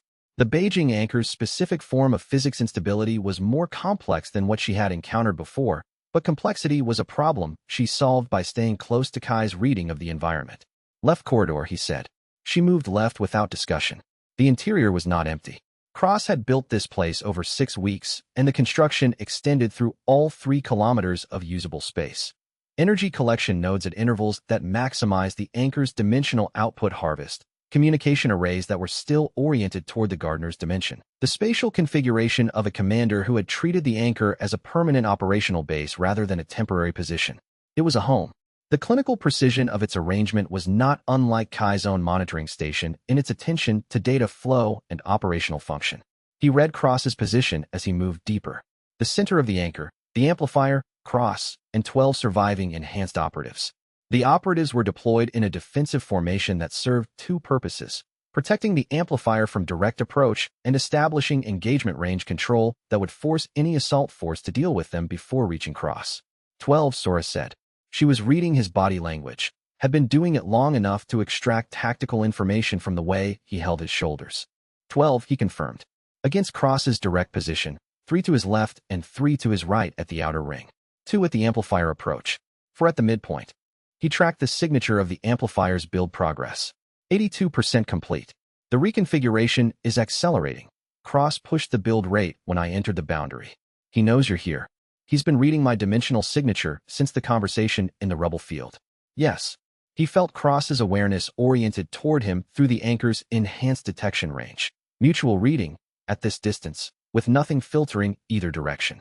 He knows exactly where I am and what my capability reads at. Which means the formation he has in place is designed for exactly what I'm going to do. But he doesn't know what I can do, Sora said. No, Kai said. He doesn't. And they moved toward the center, and the anchor's physics pressed around them. and the amplifier cycled upward toward the threshold that would end the world as it was, and the fight that was coming was going to determine whether it reached that threshold or not. The anchor's interior was the most extraordinary environment Kai had navigated in 8 months of working inside dimensional anomaly fields, and the particular nature of its extraordinariness was not the spatial instability or the physics distortion. It was the presence. The gardener's dimension pressed through the interpenetrated physics field at every point inside the anchor with a quality that was impossible to describe accurately in terms borrowed from ordinary sensory experience. It was not a sound or a smell or a visual quality. It was a dimensional sensation, his Tier 9 awareness, calibrated over months to read the gardener's dimension as background signal in the planetary field, was now inside an environment where the background signal was not background but ambient. Equal to Earth's physics at the boundary, stronger toward the center, present everywhere and not intrusive but not ignorable either. Sora moved behind him with the focused attention she had applied to every difficult environment she had navigated, which was the attention of a professional who had long ago decided that the appropriate response to an unfamiliar environment was calibrated adaptation rather than either fear or false confidence. How far to cross his position, she said. Approximately 800 meters at current approach path, Kai said. He was tracking Cross's dimensional signature continuously. It was impossible not to, at this range and this resolution inside the anchor's physics field. He's aware of our entry. He registered us crossing the boundary approximately 4 seconds after we crossed. The operatives, 12 at their formation positions. The formation is designed to slow approach rather than prevent it. Cross wants us to reach him, but on a timeline that gives the amplifier maximum build progress. The formation channels us through specific approach paths where engagement with the operatives is unavoidable. He read the spatial geometry of the formation against the interior map he had built during meditation. We go left of the main approach. There's a spatial corridor through 2 energy collection nodes that creates a path outside the formation's coverage. It costs 60 seconds more than the direct route. 60 seconds is worth not entering their prepared engagement zone, Sora said. Yes. They moved left. The energy collection nodes were remarkable objects. He was reading them at full Tier 9 resolution for the first time at physical proximity, and the architecture was genuinely sophisticated. Cross had built them using Gardner dimensional engineering principles applied to Earth-available materials, producing a hybrid design that was more efficient than any human-constructed dimensional energy collection system in the existing catalog. The nodes were harvesting the anchor's output at approximately 83% efficiency. They were powering the amplifier, the communication arrays, and 6 secondary systems that Kai was still classifying as he moved past them. He built this place well, Sora said. She was not offering admiration. She was making a tactical observation, the observation that the quality of the construction told her something about the quality of the adversary they were approaching. Yes, Kai said. Cross has always been thorough. He tracked the amplifier's build progress through his awareness. 79%. The acceleration he had predicted was happening. Cross was pushing the build rate in response to the boundary crossing, exactly as Kai had modeled. The construction errors that accelerated build rates produced in resonance architecture were beginning to appear at the 80% threshold, the specific kind of frequency coherence shortfall that reduced cascade efficiency by measurable percentages. 11 seeds, then 12, then 15. He was not trying to induce errors. He was observing that the pressure of his entry into the anchor was causing them. Cross was running faster than his architecture could cleanly support, and the acceleration was costing him the precision he had spent 6 weeks building. They moved through the left corridor toward the center, and the anchor's extraordinary physics surrounded them, and the fight that was coming was approximately 4 minutes away. He knows where you entered, Eunice said through the earpiece. His position has shifted 11 degrees toward your vector. He's not waiting. Kai registered this and adjusted his approach angle. The amplifier was still the primary objective. Cross was the obstacle between his current position and the amplifier. There was no sequence of events that skipped that obstacle. What are you reading on the amplifier? He asked. 19% completion, she said. At current rate, full cascade in 62 minutes. But that rate changes if he activates the seeds. Cross had 5 seeds active. The amplifier was building. And Cross, who had spent 7 years preparing exactly this scenario, was 3 minutes away and not waiting. What he had built inside this anchor over 43 days was about to become apparent. Chapter 124 Cross was not what Kai had expected. He had expected, despite all the mission records, despite the Gardner communications, despite the rubble field conversation, he had expected something in the encounter at the amplifier's position to feel threatening in the visceral way that preceded combat. Cross should have had the energy of a cornered adversary.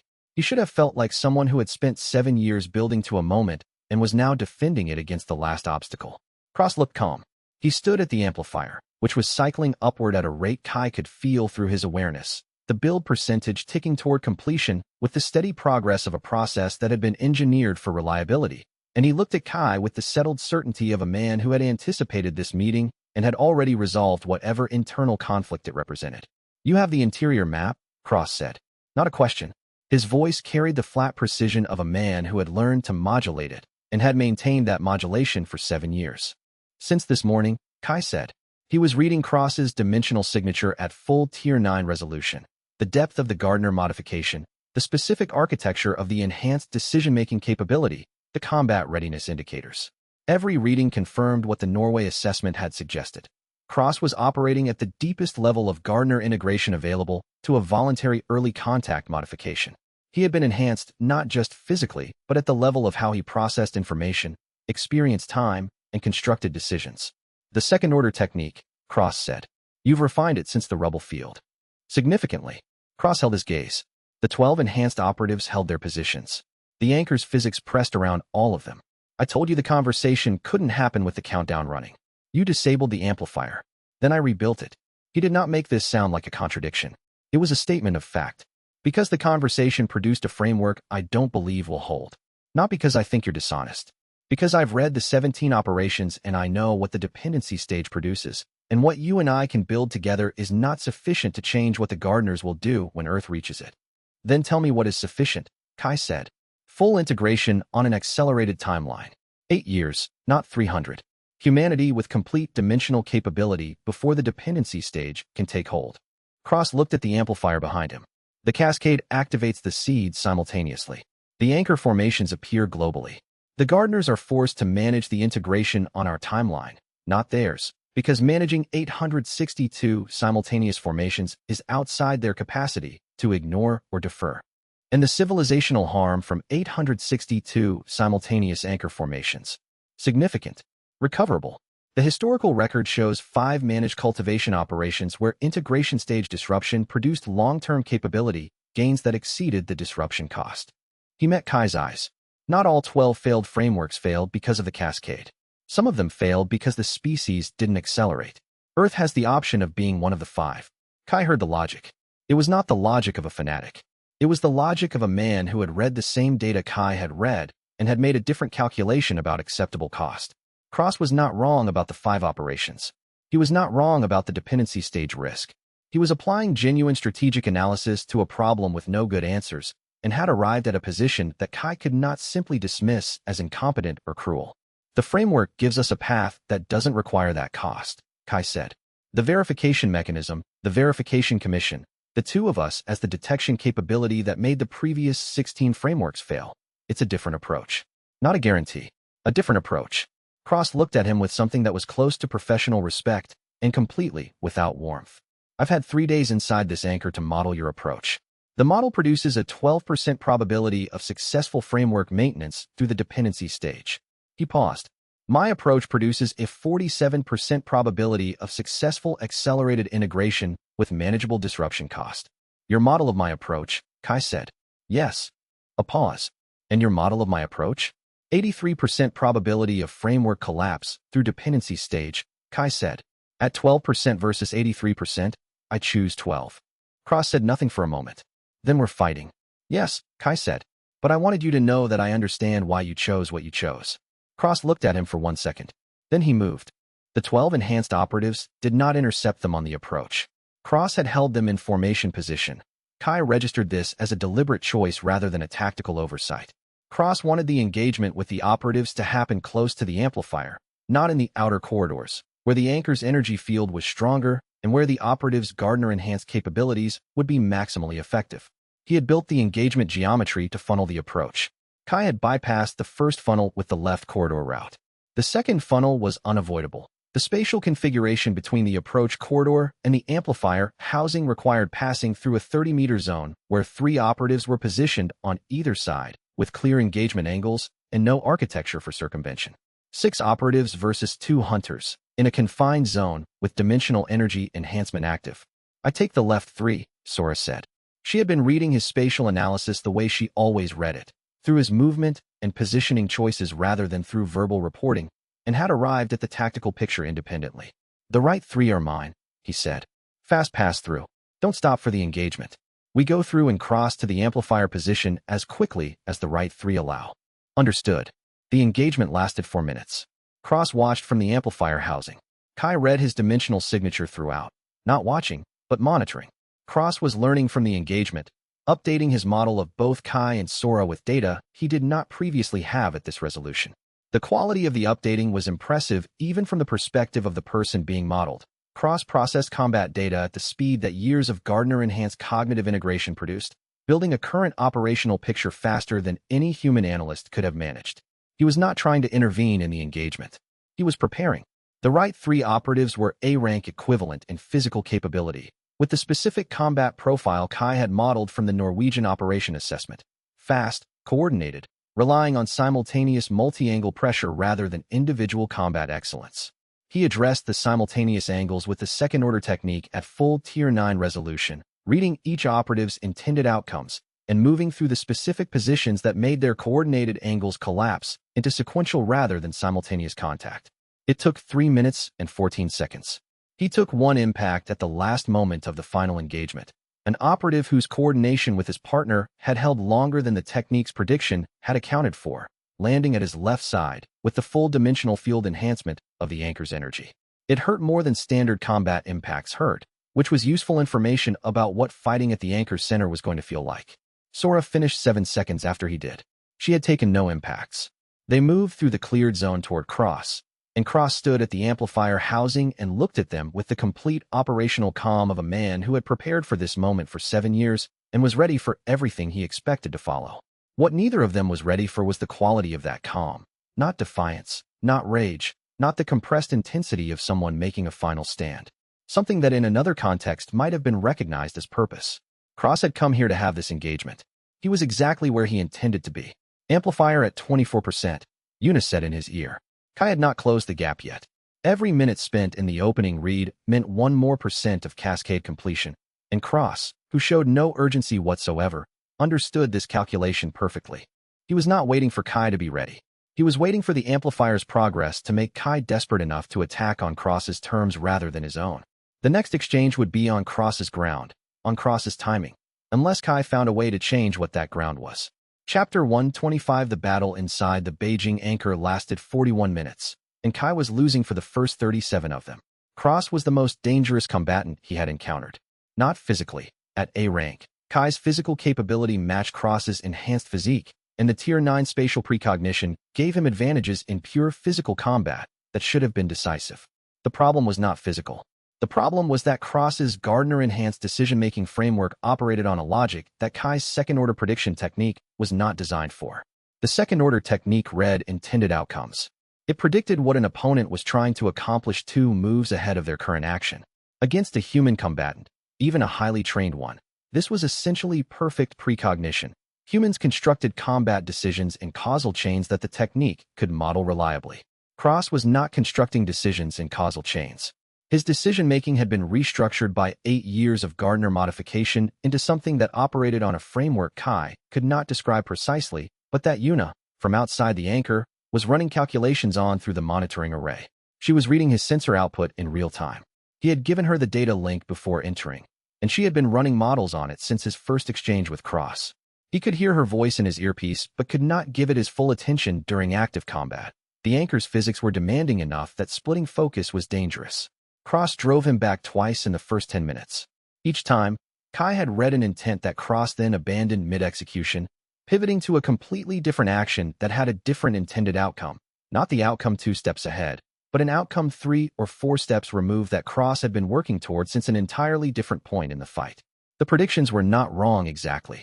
They were reading the right intent at the wrong moment in a sequence that was running on a longer timeline than Kai was tracking. Sora was engaged with 3 of the enhanced operatives. She had drawn them away from Kai's engagement zone in the first 30 seconds with a flanking approach that created enough of a threat to their amplifier protection position to require response. She was working through them with the systematic efficiency of a hunter who understood her own capability precisely and had no illusions about needing to be impressive. She needed to be effective, and she was. Kai took 2 significant hits in the first 15 minutes. The first landed at his left side and drove him backward into one of the energy collection nodes. The node discharged dimensional energy into him on contact, amplifying the strike's effect through dimensional resonance that would not have occurred outside the anchor.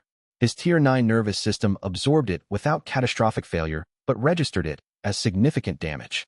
The second landed at his right shoulder and came close to compromising his range precision. He drove cross back once, in the 22nd minute, with a 3-action combination that he had built during the last training session with Fun, a combination designed specifically for opponents who anticipated first-order predictions and adjusted accordingly. It worked once.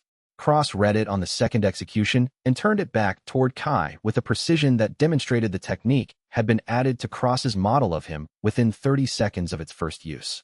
He was being outlearned in real time by someone with enhanced cognitive processing. The second-order technique was working. He was reading Cross's intended outcomes correctly now, but reading them correctly was not the same as being able to execute on the reading before Cross's enhanced speed closed the window. At the 30-minute mark, Yuna's voice came through the earpiece with the specific clarity of someone who had completed a calculation and was delivering the result. Kai, he's not faster than your prediction.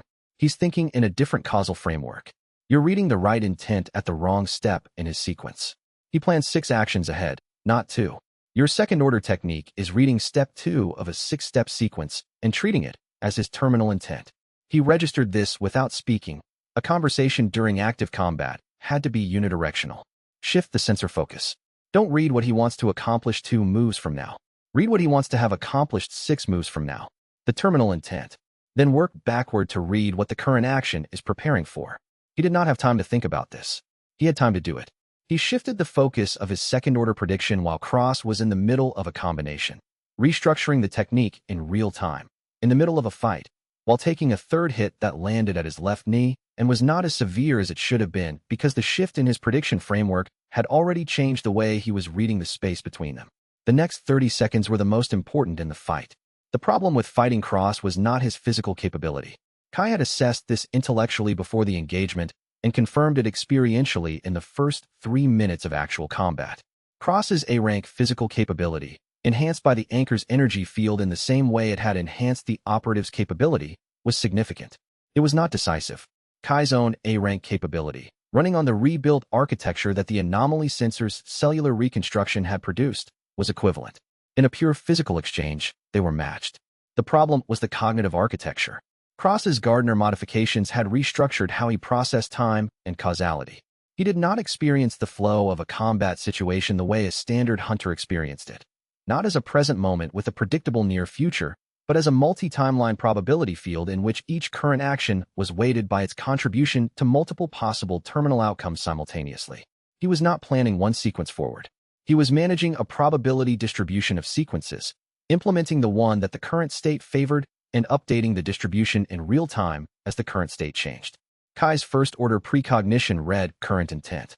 It was nearly useless against this framework, because current intent was constantly being updated and the update rate exceeded the first-order technique's modeling speed.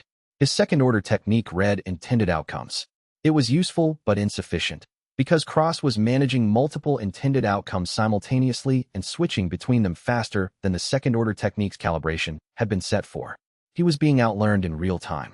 Cross was running a model of Kai's technique and updating it with each exchange, and the model was producing predictions that were close enough to accurate that Cross's probability distribution was shifting to favor outcomes that used Kai's technique's specific limitations against him. He took the first significant hit at the 6-minute mark. It landed at his left side, in the same location as the operative's impact from the approach corridor, and the dimensional energy enhancement inside the anchor made it register as something considerably above what the physical force alone would have produced. His Tier 9 architecture absorbed it. The absorb cost something. He drove Cross back once, at the 9-minute mark, with the first-order/second-order combination that had produced one clean result during the approach corridor engagement. Cross had modeled it. He had modeled the model.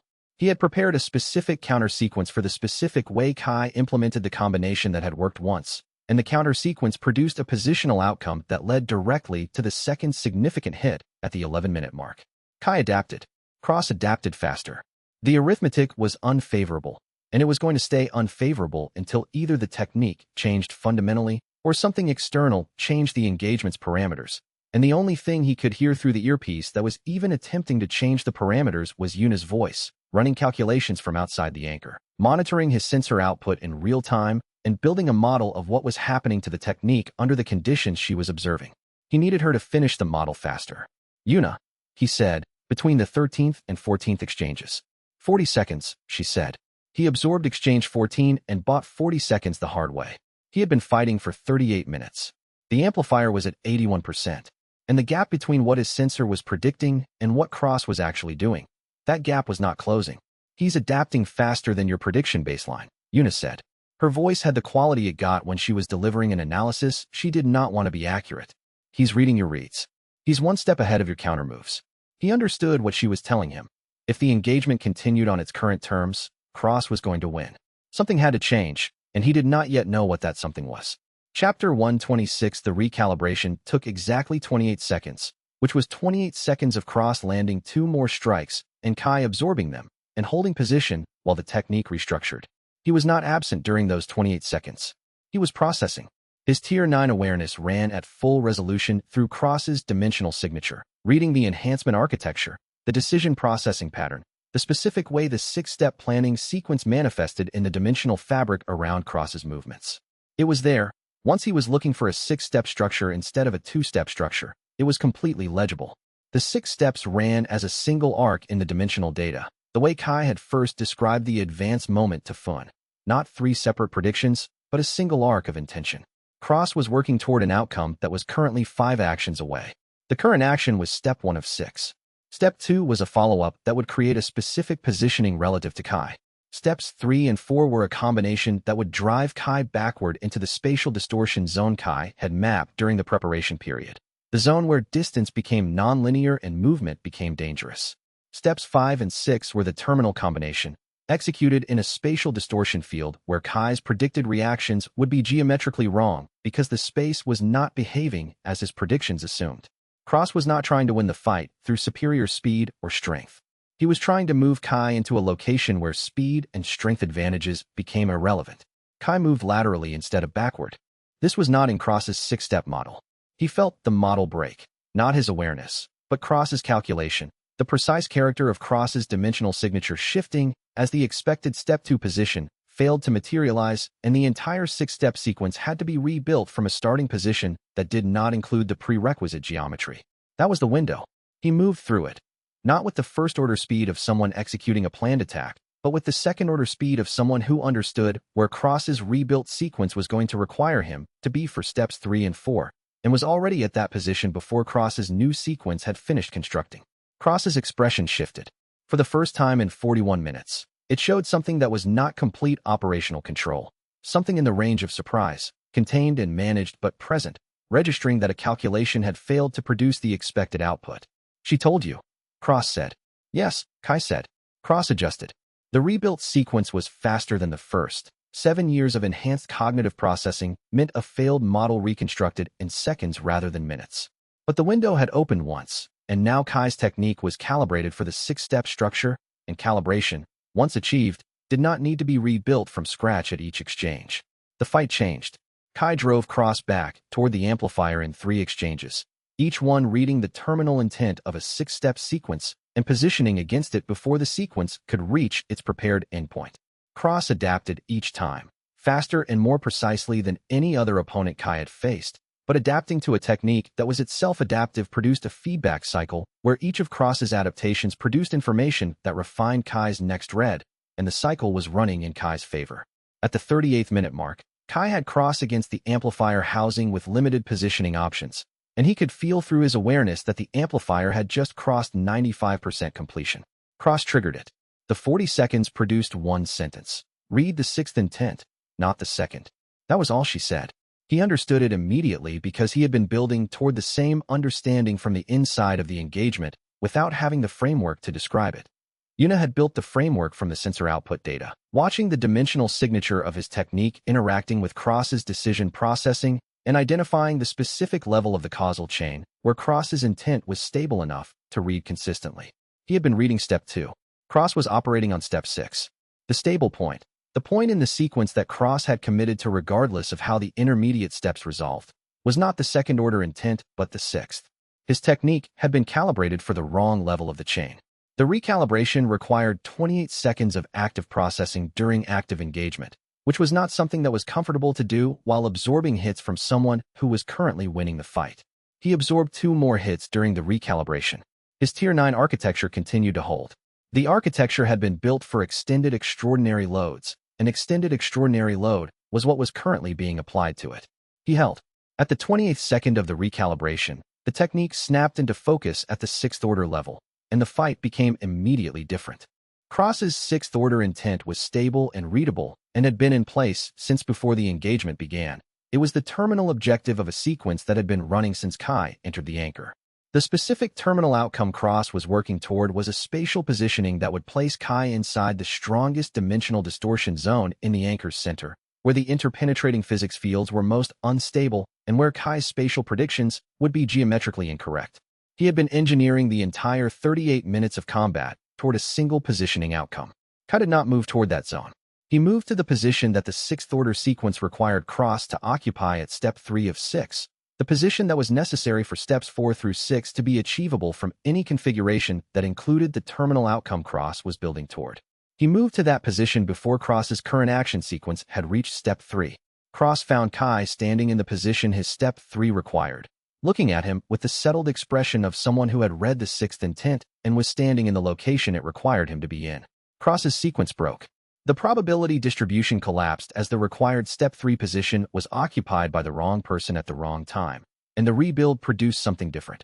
A rebuilt sequence that was faster than the original and structurally sound, but lacked the specific accumulated positioning advantage that the original 6-step sequence had been building through 38 minutes of combat. The fight changed in the way that fights change when one side's technique fails and the other side's technique lands correctly for the first time, quickly and with the specific clarity of a calculation that is just resolved in favor of the party that had been losing. Kai drove Cross back toward the amplifier. Cross triggered the device at 95% completion, the only move available to someone who had just lost the spatial advantage they had spent 38 minutes constructing, and the anchor's physics shifted as the cascade signal began building, and 11 minutes remained to stop what had been 7 years in construction. He checked his own status in the 2 seconds before Cross could close the distance again. Right shoulder compromised, sensor clarity at 71% from combat load, counter-resonance capability functional, but not at full depth. Sora was engaging 3 enhanced operatives at the outer ring. She had not been able to reach him. Amplifier at 95 and holding. Yuna said, "It needs the full cascade trigger." He triggered early. The device can't complete propagation until it reaches full resonance lock. You have 11 minutes before it achieves that independently. 11 minutes.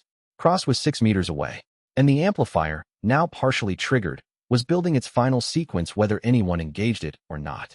He had not chosen the terms of this problem, but the terms were the terms. He moved toward the amplifier housing, because the amplifier was the problem, and Cross was what stood between him and the amplifier, and the only way through was exactly as direct as it appeared. Chapter 127, the amplifier's activation at 95% completion produced a dimensional energy output that Kai felt as a physical pressure wave. Not painful, but present, the sensation of a change in atmospheric density happening everywhere simultaneously. The device had bypassed its final 5% construction and gone directly to active cycling, which meant it was operating at 95% of its design capacity rather than the full intended output. The difference between 95% and 100% was not insignificant in dimensional physics. A 5% shortfall in resonance coherence meant the cascade propagation would be slower and would miss approximately 12 of the 862 seeds in the first pass. 12 seeds in 47 nations, each representing a potential formation event that would not be activated simultaneously with the others, but would instead follow in the minutes after. The difference between a simultaneous global cascade and a cascade with 12 exceptions was not the difference between catastrophe and safety. It was the difference between catastrophe in one moment and catastrophe in one moment plus additional complications over the following hour.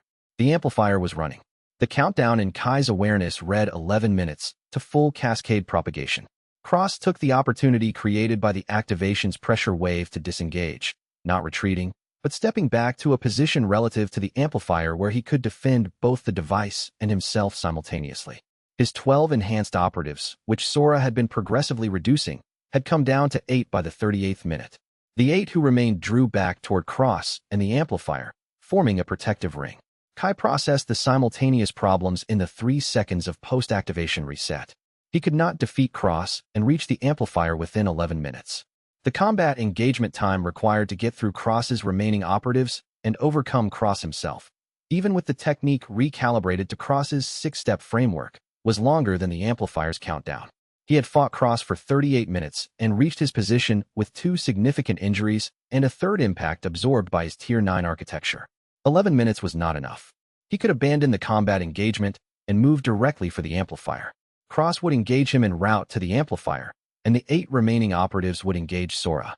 Combat in a direct line to the amplifier, against Cross at full capability, in 11 minutes, was not a calculation that produced a positive outcome. What he needed was for someone else to hold Cross while he engaged the amplifier directly. He keyed Sora's channel. 6 operatives down, 8 remaining. I need the 8. Her voice came back in the compressed cadence she used when executing something she had already calculated. How long? 7 to 8 minutes to get them clear of the amplifier approach. 5, she said. Then she moved, not toward the remaining operatives individually, but toward the amplifier itself, a direct approach that forced all 8 to respond simultaneously to a perceived threat to the device they were protecting rather than maintaining the distributed formation Cross had positioned them in. It was the right read. She had understood that the only way to simultaneously occupy 8 enhanced operatives for long enough was to give them a higher priority threat than simply holding position against her, and a direct threat to the amplifier was a higher priority threat than anything else Cross had trained them to respond to. Kai moved for the amplifier. Cross moved to intercept, but Sora's approach had drawn 2 of the 8 toward her position, and the remaining 6 were between Sora and the amplifier in a configuration that required Cross to either abandon the intercept to help manage Sora's engagement or let Kai reach the amplifier. Cross made the correct tactical choice. He let Sora manage. He came for Kai. 9 minutes on the countdown. 11 minutes was both more time and less time than it appeared.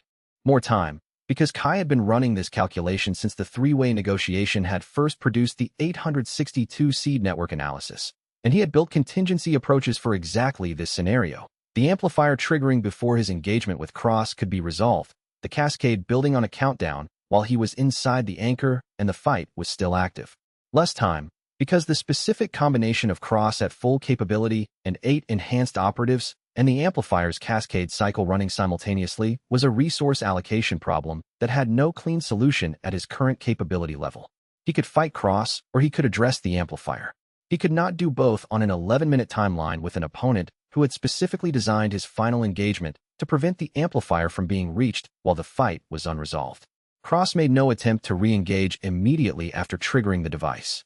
He stepped back to a position that gave him clear sight lines to both the amplifier housing and Kai's current position and the enhanced operatives remaining, 8 of 12, after Sora's, and his own work in the approach corridor and the outer ring, reconfigured around the amplifier in a protective formation that was not designed to advance but to hold, to make the amplifier unreachable within the time remaining.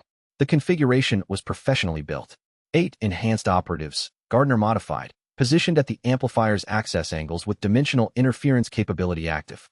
Cross himself at the center rear, capable of engaging any approach to the device while remaining covered by the operative's formation. Kai assessed this in the 4 seconds of tactical pause that followed the amplifier's activation. Sora was at the outer ring.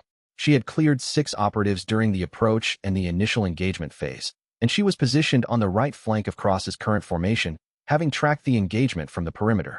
She had not been engaged with the remaining 8 operatives. She was fresh.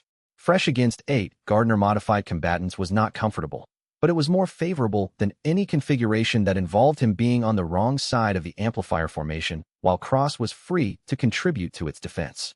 He looked at the amplifier building its cascade signal. He looked at Sora's position. He looked at Cross. Sora, he said, I need the 8. The way she processed this request, the second-long pause of someone confirming a tactical calculation, the particular quality of a field director accepting an assignment that was at the outer edge of her capability but within the range her preparation had built for, was something he would remember with clarity for a long time afterward. She moved. He moved toward the amplifier. He tracked her progress against the 8 operatives in the secondary layer of his awareness. She cleared the first operative in 11 seconds using a sequence that treated dimensional interference as a feature rather than a liability. The second operative took 19 seconds. The remaining 6 understood what they were dealing with after the first 2. That was Sora's advantage against enhanced combatants. The first engagement told her everything about the enhancement profile, and every subsequent engagement used that information. 6 remaining operatives against someone who now knew exactly what they were enhanced to do was a different calculation than 6 operatives against an unknown. He did not stop moving toward the amplifier. There was no version of this where he paused to verify Sora's situation. Either she could handle the aid, or the outcome of the entire operation was already determined. The amplifier housing was 40 meters ahead. Cross was 20 meters to his left, beginning to disengage from Sora's tactical constraint and turn toward him. 9 minutes remained. Whatever the Tier 10 advance required, whatever the substrate restructuring pulled from him, whatever cost the dimensional expansion of his nervous system carried, he was going to find out in the next 9 minutes whether it was possible under these conditions. He reached the amplifier housing and pushed his sensor into its resonance core, and the full complexity of what Cross had built registered in his awareness simultaneously. And what he understood, in the first second of contact, was that he did not have enough capacity at Tier 9 to stop it. Chapter 128. Kai reached the amplifier housing with Cross 8 meters behind him and 2 enhanced operatives breaking away from Sora's engagement to cut his angle. He didn't engage the amplifier physically. The housing was constructed with dimensional interference shielding, the specific Gardner technique architecture that would resist any physical attempt to damage the device before the cascade completed. Attacking it physically would be slower than the countdown allowed. He engaged it through his anomaly sensor. He pushed his sensor awareness into the amplifier's resonance chamber, the dimensional equivalent of reaching inside a running machine and touching its mechanism, and felt the full complexity of what Cross had built. It was not a simple device. It was a resonance architecture that had taken 6 weeks to construct, and that was integrated into the anchor's own dimensional energy field at a structural level. Disabling it required not just suppressing the output signal, but retuning the entire frequency architecture that the device was using to build the cascade signal. The best analogy, he thought, in the 2 seconds before Cross reached him, was what Yuna had described once as acoustic dominance, competing with a signal by generating a stronger countersignal at the specific frequency that would cancel or override the original. His anomaly sensor operated by reading and interacting with dimensional resonance frequencies. At Tier 9, he could read the amplifier's complete frequency architecture and generate counterresonance at every relevant frequency simultaneously. The problem was that the amplifier was drawing power from the Beijing anchor's full dimensional energy field, and the anchor's energy field was vastly larger than what Kai's Tier 9 counterresonance could match. He was competing with a power source that outweighed him by a factor he did not want to calculate precisely. He needed more. Cross reached him at the 8-minute mark and the fight resumed, but it resumed differently now, because Kai's sensor was engaged with the amplifier and he could not fully disengage it without losing the counterresonance frequency lock. He was fighting Cross with a portion of his processing capacity reserved for the amplifier competition, and Cross was fighting Kai with his full capability. The hits that landed in the next 3 minutes were the worst of the engagement. Cross was reading the partial attention, sensing through his Gardner-enhanced awareness that Kai's prediction processing was running at reduced capacity, and was generating 6-step sequences specifically designed to exploit the reduction. 2 of them landed. One of them would have been fight-ending under other circumstances. Kai's A-rank physical architecture, rebuilt through months of dimensional processing integration, absorbed what a standard A-rank body could not have absorbed. He held 7 minutes. 6. The counter-resonance he was pushing into the amplifier was doing something. The cascade buildup rate had decreased, the frequency architecture showing stress at the points where his sensor was generating interference. He was competing, but not winning. Kai, Yuna's voice. She had been monitoring the sensor output and running projections. The counter-resonance is working, but the amplifier's power draw is outpacing your counter signal at Tier 9. You need more capacity. 5 minutes. He knew what she was telling him. He had been running toward this calculation since the moment he entered the anchor. The math had always pointed here. The only reason he had not been certain was that Tier 10 advancements under active combat conditions in a dimensional environment with non-standard physics were not something the historical record described in useful detail. He held the counter-resonance with the capacity he had. He held the combat engagement with the capacity he had. He held both, and pushed both, and found the place in his awareness where both demands were drawing from the same resource. And he stopped managing the resource and started expanding it. And the expansion pulled from the same place that every previous tier advance had pulled from. The dimensional architecture of his own nervous system, restructured by years of anomaly sensor integration, reaching for the next level of what it was built to become. For minutes, the advance was going to arrive or it was not going to arrive in time, and the difference between those outcomes was something he could not control. He could only create the conditions for it and hold them. He held them. The amplifier's dimensional resonance architecture was built from components he could read at full Tier 9 resolution but could not reach physically. The interference shielding was exactly what he had identified during the preparation meditation, a Gardner technique construction that would deflect any physical contact before the cascade cycle completed. The shielding was not impenetrable. It was time-consuming to defeat through physical means, and time was the resource the 11-minute window was depleting fastest. He pushed his anomaly sensor into the device's resonance chamber. The sensation was unlike anything in his experience of dimensional sensing to that point. Every previous application of the sensor had been reading, passive or active detection of dimensional signatures, with the interaction component being primarily one of attention and interpretation rather than physical exchange. What he was doing now was different. He was pushing the sensor's active resonance capability into a device that was generating its own active resonance output, and the two resonance fields were meeting inside the device's chamber architecture and competing for dominance at the fundamental level of the dimensional fabric. It was not comfortable. The feedback from the competing resonance fields registered in his nervous system as a sustained pressure that built incrementally with each second of engagement. Not painful exactly. More like the sensation of holding a heavy static load, the kind of load that was manageable at first and became increasingly demanding as the duration extended. The amplifier was drawing power from the Beijing anchor's full-dimensional energy field. The anchor's energy field, channeled through the collection nodes Cross had built, was vastly larger than what his Tier 9 counter-resonance could match at direct competition. At Tier 9, he was competing with a power source that outweighed him by a factor that he estimated and did not want to think about too precisely. 9 minutes. He held the counter-resonance frequency at the maximum his Tier 9 architecture could sustain and pushed. The cascade build-up rate decreased, not stopped, but slowed. He was competing effectively at some frequencies and losing at others, and the net effect was a slowing that extended the countdown but did not stop it. Cross engaged him from behind at the 7-minute mark. 2 hits landed in 3 exchanges. Cross was no longer trying to win a combat engagement.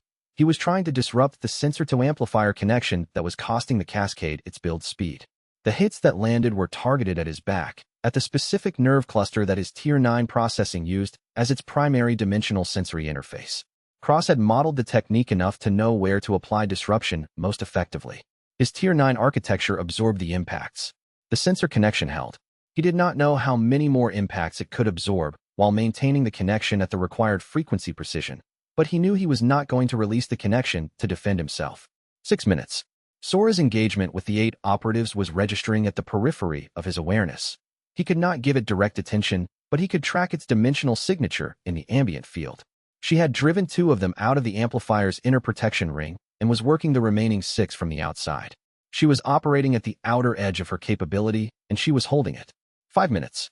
The Tier 10 threshold was not something he could make happen.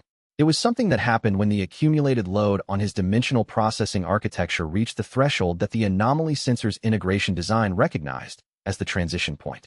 He was applying every load he had available. He was holding the counter-resonance. He was absorbing Cross's disruption attempts. He was maintaining the full Tier 9 planetary awareness alongside the localized anchor interior awareness simultaneously. For minutes, he was not going to reach it in time through normal progression. He knew this in the way he knew dimensional physics, not from calculation but from direct awareness of the current state of his architecture and the gap between the current state and the required state. He stopped managing the gap and started expanding toward it. Chapter 129 Tier 10 arrived like the world cracking open. Not painfully. Not in the way he had expected based on every previous advance, each of which had carried the signature of his nervous system rebuilding under a load it had not been engineered for. Tier 10 was different. Every previous tier had been the sensor expanding its range. Tier 10 was the sensor reaching a qualitative threshold that changed not just the range but the nature of the connection between his awareness and the dimensional fabric. He stopped being a point in space reading a field. He became a node in the field. The distinction was real and physical and completely impossible to describe in terms that did not have reference to the experience itself. The 862 anchor seeds in Earth's dimensional fabric were present in his awareness, not as points he was tracking from outside, but as positions within a structure he was continuous with. He could feel them the way he could feel his own heartbeat, not because he was monitoring them, but because they were part of the same fabric his awareness was now continuous with. The gardener's collective attention was present. All of it. Focused on this moment, this location, this event, the dimensional equivalent of every eye in a room, turning toward the same point simultaneously. He could feel the character of their attention, which was not merely watchful, but something that in a human would be called anticipation. They had been waiting for this moment for 40 years. The amplifier's counter-resonance competition changed. At Tier 9, he had been competing with the amplifier's power draw like two singers trying to hold different notes in the same room. The louder one would eventually dominate, and the louder one had not been him. At Tier 10, he was not competing with the amplifier's frequency architecture. He was the medium through which the architecture was trying to propagate, and the medium was now responding to the frequency rather than competing with it.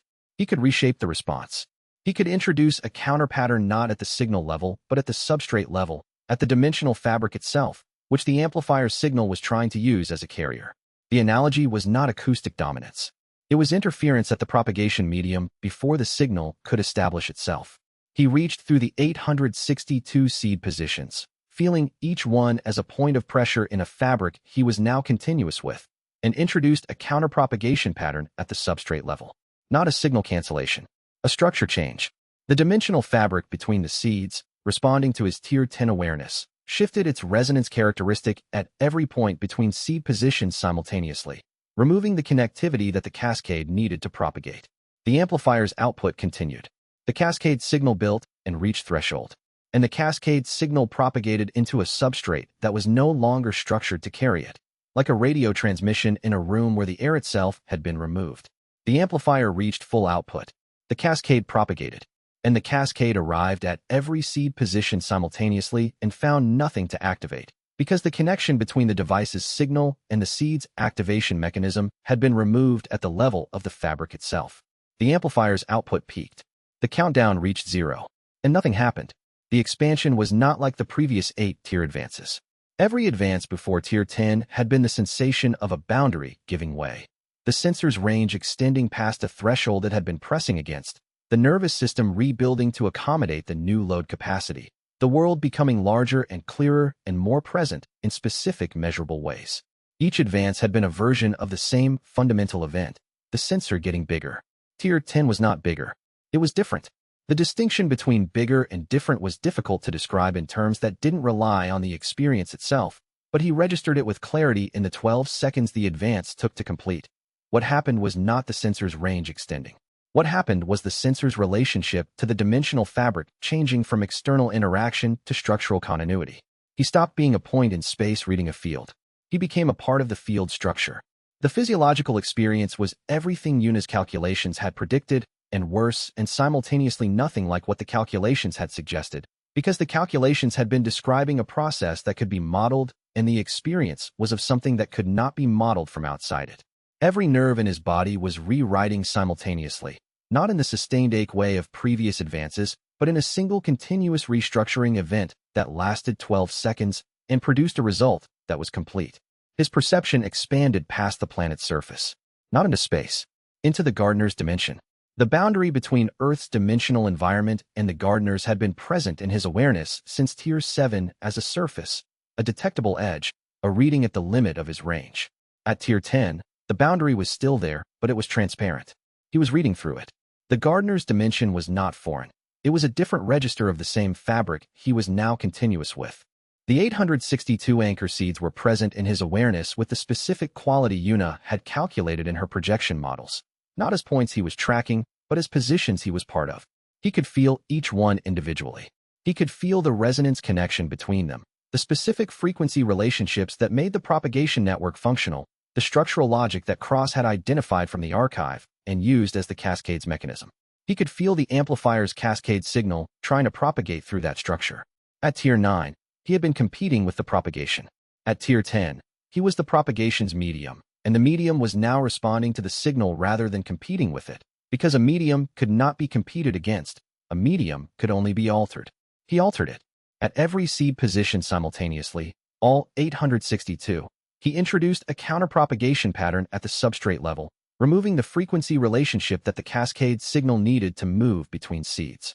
Not canceling the signal. Removing the road the signal needed to travel on. The cascade signal built to threshold.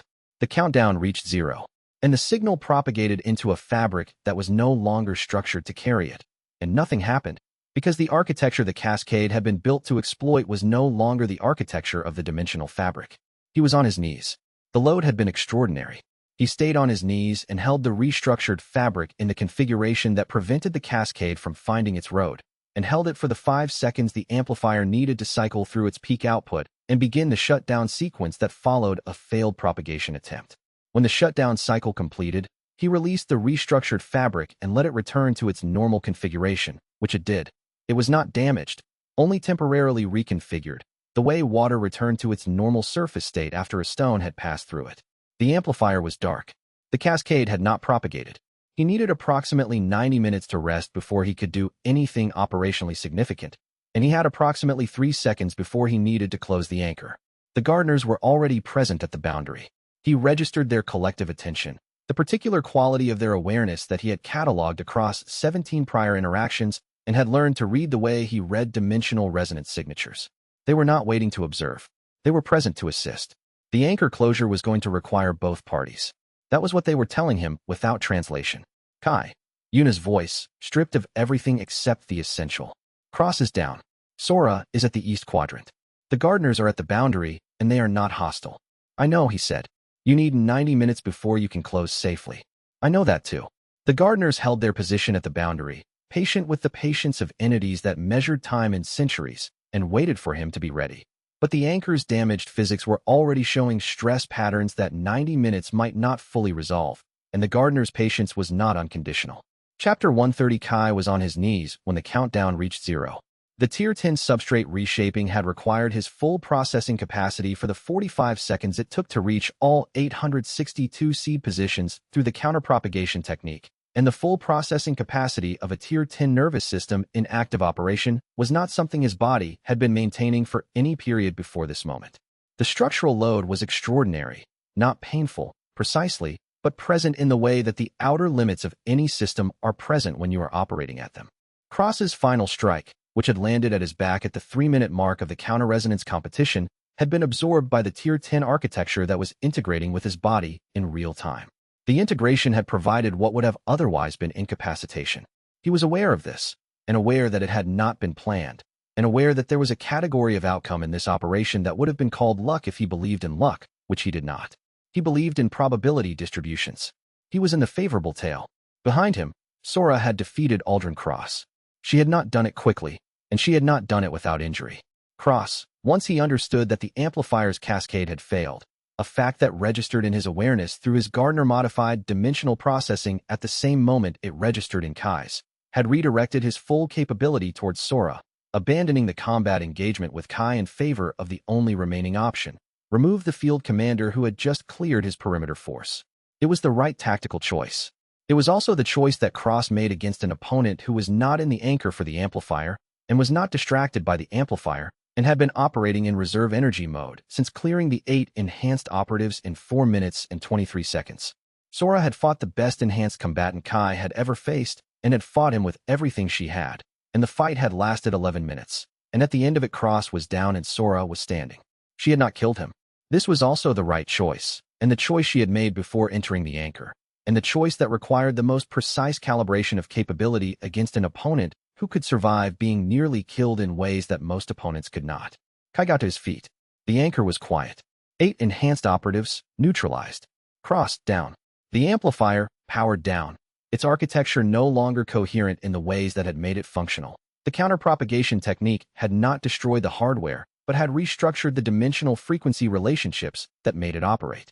Through the anchor's boundary, he could feel the gardener's collective presence more clearly than he had felt it from outside. They were present in the specific way of an entity that has been waiting for a long time and has now received the signal it was waiting for. He reached through his Tier 10 awareness to the communication channel and opened it. The amplifier is neutralized, he said. The cascade did not propagate. I'm requesting coordinated closure of the Beijing anchor. Both sides working in concert.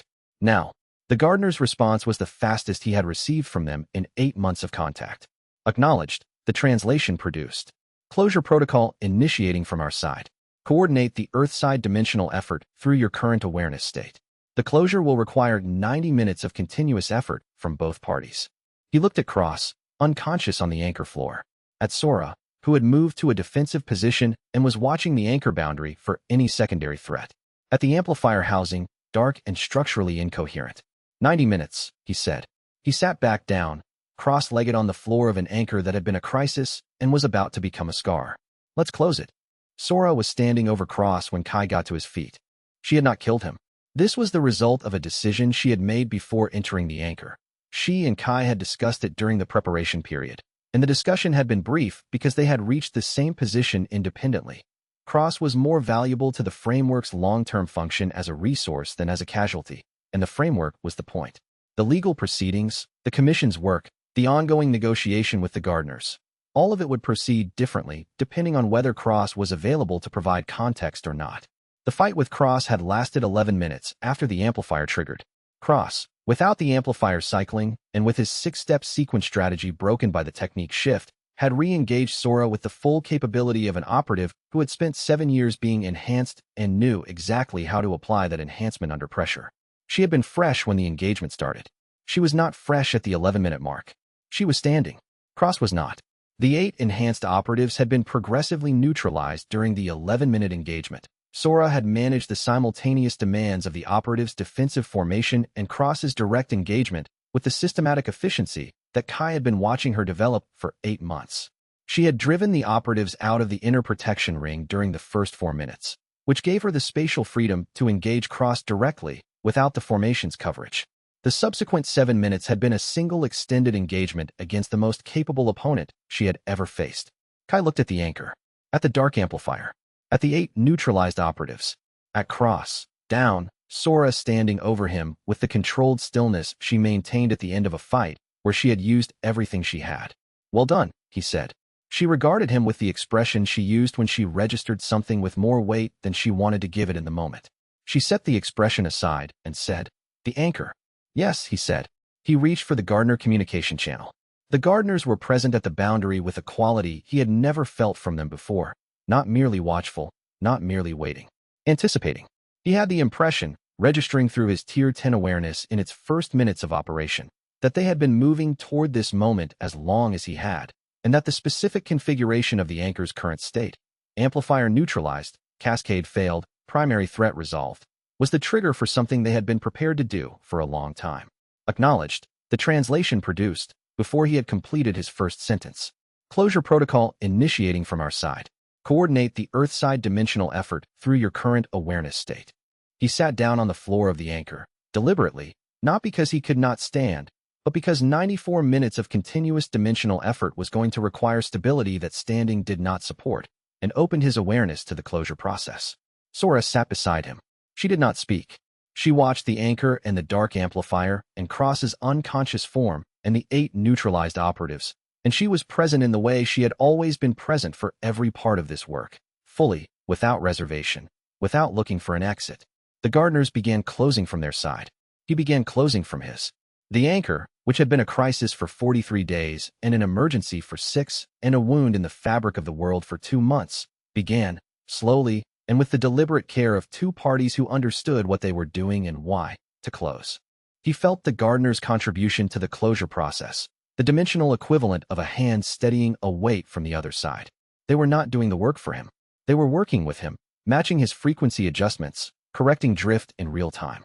40 minutes into the closure, the first structural layer sealed. 60 minutes. The second layer. 80 minutes. The luminescence at the anchor's center began to diminish for the first time. The third and final structural layer began its closure sequence at the 90-minute mark, and then, at 94 minutes, something registered in his sensor that he had not anticipated. A secondary resonance pattern, faint but deliberate, embedded in the anchor's fabric below the primary architecture. Not a threat, not a destabilization. Something the gardeners had placed there intentionally. Something they had not disclosed. Chapter 131. The anchor closure was the most sustained dimensional effort of Kai's life, and he spent 94 minutes maintaining continuous awareness at the substrate level while the gardeners worked from their side, and the 2-dimensional effort produced the first managed closure of a major anchor formation in Earth's documented history. The experience was unlike anything he had a reference for. He was not simply maintaining the awareness as he had when tracking gates at Tier 3 or monitoring anchor stabilizations at Tier 8. He was an active participant in the dimensional fabric's restructuring. His Tier 10 awareness engaged with the fabric at the substrate level, cooperating with the gardener's equivalent effort to gradually restore the coherence of the dimensional boundary that the anchor had torn. It was collaborative, nothing like any previous interaction with the gardeners. They were both doing the same thing from opposite sides of the same boundary, and they could feel each other doing it. He registered, at the 40-minute mark, the specific quality of the gardener's collective effort, something that his 8 months of contact had given him enough reference to read. They were not simply closing the anchor. They were doing it with the specific care of an entity that understood what this closure represented and was treating it accordingly. This was not routine maintenance. This was a milestone. They knew it. He noted that and kept working. The luminescence in his eyes went out at the 87th minute. He did not notice it immediately. Sora noticed it. She had been watching him throughout the closure process with the attention of a field director monitoring a critical system under extended operation, and she saw the change and did not say anything for 30 seconds before she mentioned it. "Your eyes," she said. He looked at his hands. The faint pulse that had been visible since Tier 8, the luminescence that had become a constant in his visual experience and in his physical self-awareness, was absent. His hands looked like hands. He touched his face and felt no radiation. "The overload state normalized," he said. It was the phrase Yuna had used in her projections. She had predicted that the Tier 10 activation under field conditions would produce an initial overload state that would stabilize into a functional normal. He had believed her. He had not fully prepared for what normal would feel like. It felt small, not powerless, the opposite. He was still continuous with the planetary dimensional fabric. He could still feel the 862 anchor seeds, muted now, like background awareness rather than active sensation. The gardener's dimension was still present at the boundary of his perception. His capability had not diminished. But the burning, the constant luminescent pressure, the sense of being connected to something so large that the connection itself was visible in his physical body, that was gone. And its absence was quiet in a way the presence had not been. He sat in the former anchor area for an extended period after the closure completed. Sora sat with him without speaking. The beiging sky above was clear. The anchor's atmospheric distortion signature had resolved with the closure, the greenish gradient gone, ordinary winter sky in its place. He was F-rank Kai Duran who had walked into a hunter bureau 8 months ago and asked about a gate prediction anomaly. He was Tier 10, omniscient anchor, the only person in Earth's documented history who had felt the planet's full dimensional fabric as a substrate continuous with his own nervous system. The two things were true simultaneously, and the second one had not replaced the first. He was still the first one. He noted that it felt right, which was not a data point he usually tracked. Then he got up, because there was work to do. The 94 minutes of closure produced an effect on Kai's awareness that was difficult to distinguish from the Tier 10 advance itself in the moment it was happening, but that resolved into its own specific quality in the hours afterward. What the closure felt like, from inside, was collaboration. He had been working with the Gardeners Collective for 8 months through the communication channel, and the quality of that work had developed from the initial formality of an entity managing a novel contact situation to something more functional and less ceremonialized. But every communication to that point had been mediated. Him reading dimensional signals, translating, constructing language, receiving language back, translating again. The closure was different. He was working with the Gardeners' collective effort at the substrate level, both parties acting on the same dimensional fabric simultaneously, and the quality of working at that level with the Gardeners Collective was the direct experience of an entity that processed dimensional information in ways that were neither human nor alien, but genuinely, specifically Gardener. They were careful, methodical, patient in a way that he associated with their century-scale operational planning. But now in a context where the patience was being applied to something that required patience rather than being simply the baseline quality of an entity that thought on long timescales. They were taking 94 minutes to do something they could theoretically have done faster, because doing it faster would have produced a closure with less structural integrity than the process warranted. The anchor's dimensional tear was healing correctly, not quickly. At the 40-minute mark, Cross regained consciousness. Sora was watching him and registered the shift before he was fully oriented. Cross lay still for 30 seconds, an entity assessing a situation before acting, which was entirely consistent with everything Kai knew about his operational style, and then spoke. "It didn't propagate," he said. "No," Sora said. Cross was silent for a long moment. He was reading the anchor through his Gardener-modified awareness, the same way Kai was reading the closure process from the other direction. He could feel what was happening. He could read the Gardener's participation in the closure. He could read Kai's Tier 10 awareness working in concert with the collective. He advanced, he said. "Not a question." "Yes," Sora said. Another silence. "The substrate restructuring," Cross said. "Not counter-resonance." He removed the propagation pathway. He absorbed this. "Then, that's from the archive. That technique is in the archive." "I didn't read it in the archive," Kai said. He kept his eyes closed and his awareness on the closure process. I found it from inside the problem. Cross was quiet. The quality of the quiet was different from before, not calculating, not planning. Something in the range of the response to information that changes a model you have been running long enough to have confidence in.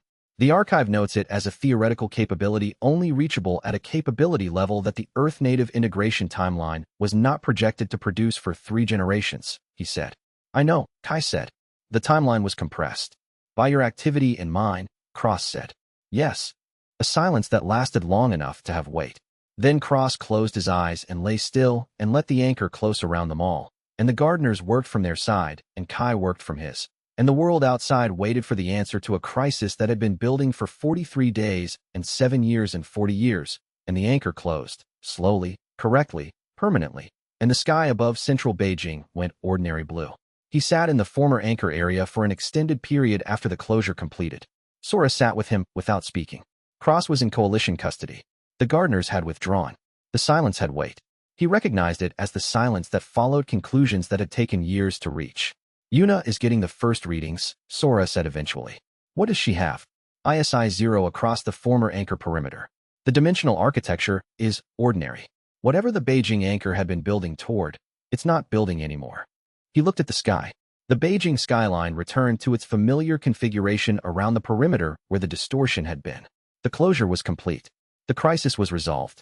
He had 43 days of documentation to file, 7 months of framework negotiation ahead of him, and one question he had not had the bandwidth to examine properly during the crisis: the secondary resonance pattern he had registered in the anchor's fabric during the final closure. He noted it in the log. He did not yet know what it meant, but it was documented, which was where everything began.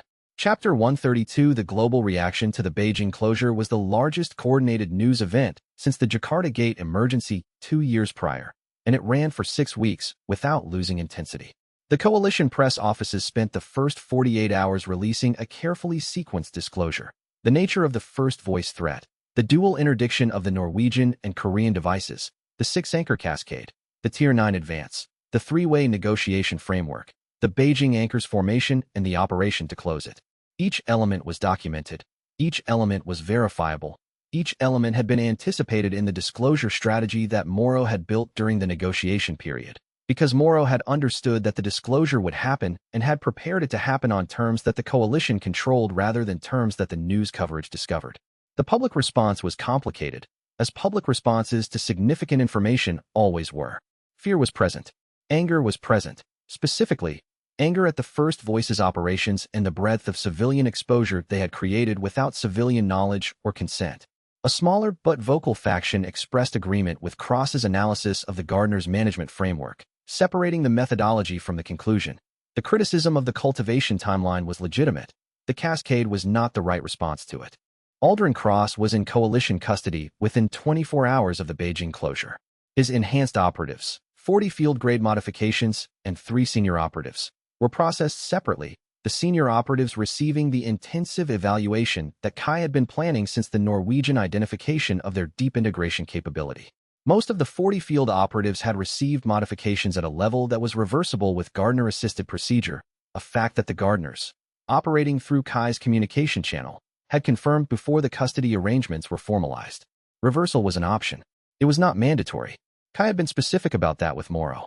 The architect's hands remaining members were a separate category.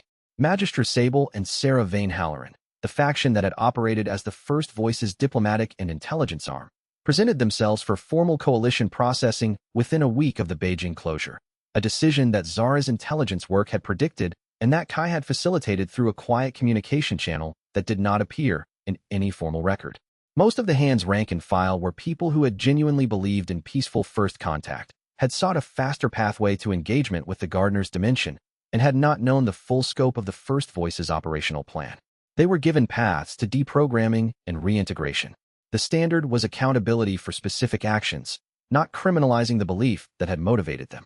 The radical First Voice Corps, Cross, and the 11 individuals who had designed and executed the 6 anchor cascade, the Norwegian and Korean devices, and the Beijing amplifier, faced international charges through the Liminal Coalition's new jurisdictional framework. The charges were novel, because the legal categories for the offenses were novel, and the legal team spent 4 months developing the framework that would hold in multiple jurisdictions. Morrow coordinated it. She was thorough in ways that would only be fully appreciated in the years that followed. Kai wrote Cross's formal assessment for the coalition's legal record, not as a prosecution document, but as a contextual framework that described what Cross had believed, why he had believed it, and what the legitimate grievance at the foundation of the First Voices position represented. He submitted it alongside Yuna's dimensional physics analysis of the cascade's projected impact. Both documents were accurate. Both were necessary. The First Voices operations had not been meaningless, even in their failure. They had accelerated the negotiation framework by a factor he estimated at decades. The urgency that had produced the three-way session in 72 hours was urgency that would not have existed without the threat Cross had created. The framework that existed at Beijing's resolution was better than the framework that would have existed without the conflict. Cross had been wrong about the method. He had not been wrong about the urgency. The Beijing closure produced a response in every national government that Morrow had anticipated, planned for, and managed with the precision Morrow had built over 20 years learning which governmental responses required active management and which resolved on their own if given sufficient factual information and sufficient time. The factual information was thorough. The 6-week public disclosure process that followed the closure released every document that could be released without compromising ongoing legal proceedings. The formation of the liminal coalition, the development of the anomaly sensor tracking capability, the First Voices operational history from the Norwegian device construction through the Beijing anchor, the three-way negotiation framework and its terms. The amplifier interdiction and closure operation. The documents were dense, technical, and accurate. Morrow had known they would be dense and technical, and she had assigned a team of translators, not language translators, but the kind of institutional translators who understood how to make technical information accessible to audiences without scientific backgrounds, to produce parallel documentation in 47 languages. The disclosure was global in its scope and specific in its detail, and the specificity was deliberate. Vague disclosures produced speculation, and speculation produced reactions that accurate specific information did not produce. The reaction that Morrow most carefully managed was not the public reaction, but the governmental one. 3 of the 16 co-signing governments expressed post-closure concerns about the extent of the crisis that had been managed without their full direct knowledge. These were the same 3 governments that had embedded First Voice sympathizers at the operational level. The sympathizers had been identified and processed before the closure, but the governments themselves had not been informed of the embedded sympathizer operations in advance of the closure, because informing them would have required using communication channels the sympathizers had access to. Kai provided the briefings to those 3 governments personally. The briefings covered the sympathizer identification process, the specific information the sympathizers had access to, the operations that had been routed around them, and the framework for the post-closure institutional security review. He was specific about what had been withheld and why. He was specific about the alternative. Informing those governments through compromised channels would have produced information leakage that would have directly benefited the First Voices operational planning during the crisis period. None of the 3 governments found the explanation satisfying. All 3 accepted it as accurate and moved forward with the institutional security review process. Morrow noted in her private assessment that governments found explanations unsatisfying when the explanations required them to acknowledge that their institutional security had been compromised by their own personnel, and that this acknowledgement, while uncomfortable, was more useful to the long-term institutional relationship than a sanitized version that avoided the discomfort. Aldrin Cross's legal proceedings were the final institutional element. The charges were novel enough that Morrow's legal team spent 4 months developing the framework. International law had not previously addressed the specific offense of constructing a dimensional cascade device with intent to force a species-level change in Earth's developmental trajectory.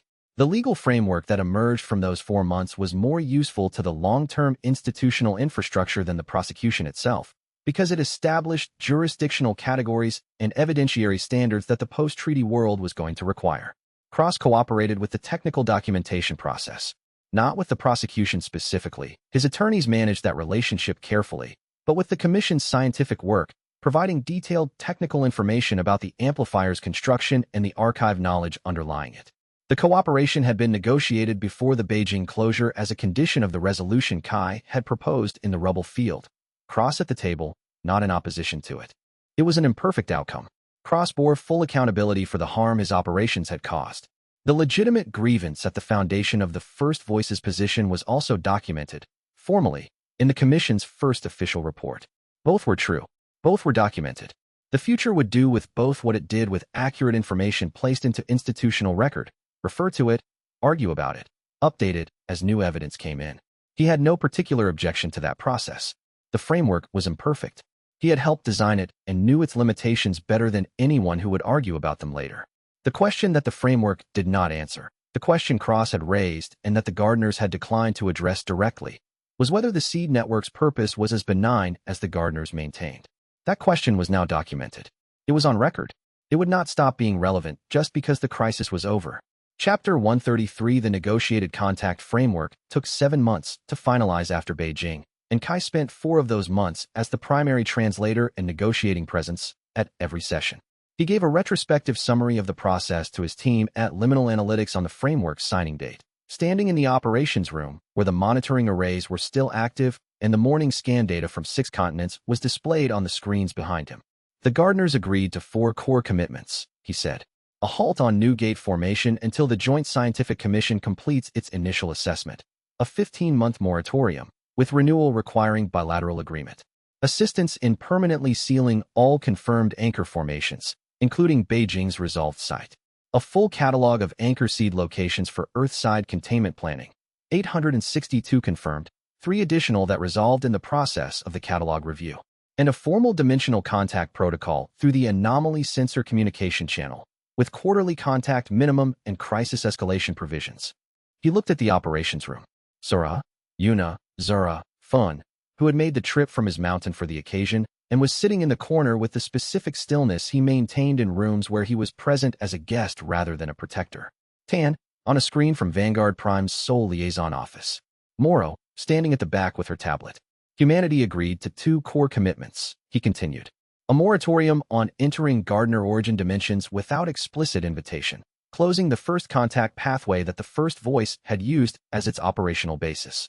And the Joint Scientific Commission, with Yuna as Earthside chair and a Gardener-designated technical contact as the collective's representative.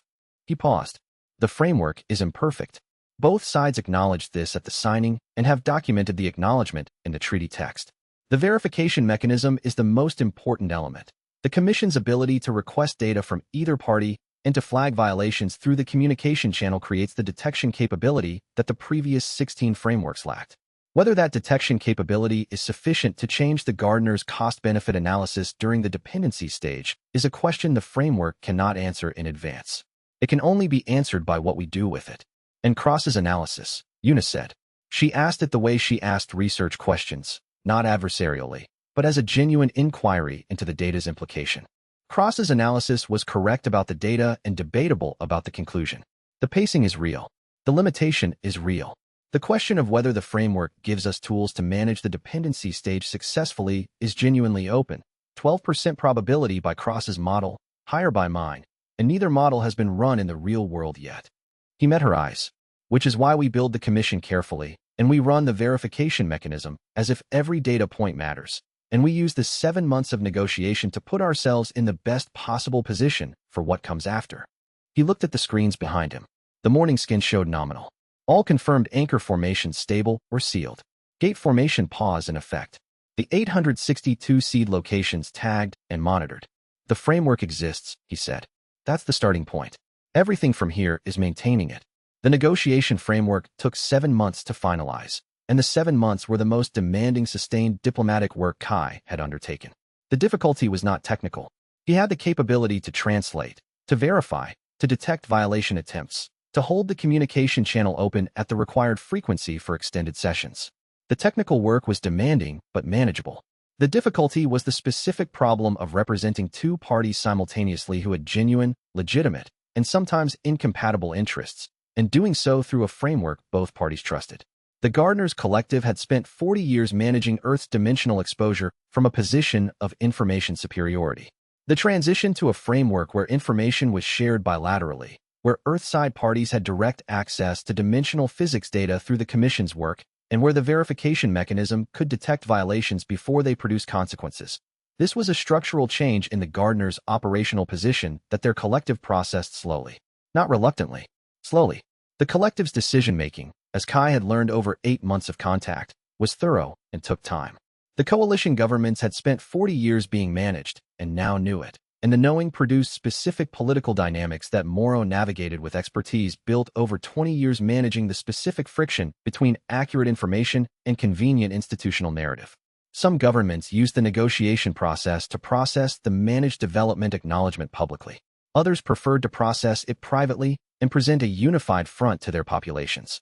Morrow coordinated both tracks without allowing either to collapse the negotiation. Kai's role was translation and verification. He translated accurately. He verified consistently. He did not advocate for either side's specific position. The Commission's independence required that he represent the communication faithfully rather than steering the negotiation toward outcomes he preferred, even when outcomes he preferred were clearly available if he were willing to misrepresent. He did not misrepresent.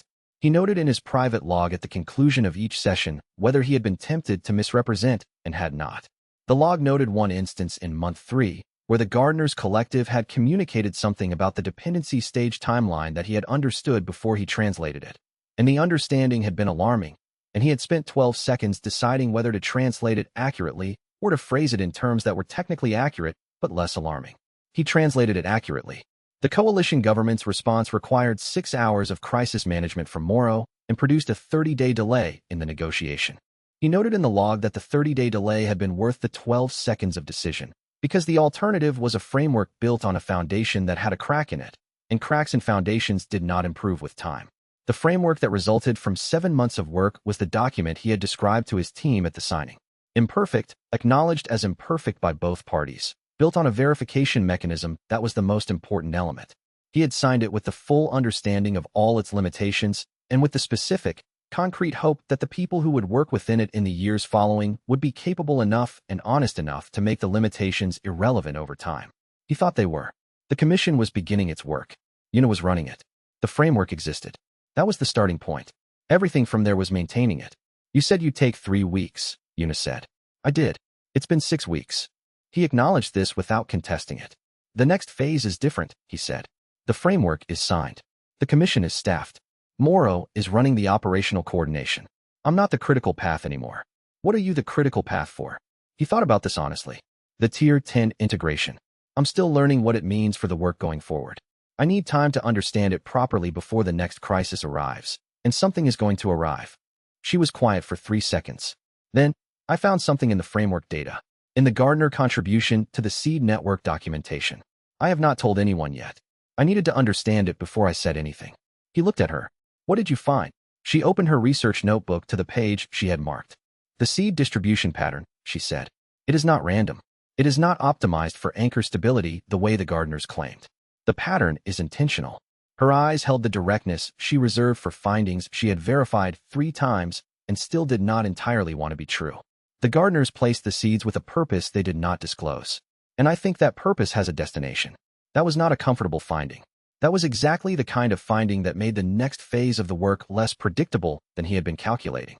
Chapter 134. They had the conversation in the quiet of the Liminal Analytics headquarters on a Tuesday evening in late spring, after the framework signing, after the public response had settled into something resembling ordinary news cycles, after the last of the legal proceedings had reached their initial phases and the immediate operational load had reduced to something Sora's management systems could handle without his direct presence at every decision.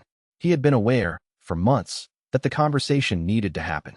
He was also aware that he had been constructing reasons for its postponement with the same systematic efficiency he applied to operational planning, and that the reasons had been genuine in their way.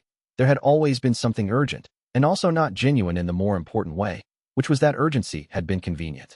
Una arrived at his office at 6:30 with takeout containers and her research notebook and sat down across from him with the expression of someone who had made a decision and was not revisiting it. He recognized this expression. He had seen it when she was presenting final research conclusions. I'm going to say something directly, she said. You always do, he said. I stayed, she said. Not because the work required me specifically. There are 3 other dimensional physicists in the world who could have run the monitoring array. 2 of them would have done it better than I did in the first 6 months, before I understood the anomaly sensor's specific output characteristics. She set down her notebook. I stayed because you were worth staying for, and I had known that since the Tier 3 tunnel, and I had been applying the same analytical rigor to that knowledge that I applied to everything else, which is to say I had been treating it as data rather than a decision. He said nothing. He had learned, in 8 months of working with her, that silence from him in this kind of moment was the correct response. She was not asking him to fill space. She was completing a thought. I'm done treating it as data, she said. He had been carrying this question for months, not constructing reasons against it. The reasons against it were real but not compelling, which was information. He had been building a model of what it would mean. The liability she had mentioned, the close-quarters exposure of someone who was a target for anyone who wanted leverage over him.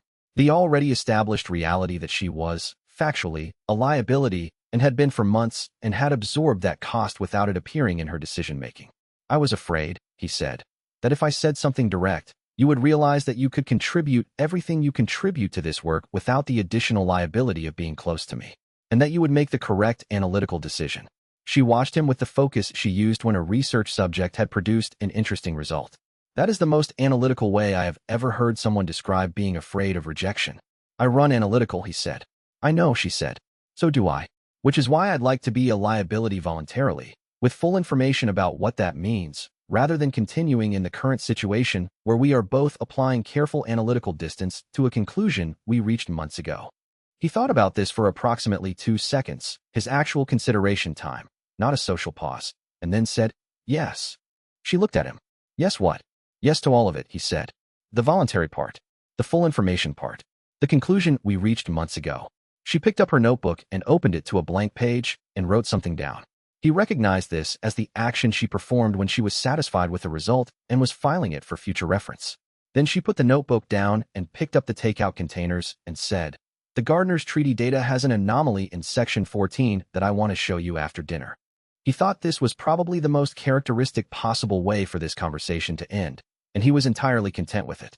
The quiet of the Tuesday evening extended around them in a way that Kai associated with spaces that had been built for continuous activity and were, for a specific moment, not being used for it.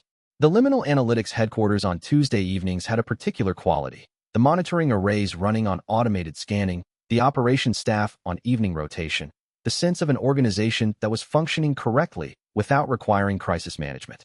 They had talked for 3 hours. He had not tracked the time during the conversation, which was unusual for him. He tracked time continuously, the habit built from 8 months of operations where time was the resource most subject to misallocation. Not tracking it in this conversation was, he noted, an indicator. She had made notes in her research notebook 3 times during the conversation. The first time was when he had described being afraid of rejection in the terms he had used. She was recording his phrasing, he understood, because his phrasing had been genuinely unusual, and she collected unusual data. The second time was when he had given her the yes to all of it formulation. The third time was at the end, when she had mentioned the treaty data anomaly. The commission's first session is next week, she said, when the takeout containers had been cleared and the tea had been made and the conversation had reached the point where the official agenda was permissible. I know, he said. The anomaly, when did you first register it? 3 weeks ago, in the initial data review. She had the research notebook in her lap and had opened it to the page with the anomaly calculations. I flagged it internally but didn't bring it to you because I wanted to be certain it was real before involving your awareness capacity in the analysis. If it's a cataloging artifact, your awareness would have located it within 4 minutes, and I would have spent your time on a calibration error. And it's not a cataloging artifact. The mathematical structure is too specific to be random error. The spacing geometry has an internal logic that doesn't match the functional distribution logic the gardeners provided in the catalog documentation. She showed him the notebook page, a spatial diagram with annotation marks indicating the anomalous spacing pattern, and beside it the mathematical analysis she had run on the frequency relationships between the anomalous seeds. He looked at it for 30 seconds. He was reading it at Tier 10 resolution, cross-referencing the spatial diagram against the planetary seed distribution in his ambient awareness. He found the pattern immediately. It was present in his continuous awareness as a subtle pressure point in the fabric's geometry, the kind of thing that his awareness registered as a slight irregularity in the background field, but that he had not isolated and examined because the irregularity had not been prioritized among the 862 data points he was tracking. I see it, he said. You've been carrying it for weeks without knowing what it was, she said. Without knowing it was something distinct, he said. The irregularity was registered. The classification was absent. He met her eyes. What's your hypothesis? She looked at her notebook with the expression she wore when she was presenting a preliminary conclusion that she trusted enough to share, but not enough to call established. The anomalous seeds are positioned in a pattern that looks like a secondary distribution, as if someone placed them specifically to create a structure that only becomes visible when the full 862 seed map is analyzed at Tier 10 resolution. The structure points outward from Earth's dimensional fabric in a specific direction. Toward the gardener's dimension, he said. Yes, she said, but not at the gardener's dimension. Through it. The pattern, if extended geometrically, points past the gardener's dimension to a position in the larger dimensional architecture that the treaty data's coordinate system identifies as. She paused. As the locus of the 17th managed cultivation operation. He paused for a moment. The one that succeeded, he said. Yes, she said. The one the archive notes as the historical model for all 17 operations. The one that Cross drew his comparison cases from. She closed the notebook. Someone left a map. I don't know when. I don't know who. But the map is in the seed distribution, and it points at the most important reference point in the gardener's archive for understanding what the cultivation process is ultimately building toward. He picked up his phone and said he was on his way. Chapter 135. Kai's anomaly sensor stabilized at Tier 10, omniscient anchor, 6 weeks after the Beijing closure, and the stabilization produced a capability profile that did not match any existing hunter classification framework. Yuna ran the systems check with him over 3 days of careful assessment at the liminal analytics facility. The results were specific enough that she wrote a 12-page technical report on them, which she shared with the Joint Scientific Commission as its first data contribution. The planetary dimensional awareness was permanent and non-directional. It did not require active effort to maintain, did not degrade during sleep or rest, and operated continuously at a background level that his nervous system had integrated into its ordinary processing. The 862 anchor seeds were constant presences in his peripheral awareness, the way the awareness of one's own heartbeat was a constant background presence. Present, not intrusive, available for attention when relevant. The gardener's dimension registered as a continuous distant perception, always there, accessible, not demanding. He described it to Yuna as the awareness of a neighboring country, knowing it exists, knowing approximately what is happening in it, not needing to be at the border to maintain the knowledge. Physical capability had stabilized at A rank. His body had been rebuilt through months of anomaly sensor integration to accommodate the dimensional processing load, and the architecture that had produced A rank combat capability was permanent. The spatial precognition that came with Tier 10 awareness made his effective combat capability significantly higher than the standard A rank assessment. He was functioning at what Yuna's analysis estimated as SS rank in any engagement where spatial prediction was a meaningful advantage. Which is most engagements, she noted in the report. His advancement trajectory had reached its natural ceiling for conventional progression. He would not advance past Tier 10 through the accumulated load mechanism that had driven every previous advance. There was no higher tier in the standard framework. The anomaly sensor had reached its designed architecture. Further development, if it came, would require either an evolutionary trigger that restructured the sensor's fundamental design or a prolonged period of stable operation during which the Tier 10 architecture consolidated into something more refined than its initial integration. He was comfortable with this. He had spent 8 months in a state of constant advancement, each tier bringing new capability and new responsibility and new problems that the new capability made addressable. The stability of a ceiling was not a loss. It was a different kind of work. The Commission is going to want continuous access to your awareness data, Yuna said. She was reviewing the report's final section, the recommendations. They can have it, he said, with the same verification mechanism we built into the treaty framework. No single party has unfiltered access, including the gardeners. He looked at the morning scan data. Nominal. All 862 seeds present and stable. Gate formation pause in effect. The world's dimensional fabric, as readable to him as text on a page. The data is accurate. The accuracy is available to everyone who needs it. That's the job. She made a note in her research notebook. He recognized it as the action she performed when she was satisfied with the result and was filing it. He had cataloged enough instances of it to run a predictive model on when it would occur. He chose not to mention this. The Commission's systems check took 3 days, and the results gave Yuna 12 pages of technical documentation and gave Kai a clearer picture of what stable Tier 10 operation actually felt like now that the activation overload had normalized. The normalization had been gradual. In the week after Beijing, the Tier 10 awareness had run at the intense level of initial integration. The planetary fabric not just present but pressing, demanding attention, registering every formation event and every seed pulse at a volume that required active management. He had compared notes with Yuna during this period, and she had described it as similar to the initial weeks after each previous tier advance. The new capability was present, but not yet regulated, the nervous system running above sustainable baseline, while the integration consolidated. By the third week, regulation had established itself.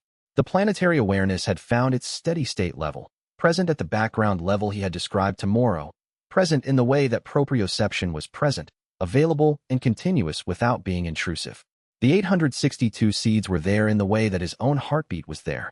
He did not think about them constantly. He was always aware of them. The Commission's physical capability assessment produced results that Una noted as important for the treaty's verification mechanism design. His A-rank physical output was stable and did not appear to be degrading or advancing. The Anomaly Sensor's cellular reconstruction had produced an architecture that was designed for the Tier 10 operational load. And the architecture was stable in the way that well-engineered systems were stable, not fragile, not consuming itself, running at design capacity rather than at the limits of what it could sustain. The combat capability assessment was the part of the report she included most carefully. This section will be read by the Coalition's military committee, she said when she presented it. I know, he said. The SS-rank functional equivalent needs context. Without context, the military committee's first response will be the same response they had to the first disclosure of the predictive capability at Tier 1. How do we control it? She had already written the context section. With context, that the capability is passive prediction rather than active force, that it operates most effectively in coordination with institutional frameworks rather than independently of them, that the treaty's verification mechanism is precisely the kind of institutional framework that makes the capability accountable. The assessment reads differently. He read the context section. It was accurate. Your language is better than mine, he said. I've been translating your analytical outputs for institutional consumption for 8 months, she said. The institutional language is what I do. She added the final notation to the report. The Commission's work is going to require this kind of translation continuously. We're going to be generating dimensional physics findings that the political and legal frameworks don't have language for yet. Someone has to build the bridge. That's the Commission's function, he said.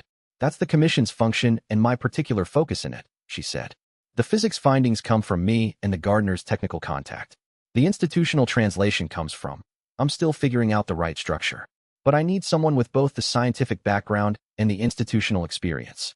She was watching him with the knowing expression of a person who had a specific candidate in mind and was waiting for him to reach the same conclusion independently rather than naming it.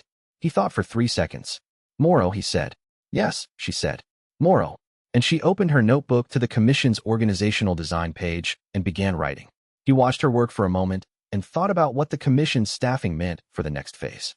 Morrow's particular value was not just operational experience. It was the credibility he had built over 2 decades with the governmental bodies most skeptical of the framework's legitimacy.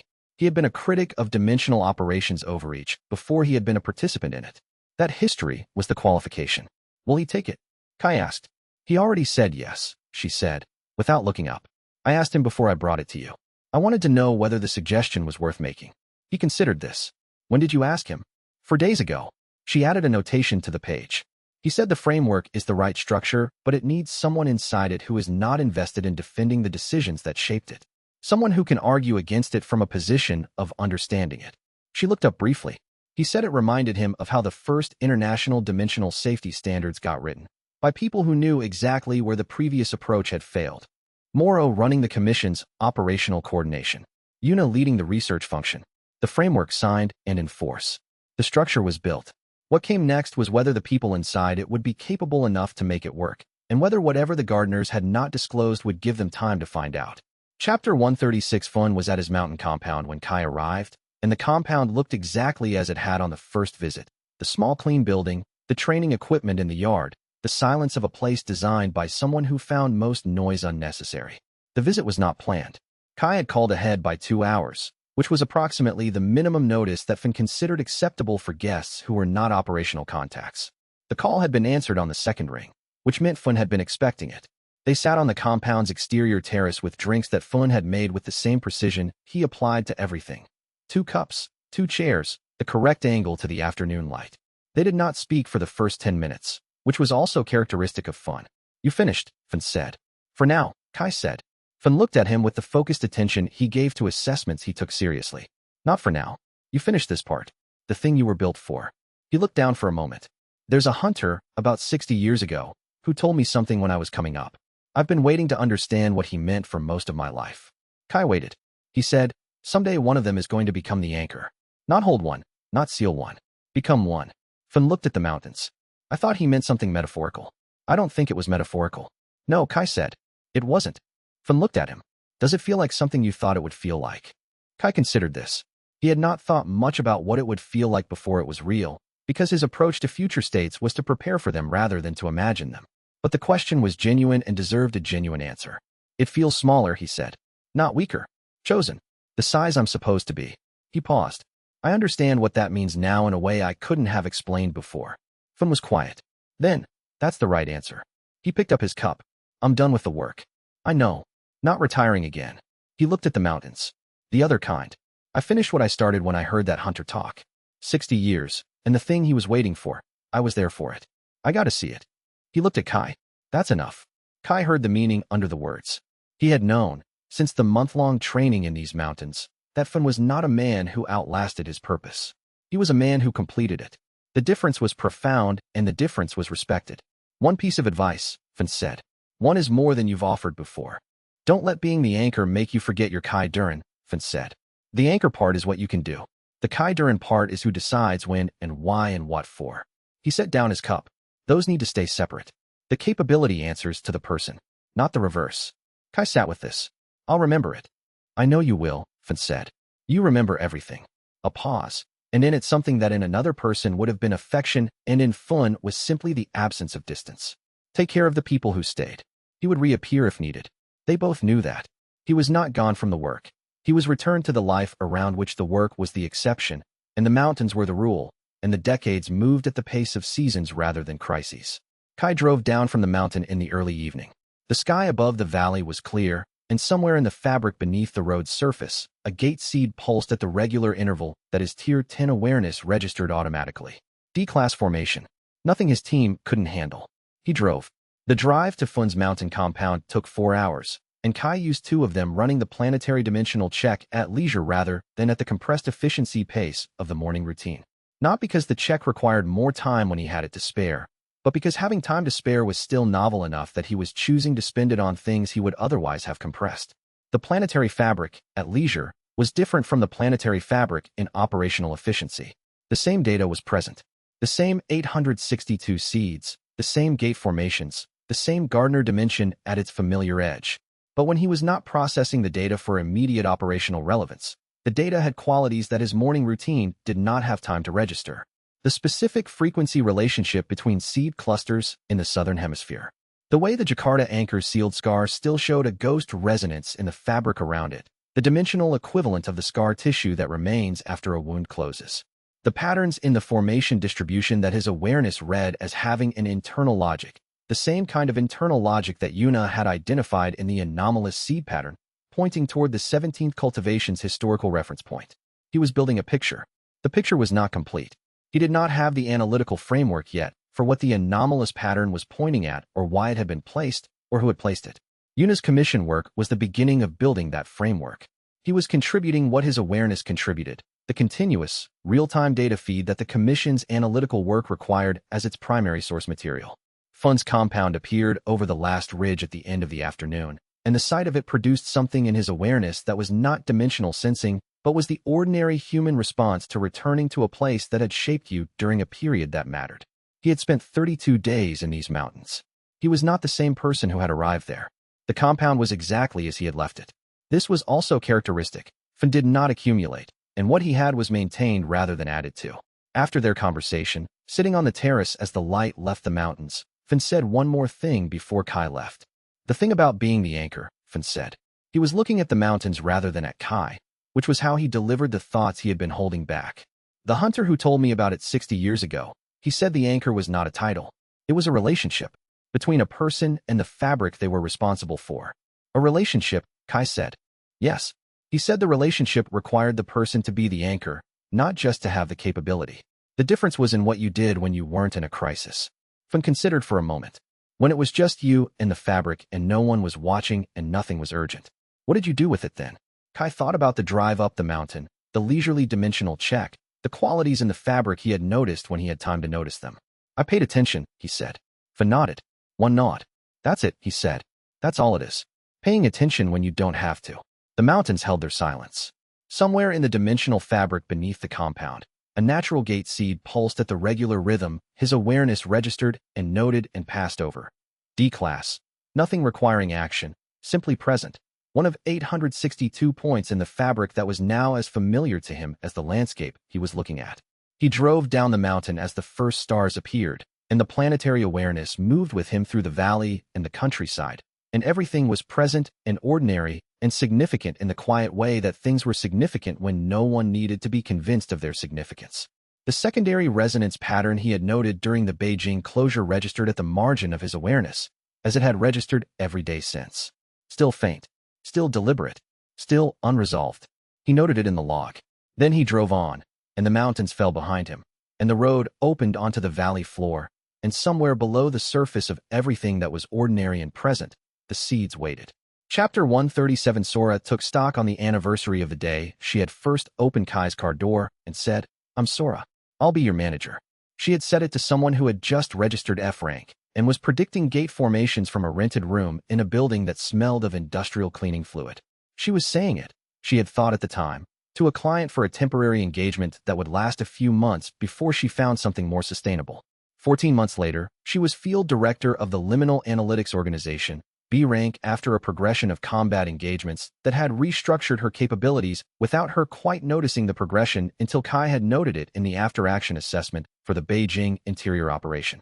She had navigated the specific challenge of being the operational interface between a man whose capabilities were expanding at a rate that made institutional frameworks irrelevant and the institutional frameworks that the world required someone to maintain. She was good at it. She had not known she would be good at it. She sat with Kai at the Liminal Analytics headquarters on the anniversary date and asked the question she had been building toward for months. What comes next? He did not treat it as rhetorical. He listed it: gate management under the formation moratorium, monitoring the existing gate network, managing the anchor seeds through the containment program, handling the formations that predate the moratorium, the treaty framework's maintenance requirements, quarterly communication sessions, commission data review, violation detection, the global hunter community restructuring, which is going to take 5 years at minimum, legal proceedings for the first Voice Corps leadership, which Moro's office is handling, but which we're going to be called on to provide technical assessment for at regular intervals. That's the operational picture, she said. What comes next for the work itself? He looked at her. Yuna found a mathematical anomaly in the treaty data. Anchor seed distribution pattern that doesn't match the catalog we were given. We haven't resolved what it means yet. Crosses archive access, Sora said. She had been tracking the implications of the treaty negotiation data in parallel with Zara's intelligence review, building her own picture. Possibly. Or an error in the gardener's catalog. Or something in the seed distribution that was established for a purpose that doesn't appear in the documentation we've received. He paused. The commission is designed to produce exactly this kind of answer. It's going to take time. And the gardeners, she said. When they come back. They'll be back, he said. The moratorium is 15 months. After that, the gate formation resumes under the bilateral management protocol. Each formation requires prior notification and joint assessment.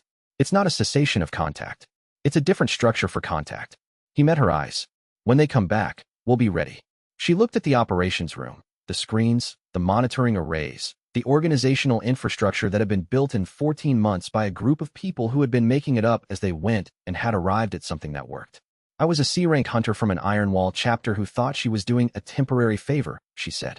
I want you to know that the distance between where I started and where I am is not something I fully had words for, even now. You built most of it, he said. The organizational structure, the perimeter management, the interdiction teams, the coalition coordination. You built it while I was reading Gates. You were doing other things, she said. Yes, he said. But you were doing the work that made the other things possible. He looked at the screens. The work continues. Different shape. Same foundation. She thought about that. It was accurate. She had checked, and it was accurate. Different shape. Same foundation. She could work with that.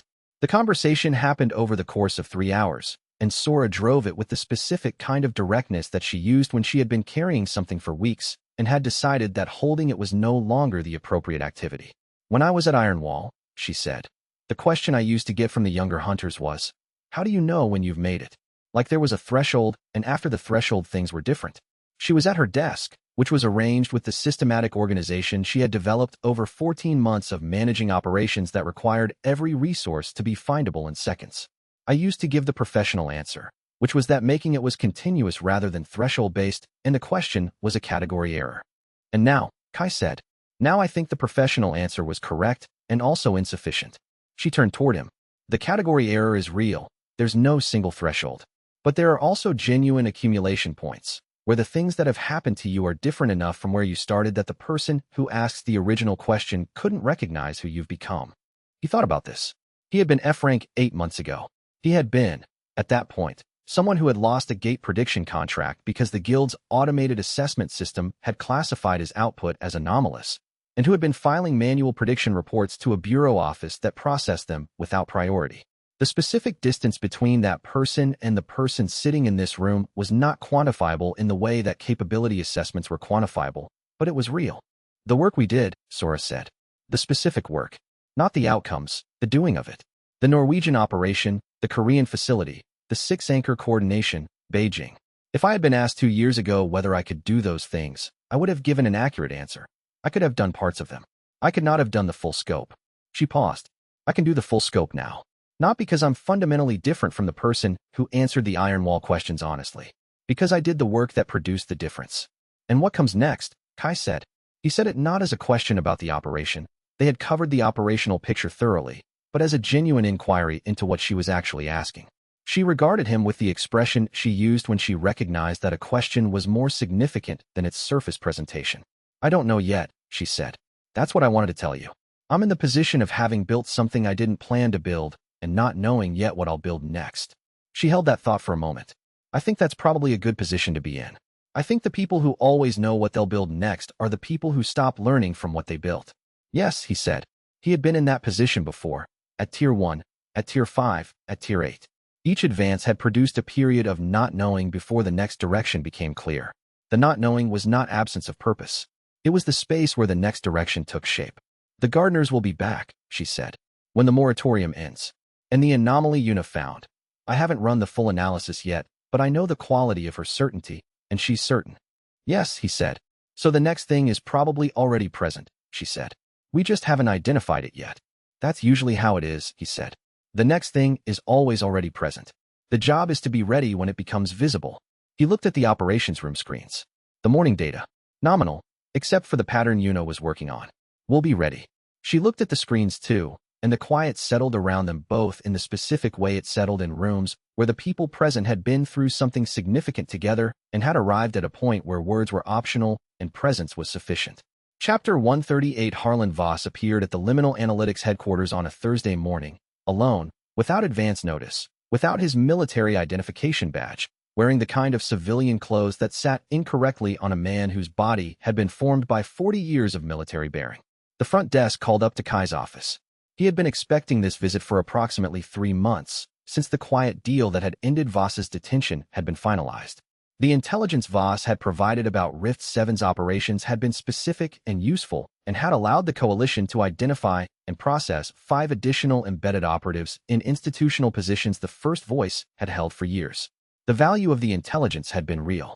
The deal had been real. Kai had signed the technical assessment that made the deal possible. He went down to the lobby. Voss stood in the lobby's open space with the posture of a man who had not come to negotiate, and had not come to apologize, and had come for a reason he had defined for himself on the drive over, and was going to execute precisely. Kai read him at Tier 10 resolution. No dimensional enhancement, no First Voice modification, no hidden support. Just a retired general in his late 50s who had spent 2 years trying to prevent an outcome that had been prevented by other means than the ones he had chosen. You built something I spent 2 years trying to prevent, Voss said. Yes, Kai said. I was wrong about the approach. Voss held his gaze. The acknowledgement was not comfortable for him. It was accurate, and he had chosen accuracy over comfort, which was the choice Kai associated with people who had spent time thinking carefully about what happened. Not wrong about the danger. The thing I was afraid of, an unaccountable predictive asset operating outside institutional oversight, was a real danger. Yes, Kai said again.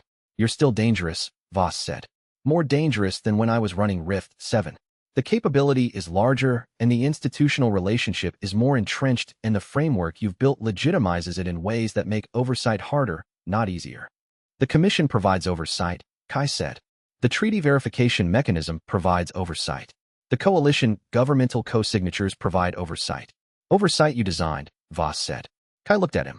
Yes, which is why the commission includes representation from 4 governmental bodies, the Joint Scientific Commission and the Gardeners Collective, and why the communication channel protocol was verified independently, and why every data output is cross-checked through UNA's monitoring system before it reaches any institutional decision-maker. He paused. I designed it to be checked by people who weren't me. That's the point. Voss studied him for a long moment. Then he nodded. It was not reconciliation. It was not forgiveness. There was nothing to forgive, because the opposition had been institutional and calculated rather than personal. It was something more honest. The acknowledgement of 2 people who had been on opposite sides of the same concern, where one side had been right about the concern and wrong about the response, and neither side had been simple. He turned and walked out. Kai watched him go and thought that this kind of conversation, where no side won cleanly and both sides left with something accurate to carry, was probably the only honest version of how this particular relationship could end. He went back to work. The visit was 23 minutes long, and Kai tracked every minute of it with the specific attention he gave to conversations where the operational subtext mattered more than the surface content. Voss had come to say something specific. He had built toward it through the opening exchange about the liminal analytics operation, the acknowledgement of being wrong about the approach, the statement about the dangers still being real. Kai had recognized the trajectory and had not accelerated it. Voss was working through his own framing and deserved the space to deliver it on his own timeline. The specific thing Voss had come to say was not about oversight or accountability, though both were genuine concerns he had expressed accurately. The specific thing was in the pause after he said, "You are still dangerous." Kai had said, "Yes," and Voss had nodded. The nod that was not reconciliation, not forgiveness, not approval. The nod that was the acknowledgement between 2 people who had been in genuine opposition and had arrived, through different routes, at the same accurate assessment of the situation. What Voss was saying with the nod was, I was right about the danger. I was wrong about the response. You are still the same danger I identified. The danger is now inside the framework I opposed rather than outside it. I cannot tell yet whether inside the framework makes the danger better or worse. I am acknowledging this accurately rather than pretending I have an answer I don't have. Kai had received that acknowledgement and had not tried to fill it with reassurance. Voss was not asking to be reassured. He was engaging in the specific honesty of a person who had spent his career making high-stakes decisions with incomplete information and had developed a disciplined relationship with the incompleteness. After Voss left, Kai stood in the lobby for 30 seconds and thought about the 43 enhanced operatives Cross had brought through the Beijing anchor and the 12 of them who had been the senior operators, and the 3 from Vanguard Prime who had gone into the Gardener's dimension with Cross 7 years ago and had never been reported as anything other than missing in action. He thought about Marcus Tan writing 3 letters he had never sent because the words had never come. The letters would not come now either. What had come was the Commission's work on voluntary modification reversal, which the Gardeners had confirmed was medically feasible and which the Coalition's legal framework had established as an available option rather than a mandatory procedure. Cross's senior operatives were in the process of making individual decisions about reversal with full information about what it involved and what it produced. That was the outcome that was actually available. It was imperfect. It was real. He went back to work. The work, at this stage, was different from what it had been. He was not managing a crisis. He was building the institutional architecture that would prevent the next one, or, more accurately, contain it when it arrived, because the Tier 10 awareness had given him a planetary view that made optimism about prevention difficult. The seed network registered as a constant presence at the outer range of his awareness. 862 anchor seeds distributed across 23 countries, each one a stable dimensional structure embedded in the planetary fabric with the same precision that had built the Chiron upland. He had stopped thinking of them as potential problems and started thinking of them as facts, fixed points in the planetary dimensional geography. Some of them were going to activate. That was not pessimism. It was a reading of dimensional energy patterns building in the planetary substrate since the first gate formation 40 years ago. The substrate was not passive. The seeds were not dormant in the way that implied permanent non-activation. They were waiting on their own timeline. You're doing the thing where you catalog everything that's ready instead of what you're actually worried about, Sora said from the doorway. He looked at her. What am I worried about? The pattern in the seed distribution that Yuna found. She came in and sat down. She briefed me this morning. The destination it points to. She met his eyes. That is going to be the next problem. He did not disagree. Yes, he said. It is. He had built the best structure he could, staffed it with the best people available, and documented the problem with the precision that 37 months of training had made habitual. What Yuna had found in the seed distribution data was going to require all of it, and probably more than what currently existed. He went back to the logs. Whatever was coming, he wanted the record to be clean before it arrived. Chapter 139 Marcus Tan announced Vanguard Prime's full operational integration with the Liminal Coalition in a press event that attracted coverage from 47 nations and produced a cascade of secondary announcements from 12 other major guilds within the subsequent week. The integration was the most significant guild government independent organization partnership in Hunter history. It formalized what had been functional for 8 months. Vanguard Prime's field operations providing the coalition's primary rapid response capability, shared intelligence architecture running through Zara's established systems, joint training programs for A-rank candidates that incorporated the Anomaly Sensor Calibration methodology Yuna had developed during the crisis period. Ten called Kai the evening of the announcement. The restructuring took 11 months, Ten said. He was at Vanguard Prime's Seoul headquarters, the lights of the city visible through the window, behind him on the secure video channel. The 3-month negotiation period, the 6-month transition, the 2-month final integration review. I spent most of that time explaining to my senior commanders why the thing we were building was worth what it was going to cost in institutional independence. What did you tell them? I told them that institutional independence without institutional context is just insularity with better PR, Tan said. That Vanguard Prime's purpose was never independence for its own sake. The purpose was capability for the work, and the work had changed to require a different kind of structure. He took a breath before continuing. I also told them about what drove me initially. What I thought at the beginning, when I was approaching you and Sora as assets rather than people. I know what you thought, Kai said. I know you do. I also think it deserves to be said directly, not worked around. Ten looked at him through the screen. I genuinely believed predictive assets needed state control. Not because of self-interest, or not only because of self-interest. Because I had seen what happens when capability without accountability runs loose. I've seen 3 instances in 40 years of guild operations where unmonitored predictive capability caused harm that was avoidable. I extrapolated too far, but the underlying concern was real. Yes, Kai said. So how do you make sure what we've built doesn't go wrong the same way? Ten said. It was a genuine question. He was asking for the methodology, not the reassurance. You build in the people who will tell you when you're making mistakes, Kai said. He was looking at Sora through the operations room window as he said it. She was briefing the new intake group, 12 B-rank hunters who had joined Liminal Analytics in the month since the framework signing. You find the people who are honest with you regardless of what the honesty costs them, and you give them the authority to enforce the honesty. And you make sure they have better information than you do about the parts of the operation you can't fully see. Ten absorbed this. Sora, he said. Sora, Kai confirmed. Yuna, Zara. Fulin, when he was operational. He paused. And you, in whatever role the integration produces. Ten looked at him for a moment. Then he said, I'll take that seriously. I know you will, Kai said. That's why I said it. The press event for the integration announcement was in Seoul, in Vanguard Prime's primary conference facility, and Tan had run it with the organizational precision that had made him the most effective guild master of his generation. Specific, factual, time to the minute, with supporting documentation available for every claim and technical advisors present to answer the inevitable follow-up questions about how the operational integration actually worked in practice. Kai attended remotely.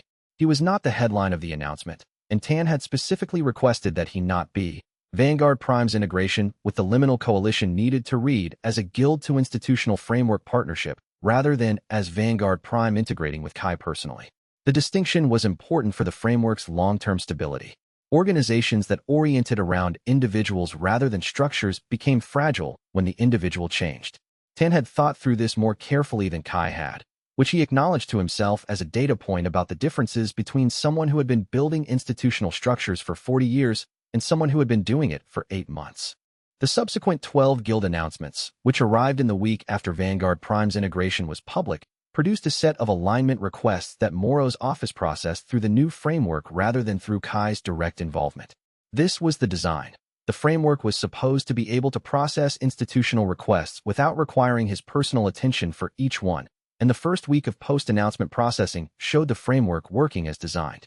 3 of the 12 guilds' requests had technical elements that required commission review. Yuna's commission processed them. 1 had a political element that required coalition governmental co-signature. Moro's office handled it. 1 had an operational element that required Sora's field operations assessment. She handled it. He was involved in 0 of the 12. He was aware of all of them through the operational monitoring channel, but awareness was different from involvement. And the difference between being aware of everything and being involved in everything was precisely the difference between an organization that could function at scale and one that could not. The integration design is working, he told Tan during their evening call. Institutional infrastructure usually works when it's been designed carefully, Tan said. The careful design is what takes time. He looked at the Seoul skyline through his office window. I spent 3 months explaining to my senior commanders why integration was worth the cost in institutional independence. I should have spent the first month explaining it and the subsequent 2 months listening to what their actual objections were. My senior commanders understood things about the operational implications that I had not modeled from the top. What did you learn? That the joint training programs needed to be designed from the field level up rather than from the institutional level down. That the intelligence sharing architecture had a vulnerability I had not identified because I was looking at it as an institutional structure rather than as a communication system used by people with specific operational habits. Tan paused. And that Sora's intake assessment methodology is considerably more sophisticated than anything Vanguard Prime has developed in 40 years of guild operations. I had 3 of my senior training officers sit through her process, and they came back with 12 requests for curriculum revision. She'll be pleased, Kai said. She was precise about it, Tan said. She told them what the curriculum needed to accomplish and let them figure out how to accomplish it. They told me afterward that being given the what without the how was uncomfortable and produced better results than being given both. I am noting this for future application. He was quiet for a moment. You built the team that built this. I want to be accurate about that. We built it, Kai said. All of us. The design doesn't belong to any one of us. Tan considered this. That's the right answer. It's also the kind of answer that makes it harder to credit failure appropriately when failure happens. Yes, Kai said. That's the cost of distributed construction. You pay it because the alternative is worse. He looked at the monitoring screens. The cost is worth it. Tan was quiet for a moment, in the way he was quiet when he was deciding whether to say something directly or to let it stand as implied. He decided. Yes, he said. It is. He looked at the monitoring screens for a moment longer, and then, the one thing I want to tell you, before the commission gets fully operational and before whatever comes next takes all the available attention, is that the documentation held. 37 months of careful, honest, complete documentation. Against the treaty complaint, against the Pellerin assessment, against every institutional challenge. The record you built was why the framework was possible at all. Kai looked at the screens. The record was the work, he said. Not the defense. The work. Tan considered this. Then he closed the briefing folder and said, yes. That too. Chapter 140 on a Tuesday morning in early autumn, for months after the framework's signing and 6 months after Beijing, Kai Duran ran his planetary dimensional check. This was his morning routine now. He did it before the first coffee, before the stack of overnight requests had been reviewed, before the daily briefing with Sora or the regular communication check with Moro's office. He sat at his desk in the Liminal Analytics headquarters and closed his eyes and let his Tier 10 awareness move through the planet's dimensional fabric with the ease of something that had been practiced into complete naturalness. 862 anchor seeds. Each one present in his peripheral awareness at its fixed position, the pulse of each one distinct and individually readable, the way a familiar piece of music was individually readable from the background sound of a city, present and specific and not requiring concentration to identify. All 862 stable. 3 in the post-formation management phase from the moratorium's predecessor period, all 3 within normal parameters. 0 anomalies. 43 active standard gates across the hemisphere. 7 new formations since the moratorium's preceding period catalog, all 7 in notification status with the Joint Commission. All 7 within acceptable formation parameters under the bilateral management protocol. The gardener's dimension, present at the edge of his awareness, the familiar quality of a neighboring country existing in the background of consciousness. No unusual activity. No formation initiatives. The quarterly communication session was scheduled for the following week. He noted all of it in the log.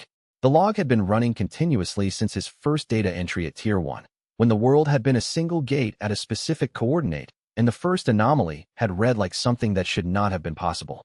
8 months of log entries. He had not missed a morning. He opened the overnight request stack. 2 anchor seed reports from coalition field teams. 1 from the West African Monitoring Station flagging a minor resonance variation at a seed near Lagos, within the normal daily variance range, but worth noting. 1 from the Pacific Regional Office confirming 3 gate predictions from the previous week had manifested within 4% of his projections.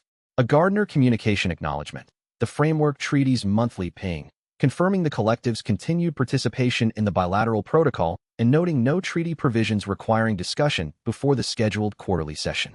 3 gate predictions that his team could handle without his direct involvement. He flagged them for Sora's intake briefing and moved on. A personal message from Yuna.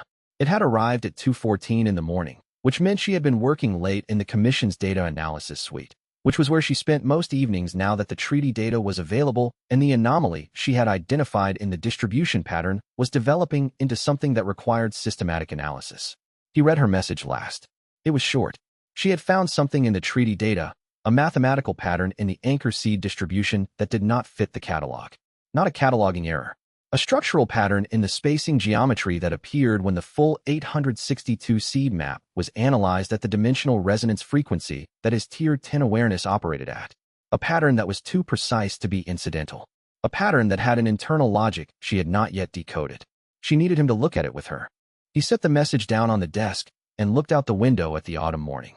The city was beginning its ordinary day. The sounds of traffic, the distant ambient noise of a metropolitan center at 7 in the morning, the specific quality of urban light on the first cool days of the season. Somewhere under the streets, a gate seed pulsed at the regular interval, his awareness registered automatically. D-class formation. Nothing his team couldn't handle. Beyond that, faint and constant, the 862 seeds of the anchor network. Beyond that, the gardener's dimension at its familiar distance. And beyond that, in the pattern Yuna had found in the distribution data, in the mathematical structure that was too precise to be incidental, in the question that was beginning to form at the edge of his awareness, something that was waiting to be understood, something that had been placed in the fabric of the earth with intention, in a pattern that pointed at something the framework treaty had not yet addressed, something that the Joint Scientific Commission was only now developing the capability to read. He picked up his phone and called Yuna. She answered on the first ring. "You saw it," he said. "Of course," she said. "I sent you the data summary, but the full picture requires the awareness. Can you come to the lab?" "On my way," he said. He closed the morning log and picked up his jacket and walked out of the office into the ordinary morning. The same morning, in its essential character, as every morning he had been doing this work, and a completely different morning in every other way. The gate prediction anomaly that had started all of this had been a small thing, a data point that did not fit, a discrepancy in a formation report that a less careful analyst would have filed and forgotten. The 862 seeds were not small. The framework treaty was not small. The pattern Yuna had found, he did not know yet what it was, but he knew the quality of her certainty, and she was certain, was not going to be small either.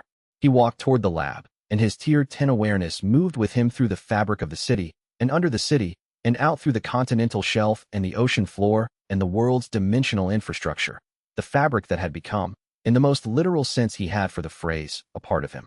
The work continued. It would always continue. That was what the work meant. The morning readings completed, he sat with the data in the way he had learned to sit with it, not looking for problems, but staying present with what was there. ISI readings across the active seed network. Population integration at each site. The slow, patient work of maintaining awareness without forcing it into alarm. His sensor touched the planetary fabric at the scale it now operated and registered the same thing it had been registering since the Tier 10 advance. The seed network was not random. The distribution was purposeful, and the purpose was becoming slightly more legible each week. Yuna appeared in the monitoring room doorway at 8:47 with her research notebook and the expression she wore when she had confirmed something she had been working toward. "I decoded the third layer of the seed distribution pattern," she said. He turned from the morning data. "It is not a destination," she said. "I was wrong about that. The seeds are not pointing somewhere." She came to the console and turned her notebook toward him, showing the distribution map with her annotations overlaid. "They are building something. The distribution is a construction pattern. The same architecture the gardeners used for the Chiron upland, but at planetary scale." She looked at him. The Beijing anchor was not an attempt to force a hostile dimensional incursion. It was a test.